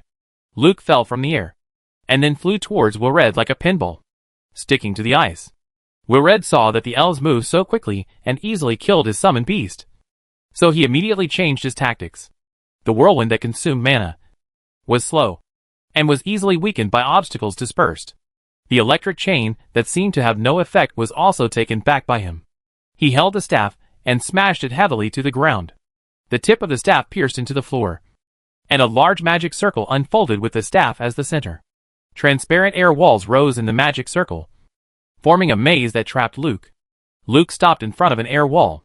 She knew that these air walls were compressed gases, and the light refraction produced by high density could make people see their existence. At the same time, it also stored a huge air pressure inside, and once it exploded, it would form an air hammer with extremely strong impact, and the light refraction combined with the mirror magic. Luke looked at Wilred, and 8 Wilred appeared through the air wall. They stood in different directions covered by the entire magic circle, and kept changing their positions. Air maze. This is a large-scale formation technique developed by Wilred specifically for the castle environment. In this terrain with limited upper and lower space, once trapped in the maze, it is easy to trigger the air hammer explosion. As the array was in operation, an air wall pressed forward in front of him. Luke retreated as the air wall advanced, keeping an eye on his surroundings. The air wall explosion was triggered, and the array would trigger the air hammer explosion only when it touched the magic mark marked by Wilred. The reason was that Wilred would also be affected by the refraction of light in the air maze, and he had no way to accurately locate the enemy's position. Luke had the magic mark marked by Wilred on his body. The array would control the air wall to move continuously. When one air wall was triggered, the entire array would control all the air walls to squeeze over. No one could withstand such a ravage after a violent beating by the air hammer. Elf, your strength is beyond my imagination. As long as you hand over the Book of Disaster, this battle can be interrupted at any time. Wilred's voice came from all directions. Luke continued to retreat at a fast speed. When his back was about to touch the air wall behind him, he quickly slid to the side and got out of the gap between the two air walls. Wilred, are you so confident in your formation? 3. While speaking, Luke once again dodged an approaching air wall. Wilred didn't know why the elf said 3 after saying a sentence. I just don't want to see you, who are so talented, die here. You are very strong, and I can see that you are very young. If you can live to my age, you will definitely be much stronger than me. Luke dodged an air wall again. Thank you for your praise. 2. Don't be stubborn anymore. A new batch of air walls will be generated in this formation soon, and you will have no room to dodge at that time. You will really die. I know. Luke did not rush to move in the face of the air walls pressing from both sides. She stared at the air wall in front of her and said to Wilred, Dean Wilred, do you know that there is a way to get your wand within 4 steps? What do you mean? That's what I mean. 1. When Luke said 1, the air wall in front of her moved away, and in front of her, All the blocking air walls happened to form a narrow corridor during this round of movement. At the other end of the corridor was the magic wand that Will Red had inserted there. This opportunity was a 4-step movement method that many players found after countless deaths in the air maze. No matter where you are in the air maze, you can definitely reach this point within 4 steps through this 4-step movement method. And the air wall will form a very short passage directly to the magic wand in the next round of movement. Once missed, the formation will generate a new air wall, and the player can only rely on defense to resist the continuous explosion of the air hammer. The opportunity is only a moment. Luke was ready, and he burst out his maximum speed the moment the air wall in front of him moved away. Her figure left a residual image, and added another teleportation to appear on the side of the magic wand. And Will Red did not hold the magic wand because of the release of the formation. He watched the elf appear in an incredible way, and then reached out to pull out the magic wand. The core of the formation was removed, and all the air walls disappeared rapidly with the sound of tire deflation. Luke grabbed the long-handled magic wand, held it with both hands like a stick, and shook his wrist. A piece of ice blade grew on the top of the magic wand. Willard's wand turned into a spear in Luke's hand, with the force of the spear like a dragon, and the flowers of the spear like ripples. Ice walls rose on all sides. Ching Kong's level was reduced to 120. Time went back and grabbed Will Red, who was about to transform and escape in panic. The tip of the spear stabbed out. The freezing cold wave erupted forward, freezing Will Red on the erected ice wall. Only a head was left. Then Ching Kong's level was adjusted back to level 80. Luke danced a spear flower with one hand and leaned the wand heavily on the ground. Will Red escaped from the ice in such a short time and appeared on the other side of the ice wall. He did not attack again. He was frightened by the power that the elf had just burst out, especially the feeling of powerlessness when facing the time reversal. At that moment, he was like a piece of meat on the chopping board. I also know that the elves did not kill him on purpose. Thank you. Facing Willard's thanks from the other side of the ice wall, Luke smiled and said, "No need to thank me. Your death will do me no good. And I didn't expect that I would not only get the Book of Disasters, but also the Ruewa wand when I came to Ulu College this time. It's an unexpected gain." Will Red looked at his wand and said to Luke, "Please give me my wand back." "Haha. I didn't even give you the Book of Disasters. Do you think I would give you the Ruewa wand? I stole it with my own ability. If you want it, just take it back yourself. I don't have time to play with you now. Goodbye." Under Luke's feet, where the wand had just hit the ground, the floor cracked. Then it seemed as if the lower floor collapsed. Luke and the falling rocks fell to the first floor of the castle. When Will Red ran to the gap, he could no longer see the elf. After a long time, Master Ulu, Senator Virgil, Imperial spies and sheriffs rushed up and saw Will Red standing next to the gap. Senator Virgil asked Will Red, "Sir, where is the elf?" "She ran away." "Did you get the heart of the red dragon Nealculin back?" "No. She also took the Book of Disaster." Hearing the name of the Book of Disaster, Virgil was shocked. Wasn't the Book of Disaster destroyed? How could you let that elf take the Book of Disaster away? It is more dangerous than a red dragon. Wild Red sighed and said, "What can I do? She even took my wand." Chapter 47 Disaster Striking Again. Luke happily walked in the sewer of Ulu College, carrying the Ruewa wand. Although the smell was very strong and there were rats running around everywhere, it still couldn't affect her mood. In the epic game, players cannot take the Ruewa wand for themselves if they snatch it. It is a mission item. After breaking the air maze released by Will Red, it must be returned according to the plot. Players have thought of some ways to try to hack the Ruewa wand. After all, the properties of this wand are very mouth-watering. Luke has a photo of the properties of this wand in her mobile phone. Ruewa wand. Attack, 468 spell mastery, 214 energy compatibility, all. Spell effectiveness increased by 15%. Mana consumption reduced by 50%. Mana recovery increased by 20%. Polearm skills, plus 2 independent magic cores, can store mana for spell consumption, 1000/1000. Although the attributes of the real Ruewa wand cannot be seen, Luke felt that all the attributes are there, and the effect is similar to that in the game. The characteristics of the Ruewa wand are high attack and high spell mastery. The same spell can be directly increased by 1 or 2 levels when released by the Ruewa wand. Moreover, it can improve spell effectiveness, reduce mana consumption, and improve mana recovery ability. The wizard can't take his eyes off it. But the game mechanism is there. And the player has no way to leave this closed copy if he doesn't return the Ruewa wand. But this problem does not exist now. Luke fulfilled the wish of all Epic players and hacked the Ruewa wand. It is not really hacked. He got it by his own ability. Another main reason why players wanted to hack the Ruewa wand is that, as a two-handed wand, the attribute of the Ruewa wand actually has a +2 extension of the long-handled weapon skill. It is like grabbing the soles of the feet of players who like to play with props and constantly scratching them with a chicken feather.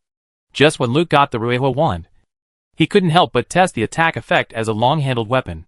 It was so smooth that people couldn't stop. It also confirmed the complaints of the players. Such a top-quality gun barrel was given to Wilred as a wand, which was really a waste of money. Now, you can finally realize your value. The happy Luke was reluctant to throw the Ruewa wand into his backpack, and just carried it all the way out of Ulu College, find the space node, and return to the city of raging waves. The bright day was replaced by the night, and the wilderness became a city. Luke and Ching Kong met in the secret room beside the Lime River. Next, the long night is long, and you can make a weapon for the main body. A long spear. The spear shaft is made of the Ruewa wand. The spear head is made of the teeth of the red dragon, and the outside is wrapped with the soft leather under the dragon's neck. I guarantee that Wilred will not recognize that this is his Ruewa wand. When Luke and Ching Kong were making the spear in the secret room, the city of raging waves exploded at night. The elf who stole the heart of the red dragon Nirkalog invaded the Ulu Academy, and she stole the Book of Disaster. She also robbed the one of Wilred, the dean of the Ulu Academy. More than 100 years ago, the mysticism caused by the Book of Disaster went out of control, causing the biggest crisis of the Ulu Academy since its establishment. More than a dozen mystics in the Department of Mysticism fell into depravity in the mysticism. They gained extremely powerful power, and their hearts also fell into the abyss of chaos and darkness. They called themselves Abyss Mages, and secretly organized the Abyss Secret House, using the power of the Book of Disaster to lure faculty and students of the Academy to join. After the Ulu Academy discovered that their mystic research had resulted in human sacrifice, they asked them to hand over the Book of Disaster and disband the Abyss Secret House. These Abyss Mages then launched an attack on the Academy. That war involved everyone in the Ulu Academy, and almost destroyed the entire Academy. A large number of people died, and countless valuable data were burned. The loss made the Ulu Academy unable to recover, and it took decades of recovery to gradually get rid of the impact of the riot. But the Abyss Mages were not destroyed. The original 13 Abyss Mages called themselves Apostles, and they had the strongest power. After the riot was suppressed by the Ulu Academy, 7 surviving Apostles fled with the remaining Abyss Mages, and for more than 100 years, the Abyss Mages have been active.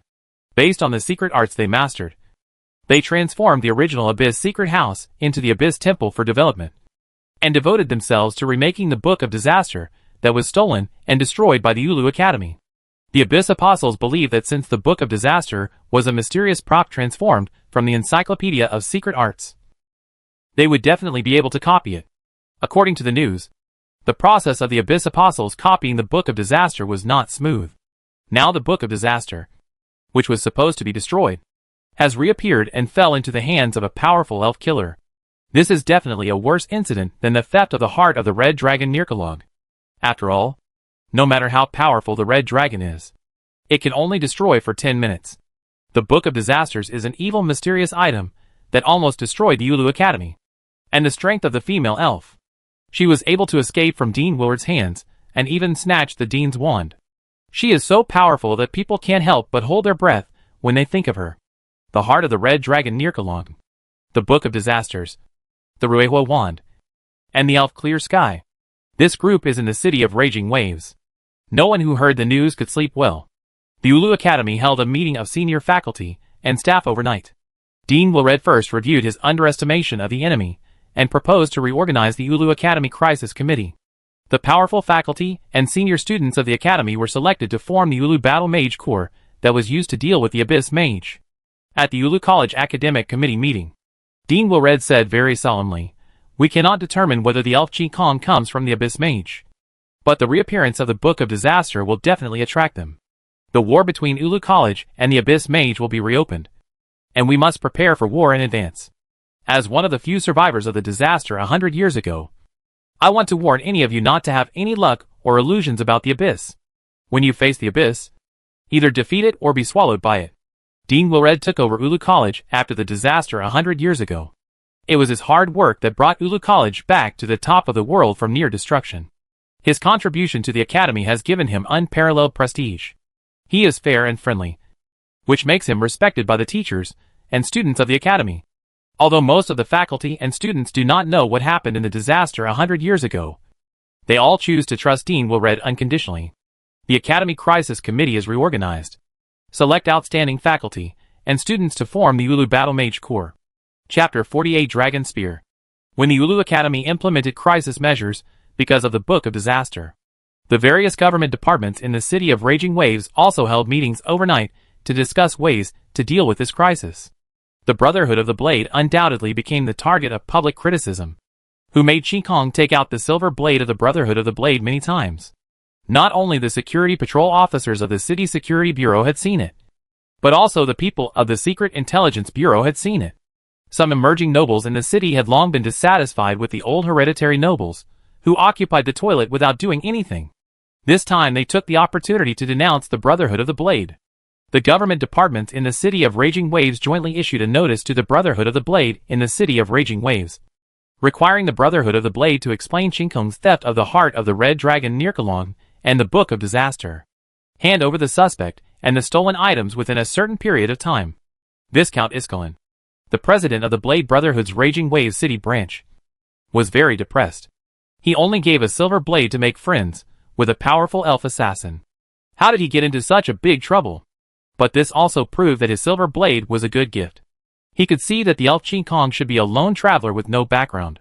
Now she could steal the heart of the Red Dragon near Colagrin from the city's Alchemy Association, and even steal the Book of Disaster from the Ulu Academy. It is even said that Dean Willard's wand was also stolen by her. This is a treasure. Viscount Iskalin ignored those notices, but mobilized the power of the Blade Brotherhood in Raging Waves City to find the elf Ching Kong. This time he had to find Ching Kong for a talk no matter what. Perhaps she could help the Blade Brotherhood regain control of Raging Waves. Luke didn't know what kind of shock his visit to Ulu College had caused to Raging Waves. All parties were responding to the appearance of the elf Ching Kong and the Book of Disaster, and the Abyss Temple. All the forces and mystics who coveted this legendary mysterious item soon appeared in Raging Waves. He spent the whole night in the secret room, working with Ching Kong to transform the Ruehua wand. After the Ruehua wand was wrapped with the soft skin under the dragon's neck, the grip felt much better than before.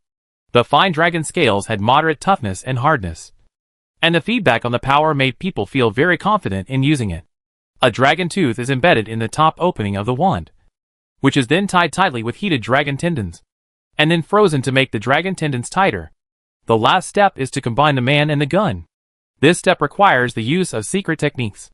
Due to material limitations, the secret techniques Luke can choose can only allow the original body that does not know gun techniques to acquire basic gun techniques. But it is better than just poking with a gun. The language of secret techniques, the inheritance of soldiers. The subject is a pair of iron hand guards that Luke found in the mysterious house of the Whisperer. The inner layer is deerskin, and the outer layer is iron. The back of the hand is covered with traces of time and battles, and it can be seen that its former owner was a battle-hardened warrior. This iron hand guard has become a mysterious prop because of the battle experience of its former owner. This type of mysterious prop is very common. Through specific secret words, the recipient can gain certain combat skills. Many families with a long history have passed down their unique combat skills from generation to generation through this kind of secret art. Luke stood at the recipient's position holding the prepared Ruehua spear. Ching Kong first arranged the candles and lit them according to the arrangement of the secret words. Then used the prepared powder to lay out a hexagram formation on the ground. Put the iron hand guard in the subject position. Take out the horsetail, star iron, mercury bottle, salt stone, and blood ash grass and place them in the auxiliary position. Finally, think about it, and take out the Book of Disaster to replace the star iron. The quality range of star iron is very large. Although all of them can complete the secret arts, the effects are definitely different. The Book of Disaster is used as an auxiliary language, which is directly calculated according to the highest quality. And it also has the effect of adjusting the balance of the entire secret language. It greatly improves the completion of the secret arts. There is no reason not to use this kind of secret auxiliary artifact. However, those who regard the Book of Disaster as the source of disasters or as a secret sacred object. I wonder what they will think when they see the Book of Disaster listed together with horsetail, mercury bottle, salt stone, and bloodish grass. Anyway, Luke doesn't have any feelings. This is just a secret prop. Every secret player in the era has one, and they don't think it is precious or special. The battle formation, subject, and auxiliary are in place. The ceremony begins. In the flickering candlelight, a battlefield is projected on the wall of the secret room. Two armies are fighting in one place. Arrows are flying. Magic is flashing. And heavy knights holding lances are charging at heavy combat machines wielding large weapons. Although there is no sound, the sound of fighting, explosions, and metal collisions seem to ring in ears. The battlefield on the wall covers the main secret room. Two groups of soldiers are fighting for life and death around Luke. They wear armor representing their respective camps, and fight with swords, spears, bows and arrows, knives, axes and other weapons in their hands. It can be seen that they are all veterans with rich combat experience and skills. If the weapons in their hands are broken, they can pick up a weapon from the battlefield and use it skillfully. The Spear of Wisdom in Luke's hand vibrated at this moment. It responded to the fighting spirit and murderous aura on the battlefield, and resonated with the murderous spearmanship in actual combat. This resonance affected Luke again. At this moment, Luke was completely immersed in the illusion of the battlefield. He felt that he was a soldier on this battlefield, holding a spear and fighting with his comrades. Fighting was his instinct. Even though he had never touched a weapon like a spear before, he could still skillfully use various spearmanship techniques. Just like controlling the clear sky, he also didn't know how to use double swords, machetes, and bows and arrows before. But when he held them in his hands, he knew how to use them. Although Luke in the illusion cannot unleash gorgeous spear skills, the most simple and practical spear skills refined on the battlefield are being recorded into his genes bit by bit. In his hand, a long spear can be opened and closed to sweep across thousands of troops. Or it can be wielded with a little cold light like a spirit snake. And he is as skilled as a veteran who has experienced countless life and death battles. Luke outside the illusion is affected and dances with the Ruewa spear like a sleepwalker. The dragon skin, dragon tendons, and dragon teeth that make the spear body echo the dragon and snake pattern on the back of his right hand. The dragon snake flew out and grew larger, winding and climbing from the tail end of the spear handle to the spear head. Luke shook the spear body, and the dragon head at the spear head sprayed dragon breath at the spear blade. And the spear blade suddenly expanded into a 1-meter-long fire blade. It let out waves of dragon roars with coercion, startling Luke from his illusion. The secret ritual stopped, and all the visions dissipated one by one. On the ground, all ritual items except the Book of Disaster turned into dust and dissipated. Luke held the gun, and the dragon snake retreated to the back of his hand. Now you are not the Ruewa wand, and the Ruewa gun doesn't seem to be appropriate. Let's call it the Greedy Red Dragon Gun. A combination of Greedy Snake and Red Dragon. Luke skillfully made a gun flower. Man and gun become one. The Greedy Red Dragon Gun disappeared in his hand. Chapter 49 Seeking Peace. The next day, Luke yawned and came to the office. Before he sat down, the heads of various departments of the Secret Service rushed in. Inspector, Elf Clear Sky attacked Ulu College last night and stole the Book of Disaster. Inspector, the city government office has issued a reward for Elf Clear Sky.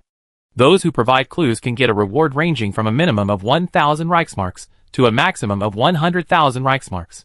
Those who can recover the Book of Disaster can get a reward of 2 million Reichsmarks. Inspector, Chief of the Public Security Department Holt wants to meet with you. Inspector, Councilman Virgil, who is responsible for the public security of the city of Raging Waves, invites you to attend the city security meeting at 2 p.m. at the city government office. The topic is that the security departments of each district will cooperate to capture the elf Ching Kong, recover the stolen Book of Disaster, the heart of the Red Dragon Nirkalon, and the wand of Lord Wilred, the Dean of Ulu College. Because Ching Kong first appeared in the Cape District, you will be questioned at the meeting. Inspector, the Axe Party. Luke stopped his subordinates from talking. Black Mamba, stay. The others go out first. Summarize your affairs with Kylina, and then let Kylina report to me. Yes, Inspector. The whole room left, leaving only Shelley. Compared to yesterday's dejected look, Shelley is in high spirits today. Inspector, The Axe party fought beautifully last night. More than 2,000 reinforcements and powerful berserk potions stunned the attacking enemy. Lambert even led his men to attack and killed all the way to the dock. Now it's the turn of the people who bullied us to tremble. As long as the powerful berserk potion arrives tonight, it's time for us to counterattack. The situation on the Axe party side was within Luke's expectations. Although the forces attacking the Axe party were numerous, they were scattered. The Public Security Bureau could support them, but they didn't dare to stand on the stage to organize them. And he gathered the people under the Secret Service to establish the Yin-Yang smuggling group. The power of clenching his fingers into a fist to hit people is different. Not to mention the powerful berserk potion. Another important factor is, Ching Kong attacked Ulu College last night, drawing the attention of the City Hall from the Cape District. So naturally, there was no way to do anything secretly. Holt from the Cape District Security Bureau wanted to meet, probably because he saw that the situation was not good and wanted to make peace. Luke said to Shelley, Holt wanted to see me. Did he say what his purpose was? The messenger didn't say. Inspector, did the Security Bureau see that the situation suddenly turned unfavorable to them and wanted to mediate? This is part of the reason. Shelley asked, how are you going to reply to Holt? The Axe party is already preparing to retaliate against all those who participated in the attack on the Axe party tonight. Luke thought for a moment. Send someone to the sheriff's office and tell Chief Holt that I have an appointment with him to meet on the Lucky Princess at Cape Harbor. Let Pisco take people to the ship to prepare first. Then go to the Mad Axe headquarters and tell them, when I meet Holt, they will immediately retaliate. It must be fast, accurate, and ruthless, and be finished before noon. Hearing that the inspector actually asked for the revenge action to be advanced, Shelley couldn't help but ask, Inspector, the sheriff's office has issued a warning not to cause trouble during the day. If we start the war during the day, will you be in danger? Didn't Pisco prepare first? Besides, such a big thing happened in Fury City. The government office must want to end the matter here as soon as possible so that we can help capture the elf Ching Kong. The city government office will hold a security meeting in the afternoon. I think Holt came to me more because of pressure and wanted to redistribute the pie of the dock before noon. You don't have to come back if you take people to the Crazy Axe party.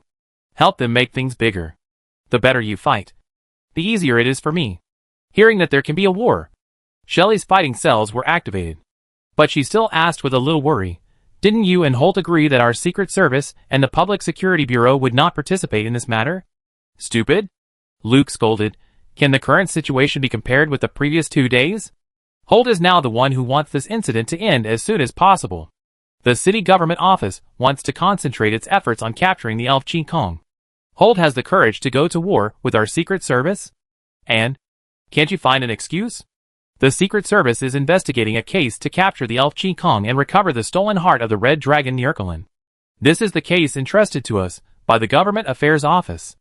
I will take care of Holt, so you can work with confidence. Investigation. This is a professional match. Be confident. It makes Shelley feel free. Please rest assured. Inspector, I promise to finish the work before noon. Go. Let Kalina come in. Yes, Inspector. Shelley stood up and saluted Luke, then strode away. Kalina soon came in with a stack of documents, and she put the documents on the desk first, then said, Inspector, there was a serious invasion at Ulu College last night. The elf Ching Kong, who once killed more than 100 people in one night in our Cape District, suddenly entered the Ulu College last night. Kalina told Luke what happened last night in an orderly manner, as a party involved, even though he knew the more detailed events. Luke still listened very carefully. After Kalina finished speaking, Luke asked, are there any clues about the elf Ching Kong? Inspector, no. The whereabouts of the elf Ching Kong are very strange. According to common sense, she hides in the city, eats, and rests, and as an elf, she has obvious appearance characteristics. As long as she moves, she can always reveal something that can be tracked. But there are almost no clues. Now several important districts in the city are checking all the elves. The city government hall held a meeting in the afternoon, preparing to coordinate all the security forces in the city to conduct a major investigation of the city of Raging Waves. The personnel in our Cape District are the most complicated, and should be the focus of this major investigation. Luke nodded. This is almost what he expected. Holt from the Public Security Bureau is so anxious to see him because he is under pressure from above. Then, if he is under pressure, Create more pressure on him. Well, I understand. The elf Ching Kong has stolen the Book of Disaster, which has endangered the security of the Empire. As the Secret Intelligence Bureau, we have the obligation to search for the elf Ching Kong. You write a search plan for me based on the situation in the Cape District. Yes, Detective. If there is nothing else, I will go to work. Luke stood up and said to Kylina, there is no rush for the search plan. Come with me to the Lucky Princess to meet Director Holt.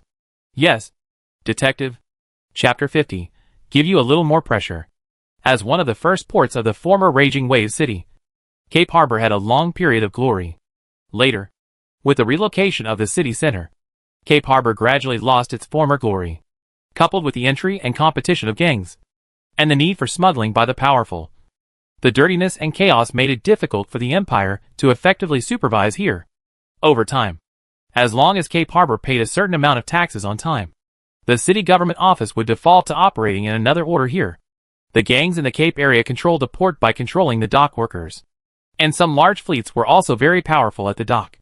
Yesterday, the captain of the Lucky Princess, Hanselton, was killed by the newly appointed Secret Service detective Meteorite, which caused quite a stir in Cape Harbor.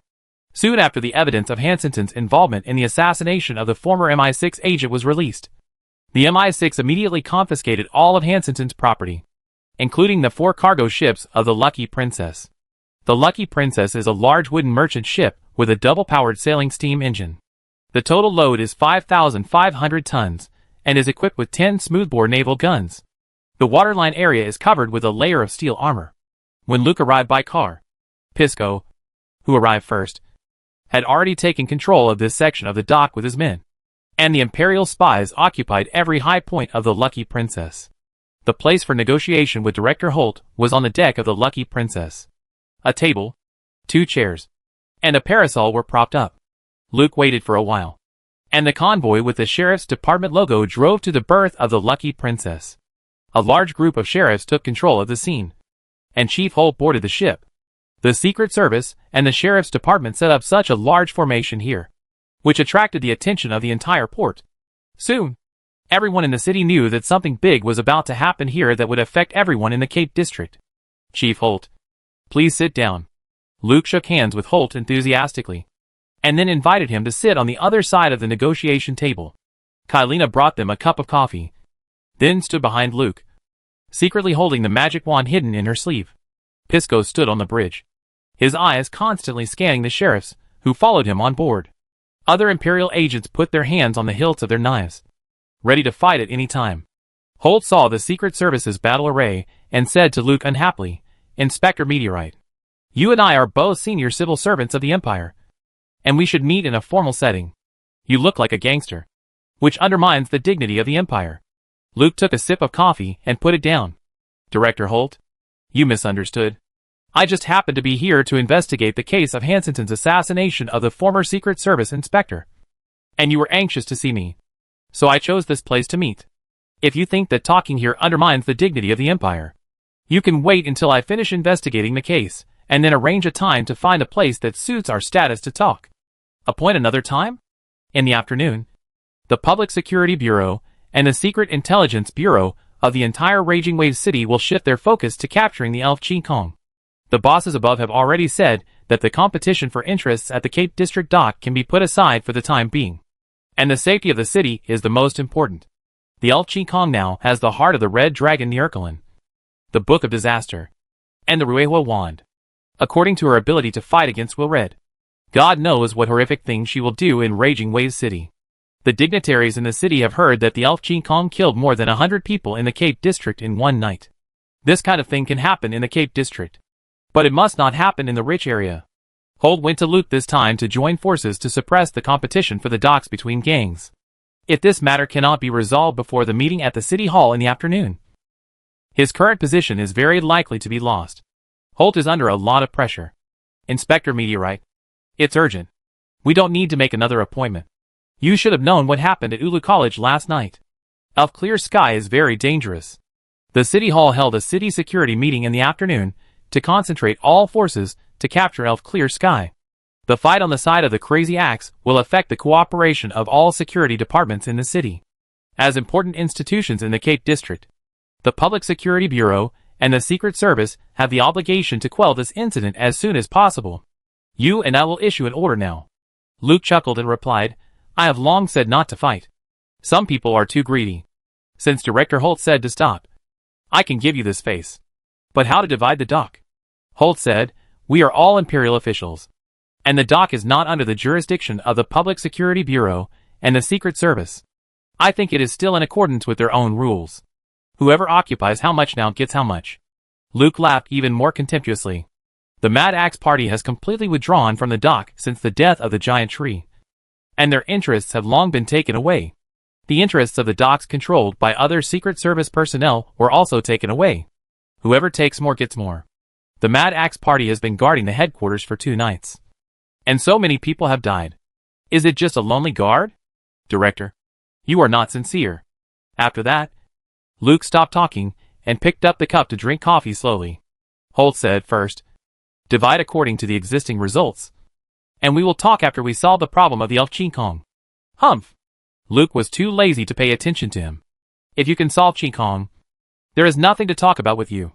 No hurry. Let's wait for the Mad Axe Party and Shelley to speak. Seeing Luke drinking coffee, one cup after another, Chief Holt was anxious. But he didn't want to show it. So he could only hold on in order to gain more benefits for himself in terms of dock interests. However, before Luke finished his second cup of coffee, a sheriff hurriedly boarded the ship and reported to Chief Holt in his ear. Holt's face suddenly became very ugly. And he asked Luke, Inspector Meteorite, what do you want to do? Why are the Mad Axe killing people everywhere in the Cape District? Why did the Black Mamba bring spies to participate in the attack? You messed up the Cape District during this period. Aren't you afraid that the city government office will hold you accountable? Luke replied, the city government office of Fury City has no right to hold me accountable unless they overthrow the Golden Shield royal family. So you should be careful when you speak. Otherwise the Secret Service will investigate your position. Captain Black Mamba is following my orders to search for the elf clear sky in the Cape District. This is the commission from the city government office to the Secret Service of the Cape District. I have the original circular. You can go and see it if you want. As for the Crazy Axe Party, the elf Clear Sky killed their boss Juma. And there is nothing wrong with them seeking revenge on Clear Sky. We still need to further verify the issue of the dead. It can't be that you say they killed someone. And they killed someone. If they can catch the elf Clear Sky, I will consider helping them apply for the Good Citizen Medal. Chapter 51 Restore the Status Quo. Holt now fully understood. The Secret Service was just taking advantage of the situation this time. Knowing that they needed to stabilize the situation in the Cape District before the afternoon meeting. They wanted to build momentum and take the opportunity to blackmail. The opponent's knife hit his soft spot. And according to intelligence, the Axe-Mad Party not only received a large number of support last night, but also seemed to have used a large number of violent potions. The gangs that were originally confident and ready to attack the Axe-Mad Party headquarters in one fell swoop were hit on the head with a club. The fearless Axe-Mad Party killed them and fled. And the mob was exposed. Now the Axe-Mad Party launched a counterattack. And the Black Mamba and the Imperial spies supported them. He was trapped here and had no way to help them. The new detective of the Secret Service is not simple. Holt waved his hand to let his subordinates retreat. And then said to Luke, Inspector Meteorite, you are awesome. But you also have to consider the consequences of doing so. The City Hall will not listen to your excuses. We all know what you want to do. I will report what happened here to the City Council. And the Council will forward it to the Imperial Capital. I think Her Royal Highness the Princess will not let you do whatever you want in the City of Raging Waves. That's for the future, right? Luke answered easily. As a fake detective, he didn't care about his image in front of Agatha. You will pay the price. That's for the future. Director Holt, I don't want to embarrass you. My request is also very simple. You ask your people to spit out everything they have eaten. And the dock will be restored to its original state. I guarantee that the Cape District will return to the state that the Government Affairs Office wants to see. Holt didn't expect that Luke would create such a good situation. But he didn't ask for a big bite of the dock's interests, but wanted to restore it to its original state. You just want the dock to be restored to its original state? What else? Luke said with a smile. I don't have such a big appetite as you. I did these things just to prevent my subordinates from suddenly losing a large amount of income. Not to suppress you in the Cape District. When we first met, I made my attitude very clear. I'll say it again. I know that the waters of Raging Waves City are deep, and I don't want to risk my life. The case of Hansen on assassinating the former detective of Cape District will not involve any additional people until the Lucky Princess. I also hope that the Cape District Secret Service and the Public Security Bureau can make a good start on the Lucky Princess. Our two departments will work together to maintain order in this district and satisfy the bigwigs above with our work. Luke reiterated his position and bottom line. The Secret Service does not need to fight for more shares in the dock. Not only because they do not want to offend the bigwigs of Raging Waves City, but also because there are not so many people to manage it. Moreover, establishing a strong external enemy is conducive to internal unity. For smuggling magic potions, 1 or 2 berths are enough. Now the attention of the entire Raging Waves City has been attracted by Ching Kong, and I can take this opportunity to reduce my presence in the eyes of the big shots. It takes time to build a chain of interests. Show weakness when it is necessary to show weakness, and keep a low profile when it is necessary to keep a low profile. Of course, we must also draw a red line for the other party, so that they don't think that showing weakness is easy to bully. Luke's tough actions and conservative demands made Director Holt angry, but couldn't find a place to vent. Now it is urgent to stop the gang fight that is breaking out in the Cape District as soon as possible. Since the interests of the dock have not been damaged, it is not impossible to restore it to its original state. Do you really think so, Director Holt? What do you think you would think if you were in my position? The life we want to live in the Cape District Secret Intelligence Bureau is to go to work, live a lazy life, and get paid. What we have done in the past few days is forced, and we have no choice. Holt can only choose to believe. Okay. The dock will be restored to its original state.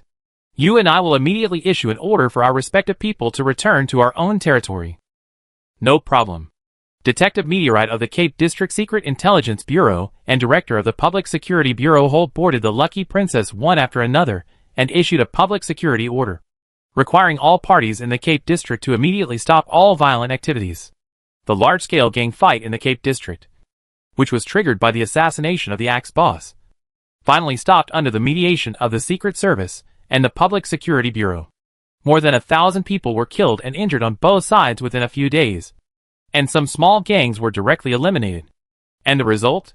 The division of interests at the dock remained unchanged. Under the pressure of the Public Security Bureau, the gang members who seized the dock controlled by the Axe Party reluctantly withdrew. The gang members of the Axe Party happily returned to the dock. It seems that the Cape District has returned to its original state. But everyone has seen the performance of the Secret Service and the Public Security Bureau in this brief conflict. It is true that hundreds of heads fell while the inspector and the director were drinking coffee and chatting. Death is worthless. The living are thinking, who will be the one who can turn the tide in the Cape District in the future? Chief Holt has the support of the city government office, and the Public Security Bureau is still powerful. But after the Secret Service welcomed the new detective, the behavior of the Axe gang, who was dead set on protecting the gang, really touched these gang members. And these subsequent effects were not within Luke's consideration. After sending Holt away, he returned to the Secret Service to prepare for the afternoon meeting of the government office. Ching Kong made a big fuss at Ulu College. There are advantages and disadvantages. In the future, I can't be so presumptuous when I go out to Ching Kong. How can I use my current identity to cover up Ching Kong without exposing myself? This is a technical job. Confidential Secretary Kylina prepared a pile of information for Luke, including the list of people attending the meeting and their identities, predictions on the meeting agenda, the manpower and informants that the Cape District Secret Service can mobilize, and some investigation files on the 2 murders of Ching Kong in Windward Alley and the Crazy Axe. Inspector, in the meeting, I, as your confidential secretary, will sit next to you and take notes. You have just taken office. If you don't know anything, you can ask me. Got it. Luke picked up the information and slowly flipped through it. The person who presided over this meeting was the Councilman Virgil, who was in charge of city security. The city's chief of police, 6 chiefs of police, and 6 detectives of the Secret Service were all on the list. In addition, some official and private organizations such as the Blade Brotherhood, the City Alchemist Association, the Raging Waves City Merchants Association, the Golden Shield Empire Raging Waves Fleet, and the Ulu Academy will also send people to participate. Each of them is a heavyweight. Ching Kong really stirred up a hornet's nest this time. Luke only read a few pages, and Shelley pushed the door and walked in. Inspector, The vehicles and guards to escort you to the city government hall for the meeting are ready. In addition, Lambert of the Mad Axe Party invites you to their headquarters in the evening. Mrs. Tasia of Fishbone Island will arrive in the evening. Chapter 52. Security Meeting of Raging Wave City. Raging Wave City Government Hall is located in the central urban area. The 7-story building. Large square and giant Poseidon statue standing on the square fully demonstrate the wealth, generosity, and grandeur of this world-class commercial city. After arriving at the government hall, Luke was led to the conference room by the reception staff of the government hall. The layout of the conference room is circular and stepped. At the front is the rostrum. There is a podium on the side of the rostrum, and opposite is a layer of semicircular conference tables set up according to different status and official ranks. Luke's seat is in the first row, and Holt is in the second row. There is no way. The Cape District Secret Intelligence Bureau is directly under the Imperial Secret Intelligence Bureau, and the Imperial spies are the personal soldiers of Her Royal Highness Princess Agatha. Above the Cape District Security Bureau is the City Security Bureau, which is responsible to the City Security Committee and the Imperial Security Minister. Therefore, although the detective of the Cape District Secret Service has no presence in the city of Raging Waves, his position is at the same level as the chief of the Security Bureau of the city of Raging Waves. Luke found his seat and greeted his colleagues on both sides enthusiastically, including Holt, who was sitting behind him. Kylena sat down next to Luke, put a heavy bag on the table, and took out a lot of materials that might be needed at the meeting, except for the detectives of the Secret Service, each of whom brought a confidential secretary. Other officials, even if they brought secretaries, were not high-end products such as brain-modified people. The detective of the Secret Service would be a big shot in any other place in the Empire. But this is the city of Raging Waves. Time is up. Senator Virgil, representatives of the Ulu College, and representatives of the Raging Waves fleet sat on the podium. A woman with golden curly hair stood behind the podium. She was the spokesperson of the City Security Committee and explained to the participants the strength and lethality of the Red Dragon Nierkalin, the devastating damage that the Book of Disaster had caused in the Ulu College, the timeline of the appearance of the Elf Clear Sky, and the cases she had committed and was suspected of having committed. She also gave a detailed description of the battle between the Elf Clear Sky and Dean Wilred at the Ulu College. Although the Elf Ching Kong took the Ruewa wand from Dean Wilred and endangered the Dean's life, it was just a chance probability event based on information asymmetry. The Elf Ching Kong knows Dean Wilred very well, but Dean Wilred is very unfamiliar with Ching Kong. One battle cannot prove that the Elf Ching Kong is stronger than Dean Wilred. Now we have a general understanding of the power of the Elf Ching Kong. She masters the 3 energies of water, ice, and holiness at the same time, can create a large-scale freezing environment, and can move continuously in short distances, and can affect the flow of time. The speaker's last sentence made the conference room extremely quiet, and everyone's face turned ugly. Most people here only knew that an elf invaded Ulu College and stole the Book of Disaster when they came here. It was the first time for them to hear that the Elf Ching Kong could actually change the flow of time. Capturing such an enemy is simply a suicide mission. After a pause, the spokesperson said, "Now, please invite Professor Barney Lennon from the Department of Magic of Ulu College to explain space and time magic to us, which will help us understand our opponents this time." Professor Barney Lennon is the representative sent by Ulu College to attend the meeting this time. He stood up and saluted everyone. Then he said, "Space and time have always been one of the most popular research topics since the emergence of magic. Among them, space magic has been mastered and applied to a certain extent. I believe everyone is familiar with it. Now I will focus on explaining time to you." Luke listened carefully in the audience.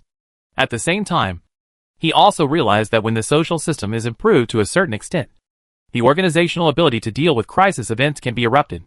Professor Lennon used a very simple and easy-to-understand explanation to make everyone in the conference room understand what time control is. He even performed a period of backtracking on the spot. Although the time point of this period of backtracking was very close, it effectively dispelled everyone's fear of time skills. Fear comes from ignorance. After knowing what time control is, even though it is still an extremely powerful skill, the fear has faded a lot. Professor Lennon finally said, "Time control consumes a lot of energy, and it is not a skill that can be used casually. Dean Wilred told us after the battle with the Elf Clear Sky that we must not face the Elf Clear Sky alone, and try to find help.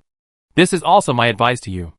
As soon as Professor Lennon finished speaking, Senator Virgil, who was sitting next to him, said, "This is the reason why we held this meeting.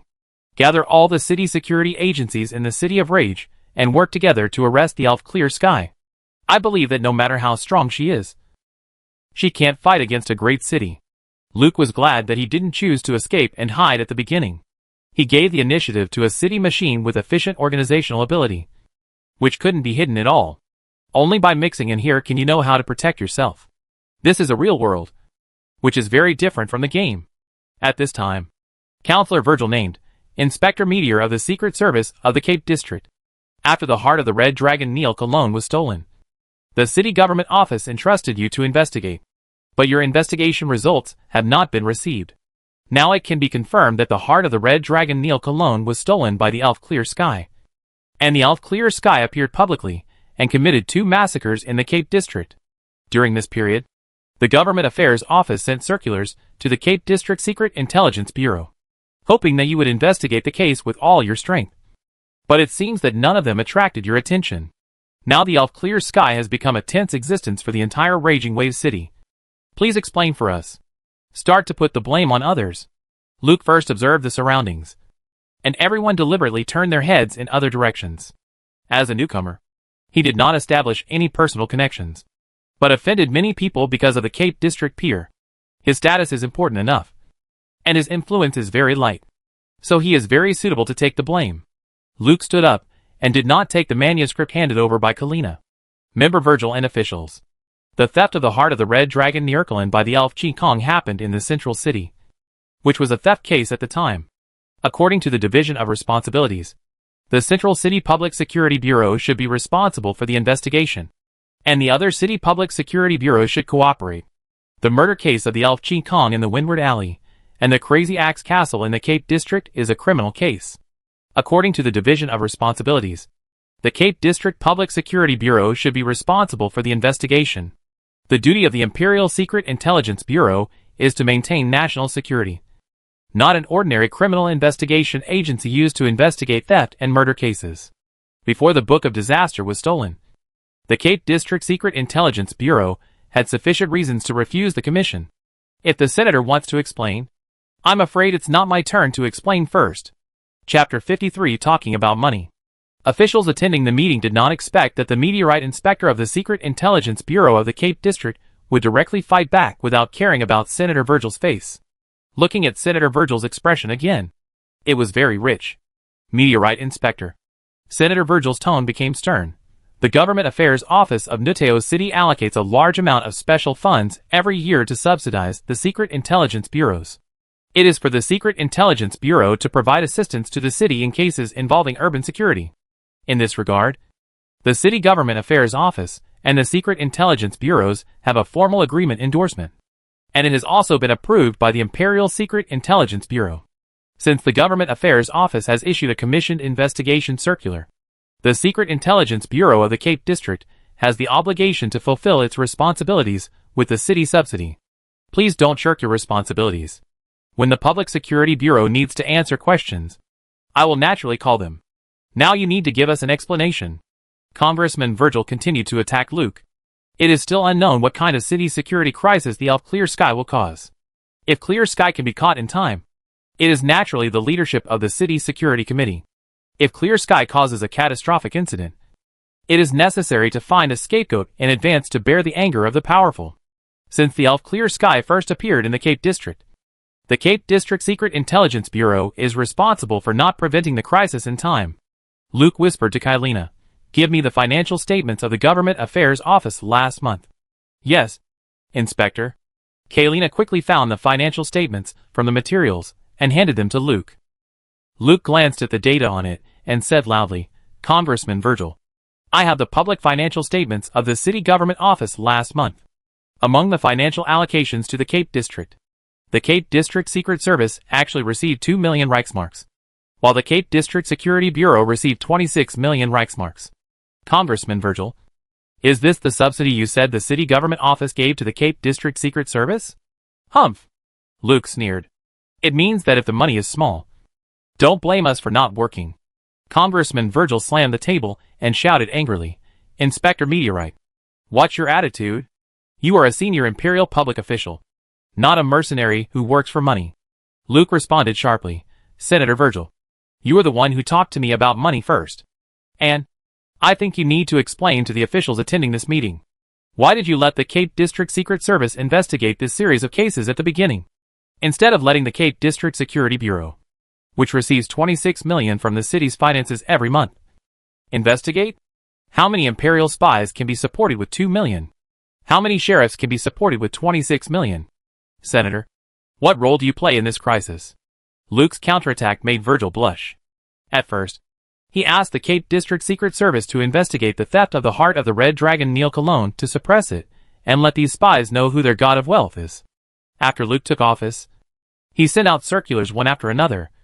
A large part of the reason was to tie up the Secret Service's energy and help the Public Security Bureau compete for the interests of Cape Harbor Terminal. Who would have thought that the elf Ching Kong actually went to Ulu College to steal the Book of Disaster? Now he wants to find a scapegoat. But he is blamed. If he can't explain it clearly, I'm afraid someone will really doubt his relationship with the elf Ching Kong. Inspector Meteorite, $2 million is a subsidy from the City of Raging Waves. And you are also receiving salaries and department operating funds from the Empire. Congressman Virgil, what does the money given to us by the Empire have to do with you? You? At this time, a middle-aged man wearing the uniform of the Imperial Navy sitting on the other side of Virgil said, Virgil, my time is very tight. Please get the meeting back on track as soon as possible. Yes, Major General Nelson. Virgil nodded to the military representative and apologized. I lost my composure because of my concern for the safety of the city. Virgil turned to Luke and asked, the previous things can be put aside for the time being. The elf Ching Kong's theft of the Book of Disaster has risen to an Imperial security incident. We all want to hear what Inspector Meteorite thinks about this incident. What methods does the Cape District Secret Intelligence Bureau plan to use to hunt down the elf Ching Kong? Seeing that Virgil still refused to let him go, Luke said, the Cape District is the largest urban area in the City of Raging Waves, with an estimated permanent population of more than 700,000. We have 248 agents in the Cape District Secret Service. This number of people is definitely not enough to search for the elf Ching Kong in such a large city. I plan to recruit a group of temporary agents, more than 3,000 in number, and then search every household in the city. As long as the elf is in the Cape District, it will definitely leave traces. According to the professional qualities of our Imperial agents, we can definitely find her. But the funds of the Cape District Secret Service are not enough to recruit this temporary agent team, and it cannot afford the expenses of such intensive investigation. Therefore, we hope that the city government office can allocate us a special fund, which is expected to be. Luke glanced at Kylina. Kylina estimated the cost in her mind as quickly as possible, and then wrote on a piece of paper, 40 million Reichsmarks per month. 400 million Reichsmarks per month. Kylina was stunned for a moment, then checked the zeros she had written. That's right. Virgil didn't expect Luke to dare to ask for 400 million. This is clearly treating the city hall as a fool and a pig. Inspector Meteorite, please be serious. There will indeed be additional expenses for adding more people to search for the elf Ching Kong. But it is definitely impossible to reach 400 million Reichsmarks per month. And do you think it will take a month to capture the elf Ching Kong? Luke replied, salaries are paid monthly. No matter when we catch the elf Ching Kong, the full amount of money for that month must be paid. As for other expenses, shouldn't we give the owner a sum of money as compensation for house searches? The elf Ching Kong is so strong that we need to organize a death squad to capture her. Who would be willing to risk their lives without money? People need pensions when they die. Those who provide information need to pay a bounty. In addition, I am going to issue a bounty of 100 million Imperial marks for the elf Ching Kong. The 2 million Imperial marks offered by the Government Affairs Office for Ching Kong is too shabby. I heard that the head of the giant tree of the Crazy Axe Party is worth 5,000 gold coupons, which is 25 million Imperial marks. The elf Ching Kong is a strong man who can snatch the Ruewa wand from Dean Wilred. A reward of 100 million is not too much.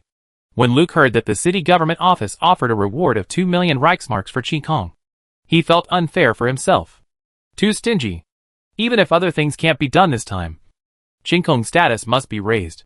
Let's set a small goal of 100 million first. But Senator Virgil was so angry that he just wanted to laugh. The Cape District Secret Intelligence Bureau entered the house to search and wanted to give compensation to the owner? If you want to cheat money, you should make up a reasonable reason. Chapter 54 Spending Money to Avoid Disaster. Faced with Luke's exorbitant price, Virgil said, Inspector Meteorite, the city government office will give you 400 million. Can you guarantee that you can catch Fairy Clear Sky? As long as the money is in place and Fairy Clear Sky is in the Cape District, I can catch her. At this time, Luke did not have the demeanor of a senior imperial official at all, but was like a liar who was ready to run away after getting the money. Of course, Senator Virgil would not give the money to the Cape District Secret Service for a gamble. He also realized that the newly appointed inspector of the Cape District Secret Service was an extremely difficult guy. No wonder Holt suffered such a big loss at his hands. This is a gangster. Virgil didn't intend to tangle with Luke. It was too ungraceful. Inspector Meteor, you can write a detailed report on how to search for the elf Ching Kong in the Cape District, and the expenses required, and submit it to the City Hall. We will allocate funds according to the actual situation. You can sit down. Virgil was ready to practice Tai Chi. But who would have thought that Luke was practicing Baji?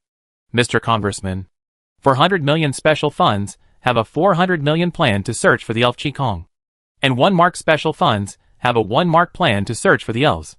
If you don't tell me a detailed special fund number, I don't know how to do this search plan. Don't let the money I want not match the money you give. And if there is a problem, you ask me to explain it. I'm afraid I can't explain it clearly. Counselor Virgil didn't expect that the new detective of the Cape District Secret Service was not only a gangster, but also a scoundrel. He dared to put on an attitude of being desperate for money in such a serious meeting, and would not give up until he got the money. Inspector Meteorite, regarding the funding issue, we can talk alone. Please sit down. Don't disrupt the order of the meeting. Counselor Virgil, I now seriously doubt your position. When the heart of the Red Dragon Neil Cologne was stolen, you asked our Cape District Secret Service to handle this case. Later, you sent a series of circulars asking us to capture the elf Ching Kong, as if you believed that she was hiding in the Cape District. And you also knew that it was impossible to catch her with the existing strength of the Cape District Secret Service. Now I am going to mobilize the whole city to search for the elf Ching Kong. Why are you so anxious to let me sit down? Are you guilty? Kalina on the side cleverly found all the circulars sent by the Government Affairs Office to the Secret Intelligence Bureau of the Cape District, and put them next to Luke. Luke picked up a stack of documents, and showed them to everyone in the meeting. These are the original manuscripts sent to me by the City Government Affairs Office.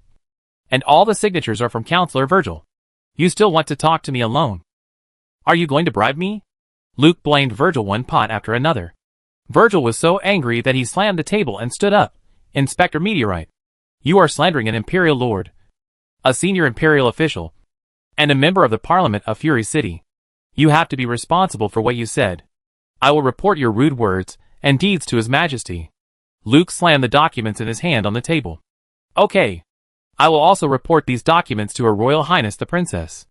I will explain in detail to Her Royal Highness the Princess the actual situation of the Cape District Secret Intelligence Bureau and the Cape District Security Bureau, including the fact that I want to go all out to hunt down the elf Ching Kong. But you maliciously obstructed me. When did I stop you? If you don't give me money, you are using your status as a member of Parliament, an official, and a noble to stop me. Virgil was so angry that he almost died. I didn't say I wouldn't give you money, but I need to discuss the use of this special fund with other district security departments. The Fairy Sky is in the Cape District. If you don't talk to me, who are you going to talk to? Virgil asked. Are you sure the Fairy Sky is in the Cape District? Luke patted the documents on the table. You said she was in the Cape District. A meeting was quarreled by Luke and Virgil like a vegetable market. Everyone watched them argue with great interest, including Rear Admiral Nelson, who just reminded Virgil, and seemed to expect who would win the argument. At this moment, Virgil just wanted to grab those documents and burn them. When he sent these circulars, he really didn't expect them to become a weapon to attack himself. It happened that the Government Affairs Office of Nuteo City and the Secret Intelligence Bureau had no subordinate relationship. Meteorite was talking nonsense here, and he had no way to deal with him here. Virgil quickly took out a medicine bottle from his bosom, poured out a few pills, and swallowed them. Too passive. Too disgraceful. Frame-up is a traditional skill of the Secret Service of Cape District. I didn't expect that Meteorite had mastered the essence of it as soon as he took office. Continuing to argue will only make things worse. It must be ended as soon as possible. He is making such a fuss just to get money. Give him money. Virgil took a long breath, calmed himself and didn't curse. and said in a calm tone, "Although you are a little rude, Inspector Meteorite's eagerness to catch criminals is worth learning from all of us. I made the judgment that the elf Ching Kong was hiding in the Cape District based on all kinds of intelligence. So the Cape District Security Bureau and the Secret Service need to bear more responsibility. The city government office will also give you more financial subsidies. According to the special case fund allocation we have already formulated, the Cape District Secret Service can get 10 million Imperial marks to supplement the personnel and various expenses needed to hunt down the elf Ching Kong. 10 million Imperial marks is a huge sum of money for the Cape District Secret Service, which can only receive 2 million Imperial marks from the city government office every month." Kalina's eyes lit up when she heard this number. The daily work she was most reluctant to deal with was to sort out the accounts. Spend money everywhere. And lack money everywhere. But for Luke, this money was simply a beggar's money. It was far from the psychological price of this inspector. Luke still stood there, without saying anything. He picked up the documents on the table and flipped through them one by one. Virgil knew that his offer was too low. "Of course, this is the allocation we made before this meeting. In view of the huge search plan you, Inspector Meteor, have formulated, these subsidies are a bit small. I think 50 million should be enough for you. The expenses of your Cape District Secret Service this time. The reward for the elf Ching Kong is uniformly formulated by the city government office. From 10 million to 50 million. Kalina wanted to stand up and agree on behalf of the inspector, but she found that her inspector was unmoved. He continued to stand there and flip through the documents in his hand one by one. Virgil said with a dark face, "A citywide search will indeed be very disturbing to the people. It is right to give them some compensation, which will also help them actively provide us with clues. I think we can take out another 30 million from the special funds for handling cases to be used for the comfort expenses of the people. Inspector Meteor, you should be satisfied." Virgil spoke very strongly. Luke knew that it was unrealistic to get 400 million from the city government hall. 50 million plus 30 million is 80 million. With this money in hand, many things can be done immediately. Satisfied? Very satisfied. Senator Virgil is dedicated to the Empire. I just misunderstood the senator. Chapter 55. Who is responsible? Seeing Luke finally sit down, Virgil secretly breathed a sigh of relief. This person is really a rare oddity among the Imperial officials. In this meeting, those who are qualified to sit here, especially the senior officials in the front row, are all knowledgeable, well-educated and decent people. Even in the debates with different political views, they are very careful about their words and manners. You must say words that match your status, and do things that match your status. If you behave like a low-class pariah, you will be laughed at best. In serious cases, you will be excluded by the upper class. Facing the rogue detective of the Cape District Secret Service, Virgil had no way to use his power to expel or punish him, and could only admit his bad luck and spend money to avoid disaster. After Senator Virgil used money to settle the Cape District Secret Service, the meeting could finally proceed normally. Although the elf Ching Kong was very likely hiding in the Cape District, it could not be ruled out that she was hiding somewhere else. Therefore, all districts in the entire Raging Wave City needed to be searched extensively, and the areas where the rich and powerful lived needed to be searched more carefully. Virgil issued security tasks for each district one by one. Everyone was in the same interest chain, and no one asked for a sky-high price like Luke. The whole meeting went very smoothly. After the search for the elf Ching Kong was arranged, Virgil raised the possibility that if Ching Kong could not be found, the situation would deteriorate in different ways. For example, Ching Kong summoned the red dragon Nurkulin in the center of the city. For example, Ching Kong used the secret technique to release the power of the Book of Disaster, causing a large-scale disaster in the City of Rage. For example, it should be said that the appearance of the Book of Disaster will definitely attract secret magicians who covet it. The Abyss Temple, which has been active for nearly 100 years, regards the Book of Disaster as their holy book. And the Abyss magicians will definitely come. These are the guys who almost destroyed the Ulu Academy. When talking about the Abyss Temple, Professor Lennon conveyed the warning of Dean Wilred. The first 7 apostles, who were directly affected by the Book of Disaster, should still be alive. They used to be magic professors at the Ulu Academy, and they were proficient in more than just secret techniques. The apostles are the people most affected by the Book of Disaster. They throw their minds and bodies into the abyss, abandon their conscience as human beings, and pursue the highest level of secret arts that they believe they exist. Their ideas and experiences have attracted many secret magicians, whose minds have been affected by the secret arts. Dean Wilred has been paying attention to the Abyss Temple. They are much more powerful than we thought. In order to deal with these dangerous Abyss mages and the disasters that the Book of Disaster may cause, the Ulu Academy has reorganized the Crisis Committee and formed the Ulu Combat Mage Corps, which was once established to eliminate the Abyss mages. I suggest that the City of Rage also form a similar combat department to deal with sudden crisis. It is probably difficult to effectively deal with such a high-level disaster event by relying solely on ordinary Imperial spies and sheriffs, or even military soldiers. Yes, this is not a war. It is not a small-scale violent crime. The Book of Disasters almost destroyed the Ulu Academy. If it breaks out in the City of Raging Waves, it will not be dealt with by ordinary security personnel and a few high-level forces. The Ulu Academy has rebuilt the Battle Mage Corps. The City of Raging Waves should also establish a similar organization to deal with large-scale sudden disasters. But how should this organization be established? Who should be responsible? This is a department that directly faces countless extraordinary powers such as the Elf Clear Sky, the Book of Disasters, the Mystic, the Abyss Mage, etc. Not only could they lose their lives at any time, but they would also be the first to be held accountable if something went wrong. Therefore, when Senator Virgil asked who was willing to take on this important responsibility, no one in the entire meeting room dared to stand up. Luke had already asked for the money, so of course he would not care about such things. Even if he wanted to care, Virgil would not dare to let him. The remaining officials either did not have the status to take risks, or they knew that they were not capable enough, and forcing themselves would mean losing their lives.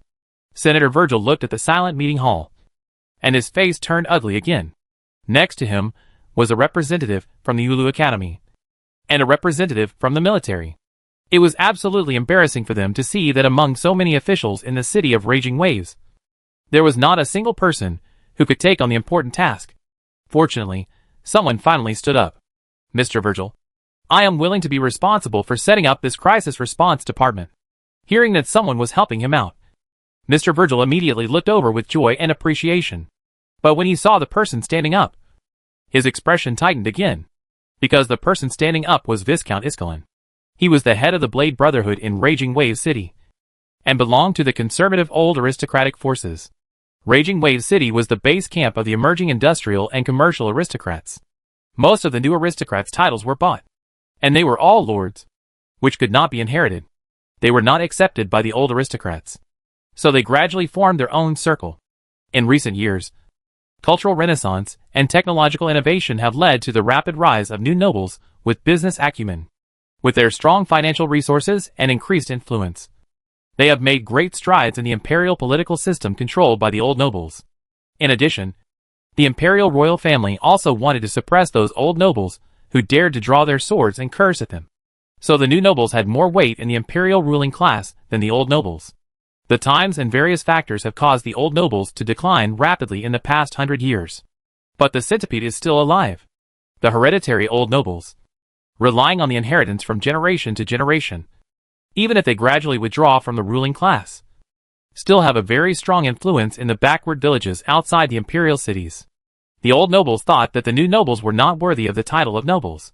The new nobles also felt that they were not worthy of the title of nobles. So they were always on guard against the counterattack of the old nobles. As a port city open to the world, Raging Wave City was firmly controlled by the new nobles. Viscount Iskalin was not only an old noble, but also a senior member of the Brotherhood of Blades. He stood up and said that he was willing to be responsible for setting up a crisis response department, which embarrassed Virgil more than no one responded just now. Virgil found a reason and said, Viscount Iskalin, the elf Ching Kong has taken out the silver blade of the Brotherhood of Blades many times. Although I don't think the Brotherhood of Blades was involved in the theft of the Book of Disaster. You'd better avoid suspicion. Viscount Iskalin said loudly, I have seen the elf Ching Kong, and I gave her the silver blade of the Brotherhood. But I didn't know she would steal the Book of Disaster at that time. There are many bad rumors about our Brotherhood of Blades now, and I want to prove our innocence. I am afraid no one here knows Ching Kong better than me, and only our Brotherhood of Blades can quickly organize an armed force to protect the City of Raging Waves.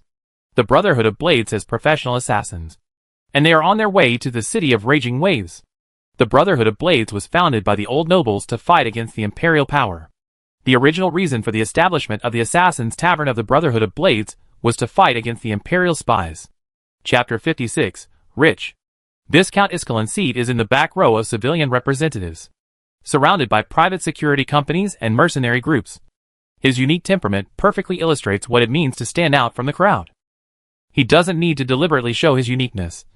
Just standing casually makes him the focus of everyone's attention. When Viscount Iscalin said that the Blade Brotherhood had sent a full-time assassin, Senator Virgil felt that he was in a dilemma. It was even more overwhelming than facing the detective of the Cape District Secret Service just now. That one wants money. This one is likely to want power. The city of Raging Waves is already in chaos, and the Brotherhood of Blades must not be allowed to get involved again. Viscount Iscalin, Virgil said, assassins are illegal professions in the city of Raging Waves, and the Empire has repeatedly ordered the Brotherhood of Blades to disband your assassin group. I will not leave the safety of the city to a group of assassins. Viscount Iscalin smiled and said, just now I made a mistake in my wording. After all, I have been saying assassins for so long that I have not corrected it for a while. The Brotherhood of Blades has disbanded the assassin group in accordance with the laws of the Empire. Those who came this time are members of the newly established Thorn Blades of our Brotherhood. I guarantee that the Thorn Blades who came this time are very powerful, and they are not afraid of death. They are willing to sacrifice their lives for the safety of the city of Raging Waves. Virgil cursed in his heart. If they changed their names, wouldn't they be professional assassins? This group of old nobles just didn't want to give up the privileges given to them by the royal family at the beginning of the founding of the Golden Shield Empire. Viscount Iscalin, I think our government office of Raging Waves City is capable of dealing with this crisis. We don't need the help of the Brotherhood of Blades. Ha ha ha. I respect you. After being rejected repeatedly, Viscount Iscalin still maintained his demeanor. But Raging Waves City is not just the Raging Waves City of the government office. As a civilian community, we, the Brotherhood of Blades, also have the obligation to protect the city. The stab blades of the Brotherhood of Blades will attack at any time when a disaster occurs, and they will also conduct routine patrols at ordinary times. Please don't misjudge and attack us. Security personnel in various districts here. The Brotherhood of Blades clearly wanted to take this opportunity to forcefully extend its hand into the city of Raging Waves. Even if they could not get a formal establishment, they had to make a presence known as vigilantes. Viscount Iscalin sat down elegantly, but the tense atmosphere of the meeting was not relaxed at all. The Brotherhood of Blades came to cause trouble, so Counselor Virgil had no intention of continuing the meeting. He gave the responsibility of forming a city crisis response agency to the City Security Bureau, and then called a few people to hold a small meeting, and then announced the end of this city security meeting. The officials left one by one, and Luke took Kylina to run around the city government hall building. He did not leave the government hall until he got the checkbook for the special fund of 80 million imperial marks. Back in the car, Kylina, who was sitting in the back seat with Luke, couldn't help but tell Shelley and Pisco in front of her about the glorious moment of Inspector Meteorite at the meeting, when she heard that Luke actually asked for 80 million Reichsmarks from the government office. Shelley turned her head and asked, Inspector, how do we divide this money? What do you mean by dividing it? Luke scolded, do you think these 80 million Reichsmarks are easy to get? In the future, the monthly city subsidy of 2 million will probably not be ours. This money is for investment. If you want to live a good life in the future, none of you should pay attention to this money. Kylina, no one can use this money without my approval. Yes, Inspector. Kylina hugged the bag tightly in her hand. Pisco, drive. Yes, Inspector. Pisco started the car, and the convoy of the Cape District Secret Service left the government office building. In a carriage not far away, Viscount Iscalin watched Luke's convoy go away. Then he said to a man wearing a dark coat and a hood beside him, the people of the city council are all over the city of Fury. It will be very difficult for us to really get in. This meteorite inspector of the Cape District Secret Service has just taken office and has a little conflict with the city government office. He is a target we can strive for. The hooded man responded in a low voice, Secret Service? They are the opponents of our assassin Tavern. The struggle between the Imperial spies and our bladed assassins has never stopped. Times have changed. We must accept the fact that times have changed. The Brotherhood of the Blades was established to fight against the Imperial power. But now the Brotherhood is no longer an equal to the Imperial power. The Assassin's Tavern is also an unequal existence to the Secret Service. We should not continue to simply classify the Secret Service as an opponent. If we want to continue the glory of the nobility, the first thing to do is not to be eliminated by the times. The bigwigs of the Brotherhood should really come out of their manners. Come to the city of raging waves and see the outside world. Sir, the Brotherhood needs change and needs people like you who are wise and visionary to lead. Viscount Iskalin looked at the people around him with sharp eyes. I have no intention of fighting for power. I'm sorry. Sir, I said the wrong thing. Well, send people to investigate the Cape District Secret Intelligence Bureau. I heard that the Cape District Security Bureau suffered a loss from them these days. Yes, sir. Luke didn't know that he had been noticed by the Brotherhood of Blades. Anyway, after this big commotion in the Government Affairs Office, there must be many people paying attention to him and the Cape District Secret Intelligence Bureau. He didn't care if there were one or two more. Back in his office, Luke called all the heads of various departments to his office. And in just a short while, everyone in the Secret Intelligence Bureau knew from Pisco's big mouth that the inspector had received a special fund of 80 million Reichsmarks from the Government Affairs Office. We are rich. The Secret Service Bureau of Cape District has never been so generous. Everyone was beaming with joy. Luke was also very generous and asked Kylina to write a check on the spot. Each department manager will be given 100,000 yuan first, and ordinary agents will receive a bonus of 20,000 yuan this month. Luke personally handed out checks worth 100,000 yuan to each manager, and encouraged them to work hard. After everyone happily put away the checks, they started to talk about business. The first thing is to expand the staff. Now the Secret Service Bureau of Cape District, with regular employees and temporary workers, has only about 400 people, minus the hidden spies, the old, weak, sick and disabled, and civilian staff. There are only dozens of special forces who can be pulled out to fight. Once something happens, all of them must be mobilized to set up the scene and hold the battle. In the future, we will expand the stall to produce magic potions and smuggle. And this number of people is obviously not enough. In addition, we have to hunt down the elf Ching Kong and conduct a large-scale raid in the entire city. We also need to add more people to make a show. First increase to 2,000 temporary workers. It just so happens that there is such a group of people at the Mad Axe headquarters, and they have all been tested in actual combat. They are reliable, and are all members of the Yin Yang smuggling group. Come to the Secret Intelligence Bureau. Chapter 57: How to Spend Money. Luke asked Shelley to take charge of this matter. She has a strong sense of gangsterism, and is well acquainted with gang members. She knows the details of most of them. They can be selected for admission. When Kylina heard that the inspector wanted to bring all these gang members into the Secret Service, she couldn't help but worry and said, Inspector, our organization's smuggling of magic potions has violated the rules. If you recruit these illegal gang members into the Secret Service, if they cause trouble in the future, I'm afraid they will implicate you. It's a small matter to implicate me, but how to make everyone live a comfortable life is a big matter. Luke was selfless and said earnestly, the Government Affairs Department makes things difficult for us everywhere, and the Public Security Bureau is always thinking about swallowing up the docks.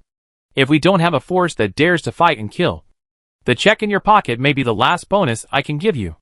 Now the people in the Mad Axe headquarters have fought with a gang under the Public Security Bureau. They are brave, powerful, and have the same interests as us.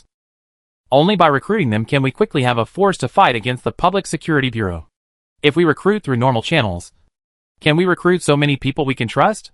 Definitely not. The heads of various departments are moved by having such a detective who cares about his subordinates. As an imperial spy, although it is inevitable to deal with gang members and criminals, this kind of thing is usually done by ordinary lower-level agents. Officials cherish their feathers and will not easily get stained, which will seriously affect their resumes. Detective Inspector Meteor is in an important position at such a young age, and there is still a lot of room for promotion in the future.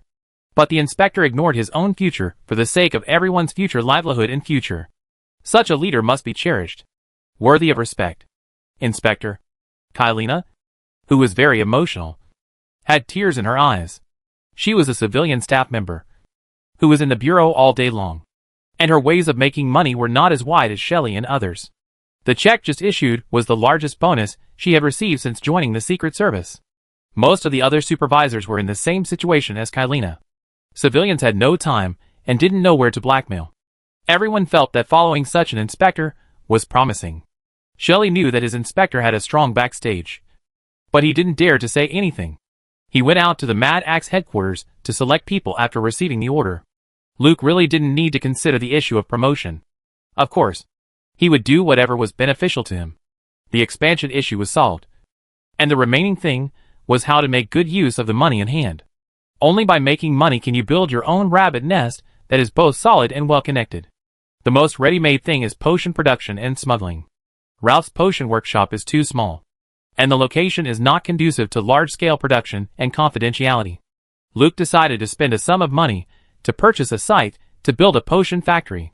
The location should be close to the dock so that the produced potions can be delivered in time. High walls and watchtowers should be built to isolate the factory to prevent outsiders from peeping into the secrets inside. A supervisor suggested it would be best to build a prison under the Secret Service and include it in the Secret Service's security zone. Hang the Secret Service sign above, so that ordinary people will not only peek, but also have to walk around when they pass by. Luke thought this was a good idea. I'll leave it to you. The next step is to take out a sum of money to buy potion production equipment. There are also transportation vehicles and a series of things needed to produce potions. These are not things they can decide here on a whim. They need to ask Ralph. Luke handed the matter over to Kylina, since she would be in charge of the operation of the potion factory in the future anyway. Then the investment direction proposed by Luke was beyond the expectations of these supervisors. Opening a night school? Several people looked at each other in bewilderment. What is this? Luke explained to them in detail what a night school is, what kind of people it is for, and what is taught in it. As the saying goes, hooligans are not to be feared, but hooligans with culture are to be feared. The main reason why the Mad Axe headquarters can be defended is not only the more than 2,000 reinforcements, but the 500 bottles of powerful violent potions are probably more effective. They are also Imperial spies. When Kylina saw 80 million Imperial marks, she was thinking about how to assist the inspector in planning and making good use of it. What Shelley thought was divided. This is the difference between educated and uneducated. In Luke's envisioned potion production, smuggling, and subsequent plans, what is lacking is not thugs and coolies. Such people are everywhere in the Cape District. What is lacking is technical workers, lower-level executors, middle-level managers, and upper-level decision-makers. The purpose of running a night school is to cultivate such talents. The night school that Luke wants to run is for sailors on ships, dock coolies, and gang members. Recruit part-time or full-time teachers to teach them many practical courses such as navigation, coordination, accounting, mathematics, mechanical operation, and cooking. The teaching time is a few hours after dinner after a day's work. Hearing that night school means classes at night, Pisco was very unimpressed. Inspector, I think your night school may not work. Everyone is busy all day. Who doesn't want to have some fun at night? Instead of running a night school, it's better to open a casino or a brothel, which makes money quickly. Other supervisors also seem to be pessimistic about night school. They have been in the Cape for a long time and know what kind of people sailors, coolies, and gang members are. Books are not as pretty as women. Luke insisted on his own ideas. I admit that your ideas are the ideas of most people who make a living on the docks. But I also believe there must be some people who want to learn and improve themselves. Although the proportion of such people is small, with such a large base, their number is definitely not a minority. Our era is changing every moment, and the changes are getting faster and faster. Those who can keep up with the changes of the times are definitely those who are willing to spend time on accumulating knowledge. In the Cape District, no. Even in the entire Raging Wave City, only a very small number of people can receive a good education. Most people who want to learn either have no money or no opportunity. The purpose of running this night school is not to make a profit, but to help those who want to change their lives and future. Most people in the room didn't understand what Luke said. Seeing that his supervisors were all at a loss, Luke directly exercised his power. This matter is settled. Kylina wrote me a night school preparation plan, and the name is Yin Yang Technical School. I hope that all departments will treat this technical school as the most important thing for the Secret Service Bureau in the near future. Expand publicity, and tell everyone on the dock what Yin Yang Technical School is. If we recruit one more person to attend night school, there will be one less drunkard in the Cape District at night. This will help improve the security of the Cape District. If we do well, it will be the political achievement of the Cape District Secret Service Bureau. The supervisor suddenly realized. Inspector, if you said so earlier, wouldn't we understand? Chapter 58 Pirates. After deciding to establish Yinyang Technical School, Luke emphasized this to his subordinates. Yinyang Technical School should have its own characteristics. First, students should only learn professional knowledge and not other messy things. Second, students should be fast, with a semester lasting no longer than half a year, and a minimum of 2 months for graduation. Create an assembly line mass production model. If it goes well, 18 branches can be opened in Nuteo City within a year. At this time, Luke had the ambition to compete with Ulu College in Nuteo City. After talking about the night school, and chatting about the arrangement of hunting the elves Ching Kong, it was already night. Luke remembered that Lambert of the Mad Axe Party asked him to go over, saying that Lady Tasia from Fishbone Island had arrived. This group of pirates came a little too fast. They were probably waiting outside the city of Raging Waves to rob the armed airship Shamrock. Luke also wanted to rob the gold ship, and like-minded Lady Tasia was a good partner. Let Pisco drive, and Luke took Kylina to the headquarters of the Mad Axe. The night was shrouded, and the fighting between gangs during the day made the Cape District extremely deserted at night. Not long after nightfall, there were basically no people on the streets. The convoy of the Secret Service arrived at the headquarters of the Mad Axe without any obstacles. Although the Secret Service and the Public Security Bureau of the Cape District have jointly issued a public security order, the inside and outside of the castle are still on high alert. The gate was closed, and searchlights on the walls scanned the surroundings. This castle had experienced several restless nights, and the battles and fights left many marks outside. There were still many blood stains on the walls that had not been cleaned. The convoy of the Secret Service arrived, and the Axe Madman immediately opened the door to let the convoy in. Shelley and Lambert, who had arrived here early, welcomed Luke into the castle. On the way to the main building of the castle, Shelley replied to Luke that she had already settled the matter of expanding the Secret Service. Inspector, everyone heard that they could join the Secret Service and said they didn't want a salary, and they were willing to give us a sum of money every month. Very good, Lambert said. Inspector, without you, we would have died 2 days ago. Although we have saved the Axe Party, I have discussed with other brothers, without the Bigwood boss, we will definitely not be able to protect the Axe Party's property.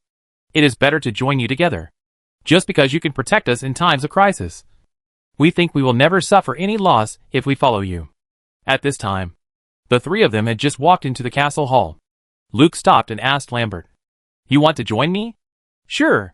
Tell me about Lady Tasia first." Lambert didn't expect that Inspector Meteorite would make such a request that made him extremely uncomfortable. The Mad Axe Party and the Fishbone Island Pirates have a very deep cooperative relationship. This time, when she heard that the Mad Axe Party was in trouble, Lady Tasia immediately brought people to support them. If you reveal Lady Tasia's background to Inspector Meteorite, it would be a betrayal of your allies. If you don't say, you don't have loyalty. What kind of service is it? Inspector. Lambert didn't know how to answer this life-threatening question. Under Luke's half-smiled gaze, sweat soon seeped out of his forehead.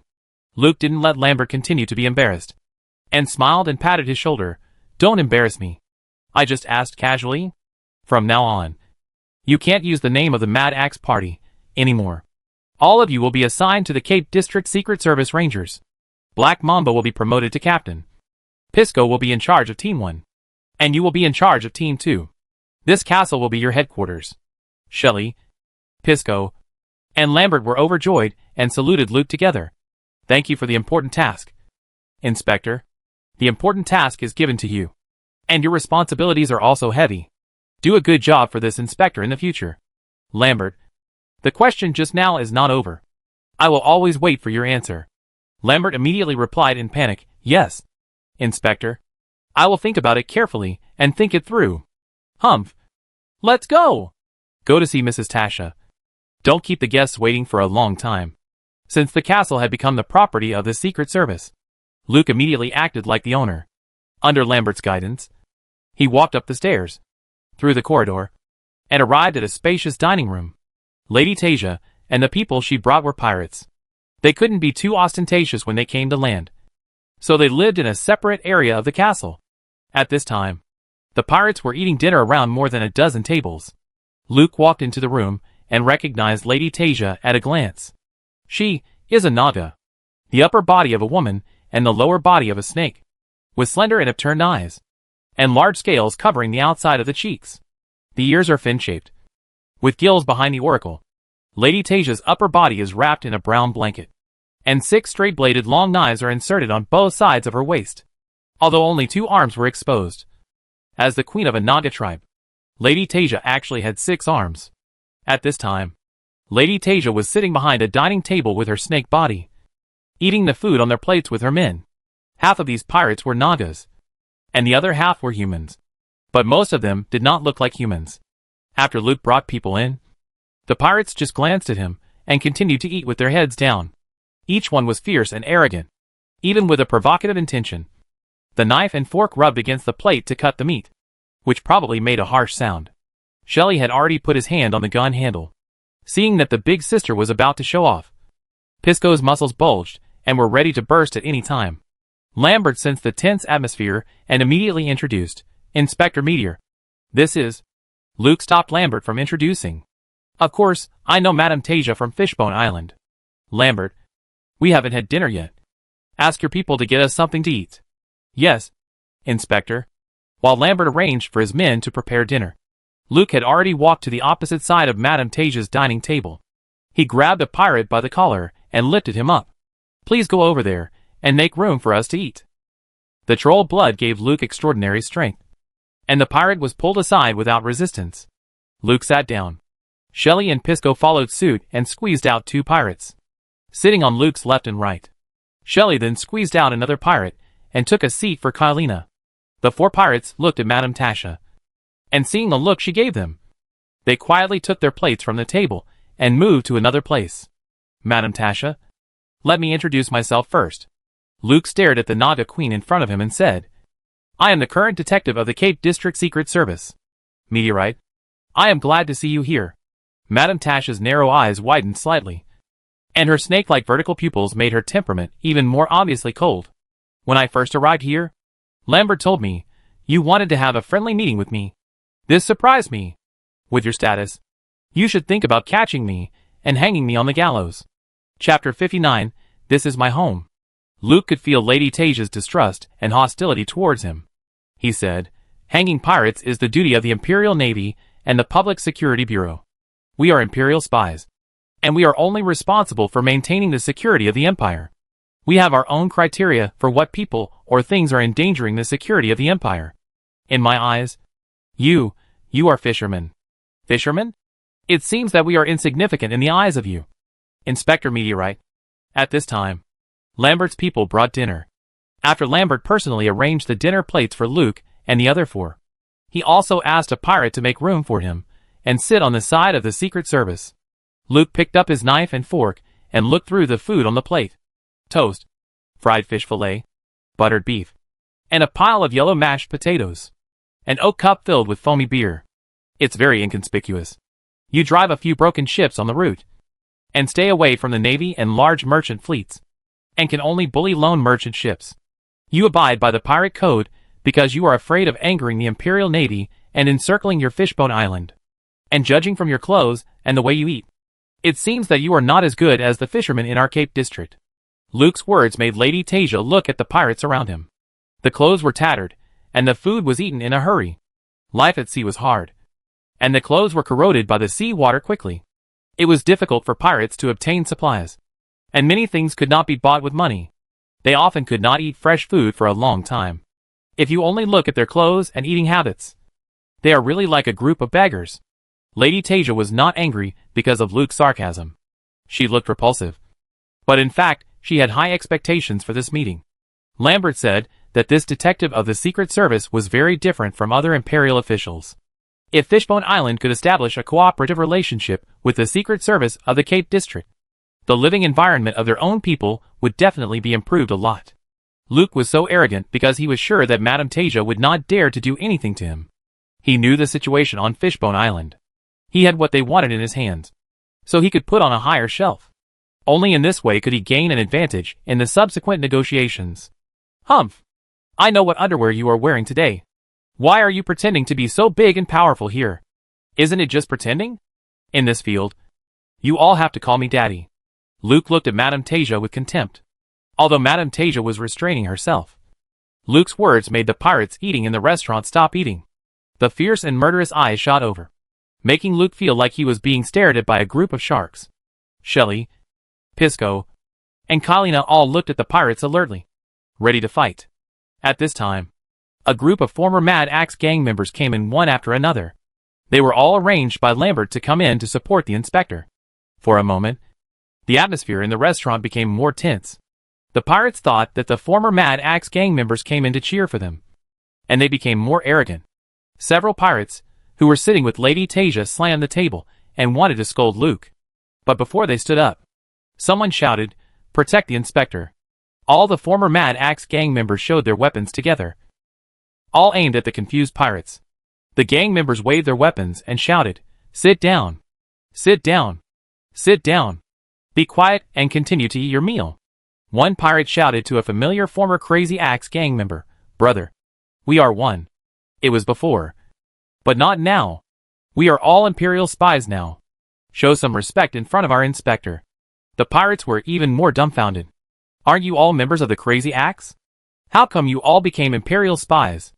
Undercover? There are too many.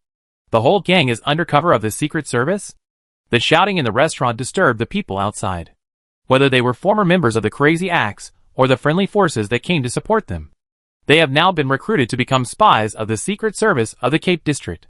When our own detective is negotiating with pirates, it is time to show off. More people with weapons rushed in from outside and surrounded the panicked pirates. The scales on the side of Mrs. Tasia's cheek turned outward. Her eyes opened wider, and her vertical pupils shrank into a slit.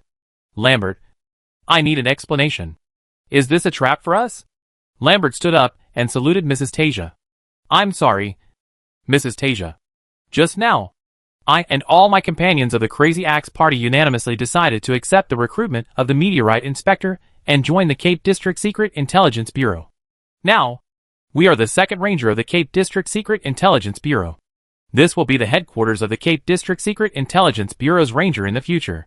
Sitting in front of you is our Inspector Meteorite, and the one next to you is Miss Black Mamba, the captain of the Cape District Secret Service's Rangers. And this is Mr. Pisco, the captain of the Cape District Secret Service's First Ranger. And I am the captain of the Second Ranger. The Cape District Secret Service has given you the highest courtesy for this meeting, and you and your men are extremely rude. Madam Tasha, it's not too late to correct your mistakes now." Madam Tasha didn't expect that the Mad Axe headquarters would become a nest of the Cape District Secret Service in a blink of an eye. Faced with the pressure brought by so many Imperial spies, Madam Tasha had to straighten her snake body and bow to Luke. "Respected Inspector Meteorite, please forgive me and my people for neglecting and offending you. May Poseidon bless you." Mrs. Tasia looked sideways at her subordinates, who followed her. All the pirates immediately stood up, put away their arrogance, and saluted Luke respectfully. "Inspector Meteorite, may Poseidon bless you. May Poseidon bless you." Luke smiled and shouted to the pirates, "It's a small misunderstanding. Friends from the sea, please sit down. Brothers from the Secret Service, please go out. Let the guests continue to eat. Mrs. Tasia and I have something to talk about." "Yes, Inspector." The spies who rushed and walked out one after another. The pirates also sat down carefully.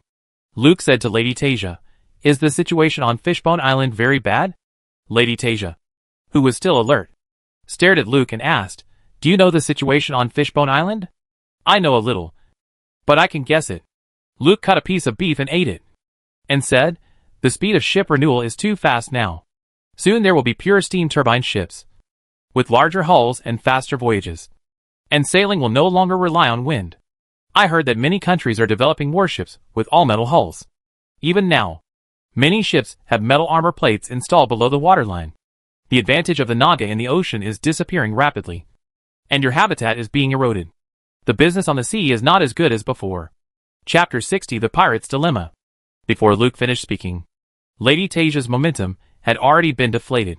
As a sea tribe, the Naga people regard the ocean as their pasture. For a very, very long time, sailboats made by land creatures were the prey of the Naga people. At that time, they could easily chase sailboats that relied on wind power in the sea. They could avoid the shooting of cannons and crossbows underwater and attack the fragile bottom of the ship. If the people on the ship did not want the ship to sink, they had to pay tribute to the Naga people.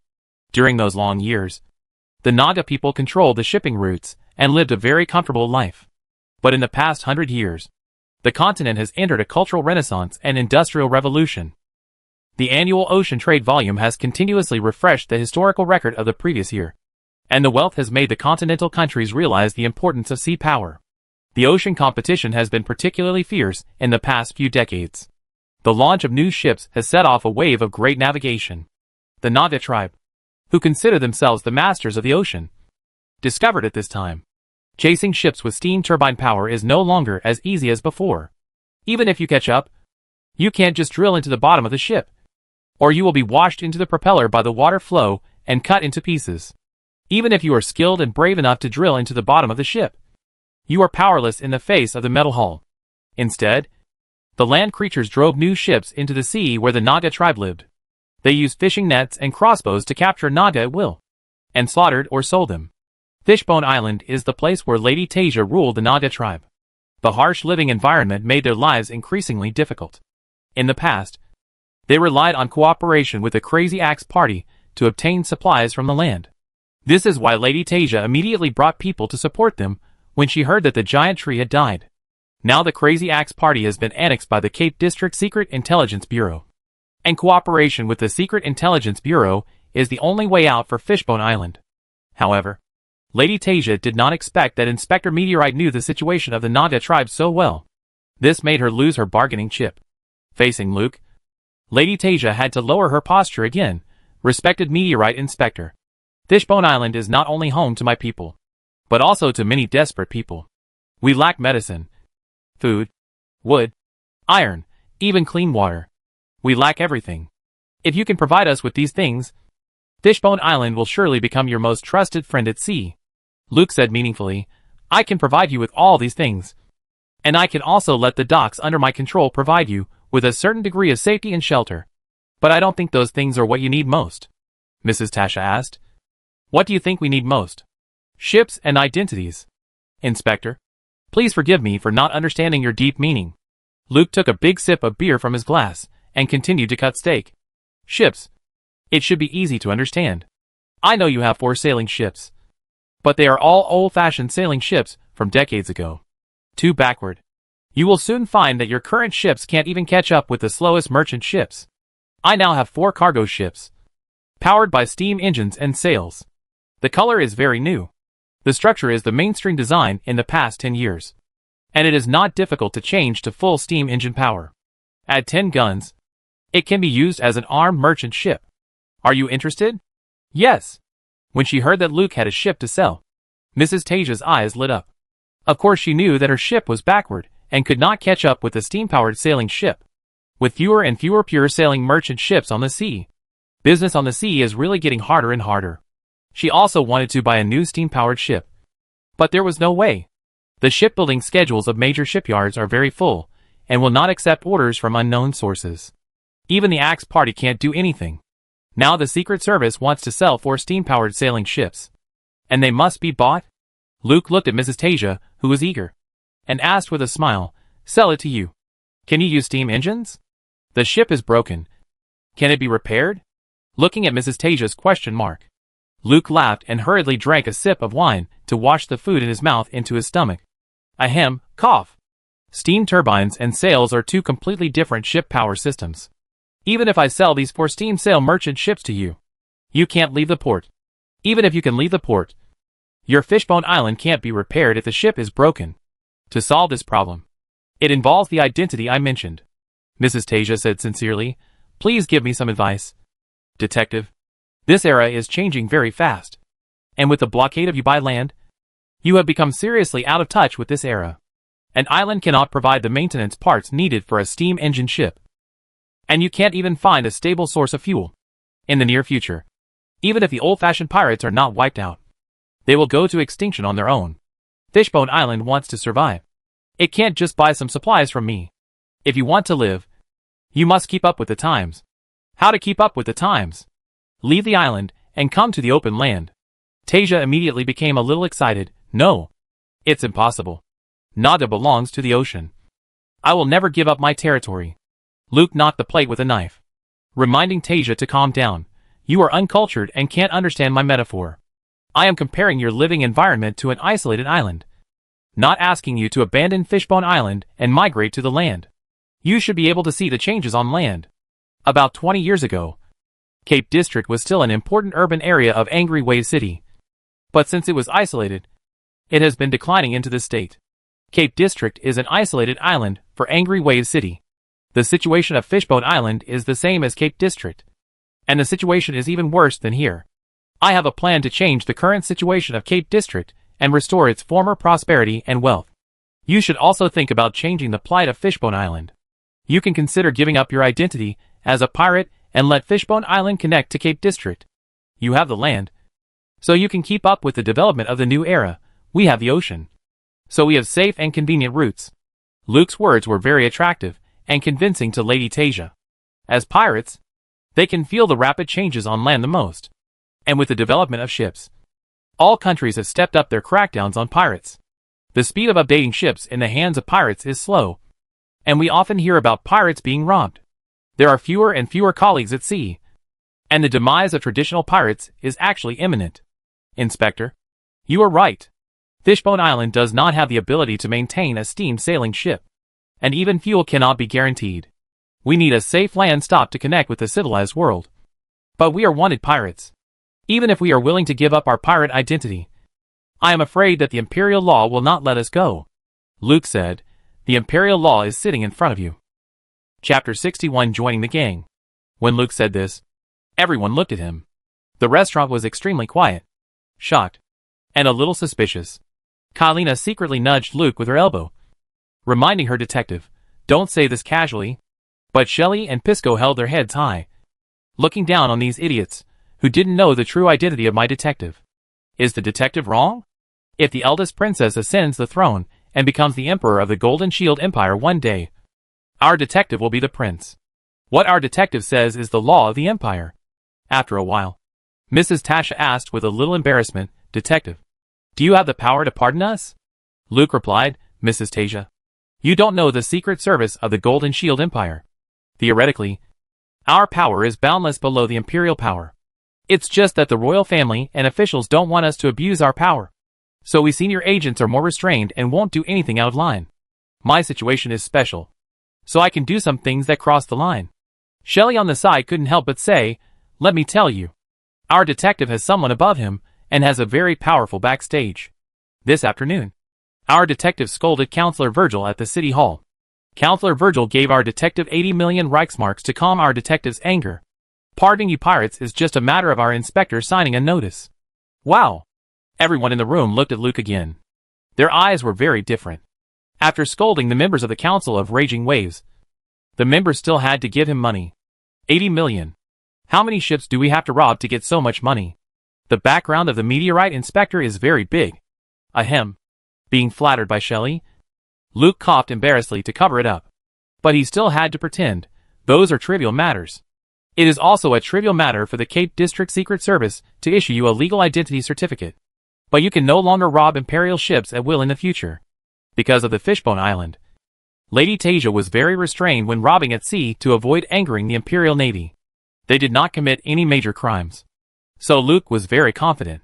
Now that the strength of the Secret Service of the Cape District has been expanded, it is still possible to ensure that the people of Fishbone Island can move freely in the Cape District. For Lady Tasia, it is a great thing to get rid of the pirate identity and contact the mainland civilization. But you can't rob, Inspector. Except for robbing, we can't do anything. If you don't know, you can learn. Luke shook the fried fish in front of Lady Tasia with a fork and said, at least fishing is very easy for you.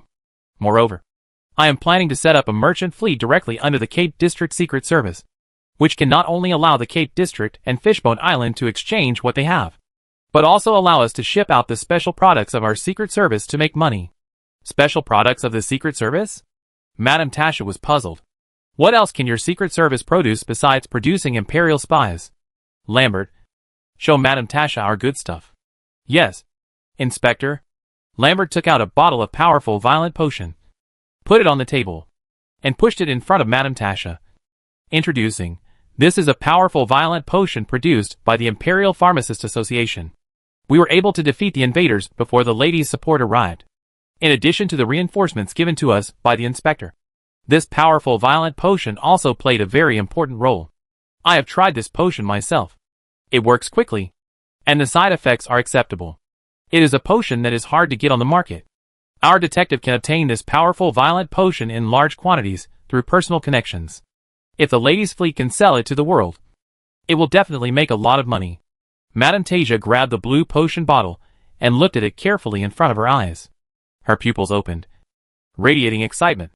If you can sell this potion, why be a pirate?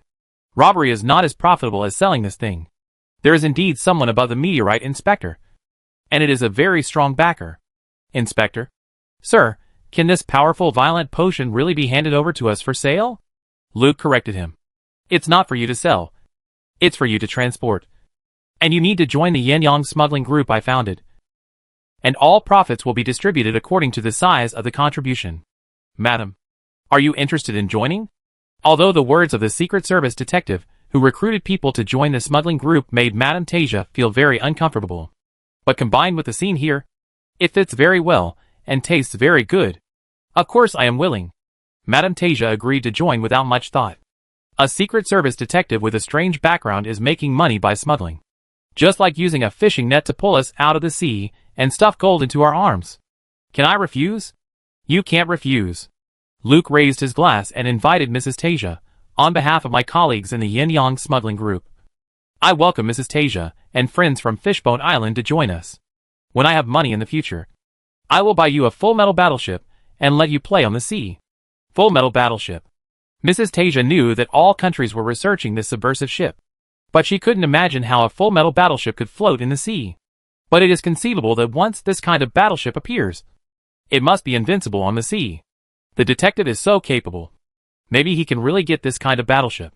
Excited, Mrs. Tasia raised the wine glass at hand and clinked it with Luke's glass, splashing wine.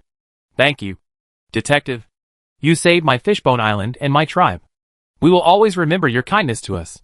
May our friendship last forever. May our friendship last forever. Luke and Mrs. Tasia drank the cups in one gulp, and the atmosphere in the restaurant immediately became lively. Several pirate leaders toasted Luke in turn, and Luke accepted all the toasts and drank them one by one. This generosity brought the two sides closer again. After a round of drinking, Luke said to Mrs. Tasia, "Let your people leave. I have something important to talk to you about." At this time, Mrs. Tasia heard Luke speak so seriously, and she winked at her subordinates. Several pirate leaders immediately shouted at many pirates to leave. Soon, the huge restaurant was left with a mess on the table, as well as the Secret Service and Mrs. Tasia. Mrs. Tasia asked Luke, "Inspector, is there anything you need us to do?" "Please rest assured. As long as it is about the sea, we can do it for you." Luke pushed the empty plate aside and wiped his mouth with a napkin. Then he said to Mrs. Tasia casually, "Madam, you and your people came to the Cape so quickly. Is your fleet just outside the Sea of Raging Wave City, waiting for the armed airship Shamrock?" Although Luke's voice was light, it was undoubtedly like thunder in Mrs. Tasia's ears. "Inspector, who told you?" Chapter 62, Conspiring Out Loud. When Mrs. Tasia asked Luke a question, she squinted her eyes and looked at Lambert. Her gaze was as sharp as a ray and made people shudder. There was a slight rise and fall under the blanket on her body, and the arm hidden underneath pressed on the hilt of the knife. She thought that her people had just landed, and it was impossible for them to leak the plan to rob the Shamrock armed airship. The one who leaked the secret should be the Axe Madman. These guys, just joined the Secret Service, are anxious to sell us out? Lambert felt Mrs. Tasia's murderous intention and immediately defended himself. "Madam, I don't know what the inspector told you about the Shamrock armed airship.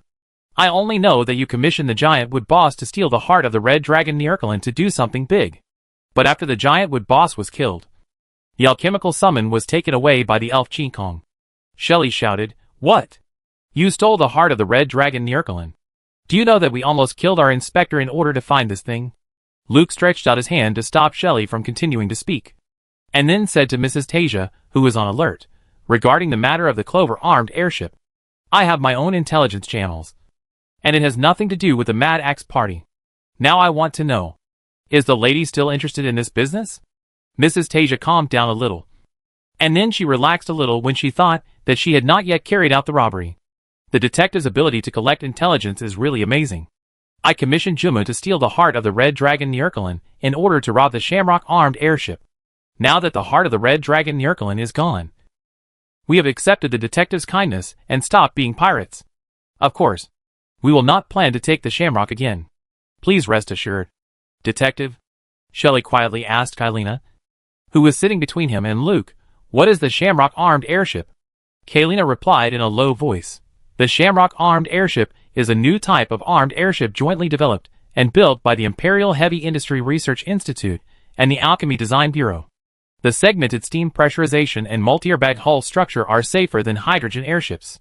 It is just that the flight altitude has not been ideal, so it has not been accepted by the military. On the contrary, the Imperial Finance and Taxation Bureau is very interested in this steam-armed airship. Large carrying capacity and fast speed. Although the flight altitude can only be maintained below 1,000 meters above sea level, the protection capability of the armed airship is sufficient within the Empire. The Imperial Finance and Taxation Bureau bought several steam-armed airships for the transportation of taxes. The Clover armed airship is one of them, and it is now in the city of Raging Waves. Sorry, Inspector. I didn't mean to disturb you. Kailina tried to lower her voice, but she soon found that everyone in the room was listening to her introduction to the Clover armed airship. The introverted Kailina apologized to Luke embarrassedly. It's okay. We all want to know about this new steam-powered armed airship. Please continue and tell us what the Shamrock is doing in Raging Waves City. With the encouragement of the inspector, Kailina raised her voice a little. The Empire is now implementing currency reform, replacing the metal currency used previously with paper money issued by the Imperial Royal Bank.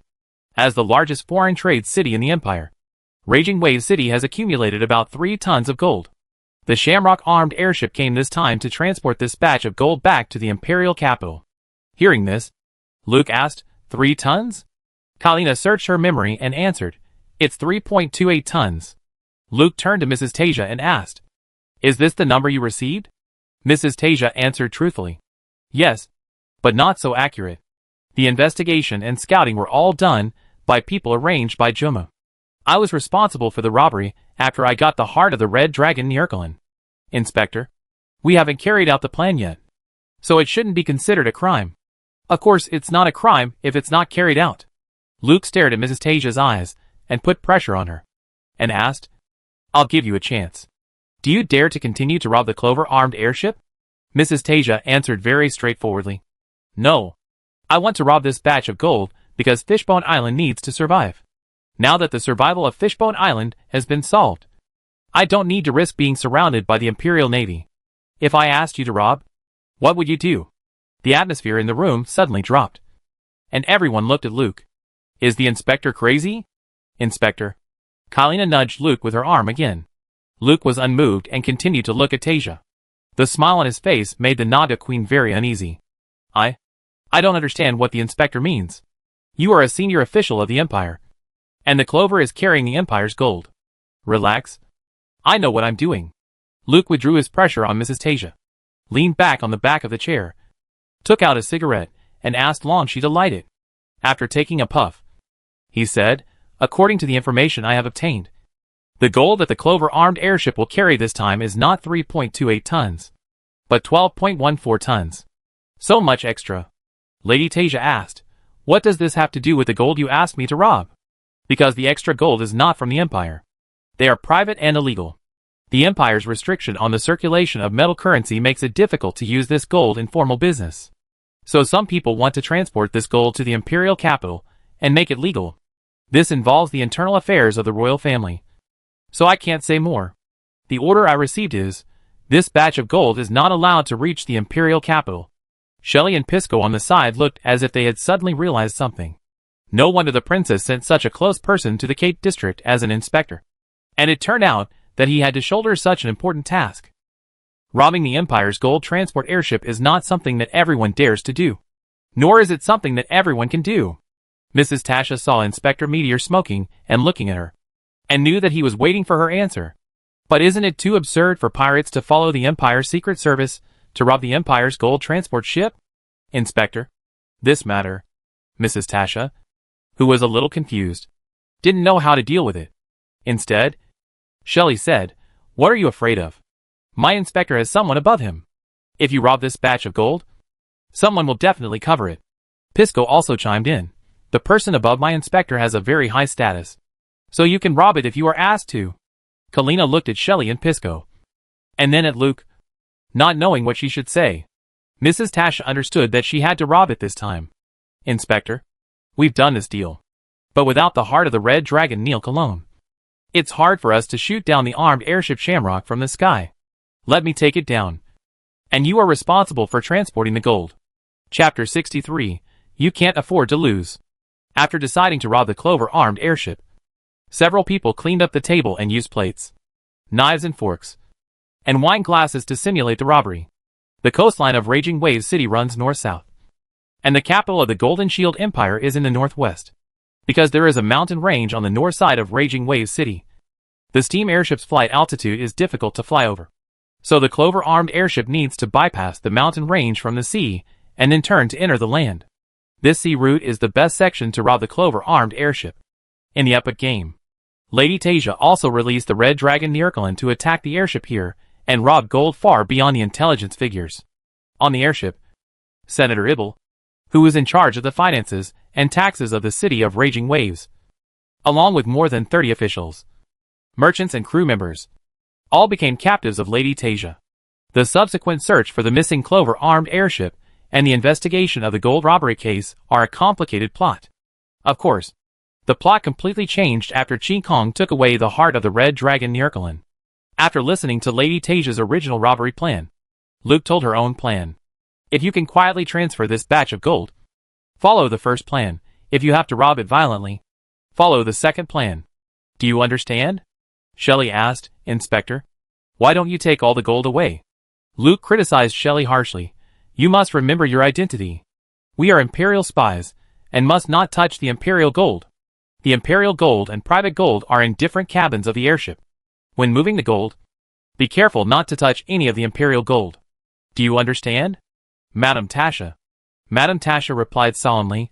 Follow your orders? Inspector, we will not touch the Imperial gold, and will give you all the private gold. Very good. If the Imperial gold is not touched, the Imperial forces will not enter the investigation. Even the government office of Nuteo City did not dare to investigate this matter publicly. They did not dare to expose such a huge amount of gold of unknown origin to the public. With limited investigation power, there would be no pressure like the Fishbone Island in the game. According to the plot in the game, Fishbone Island was eventually captured by the Imperial Navy, and Lady Tasia was captured and hanged. The fight for this batch of gold in the future is another branch plot. The plan to rob the Clover armed airship was confirmed. Lady Tasia and some pirates stayed to wait for follow-up instructions, and the other pirates returned to the sea to join the pirate fleet. No one was allowed to move around to prevent the plan from being leaked. The Secret Service was responsible for investigating the situation of the armed airship Shamrock and determining the time when it left the city of Raging Waves carrying gold. It was already late at night when Luke and his party left the current Secret Service Rangers headquarters in Cape District. Luke returned to the dormitory of the Secret Service building and landed in the clear sky while sleeping, running around the city of Raging Waves to show his face and create a tense atmosphere. Finally, he turned back to the Cape District. She ran around and disturbed all the security departments in the city of Raging Waves all night. The next day at work, Luke notified the city government office of the expansion of the Secret Service in Cape District. The Secret Service in Cape District suddenly increased from more than 400 agents on and off the payroll to nearly 3,000. Moreover, each of the additional spies has a background in gangs and underworld, and the criminal records in the Cape District Security Bureau can fill up an archive room. But at this time, the city government office of Nuteo City has no energy to take care of the affairs of the Cape District Secret Intelligence Bureau. The elf Ching Kong appeared again last night, and her tracks were all over the 6 districts of Nuteo City. It is not known what she did last night, but she must not have been wandering around the city randomly, and she must have done something that has not been discovered. An elf killer who has the Book of Disaster, the heart of the Red Dragon Nirkalan, and the strength to snatch the Rohua wand from Dean Wilred. No one dares to underestimate her. Every place she appears attracts repeated carpet searches by the Security Bureau and the Secret Intelligence Bureau. The less they find, the more worried and scared people are. When he learned that the last place where the elf Ching Kong appeared was the Cape District, Holt, the director of the Cape District Security Bureau, was furious and directed the search for the elf Ching Kong all night. Now all the security agencies in the City of Rage were exhausted by the elf Ching Kong, and no one cared about the mess of the Cape District Secret Intelligence Bureau. Even Director Holt felt a little relieved when he knew that the Secret Intelligence Bureau next door had so many more people overnight, and immediately asked the Secret Intelligence Bureau to send people to assist the Security Bureau in conducting a citywide search for the elf Ching Kong in the Cape District. As for the origins of these people, they could no longer care. Luke felt that the 80 million imperial marks he got from the city government hall should not be taken for nothing. So he happily sent all the recruited imperial spies out, and emphasized that the urban area near the dock should be the key search area. Organized dock workers, sailors on the ship and social idlers to hold a meeting to tell everyone the danger of the spirit clear sky and the fact that the Cape District Secret Bureau is going to open the Yin-Yang Night School. Detective Meteor has explained everything. People around the Cape Port dock can say that I don't like to study and don't go to class, but I can never say that I don't know what your Yin-Yang Night School does and teaches. After a few days of publicity, the effect is better than the Secret Bureau's supervisors expected. The Yin-Yang Night School has not yet selected a site, and the first batch of 500 students is expected to be enrolled soon. There were even cases of scalpers selling places at high prices. This situation made Luke a little puzzled. Do these guys who run to Fengyu Street at night like to study so much? After understanding the inside story, Luke, who knew the inside story, couldn't help cursing. Who spread the rumor that Yin-Yang Night School is the Reserve Agent Training Academy of the Cape District Secret Service Bureau. It was also said that the courses taught such as coordination, accounting, mathematics, mechanical operation, cooking, are all murder techniques with different names. Luke didn't know whether to cry or laugh. In fact, it's not the fault of these people to misunderstand. This Detective Luke is really too unique. As soon as he took office, he dared to turn against the Public Security Bureau to protect the Crazy Axe Party. Now he directly took all the people from the Crazy Axe Party headquarters into the Secret Service Bureau. Now these new spies are very powerful in the Cape District. Once this opening is opened, all parties in the Cape District want to get into the Cape District Secret Affairs Bureau. Having this identity and not having this identity makes things very different. Yin-Yang Night School is a training school run by the Cape District Secret Affairs Bureau. I heard that it is also a political achievement project that Chief Meteorite pays special attention to. After training at Yin-Yang Night School, even if you can't enter the Cape District Secret Affairs Bureau, you will be from a subordinate unit of the Cape District Secret Affairs Bureau. It is the direct line of Chief Meteorite. When there are more students graduating from Yin-Yang Night School in the future, this is the network. The first batch of students of Yin-Yang Night School. This is the seniority. Anyway, you can't suffer a loss or be fooled. Go! Chapter 64, Clover. After Luke knew why these people were actively signing up for Yin-Yang Night School, he could only let them think so. Anyway, the class started, and these crazy guys knew what they were learning. If someone could really learn the killing skills in the pastry class, it would be considered a martial arts master. There were special people in charge of the magic potion production factory and Yin-Yang Night School, and the preparations were very smooth. Luke personally watched the Clover armed airship. There were signs that this gold-carrying airship was very likely to leave the City of Raging Waves in advance. The robbery plan was also adjusted with the continuous intelligence obtained.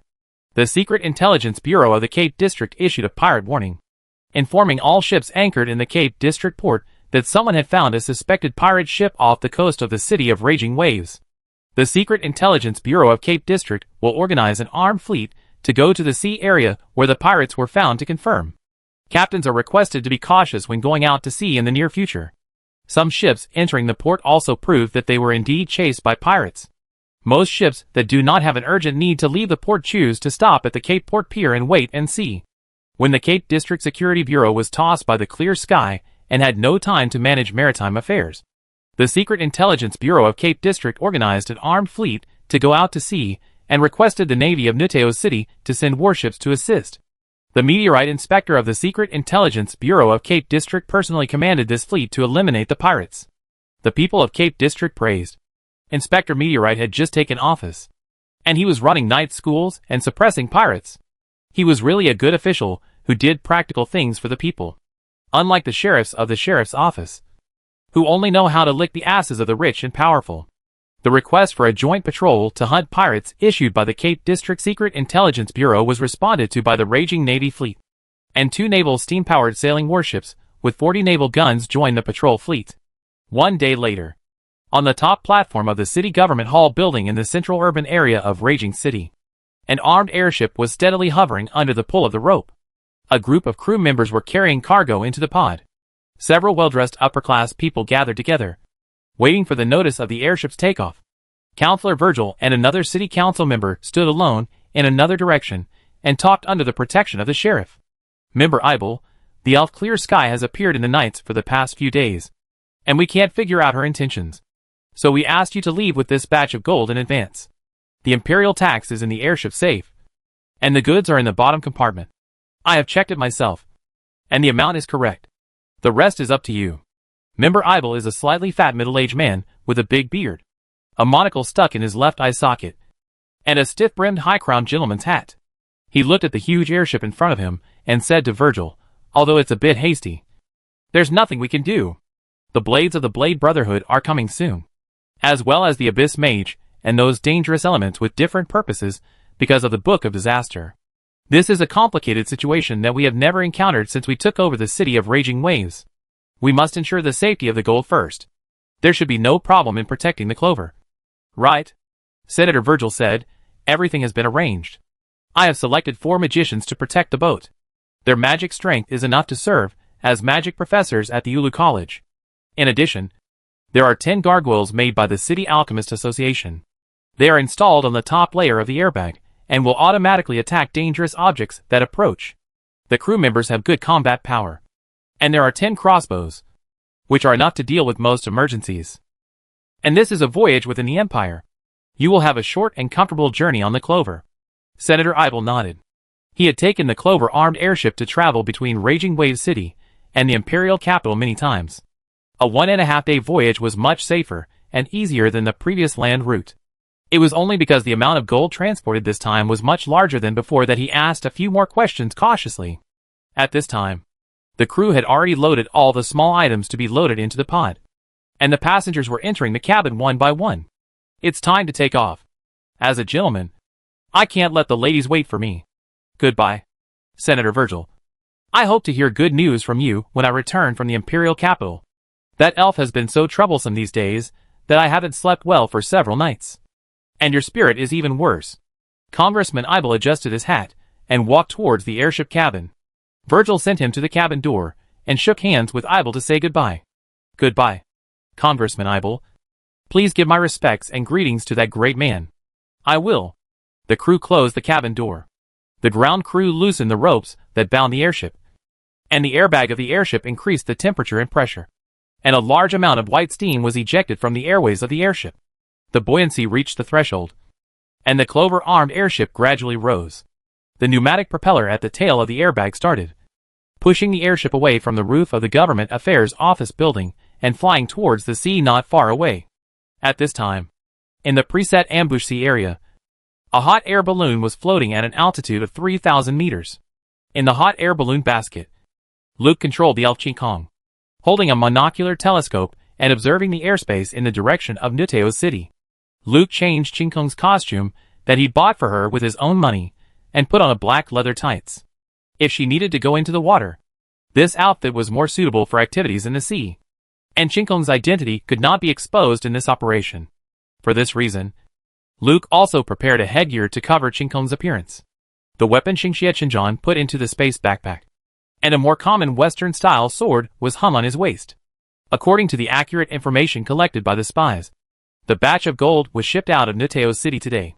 Last night, Luke controlled Ching Kong to squat around the Government Affairs Office building and saw the Clover-armed airship docked on the roof of the Government Affairs Office building last night.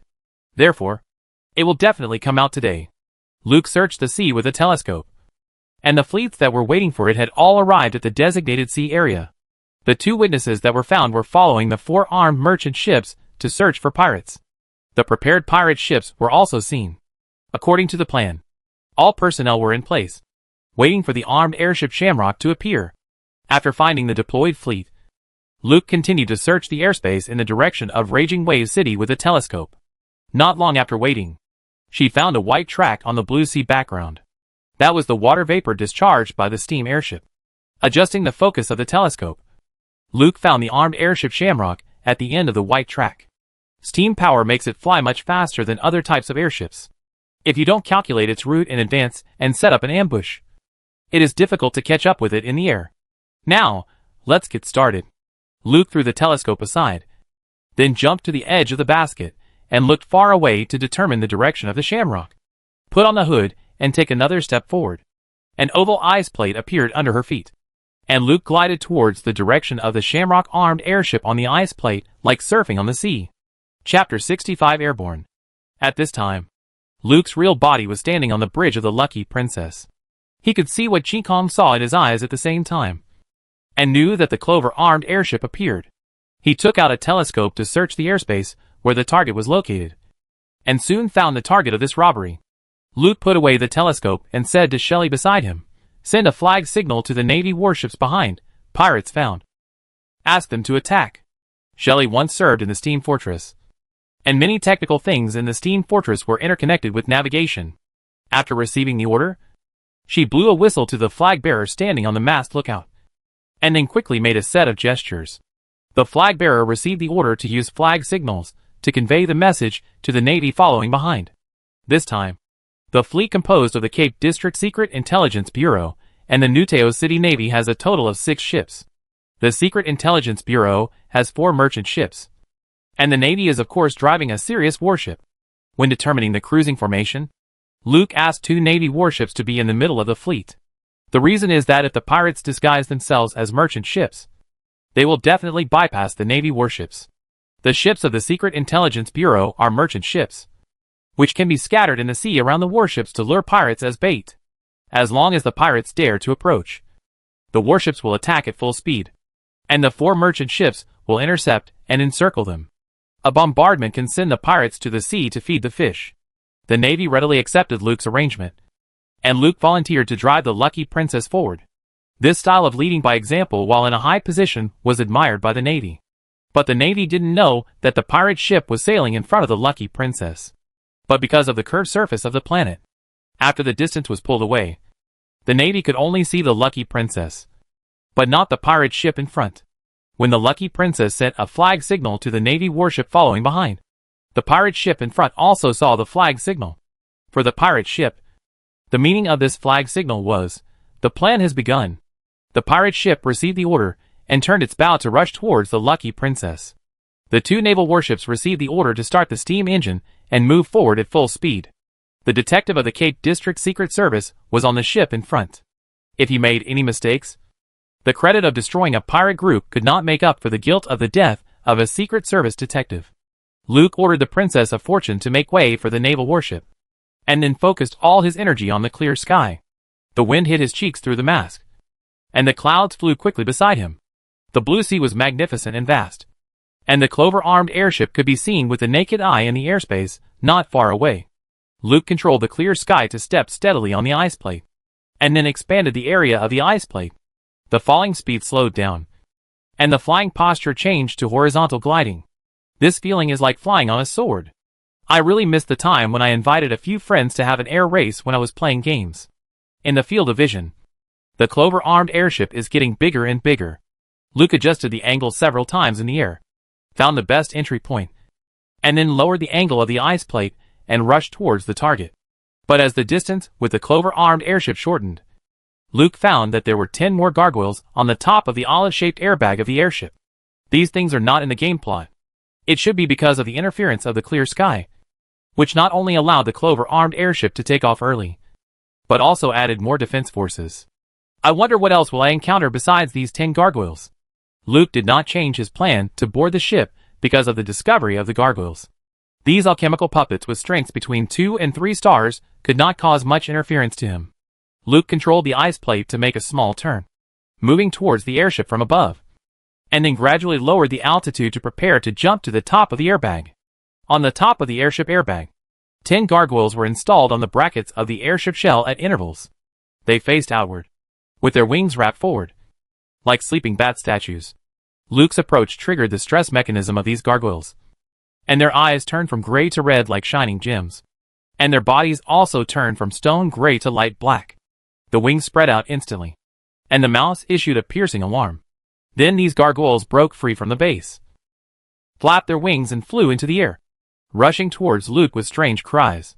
Luke pushed the level of clear sky to level 80, and pulled out the sword hanging on his waist. The main attack method of the gargoyle is to first use sound waves to impact the opponent's spirit, and then bite in close combat. In the air, this neat and effective means of attack does have a considerable advantage. Luke first glanced at the armed airship Shamrock below. The huge airship airbag blocked the pod below. The people in the pod should have received the alarm of the gargoyle, but they didn't have time to react. Then, Ice Dance Garden. Aquarius. The water ice effect took effect in the air at the same time, and the gargoyles, who rushed to Luke and roared and looked for opportunities to attack, were instantly silent. The gargoyles turned into ice sculptures. Their wings were frozen, and their bodies fell unconsciously. At this moment, Luke crushed the ice plate under his feet, and the sword in his hand drew beautiful sword marks in the air. The sword marks stretched out and flew explosively towards the surrounding airspace, slashing the ice sculptures that had no mobility at all, cutting them into pieces, and then rushing to the sea below. The sword marks flew away, and the crisp sound of breaking through the air continued for a long time. 10 gargoyles were killed with a large-scale sword skill group attack, and Luke's figure disappeared in the air. After 2 more flashes and teleports, he stepped on the top layer of the airbag of the Clover airship. Under his feet was the outer wall of the special airship airbag that was heat-insulating and resistant to high pressure, as long as a few holes are opened on it to release the high-pressure steam inside. The airship will have no choice but to make an emergency landing on the sea. There are 16 steam bags inside the Shamrock armed airship, and the openings must be located in different places. Just as Luke was about to work, 4 magicians rushed up from the pod below using short-distance flying magic, blocking Luke from the front and back. They held magic wands in their hands, and their windbreakers swayed violently in the airflow, looking very cool. This is the armed airship Shamrock of the Imperial Finance and Taxation Bureau. Your behavior has seriously violated the Imperial law. Sitter, give up resistance and wait for the Empire to give you a fair judgment. Luke did not answer. She stood up straight and stepped into a T-step. Her left hand was behind her back, and her right hand was holding a sword in front of her. This was the starting move of the Western sword skills in the game, which was ceremonial. Ching Kong used this set of moves, and even though she covered her face, she was extremely elegant and noble. The 4 magicians looked at each other, and then were impressed by Ching Kong's temperament, and they all gave Luke a magician's salute. It is our honor to fight with you. Luke swung his sword as a response to his willingness to fight. Chapter 66: Destroying the Airship. At this time, there was a shaking under his feet, and Luke felt that the Clover airship was turning. He was stepped on by someone just after leaving the house, and it was indeed the right decision to return home immediately. The huge airship adjusted its flight attitude, and the pressure changes on the left and right sides of the hull drove the air turbulence, making the top of the airship vibrate more violently. Luke took advantage of the magician in front of him standing unsteadily, and the speed of his feet burst out, and he and the sword in his hand shot forward together. The tip of the sword broke through the air with a whistling sound. The sword light was like a shuttle, and the man turned into a residual shadow. The magician who was locked by the offensive took a step back, pointed the magic wand in his hand forward, and shouted a short spell. The tip of the magic wand flickered, and an arc of light expanded to form an eggshell-like magic shield. Before the eggshell shield was formed, Luke and the sword had already attacked. The tip of the sword and the divergent edge poked the light film of the shield, and the surface of the shield was concave inward, but it did not pierce. The sword force stopped, and Luke did a backflip and jumped to avoid a magic fireball shot by the magician next to him. The strength of these magicians surprised Luke, even without their information. Based on Luke's many years of gaming experience, it is estimated that the strength of these magicians must be above 3 stars. Moreover, magicians are noble professions, except for a few very weak heroes. The real strength of magicians must be increased by half a star. 3.5 stars? 4 stars? 4.5 stars? In order to hide Ching Kong's strength, Luke cannot use many powerful skills. It seems that it is not possible to kill these magicians in a short time by simply using sword skills. Does it need to push Ching Kong's level up to defeat the cleverness with force? Ching Kong's combat instinct made Luke slide sideways quickly after landing, avoiding the 2 magics released by the magician behind him. seeing that the magician's attacks deliberately avoided the airbag wall of the airship. Luke couldn't help but curse himself stupid. I'm here to destroy the airship. Why do I want to kill these magicians? Luke's continuous swift body skills made the 4 magicians dare not be careless. They worked in pairs. One deployed a magic shield to defend, and the other used his companion's shield as a cover to aim the magic wand at Luke. They did not randomly release attack magic. This is the sea. If the airship crashes, everyone will fall into the sea to feed the fish. Facing the cautious magician, Luke was very relaxed after thinking it through. Without adjusting the level of the clear sky, the mobile phone battery should be saved as much as possible. Luke retreated to distance himself from the magicians who were pressing from both sides, and then swung out a sharp edge with the sword in his hand, pulling a long hole in the airbag. White steam sprayed out from the breach, making a whistle-like sound. Luke's action of destroying the airship scared the magicians. Hey, this is high in the sky.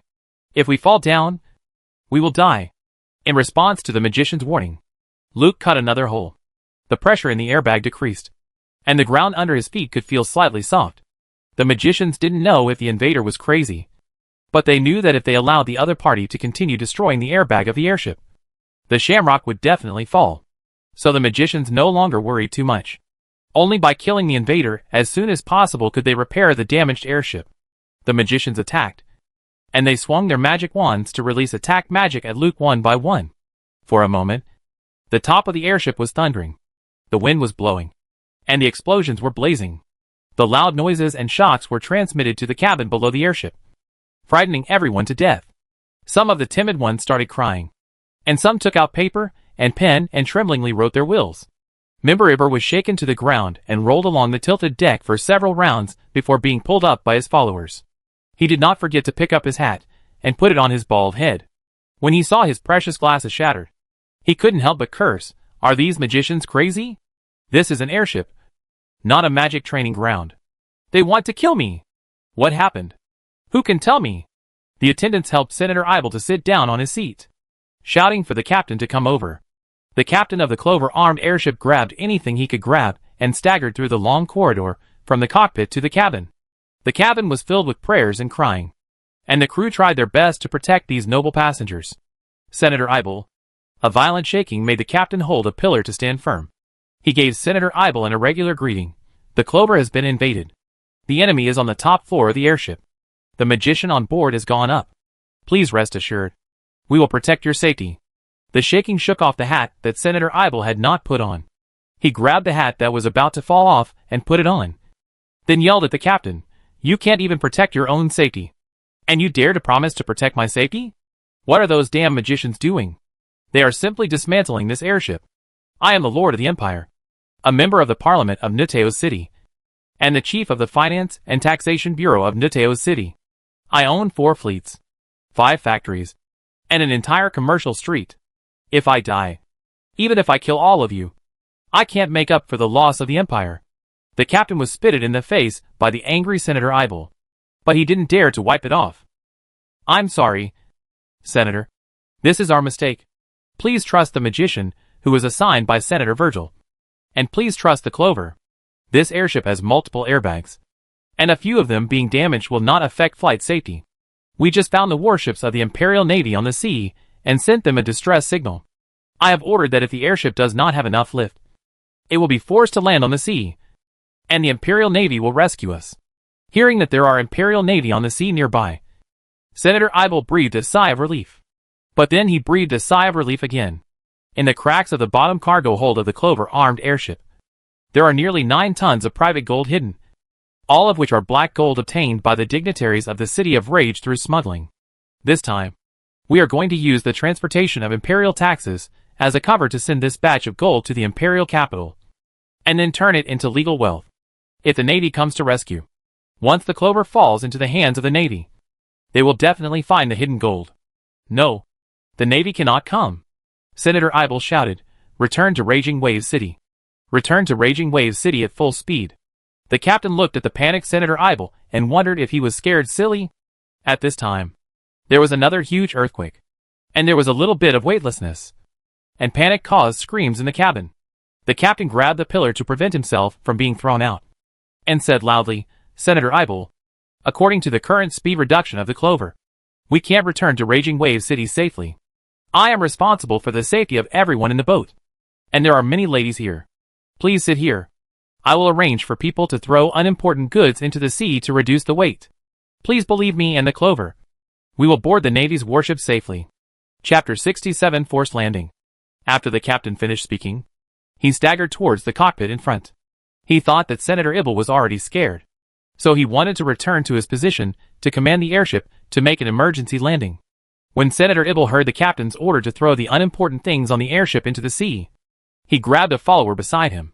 He asked him to lean over and whispered in his ear, "Take people to throw all the boxes of gold in the interior layer of the bottom of the ship into the sea." The follower was shocked. "Sir, so much gold was thrown away. How do you explain to the adults in Nuteo City? If I don't throw it away, my head will be gone. And I can't explain it even if I want to. This is a shallow sea area close to the continental shelf. And the gold will not be washed too far by the current. Remember the location of this sea area. When this matter is over, we can send people to salvage it."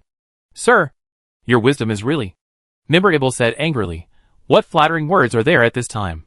Take people to destroy the bottom shell of the cargo hold, and push the box of gold directly down. Be quick. Don't let anyone see the gold." "Yes. Yes. Yes." Several followers received the order from Member Ibble, and took advantage of the brief moment when the airship was stable, and quickly rushed to the bottom cargo hold. On the sea, the Lucky Princess raised the flag of the raging navy and slowly chased the pirate ship that was fleeing in panic. The speed of the naval warship was very fast, and it quickly passed the merchant ship, forming a pincer attack on the pirate ship from the left and right. After receiving the light signal from the Shamrock requesting rescue, the Lucky Princess immediately turned its bow and headed for the sea area where the Shamrock armed airship was about to make an emergency landing, and at the same time conveyed the information of this emergency to the naval warship through flag signals. The naval warship replied, "Lord Meteorite Detective, please rescue the Shamrock as soon as possible, and lead the pirates to us." The Lucky Princess's steam engine was fully powered and rushed towards the Shamrock armed airship, and notified the other 3 merchant ships to rescue the Shamrock immediately. The 4 ships separated from the Navy warships. Shelley, who had been watching the Shamrock with a telescope, excitedly shouted to the inspector beside him when he saw the people on the airship throwing things into the sea. "Inspector. Inspector, you guessed it right. They are throwing it. Throwing it." Luke focused most of his energy on the clear sky when he heard Shelley say that the Shamrock was throwing heavy objects into the sea. He casually replied, "Keep the course and let the Naga confirm it." "Yes, Inspector." Shelley walked to the side of the ship and blew several whistles of different tones at the gun port on the side of the ship. The gun port opened, and a large group of Nagas jumped out and jumped into the sea. A vortex appeared on the water and spread towards the Shamrock. "Inspector, they're gone." "Yeah." Luke didn't dare to be too distracted. At this time, there were cuts all over the hull of the Clover airship. White steam billowed out from the wound, and smoke rolled up. These were all high-temperature steam, and the heat steamed the entire top space like a sauna. The high-temperature and high-pressure airflow formed barriers, limiting Luke's space to move, and also limiting the magicians. The 4 magicians cursed in their hearts, and they had misjudged this intruder. I thought her behavior showed that she was well-educated. Although she was an opponent, I still responded with corresponding etiquette. But I didn't expect her to be so unruly. This is a noble fight. Why did you cut the airbag? If you don't want to live, why don't you stop and let us kill you? If you fall into the sea like this, everyone will be doomed. As more and more steam leaks, the replenished steam can't keep up with the speed of leakage, and the airship is falling uncontrollably. Moreover, the pressure inside the airbag drops, and the airbag wall becomes extremely soft, like stepping on a swamp. In the shaking, let alone moving, it is difficult to even stand still and not be thrown out. The magicians moved forward holding the brackets and other protrusions where the gargoyles were installed, using magic to dispel the high temperature and steam, and looking for the figure of the invader in the fog. Her speed is really too fast. Luke, who controls the clear sky, dodges the magician's attack while destroying the airbag according to the blueprint of the Clover armed airship. Shelley said that the people on the airship are throwing heavy objects to reduce the weight. The plan is going very smoothly. Member Ibble, who is escorting the gold, absolutely dares not let the Navy find this batch of black gold. And the Clover-armed airship, which is about to make an emergency landing on the sea, has to accept the rescue of the Navy. The only way to avoid this is, of course, to throw the black gold into the sea and salvage it quietly later. Naga has swam over from underwater. If gold is found, collect it immediately, and wait for the lucky princess to come to receive it. If Senator Eibel is stupid enough not to throw it away, after the Shamrock makes an emergency landing, and the lucky princess rescues everyone on the airship, the Nagas will cut open the bottom of the airship to transport the gold out. The bottom of the lucky princess has been modified and an underwater cabin has been added. A total of 158 Nagas were brought this time, and it would not take long to transport nearly 9 tons of gold. However, if the bottom of the ship needs to be cut open for transportation, there is a risk of being discovered. So Luke had to order the spies on the ship to attack the Naga pirates, and then throw the blame on the pirate ship sunk by the Navy. Senator Eibel threw the gold out according to the plan, which was the best result Luke hoped for. There is no need for so much micromanagement, so as not to cause unnecessary trouble. The sea is vast. You can't find the gold you threw yourself. You can't blame us. A batch of black gold that never sees the light is gone, and they don't dare to blame us. On the airship, Luke dodged the magic released by the magician, and from time to time released sword marks and magic to hedge. The damage to the airship has achieved the result she wanted, which can not only allow the airship to make an emergency landing on the sea, but also prevent it from falling on the sea and causing an accident that is difficult to end. What she has to do now is to delay these magicians and prevent them from using magic to repair the gap. In the air, the smoke-filled Clover flew towards the Navy ship that came to rescue. Its altitude kept decreasing, and the deflated airbags made people worry whether it would fall directly from the sky on the helping lucky princess. The flag bearer used flag signals to command the flight posture of the Shamrock and told the crew the sea area where the forced landing was. The other 3 merchant ships protected the forced landing area of the Shamrock from other directions. The rumbling sound of cannons came from afar. The Navy warships had caught up with the pirate ship and launched a fierce artillery attack on the pirate ship that gave up resistance. Everything was where it should be. The shortened distance allowed Shelley to see the gap in the bottom of the Shamrock, which was the location where the black gold was stored as indicated by the inspector. Inspector, they opened the mezzanine bottom, and the gold must have been thrown into the sea by them. Luke controlled the clear sky to jump into the sea, and then said to Shelley, continue to act according to the plan. Chapter 68 Rescue. Ching Kong fell into the sea in a diving posture, and Luke immediately logged out of the game. The armed airship Shamrock had landed in the airspace less than 200 meters away. Looking up, the nearly 200-meter-long hull seemed very oppressive. There were countless cuts on the top of the airship spewing steam outward, and the white steam pulled out a parabolic strip cloud in the air. Luke stood on the bridge of the Lucky Princess and looked through a telescope at the sea area where the Shamrock had just thrown heavy objects. He could see some objects floating on the water. Shelley on the side reported very diligently, Inspector, the main parachuting area of the Shamrock is about 1.5 nautical miles away from us, with a length of more than 400 meters. At that time, the airship was at an altitude of 800 to 700 meters above sea level. The box containing gold should be broken when it falls into the water, and it may take some time for the Nagas to collect it. Luke looked at the big hole in the bottom of the Clover-armed airship again, which was indeed the location where the gold was stored. The parabolic area is so far away from here. Let the Nagas collect it slowly. Try to find all the gold bricks. It's not easy for us to come out. Yes, Inspector. Shelley blew a rhythmic whistle to the flag bearer on the mast observation tower, and the flag bearer immediately played a set of flag signals. This sea area is safe. Please feel free to land. Don't worry. It's guaranteed to be safe.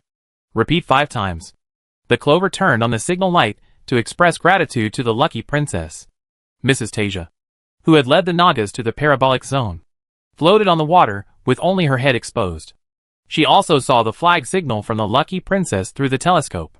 At this time, a Naga floated up and shouted excitedly, Queen, we found gold. A lot. But the boxes containing gold are all broken. Mrs. Tasia used her hand to push away the fragments of a wooden box that floated in front of her. There are many fragments like this in this sea area. Use the pockets we brought and distribute the weight that each person carries. Look carefully. We have time. Yes, Queen. The Naga turned over and dived into the water. and Mrs. Tasia floated on the water and continued to observe the Clover and the Lucky Princess. At this time, another wooden box floated over. She wanted to push it away, but after thinking about it, she pulled it back, hiding behind the wooden box. She would not be discovered by the people on the airship. The Nagas began to work underwater, and the Clover also successfully landed at a height of 10 meters above the sea surface under the command of the Lucky Princess. The steam was still leaking. If the airship touched the seawater, the downward pressure of the boat body would soon press the pod under the water surface.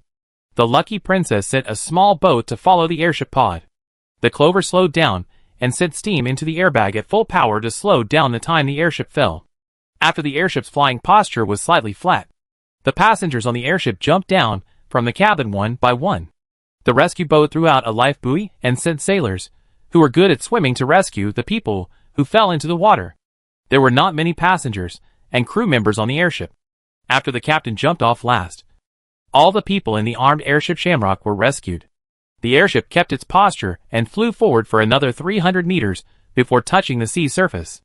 As expected, the pod on the bottom of the airship was quickly pressed into the water by the huge and heavy hull.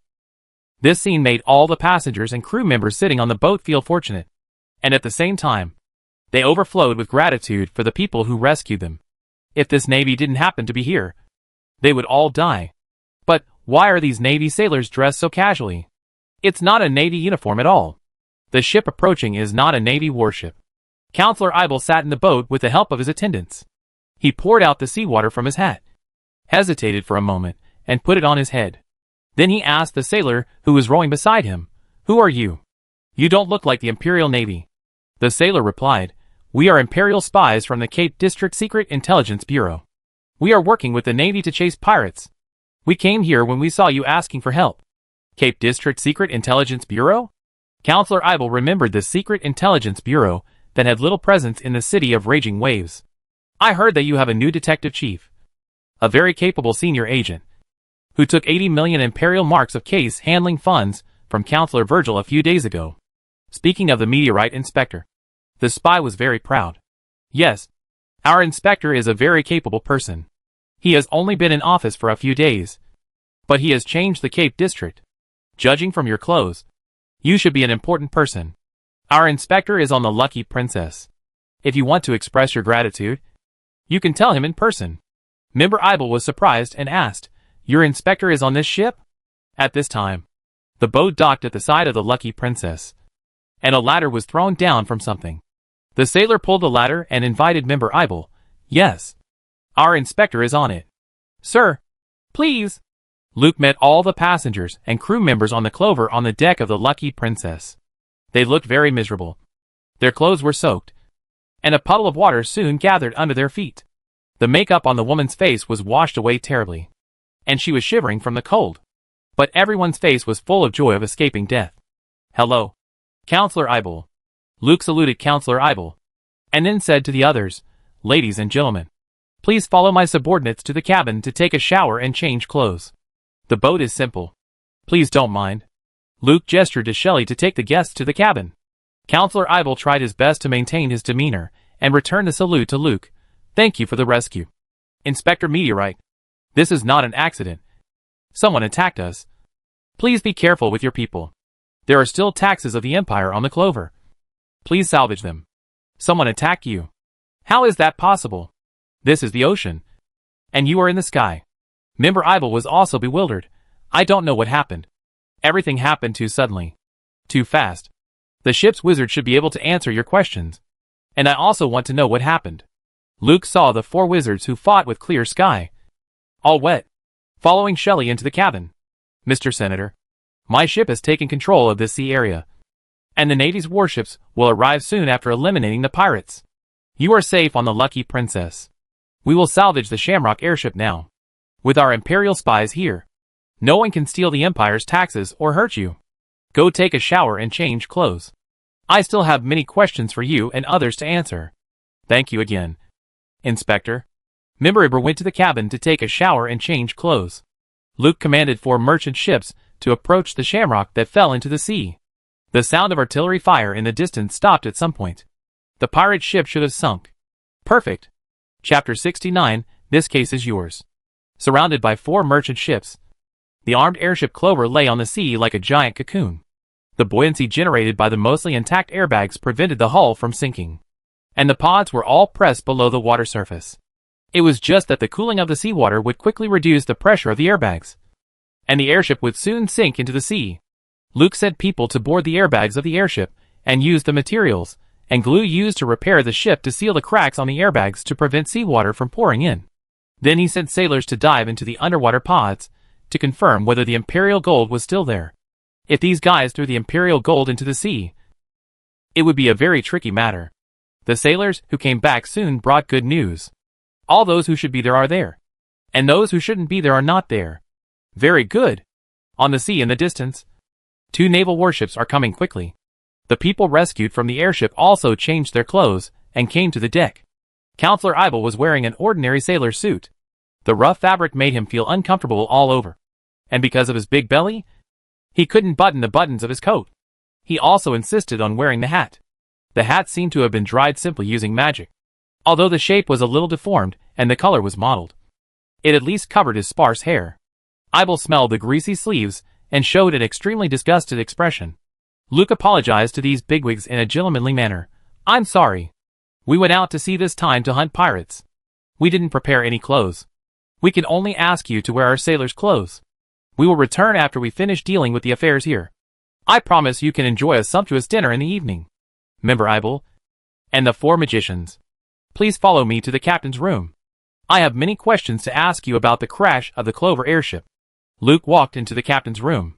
Soon, Member Eibel and the 4 magicians also came in. Luke sat down behind the captain's desk, and Shelley stood behind him. Pisco closed the door and stood there. He was so tall that his head could almost touch the roof. "Please sit down." Luke invited Counselor Eibel to sit opposite him. Kalina brought 2 cups of coffee and placed them in front of Luke and Counselor Eibel, then invited the 4 magicians to sit around the navigation chart table and served them coffee. "Thank you again." Counselor Eibel was in a much better spirit than when he boarded the ship. He expressed his sincere gratitude to Luke for escaping death. "You may not understand how desperate it is to be on a crashing airship.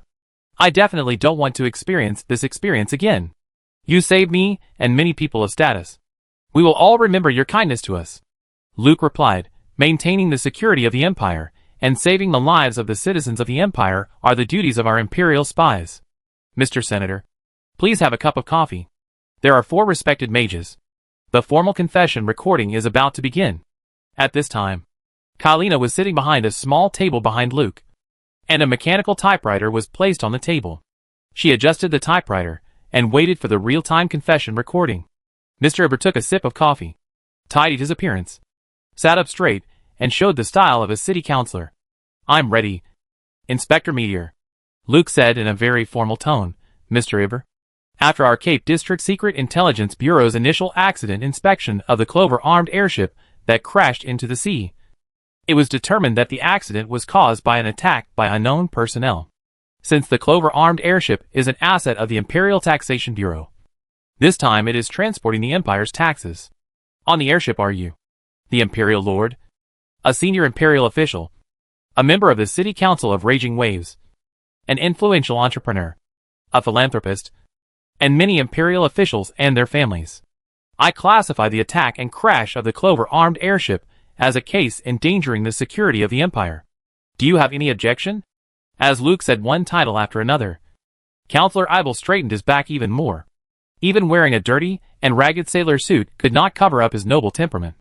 "I have no objection, Inspector Meteor. If someone dares to attack the Empire's gold transport boat, it is a provocation to the Empire's majesty. This is definitely an incident that seriously endangers the security of the Empire. The criminals must be thoroughly found and severely punished.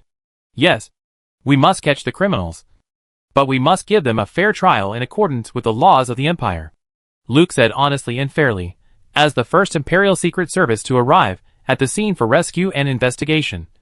"We have the obligation and responsibility to take over the investigation and handling of this case. You are a senior official of the Imperial Finance and Taxation Bureau, a member of the City Council of Nuteo City, and the victim and plaintiff of this case. Our Cape District Secret Service needs your formal authorization. This is a very good case for me. Please forgive me for not taking care of your feelings. And please understand my feelings. Counselor Eibel understood the feelings of the Secret Service detective. He must have been very happy. The major case of the Empire's gold transport airship crashing after being attacked was definitely not comparable to the elimination of a few pirates. Pirates are allies to the huge Empire. And robbing the Empire's gold transport airship is a slap in the face of the Empire. They are not cases of the same magnitude at all. The Cape District Secret Service rescued the Clover armed airship and scared away the criminals, which was a great achievement. If this case can be solved and concluded perfectly, it will definitely be a shining plus point in the work resume of the meteorite inspector. Putting aside the identity of the victim, Counselor Eibel was jealous of this case. If the case is delayed until it is returned to Raging Waves City, he believes that those who want to take over the case through connections will definitely form a long queue in his courtyard. No wonder Inspector Meteor was so eager to let him sign the commission. Counselor Eibel said, "Inspector Meteor, although you have just taken office, your performance makes me believe that you are a very capable official. Not everyone can make Counselor Virgil embarrassed. You are courageous and ambitious. And your subordinates also praise you very much. Your age and your ability make you a very high-quality investment target. I believe that your stage will definitely not be limited to the Cape District. And you can go higher. I am willing to provide you with the best help I can. Bring me the letter of authorization. This case is yours. And no one can take it away." Member Iber's answer made Luke recognize this somewhat funny guy again. It must be not easy to be a counselor in Raging Waves City. Luke waved his hand, and Kylena behind him took the printed letter of authorization and placed it in front of Member Iber. He also brought a pen. After reading the contents of the letter of authorization, Member Iber took the pen without hesitation and signed his name on the client's item. Chapter 70 Closed Loop. Luke got the case commission signed by Counselor Eibel, and the Cape District Secret Intelligence Bureau got the right to investigate the Clover armed airship crash case. I investigate myself? This case must be difficult to investigate, Luke complained in his heart, and then handed the commission to Kylena for safekeeping. And then said to Counselor Eibel, "I just sent someone to dive into the airship cabin to check, and the vault safe is intact. I will arrange for someone to salvage it as soon as possible and send it to the city government hall. Now I need to know the details of this case. The inquiry may take a little time. Please be patient." Counselor Eibel and the four magicians all expressed their willingness to cooperate. Luke began to inquire about the case to see if the plan was exposed during its execution. There were basically no major omissions. As long as he controlled the important physical evidence, others could only speculate about the case. Want to investigate the truth? Beyond the Cape District Secret Intelligence Bureau, the clues chain cannot be connected. As for the people who executed the plan on his side, except for a few core personnel, most of the spies involved did not know what they were doing. Don't worry about any trouble in the short term. As for the long term, while Luke was asking about the case, the captains of 2 naval warships boarded the Lucky Princess to report on their pursuit of pirates. There was only one pirate ship, which was an old-fashioned merchant ship converted into a warship, facing 2 naval steam-sailed warships. They had no strength to fight back. The 2 naval warships detonated the gunpowder magazine of the pirate ship with 3 rounds of artillery salvos. The pirate ship was blown to pieces in front of all the naval officers and soldiers.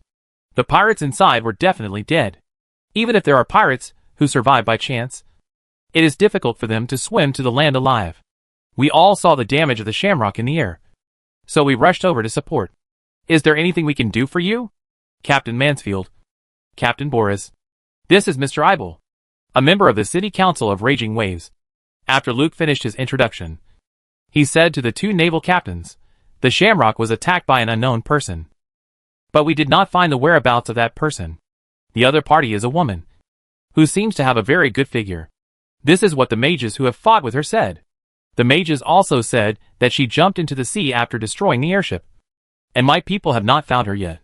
Before finding out the purpose and whereabouts of the attacker, the most important thing is to protect the safety of the congressman and the airship passengers. Please take them to your ship. Yes, Inspector Meteor. Luke turned to Eibel and said, "Mr. Congressman, let's end the questioning here. I can see that you need to rest, and I also want to return to the City of Rage as soon as possible. These ships of mine are all confiscated ocean-going merchant ships. They are not as safe and comfortable as the Navy's warships. And I also need to salvage the airships here. Everyone, follow the 2 captains. They will take you back to Raging Wave City." Congressman Ibel was indeed very tired, and his clothes and hat made him feel as if countless bugs were crawling all over his body. At this moment, he didn't want to stay at sea for a moment. The congressman stood up and shook hands with Luke and said goodbye, Inspector Meteorite. When you return to Raging Wave City, you must come to my mansion when you have time. You have just arrived in Raging Wave City. If you want to integrate into the upper-class circle, you need an introducer. Otherwise someone will definitely cause trouble for you. I promise that the real Raging Wave City will open your eyes. I will definitely visit when I have time. Congressman Ibel and the 4 magicians followed the Navy captain, and everyone in the room showed a happy expression. Nearly 9 tons of gold. Not only did they get it out without anyone noticing, but they also got the power to investigate the case. Inspector, you are amazing, Shelley exclaimed loudly. Let Ibrahim throw the gold out himself. When he comes back to salvage it, even if he can't find it, he will only blame himself for remembering the wrong place. After all, the ocean is so big, it's impossible for them to remember it accurately. Pisco was also very happy. He touched his head and laughed. We finally have a wise inspector in the Cape District Secret Service. When I saw the inspector for the first time, I knew that the inspector was smart. Smarter than the big sister. Detective, how do we divide this gold? Shelley gave Pisco a thumbs up, then looked at Luke, waiting to divide the gold. Kalina sorted out the confession documents she had just recorded and put them on Luke's desk. Luke picked it up and looked through it. After confirming that there were signatures, he asked Kalina to keep it.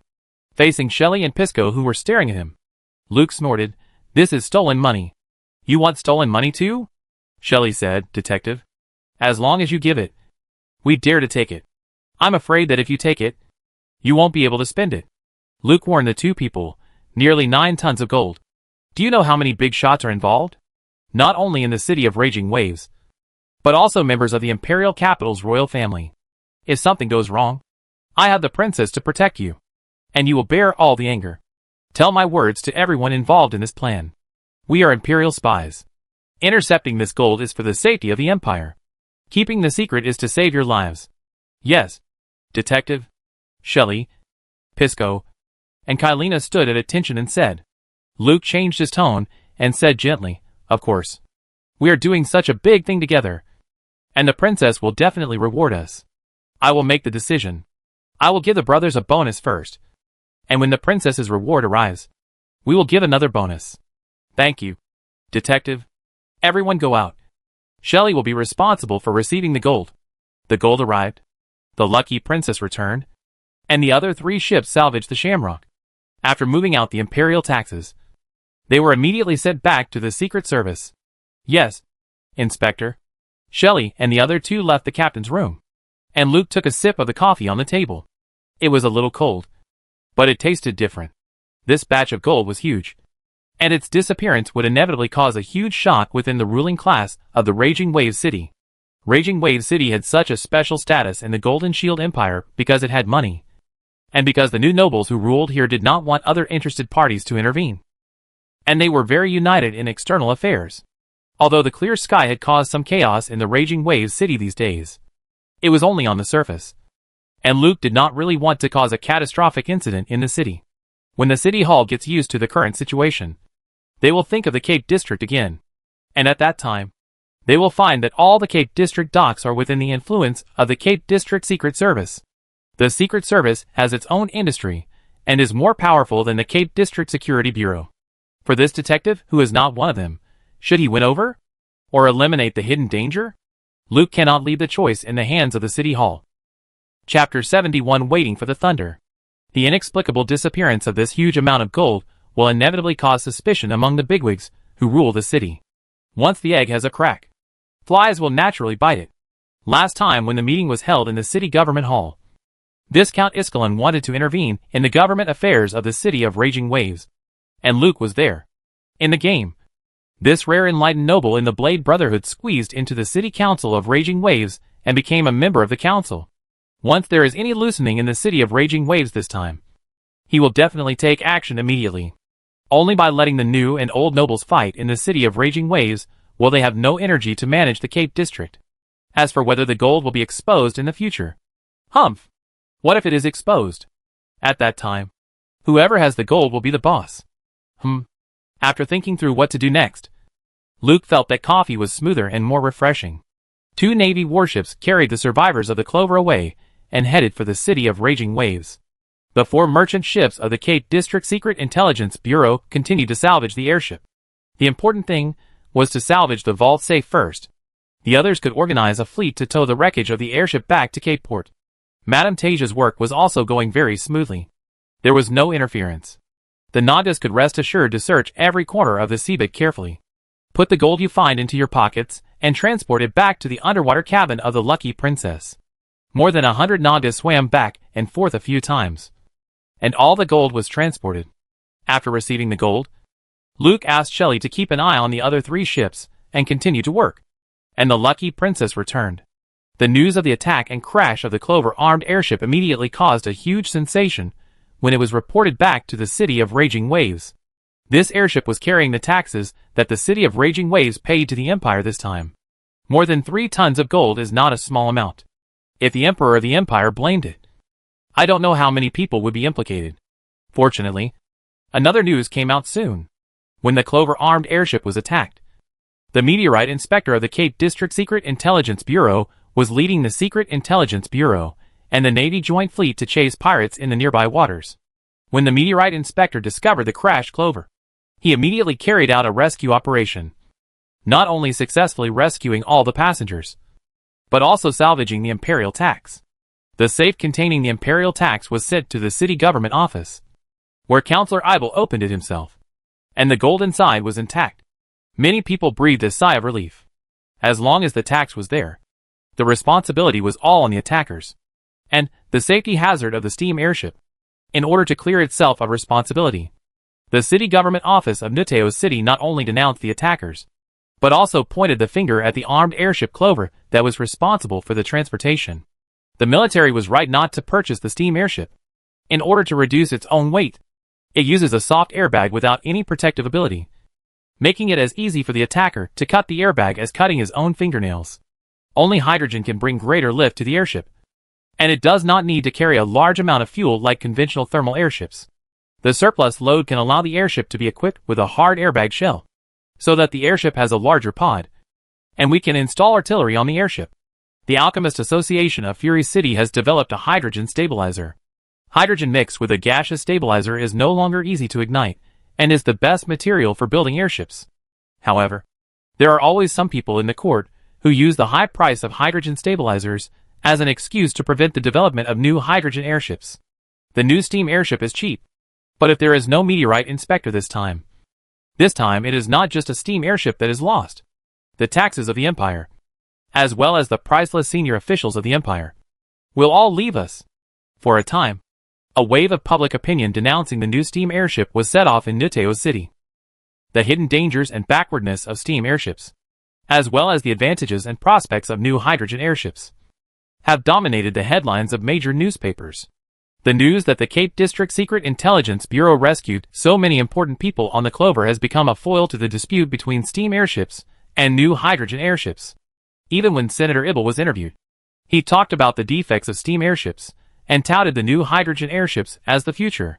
Luke sighed, as long as the capitalists are still breathing, they will first think about how to make money. Is the problem with your hydrogen stabilizer just that it is expensive?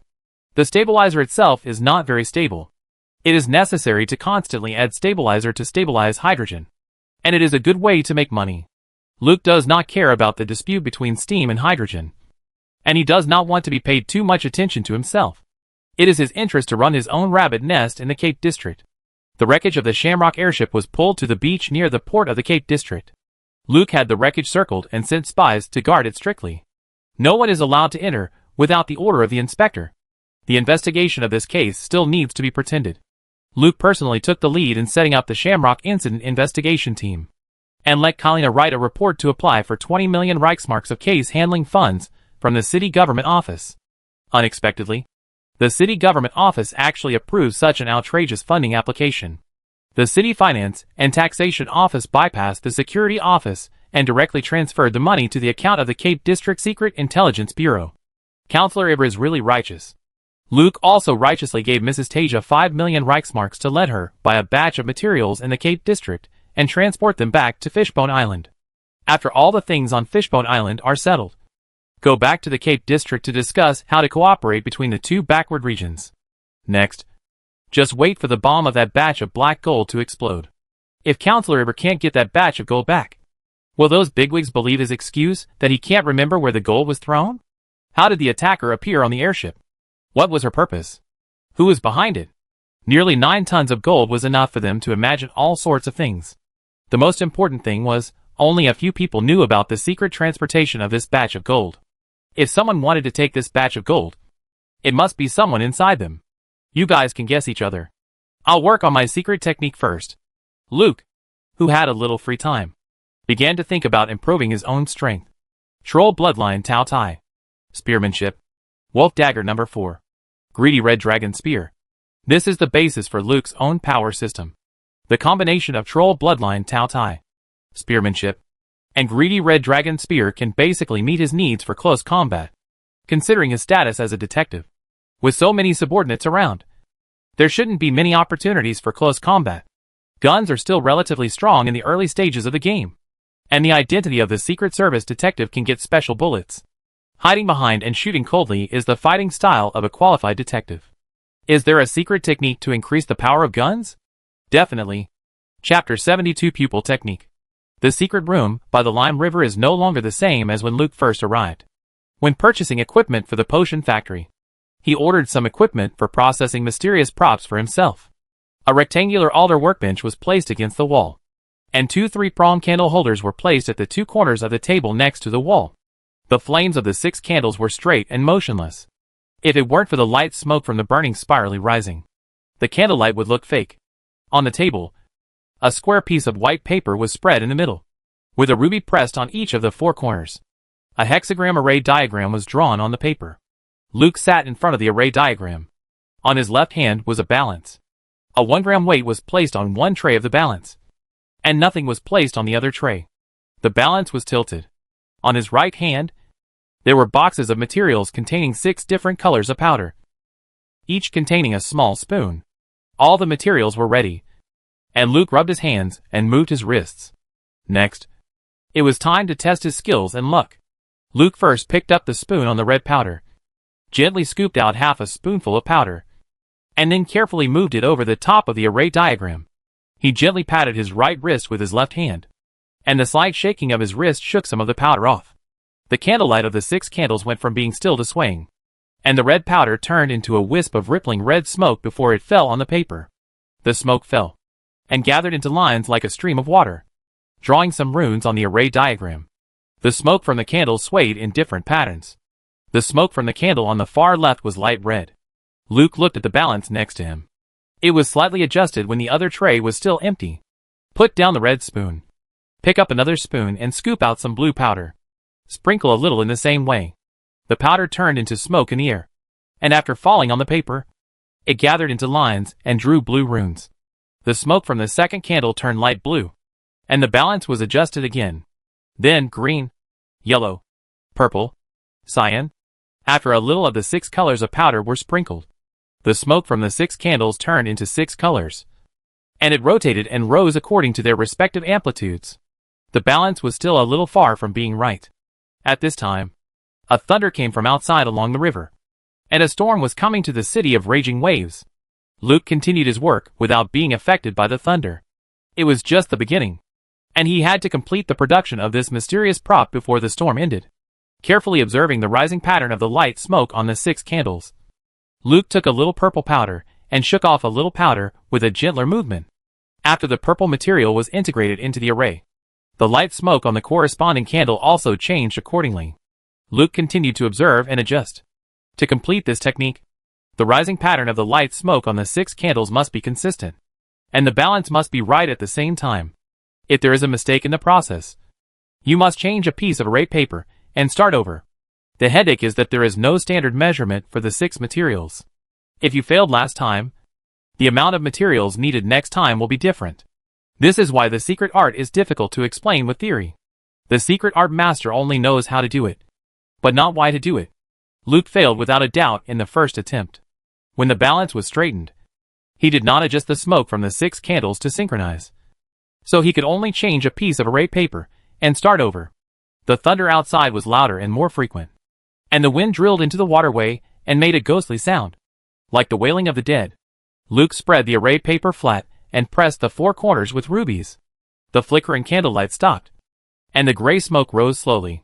Then Luke stood up and walked to the side, and Ching Kong appeared out of thin air and sat in front of the arrayed paper. She sat calmly. Her green eyes turned into ice crystal color, and after taking a deep breath, she reached out and picked up a small spoon to scoop up some red powder. Her hands were much steadier than Luke's body, and her icy eyes stared at the powder she shook off. Pupil skills are a very important auxiliary function in the epic game, deeply influenced by a popular anime. Players are also keen to develop various pupil skills in the game.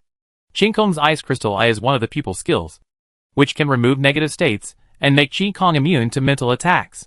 Force calmness can greatly improve the accuracy of skills, and can capture the target's movements, making it slow in your field of vision. Shelley's right eye, which has been covered, is also a kind of pupil technique. Eye of Medusa. Eye of Medusa has mental attack skills. Looking directly into Shelley's right eye, the muscles of the whole body will be uncontrollably tense, as if petrified. Therefore, Shelley usually covers her right eye, but it does not mean that her right eye cannot see.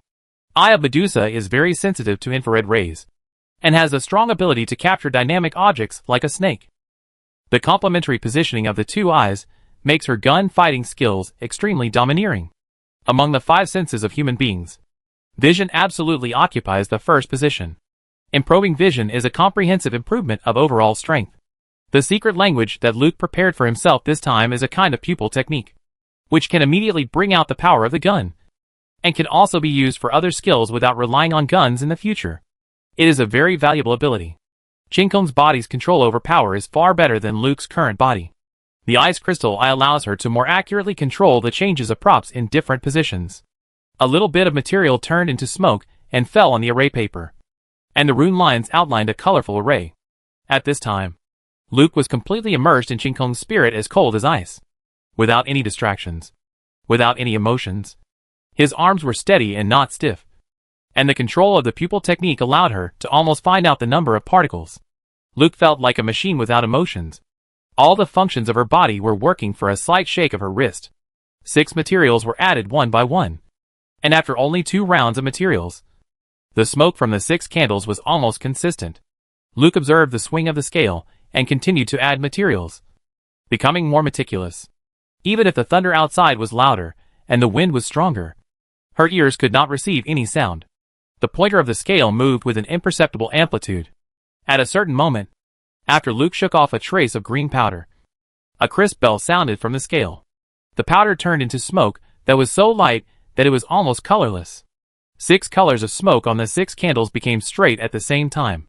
Luke quickly took out a dragon eye from the space backpack in the clear sky. This is the eye of the red dragon Nyarkolan, which is as big as a pot and hardened into a stone ball. The pupil of the dragon eye is turned sideways, and the nerve veins on the back are aligned with the center of the magic circle. At the moment of contact, the magic paper rolled up and wrapped the whole dragon eye inside. The 6 candles suddenly burned violently and burned out in a few seconds. The secret room darkened, and only a light bulb in the corner provided dim light. Chapter 73 Thunder and Fire Eye. Ching Kong stood up and stepped back to stand with Luke. The dragon eye wrapped in the array paper stood quietly on the table. After waiting for a while, the orange-red light shone through the paper, and the halo swayed with spirituality. Then the fire burned from the inside out, and the paper burned very quickly, burning up without leaving any ashes. The dragon eye was revealed. It was still as big as before, and the array just drawn was printed on the white part of the eye except the pupil, and the flowing fire flowed along the runes and lines of the array. The pupils that had been narrowed because of the loss of life opened, and in the golden eyes, the orange fire was jumping like in a furnace. Done! The rekindled fire dragon eye is the subject of the secret spell Thunder Fire Eye that Luke wants to perform. However, the red dragon eye has a time limit, and all the secret rituals must be completed before the end of this thunderstorm. Ching Kong picked up the fire dragon eye and put it into his space backpack, then came to the entrance of the waterway, stepped on the ice and walked out. Nuteo's city is close to the sea and has many thunderstorms, so there are lightning protection equipment on the tall buildings. There is an area of about 1 square kilometer in the city. For some reason, It is particularly easy to be struck by lightning. For safety, Nuteo City planned this place as a city center park and built an iron tower to attract lightning. It is named the Thunder Tower. The Thunder Tower is 547 meters high, and its shape is modeled after the Eiffel Tower. It is located in the middle of the city center park, spanning the north and south banks of the Lime River. It is a landmark building of the City of Raging Fire, and a must-visit place for every first-time visitor to the City of Raging Fire. Standing under the Thunder Tower, you can deeply feel the greatness of this era, and the unshakable position of the City of Raging Fire in the world patterned like this tower.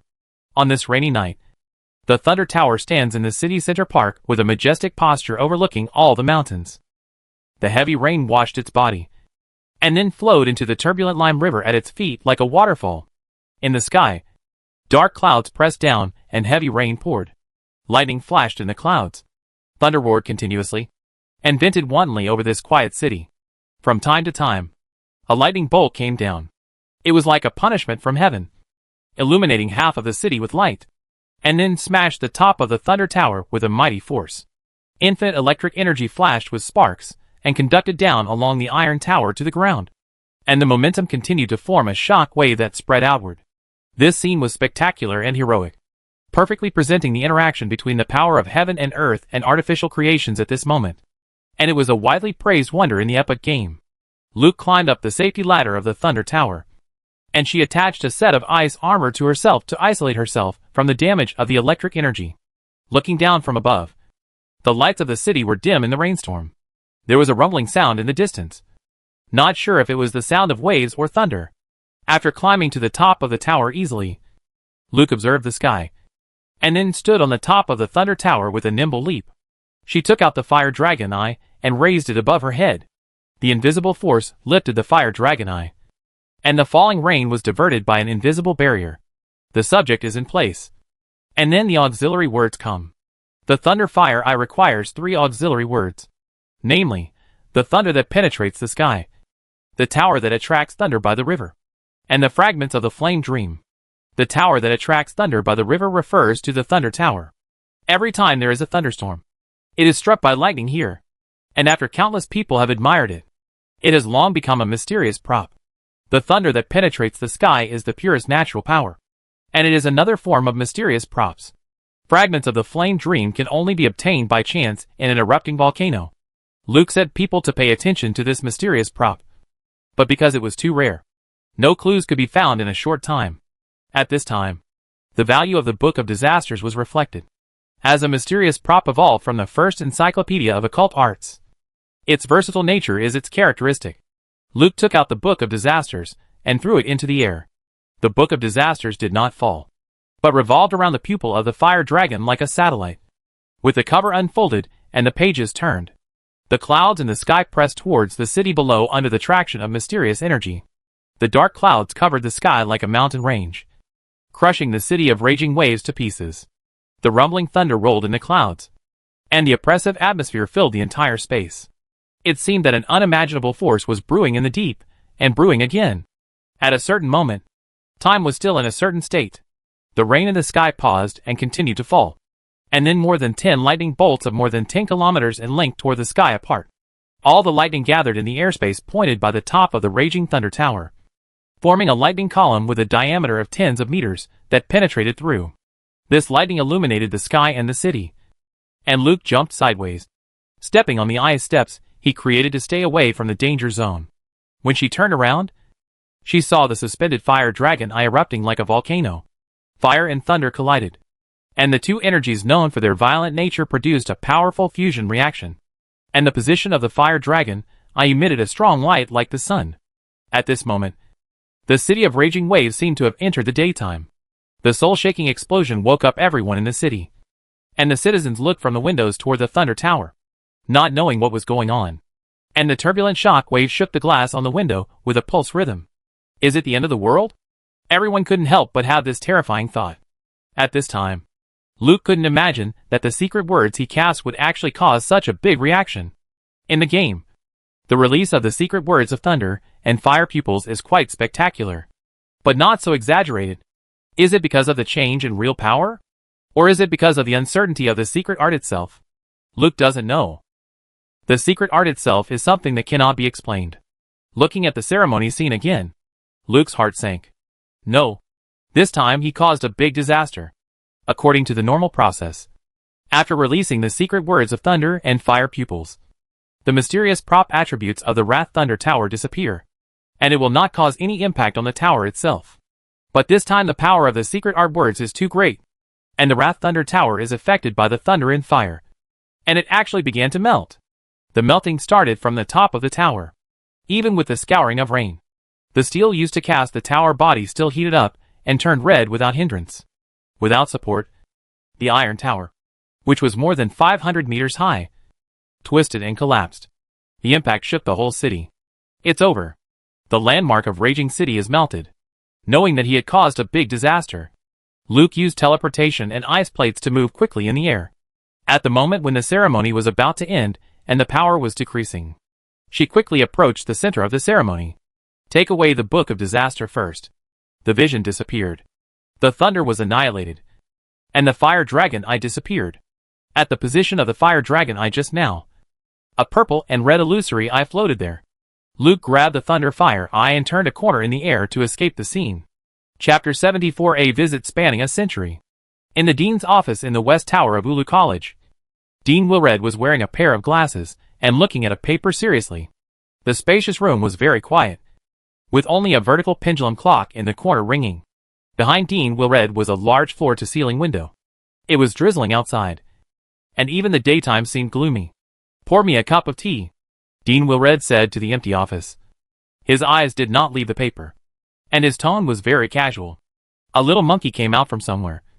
It climbed onto the desk lightly, with a kettle rolled behind its tail. The little monkey took an empty teacup on the left-hand side of Dean Wilred, scooped a spoonful of sugar from the sugar box and poured it into the cup, then rolled the kettle with its tail and poured tea into the cup. He made a chirping sound and made a weird face to please Dean Wilred. Dada. Duh. Da-data. The vertical pendulum clock made an uncoordinated sound at this time. Dean Wilred and the little monkey looked at the pendulum clock at the same time and saw that the pendulum, which was originally swinging regularly, was shaking without any rules. The little monkey bared his teeth at the pendulum clock and threatened it, while Dean Wilred grabbed its neck and stuffed it into the sleeve of his robe. He stood up from his chair, stretched out his right hand, and a long-handled wand on the wand rack flew into his hand. At this time, a wisp of black smoke floated out of the pendulum clock and gathered into a vague human figure. Wilred, I haven't seen you for so many years. You've grown old. Wilred looked at the guy who suddenly appeared in his office with caution. With a wave of his hand, everything on the table was put into the open drawer. Victor? Dean Wilred tried to guess the other party's identity, and immediately corrected his mistake. No, you are not Victor. He is more polite than you. You should be Harriman. More than 100 years have passed, and you still like to play pranks. Nice to meet you, my friend. If you show up, I will be very happy to take you to visit the college where we once worked together. Dean Wilred greeted his old friend in a friendly manner, but he did not dare to relax at all. These people's thoughts can no longer be guessed by common sense. The sudden arrival after 100 years is definitely not just to see this academy.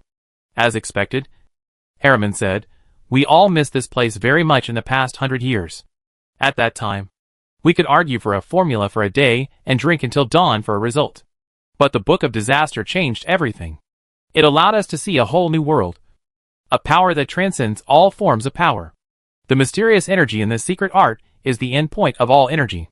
The Book of Disaster contains the origin of the mysterious energy. If you see through it, you can control the secret art at will. You can create energy and everything at will. Harriman's tone gradually became crazy, expressing his worship of the Book of Disaster like a fanatic. It also made the scene of more than 100 years ago turn over from Wilred's memory. Harriman at that time was exactly the same as Harriman now. A long time has passed, and nothing has changed. Wilred said loudly, Harriman, everything is your imagination. Your mind has been polluted by the Book of Disaster. And what you think is what the Book of Disaster tells you to think. If you come here just to find the Book of Disaster, please leave here. We don't have what you want. Ha ha ha. Wilred, don't rush to drive me away. Harriman's laughter was harsh. After we left Ulu College, you announced that you had destroyed the Book of Disasters. But why did it appear again? If you didn't destroy the Book of Disasters, does it mean that the other books of secret arts are still there? We left in a hurry, and didn't take them with us. Even though we have been restoring them for the past 100 years. There are still too many missing. You don't seem to be interested in the secret arts. So why not return the books to us, and we can continue to maintain peace for more than 100 years. Wilred didn't want to provoke these crazy apostles of the abyss. He said, "You know how much I hate the secret arts. So you know I will definitely burn those books." The Book of Disasters should have been hidden by Professor Felix. He used a fake encyclopedia to deceive me. Felix is dead. I don't know how the elf Ching Kong found the Book of Disasters. If you want, you can go find her. Do you think I will believe you? Harriman roared and became irritable. His mission to the City of Rage, this time, was to take away the Book of Disasters, and the secret books that should not have been destroyed. Those were compiled by hundreds of secret masters in the Department of Secret Arts of Ulu College. And many were unique copies collected from other places. However, most of these secret masters died in the disaster. And the people taken away by the apostles had no way to restore the library. The reappearance of the Book of Disaster this time made them think that the other secret books were also there. And Wilred had deceived everyone. Wilred did not answer. He was using magic to locate Harriman's position. At this time, the sky outside suddenly became dark. Dark clouds pressed down. And the night enveloped the subspace that was originally daytime. The black smoke that gathered into Harriman seemed to be disturbed by something, and quickly dispersed and disappeared. What happened? Wilred turned and looked out the window. The heavy rain from the main world violently washed the windows, and the winding lightning pierced the sky. At a certain moment, a bang filled the entire space, and everything in the room shook violently in the vibration. The vision came and went quickly. The dark clouds dispersed. The night receded, and the sun shone in from the window, as if nothing had happened. Wilred murmured, "Raging Wave City?" At this time, Luke stood in front of the ruins of the Thunder Tower. The fallen and twisted tower was like a giant dragon crawling on the ground in the night. Fortunately, this was the central park of the city, and it was a thunderstorm, so no casualties were caused. The sky seemed to have exhausted all its strength because of the lightning strike just now. The rainstorm showed a kind of fatigue, no longer having the momentum to cleanse everything in the world. Luke stood in the smaller rain, with a layer of ice armor attached to the outside of his body. In front of her, for people in raincoats blocked the way, and their faces could not be seen clearly because of the rain hats on their heads. On the left was the swollen Lime River, and on the right were two people in sheriff's uniforms walking out of the woods in the park. Behind her, a masked man instantly appeared on a steel support. His eyes emitted a faint red light in the darkness, and the whole person was like a sharp blade out of its sheath. The noise Luke made just now was too loud, and as a result, he was blocked here without time to escape. Chapter 75. We meet again. 7 people surrounded Luke, but no one dared to do anything dangerous. Just now, this elf destroyed the Thunder Tower in front of all the citizens of Nuteo City. They didn't know how the elf Ching Kong did it, but she was really strong, and they didn't know the other two groups. The rain continued to fall, and the scene was quiet. Luke drew the double swords from his waist, and the ice dance garden unfolded, with the blooming of ice mist flowers. The heavy rain turned into a world of ice and snow. Ching Kong's level was pushed to 80. The power of the ice dance garden was further strengthened, and the ice layer became thicker and spread outward, covering all 7 people. The freezing air spread along the ice like mist, and the water outside the clothes of the 7 people turned into solid ice. Luke glanced at the 2 sheriffs on the right, and several ice spikes sprang up from under the ice in front of them. "You two? Any one of us can easily kill you here. I advise you to retreat and find more people, so as not to be killed by us." The 2 sheriffs did not speak. They held the hilts of the swords on their waists, and slowly retreated after looking at each other, disappeared in the shadows of the woods. Luke's eyes turned into ice crystal color, and his mind was focused, and all 5 senses were enhanced. When she saw that the sheriff really left, she said to the person standing on the steel frame behind her, "First level Thorn Blade of the Blade Brotherhood. Fast Legs. Are you here to arrest me too?" Fast Legs was a full-time assassin in the Assassin Tavern of the Blade Brotherhood.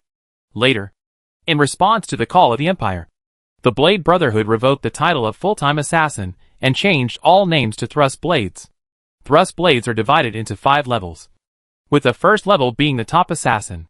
Fast Legs is not the strongest among the first level Thorns, but he is not weak either.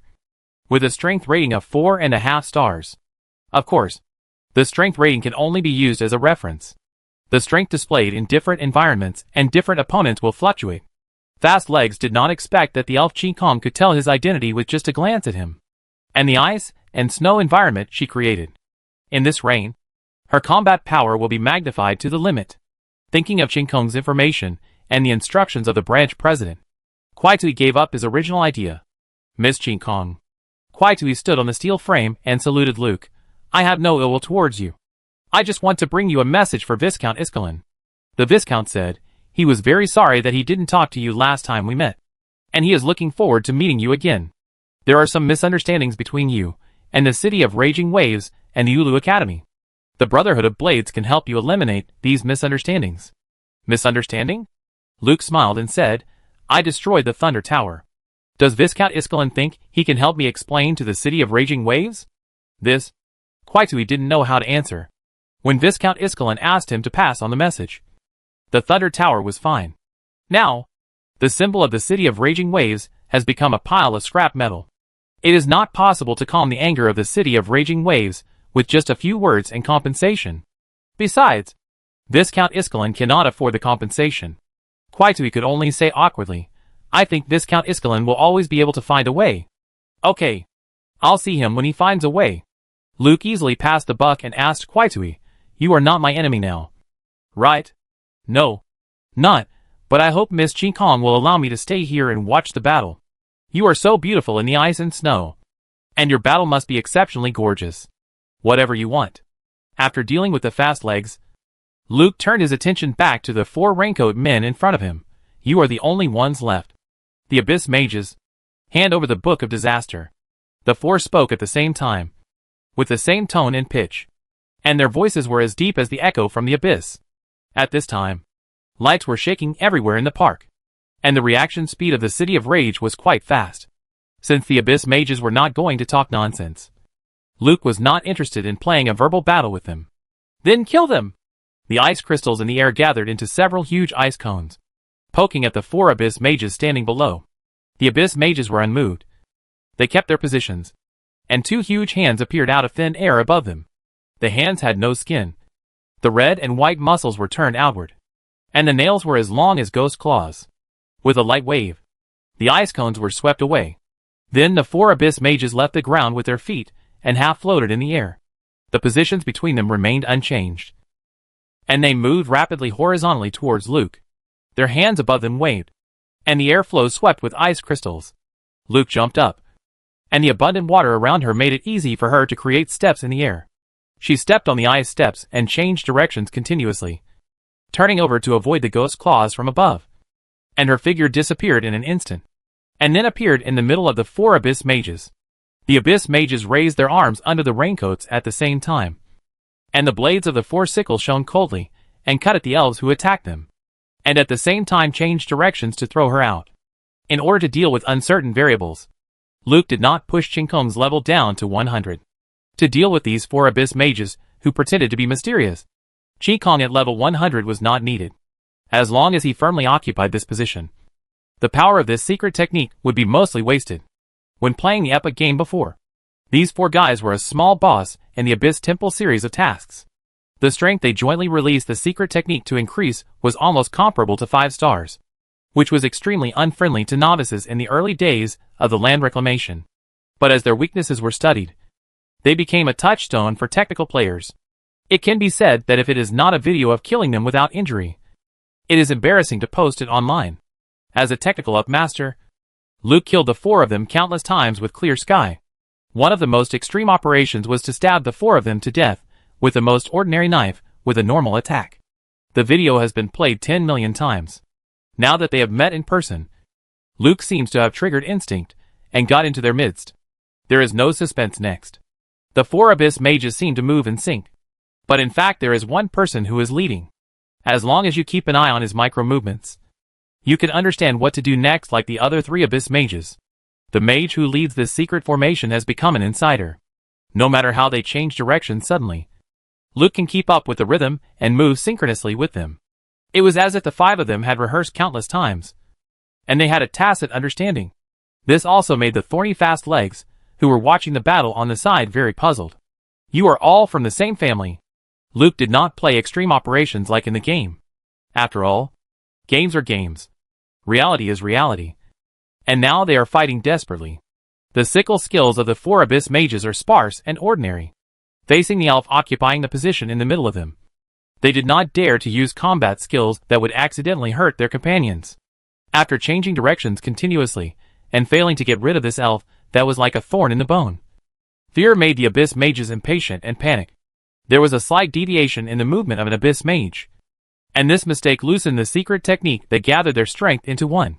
When the Abyss mage was about to catch up with the other 3, Luke used the time rewind on him who was alone, forcing him back to the previous time point. The formation was irreparably broken. The secret technique completely collapsed, and the ghost hand in the sky disappeared. The 4 Abyss mage suffered the backlash of the secret technique and were all frozen on the spot. Luke's fighting skills exploded at this moment, and the 2 swords flew out of her hands and turned into 2 ice wheels, which turned in a circle. 4 heads fell to the ground. Chapter 76 Eye-Changing Ceremony. 4 Abyss mages died just like that, which made Kwaitui, who was watching the battle, very depressed. He and several thorns were transferred to Raging Waves City to deal with the elf Ching Kong. If Ching Kong refused to cooperate with the Brotherhood of Blades, thorns would definitely join the hunt for her. This encounter was undoubtedly a good opportunity to observe Ching Kong's strength and combat skills up close. But it ended up being a lonely sight. The killing was too fast, and it was hard to understand. It is estimated that the 4 Abyss mages did not understand how they died. The true strength of the elf Ching Kong is still a mystery. It is really a tricky guy. Kwaitui stood on the steel frame and watched Ching Kong disappear in the rainy night. The rain washed down again, washing the ice rink more crystal clear. Noisy sounds came from all around. It was the people from the Public Security Bureau who arrived. He moved his body with his legs, and the thin ice layer attached to his body broke and fell off. Another shake, and he disappeared. At this time, a large group of sheriffs rushed out from different directions with swords, and some rushed too hard and slipped on the ice. One of the sheriffs slipped between 4 headless corpses and was covered in blood. On the top floor of a high-rise building east of the city center park, a group of people in raincoats stood on the edge of the building. The more than 500-meter-high Thunder Tower collapsed, forming a vast steel ruin. Countless vehicles and running people gathered from the streets of various parts of the city towards the central park. The atmosphere of panic was pervasive, and people didn't know what force could cause such a terrifying scene. Can anyone tell me what happened? A man with a dry face and a neat suit came over. He had no hair, and his eyes glowed dark red. The rain automatically parted when it fell on his head. Lord Harriman. The Abyss mages made way for Harriman, and an Abyss mage with some status said respectfully, Bloom and the others saw that the Thunder Tower was attacked by thunder and went to check. When we rushed over, we found that they had been killed. The sheriff said that it was the elf Ching Kong who did it. This process took no more than 10 minutes, maybe even less. Harriman looked expressionlessly at the ruins of the Iron Tower, and the people from all sides surrounding the Iron Tower. So soon? Even if Bloom and the other 4 were facing Wilred, they wouldn't die so soon. And, did you just let Ching Kong get away? Although Harriman's voice was light, his killing intent was like a cold hand grabbing the hearts of these Abyss mages. The Abyss mages knelt down in fear. Please forgive us, sir. We have tried our best to rush here, but we didn't expect Bloom and the others to die so soon at the hands of the elf Ching Kong. And the sheriff said that the thunder that struck the Thunder Tower was caused by Ching Kong. What? Are you telling the truth? Harriman asked loudly. When he was in the Ulu Academy in the subspace, he saw the cloud layer that broke through the space wall, and the earth-shattering thunder, just a trace of residual power, destroyed his spell. Just now, he was still in his heart sighing at the majesty and grandeur of the energy generated by the heaven and earth. And now his subordinates actually told him it was caused by Ching Kong. How did she do it? It must be the Book of Disasters. Only the Book of Disasters can trigger this kind of energy gathering and summon the thunder that strikes down the Thunder Tower. Harriman got a positive answer from the Abyss Mage. Excited, he forgot to punish his subordinates. He looked at the ruins of the Thunder Tower, and the red light in his eyes became brighter. Must find the elf Ching Kong. Bring back the Holy Book at all costs. Yes, Apostle Harriman. The whole city of Raging Waves was shocked when the Raging Thunder Tower collapsed. Luke controlled Ching Kong to make a diving suit for himself with ice, and then floated back to the secret room along the Lime River. Good waterproof and drainage facilities prevented the surging river water from flooding this place. Shake off the ice on her body. Ching Kong stretched out her palm, and the thunder fire eye floated above her palm. It is not a solid entity, with a mixture of purple lightning and red fire. The two lights are distinct and entangled with each other. They together form an illusory eyeball, which is condensed into a round pupil. There is a burning flame in the center of the sphere, and the inner wall of the sphere continuously releases electric current to react with the flame, spreading out layers of halo. Like a fine work of art. Stunning and dazzling. Now, let's complete the last step of the ritual before dawn. Luke's body was lying on a flat couch, and Ching Kong walked to the side of his head.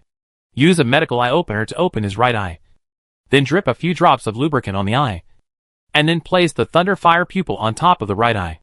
The thunder fire pupil was suspended about 3 centimeters away from the eyeball. After waiting for about 10 minutes, a hair-thin electric chain shot out from the bottom of the thunder fire pupil and hit Luke's eyeball. The numb feeling made Luke want to close his eyes, but the eye opener prevented him from doing so. Then another electric chain shot out from the thunder fire pupil, hitting Luke's eyeball one by one. This is definitely a feeling you can't experience in the game. The numbness turned into pain as the electric chain became more and more dense. Luke felt like something was digging out his eyes bit by bit. He instinctively wanted to get up, but his body could no longer move. Not even his head could move. He couldn't control his muscles, but his nerves dutifully responded to the stimulation of the electric current.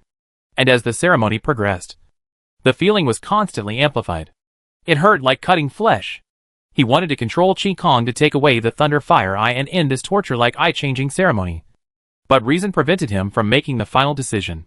The ceremony must be carried out. Otherwise, he would be like the 4 abyss mages today, with their heads chopped off and thrown in the rain. How could the improvement of strength be as easy as eating? If you want to gain the power that others have gained through decades of practice overnight, you must eat all the sufferings that others have endured in decades overnight. Luke comforted himself like this. The pain intensified again, and his right eye had lost its vision, and he could only feel a blurry light. He looked at himself through the eyes of the clear sky, and his right eyeball was covered with bloodshot, and his pupils were dilated. Below the thunder fire pupil, an arrowhead electric chain formed a line like a nerve, drilling into the eyeball from the middle of the open pupil. At this time, the thunder fire pupil was less than 1 centimeter away from Luke's right eyeball. It was still slowly descending. The inner wall of the sphere generated countless electric currents that hit the flame in the middle, and the halo produced became denser and brighter, giving people the feeling of an engine being preheated and started. When the bottom edge of the thunder fire pupil touched the eyeball, the illusory fire pupil was completely lit up, and the halo inside was stable in the high-frequency generation.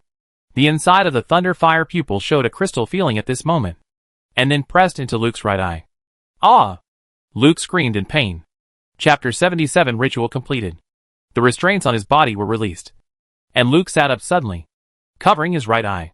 Blood oozed from his fingers, and the pain drilling into his head made his mind go blank. He stopped thinking, and his mind was constantly impacted by the energy from his right eye. He could feel the energy from the source of heaven and earth stored in his right eye.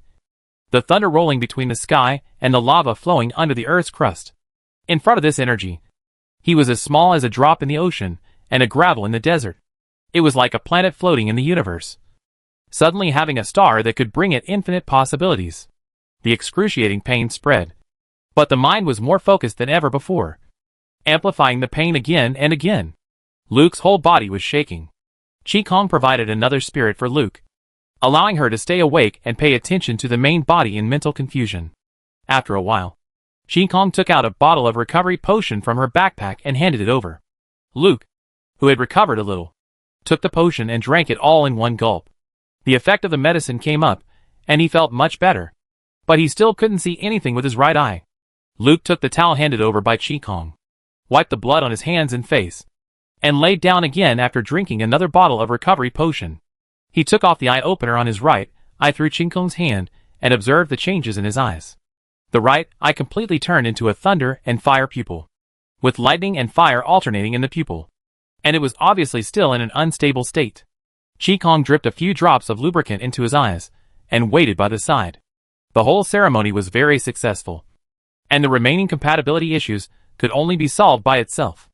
Luke let his tired main body sleep and rest, and used Ching Kong to handle the subsequent finishing work. She observed the changes in the Thunder Fire eyes every once in a while, and then dripped a few drops of lubricant. While waiting, he took out the few secret books he brought from the Ulu Academy to read. In terms of the number of secret arts, Luke is definitely the person with the most in this world, and most of them are proprietary secret arts that only he knows. But in terms of secret knowledge, Luke, who doesn't check the information on his mobile phone, may not be as good as an apprentice of a secret master. Some basic knowledge cannot be found even if you look through your phone. After all, the player mystic is used to trying things out, and is not very interested in basic knowledge. Since Luke has decided to go down the path of mysticism, he must have some necessary knowledge of mysticism. Moreover, the huge changes caused by the use of the word of mysticism, this time, are not mentioned in the player's information, which once again verifies the uncertainty of mysticism itself. Mysticism here is not a program that has been compiled long ago in the game. It is a real way to apply the power of the mystic system. It must be recognized that mysticism is an academic discipline. If you want to use it, it is best to know it first. Luke reads seriously, and the thunder and fire pupil in the right eye of the main body gradually stabilizes. The thunder in the pupil is purple, and the fire is red, like water gushing out of a spring. They do not repel each other and compete with each other, and they alternately surge upward and retreat in a very regular manner. After a period of time, the white of the eye returns to normal. After a period of time, the alternation of thunder and fire in the pupil tends to calm down, and the color is black with a hint of purple-red. The ceremony is over. The rainstorm stopped when the morning came. The clear sky disappeared, and Luke woke up from his sleep. He opened his eyes, and the vision of his right eye was restored, and it was as if a layer of filter was added, allowing him to feel things that the other eye could not feel. The performance of this pupil technique of thunder and fire pupil is described in the secret technique data as follows. Normal state. Immune to mental attacks. It is the basic performance of advanced pupil skills. Fire eyes and golden pupils. The ability to capture motion can speed up the interaction between the eyes and the brain, making the opponent's movements appear slow in the field of vision. Low light vision. Vision is not affected in the dark. Activated state. Full vision. Get all directional vision. Pressure. Apply pressure to the target, which can cause a knockback effect. Thunder. Implement thunder energy lock on the target, and release thunder attack. Fire hell. Fire attribute energy is active within a certain range, and the effectiveness of fire attribute attacks is improved. Explosive state. Thunder and fire fusion. All attributes are increased by 50%. Energy supply efficiency is increased by 100%. And the power of thunder and fire energy is increased by 100%. Cyclops. Release lasers at the target. Luke looked at the information on his phone, and couldn't help but sigh in his heart. Strong. The Thunder Fire Eye is really strong. Even in the era game where various abnormal pupil skills exist, the Thunder Fire Eye can be ranked in the first-line pupil skills queue, and it is comparable to Ching Kong's Ice Crystal Eye. However, the real Thunder Fire Eye did not burn the Thunder Tower when performing the secret language. The one in his right eye is definitely different from the real Thunder Fire Eye. As for what the difference is, there is no way to tell without a similar Thunder Fire Eye for comparison. Anyway, Luke feels that his right eye still contains functions that have not been recorded, and perhaps it can be regarded as a pupil skill that has not been developed by players. Now, Luke looked at an empty potion bottle on the table, and the Thunder Fire pupil in his right eye entered an activated state, with purple and red lights interweaving, and electric energy and fire energy surging alternately in the pupil. The potion bottle that Luke was staring at was pushed up in the air, and then a lightning bolt fell and smashed it to pieces. In the vision of the Thunder Fire pupil, the surrounding fire attribute energy was extremely active, and the dragon and snake tattoo burst into flames and wrapped his right hand. Burst state. The sudden pain made Luke stop trying immediately. It was a bit too much to want to play with the burst right after completing the pupil replacement secret ceremony. It will take some time to adapt. Luke applied a few drops of potion to himself to relieve the swelling in his right eye, and the activation state of the Thunder Fire pupil subsided. It's time to go to work. I wonder what impact the collapse of the Thunder Tower will have on the city of raging waves. Luke simply cleaned up the secret room and returned to his dormitory in the Secret Affairs Bureau along the secret passage. Take a shower. Wash off the blood on your face and body, and changed clothes to go out. Just as I sat in the office, Kylina hurried in. Inspector? Last night. Inspector? What happened to your eyes? Kylina found something strange in Luke's eyes. One pupil was black, and the other was purple-red. The heterochromatic pupils made Luke's temperament change a lot, giving people an invisible sense of pressure, making Kylina's breathing lighter. Eyes? I said my power is gradually being released. There is no need to be too surprised. Luke took off his hat and threw it on the hat rack hook on the wall. Then asked Kylina, "You are so anxious. Is there something big happening?" "Oh, Inspector." Kylina came back to her senses. She moved her eyes away from Luke's eyes, stood up and said, "Last night, Ching Kong appeared in the city center park. Kylina hadn't finished speaking yet. Shelley pushed the door and rushed in at this time. Inspector. Something big happened. Ching Kong used the Book of Disaster to perform secret magic in the Central Park last night, summoning thunder to strike down the Thunder Tower. The city government hall offered a reward for Ching Kong, raising the bounty from 100 million imperial marks to 1 billion. This time, Ching Kong really angered the masters of the government hall. What should we do? Chapter 78. Skip it, and it won't affect your viewing experience. Chapter 79. What to do? 1 billion imperial marks. I didn't expect that the city hall, which is usually very stingy with its bounties, would be willing to bleed so much. You know, in order to prevent high bounties from attracting more difficult guys, and to prevent those desperate criminals from competing with each other. The official bounties are very conservative. At the beginning, the bounty for Ching Kong was only 2 million imperial marks. But it was Luke who caused a meeting in the city hall that raised the bounty to 100 million. Now it's directly multiplied by 10 to 100 million imperial marks. This is to attract bounty hunters from all over the world to the city of Raging Waves.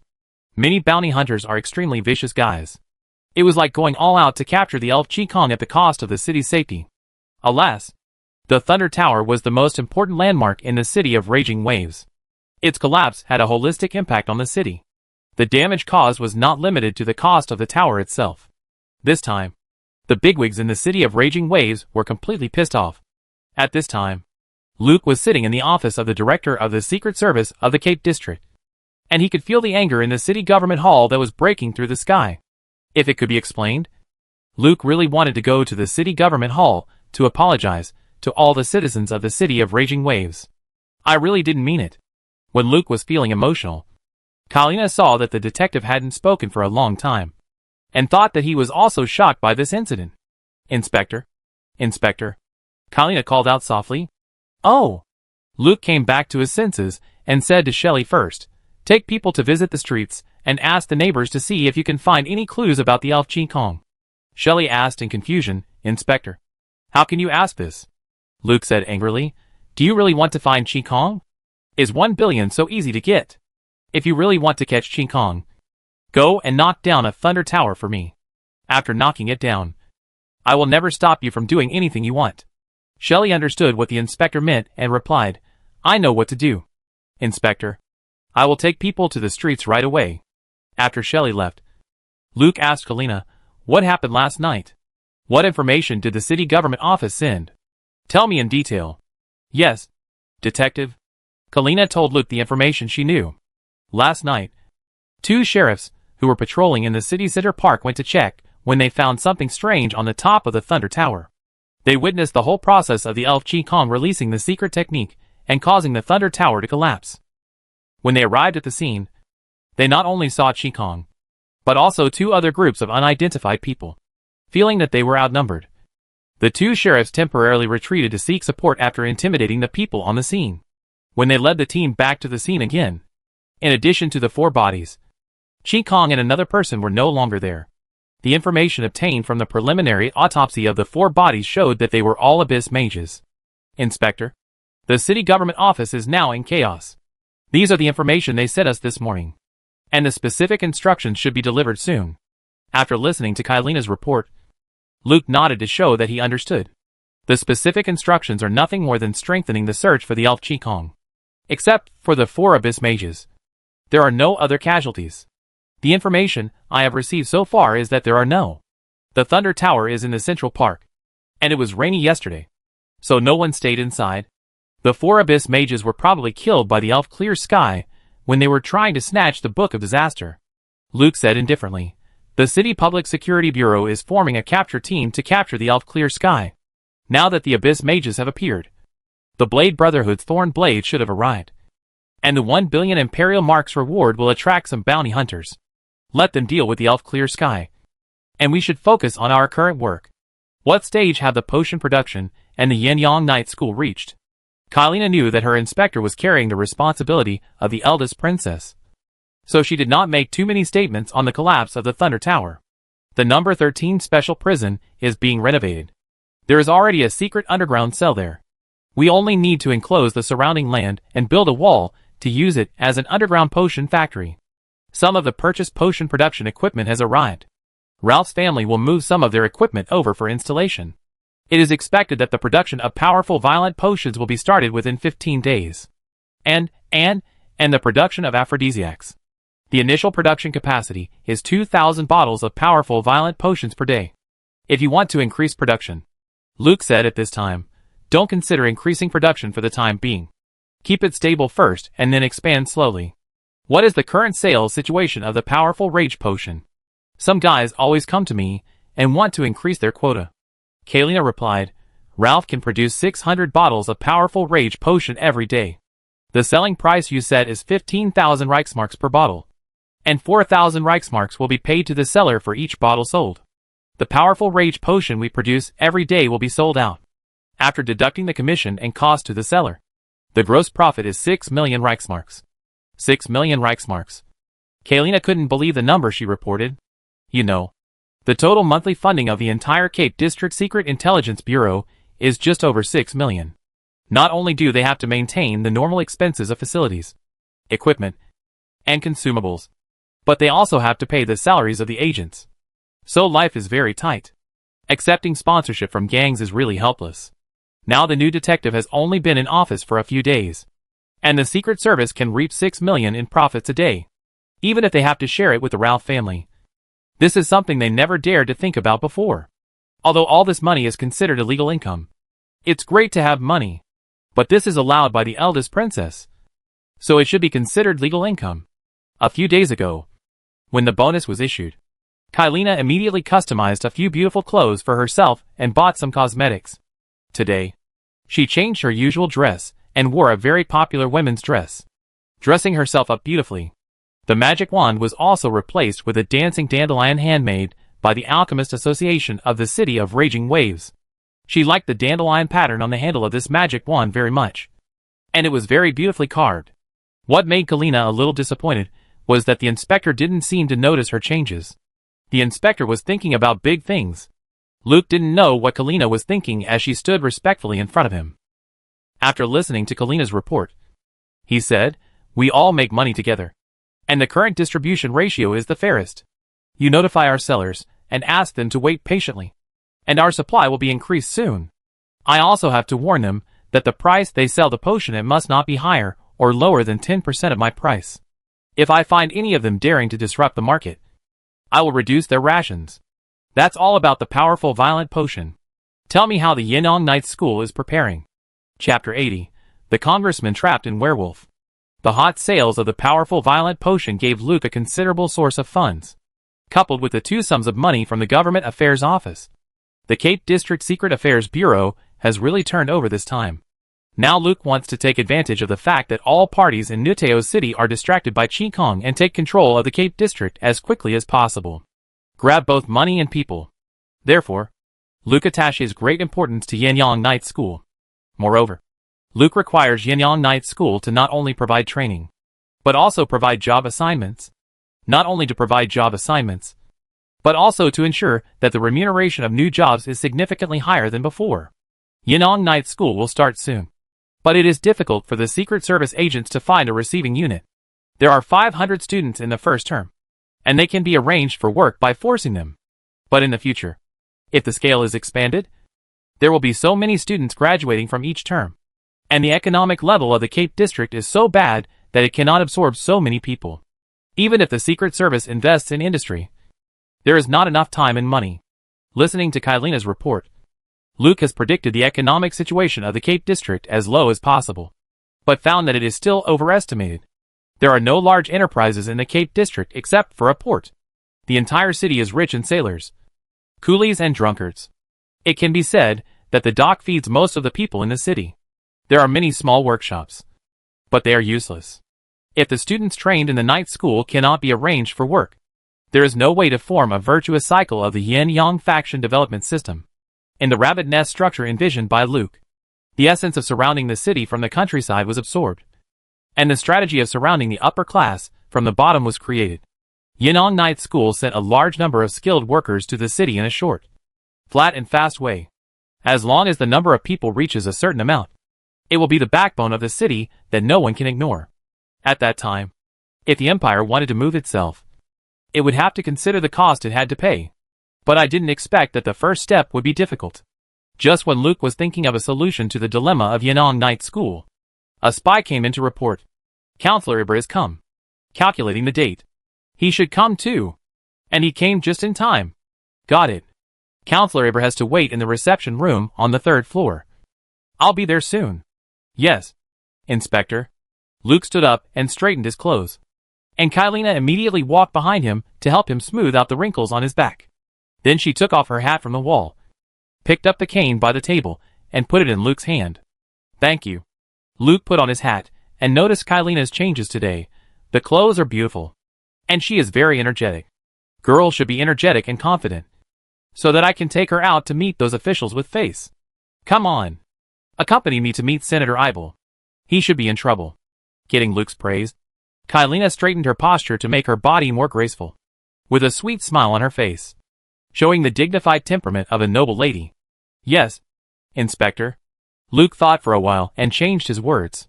Let's inspect the work of each department first, and let our senator wait for a while. Okay, Inspector.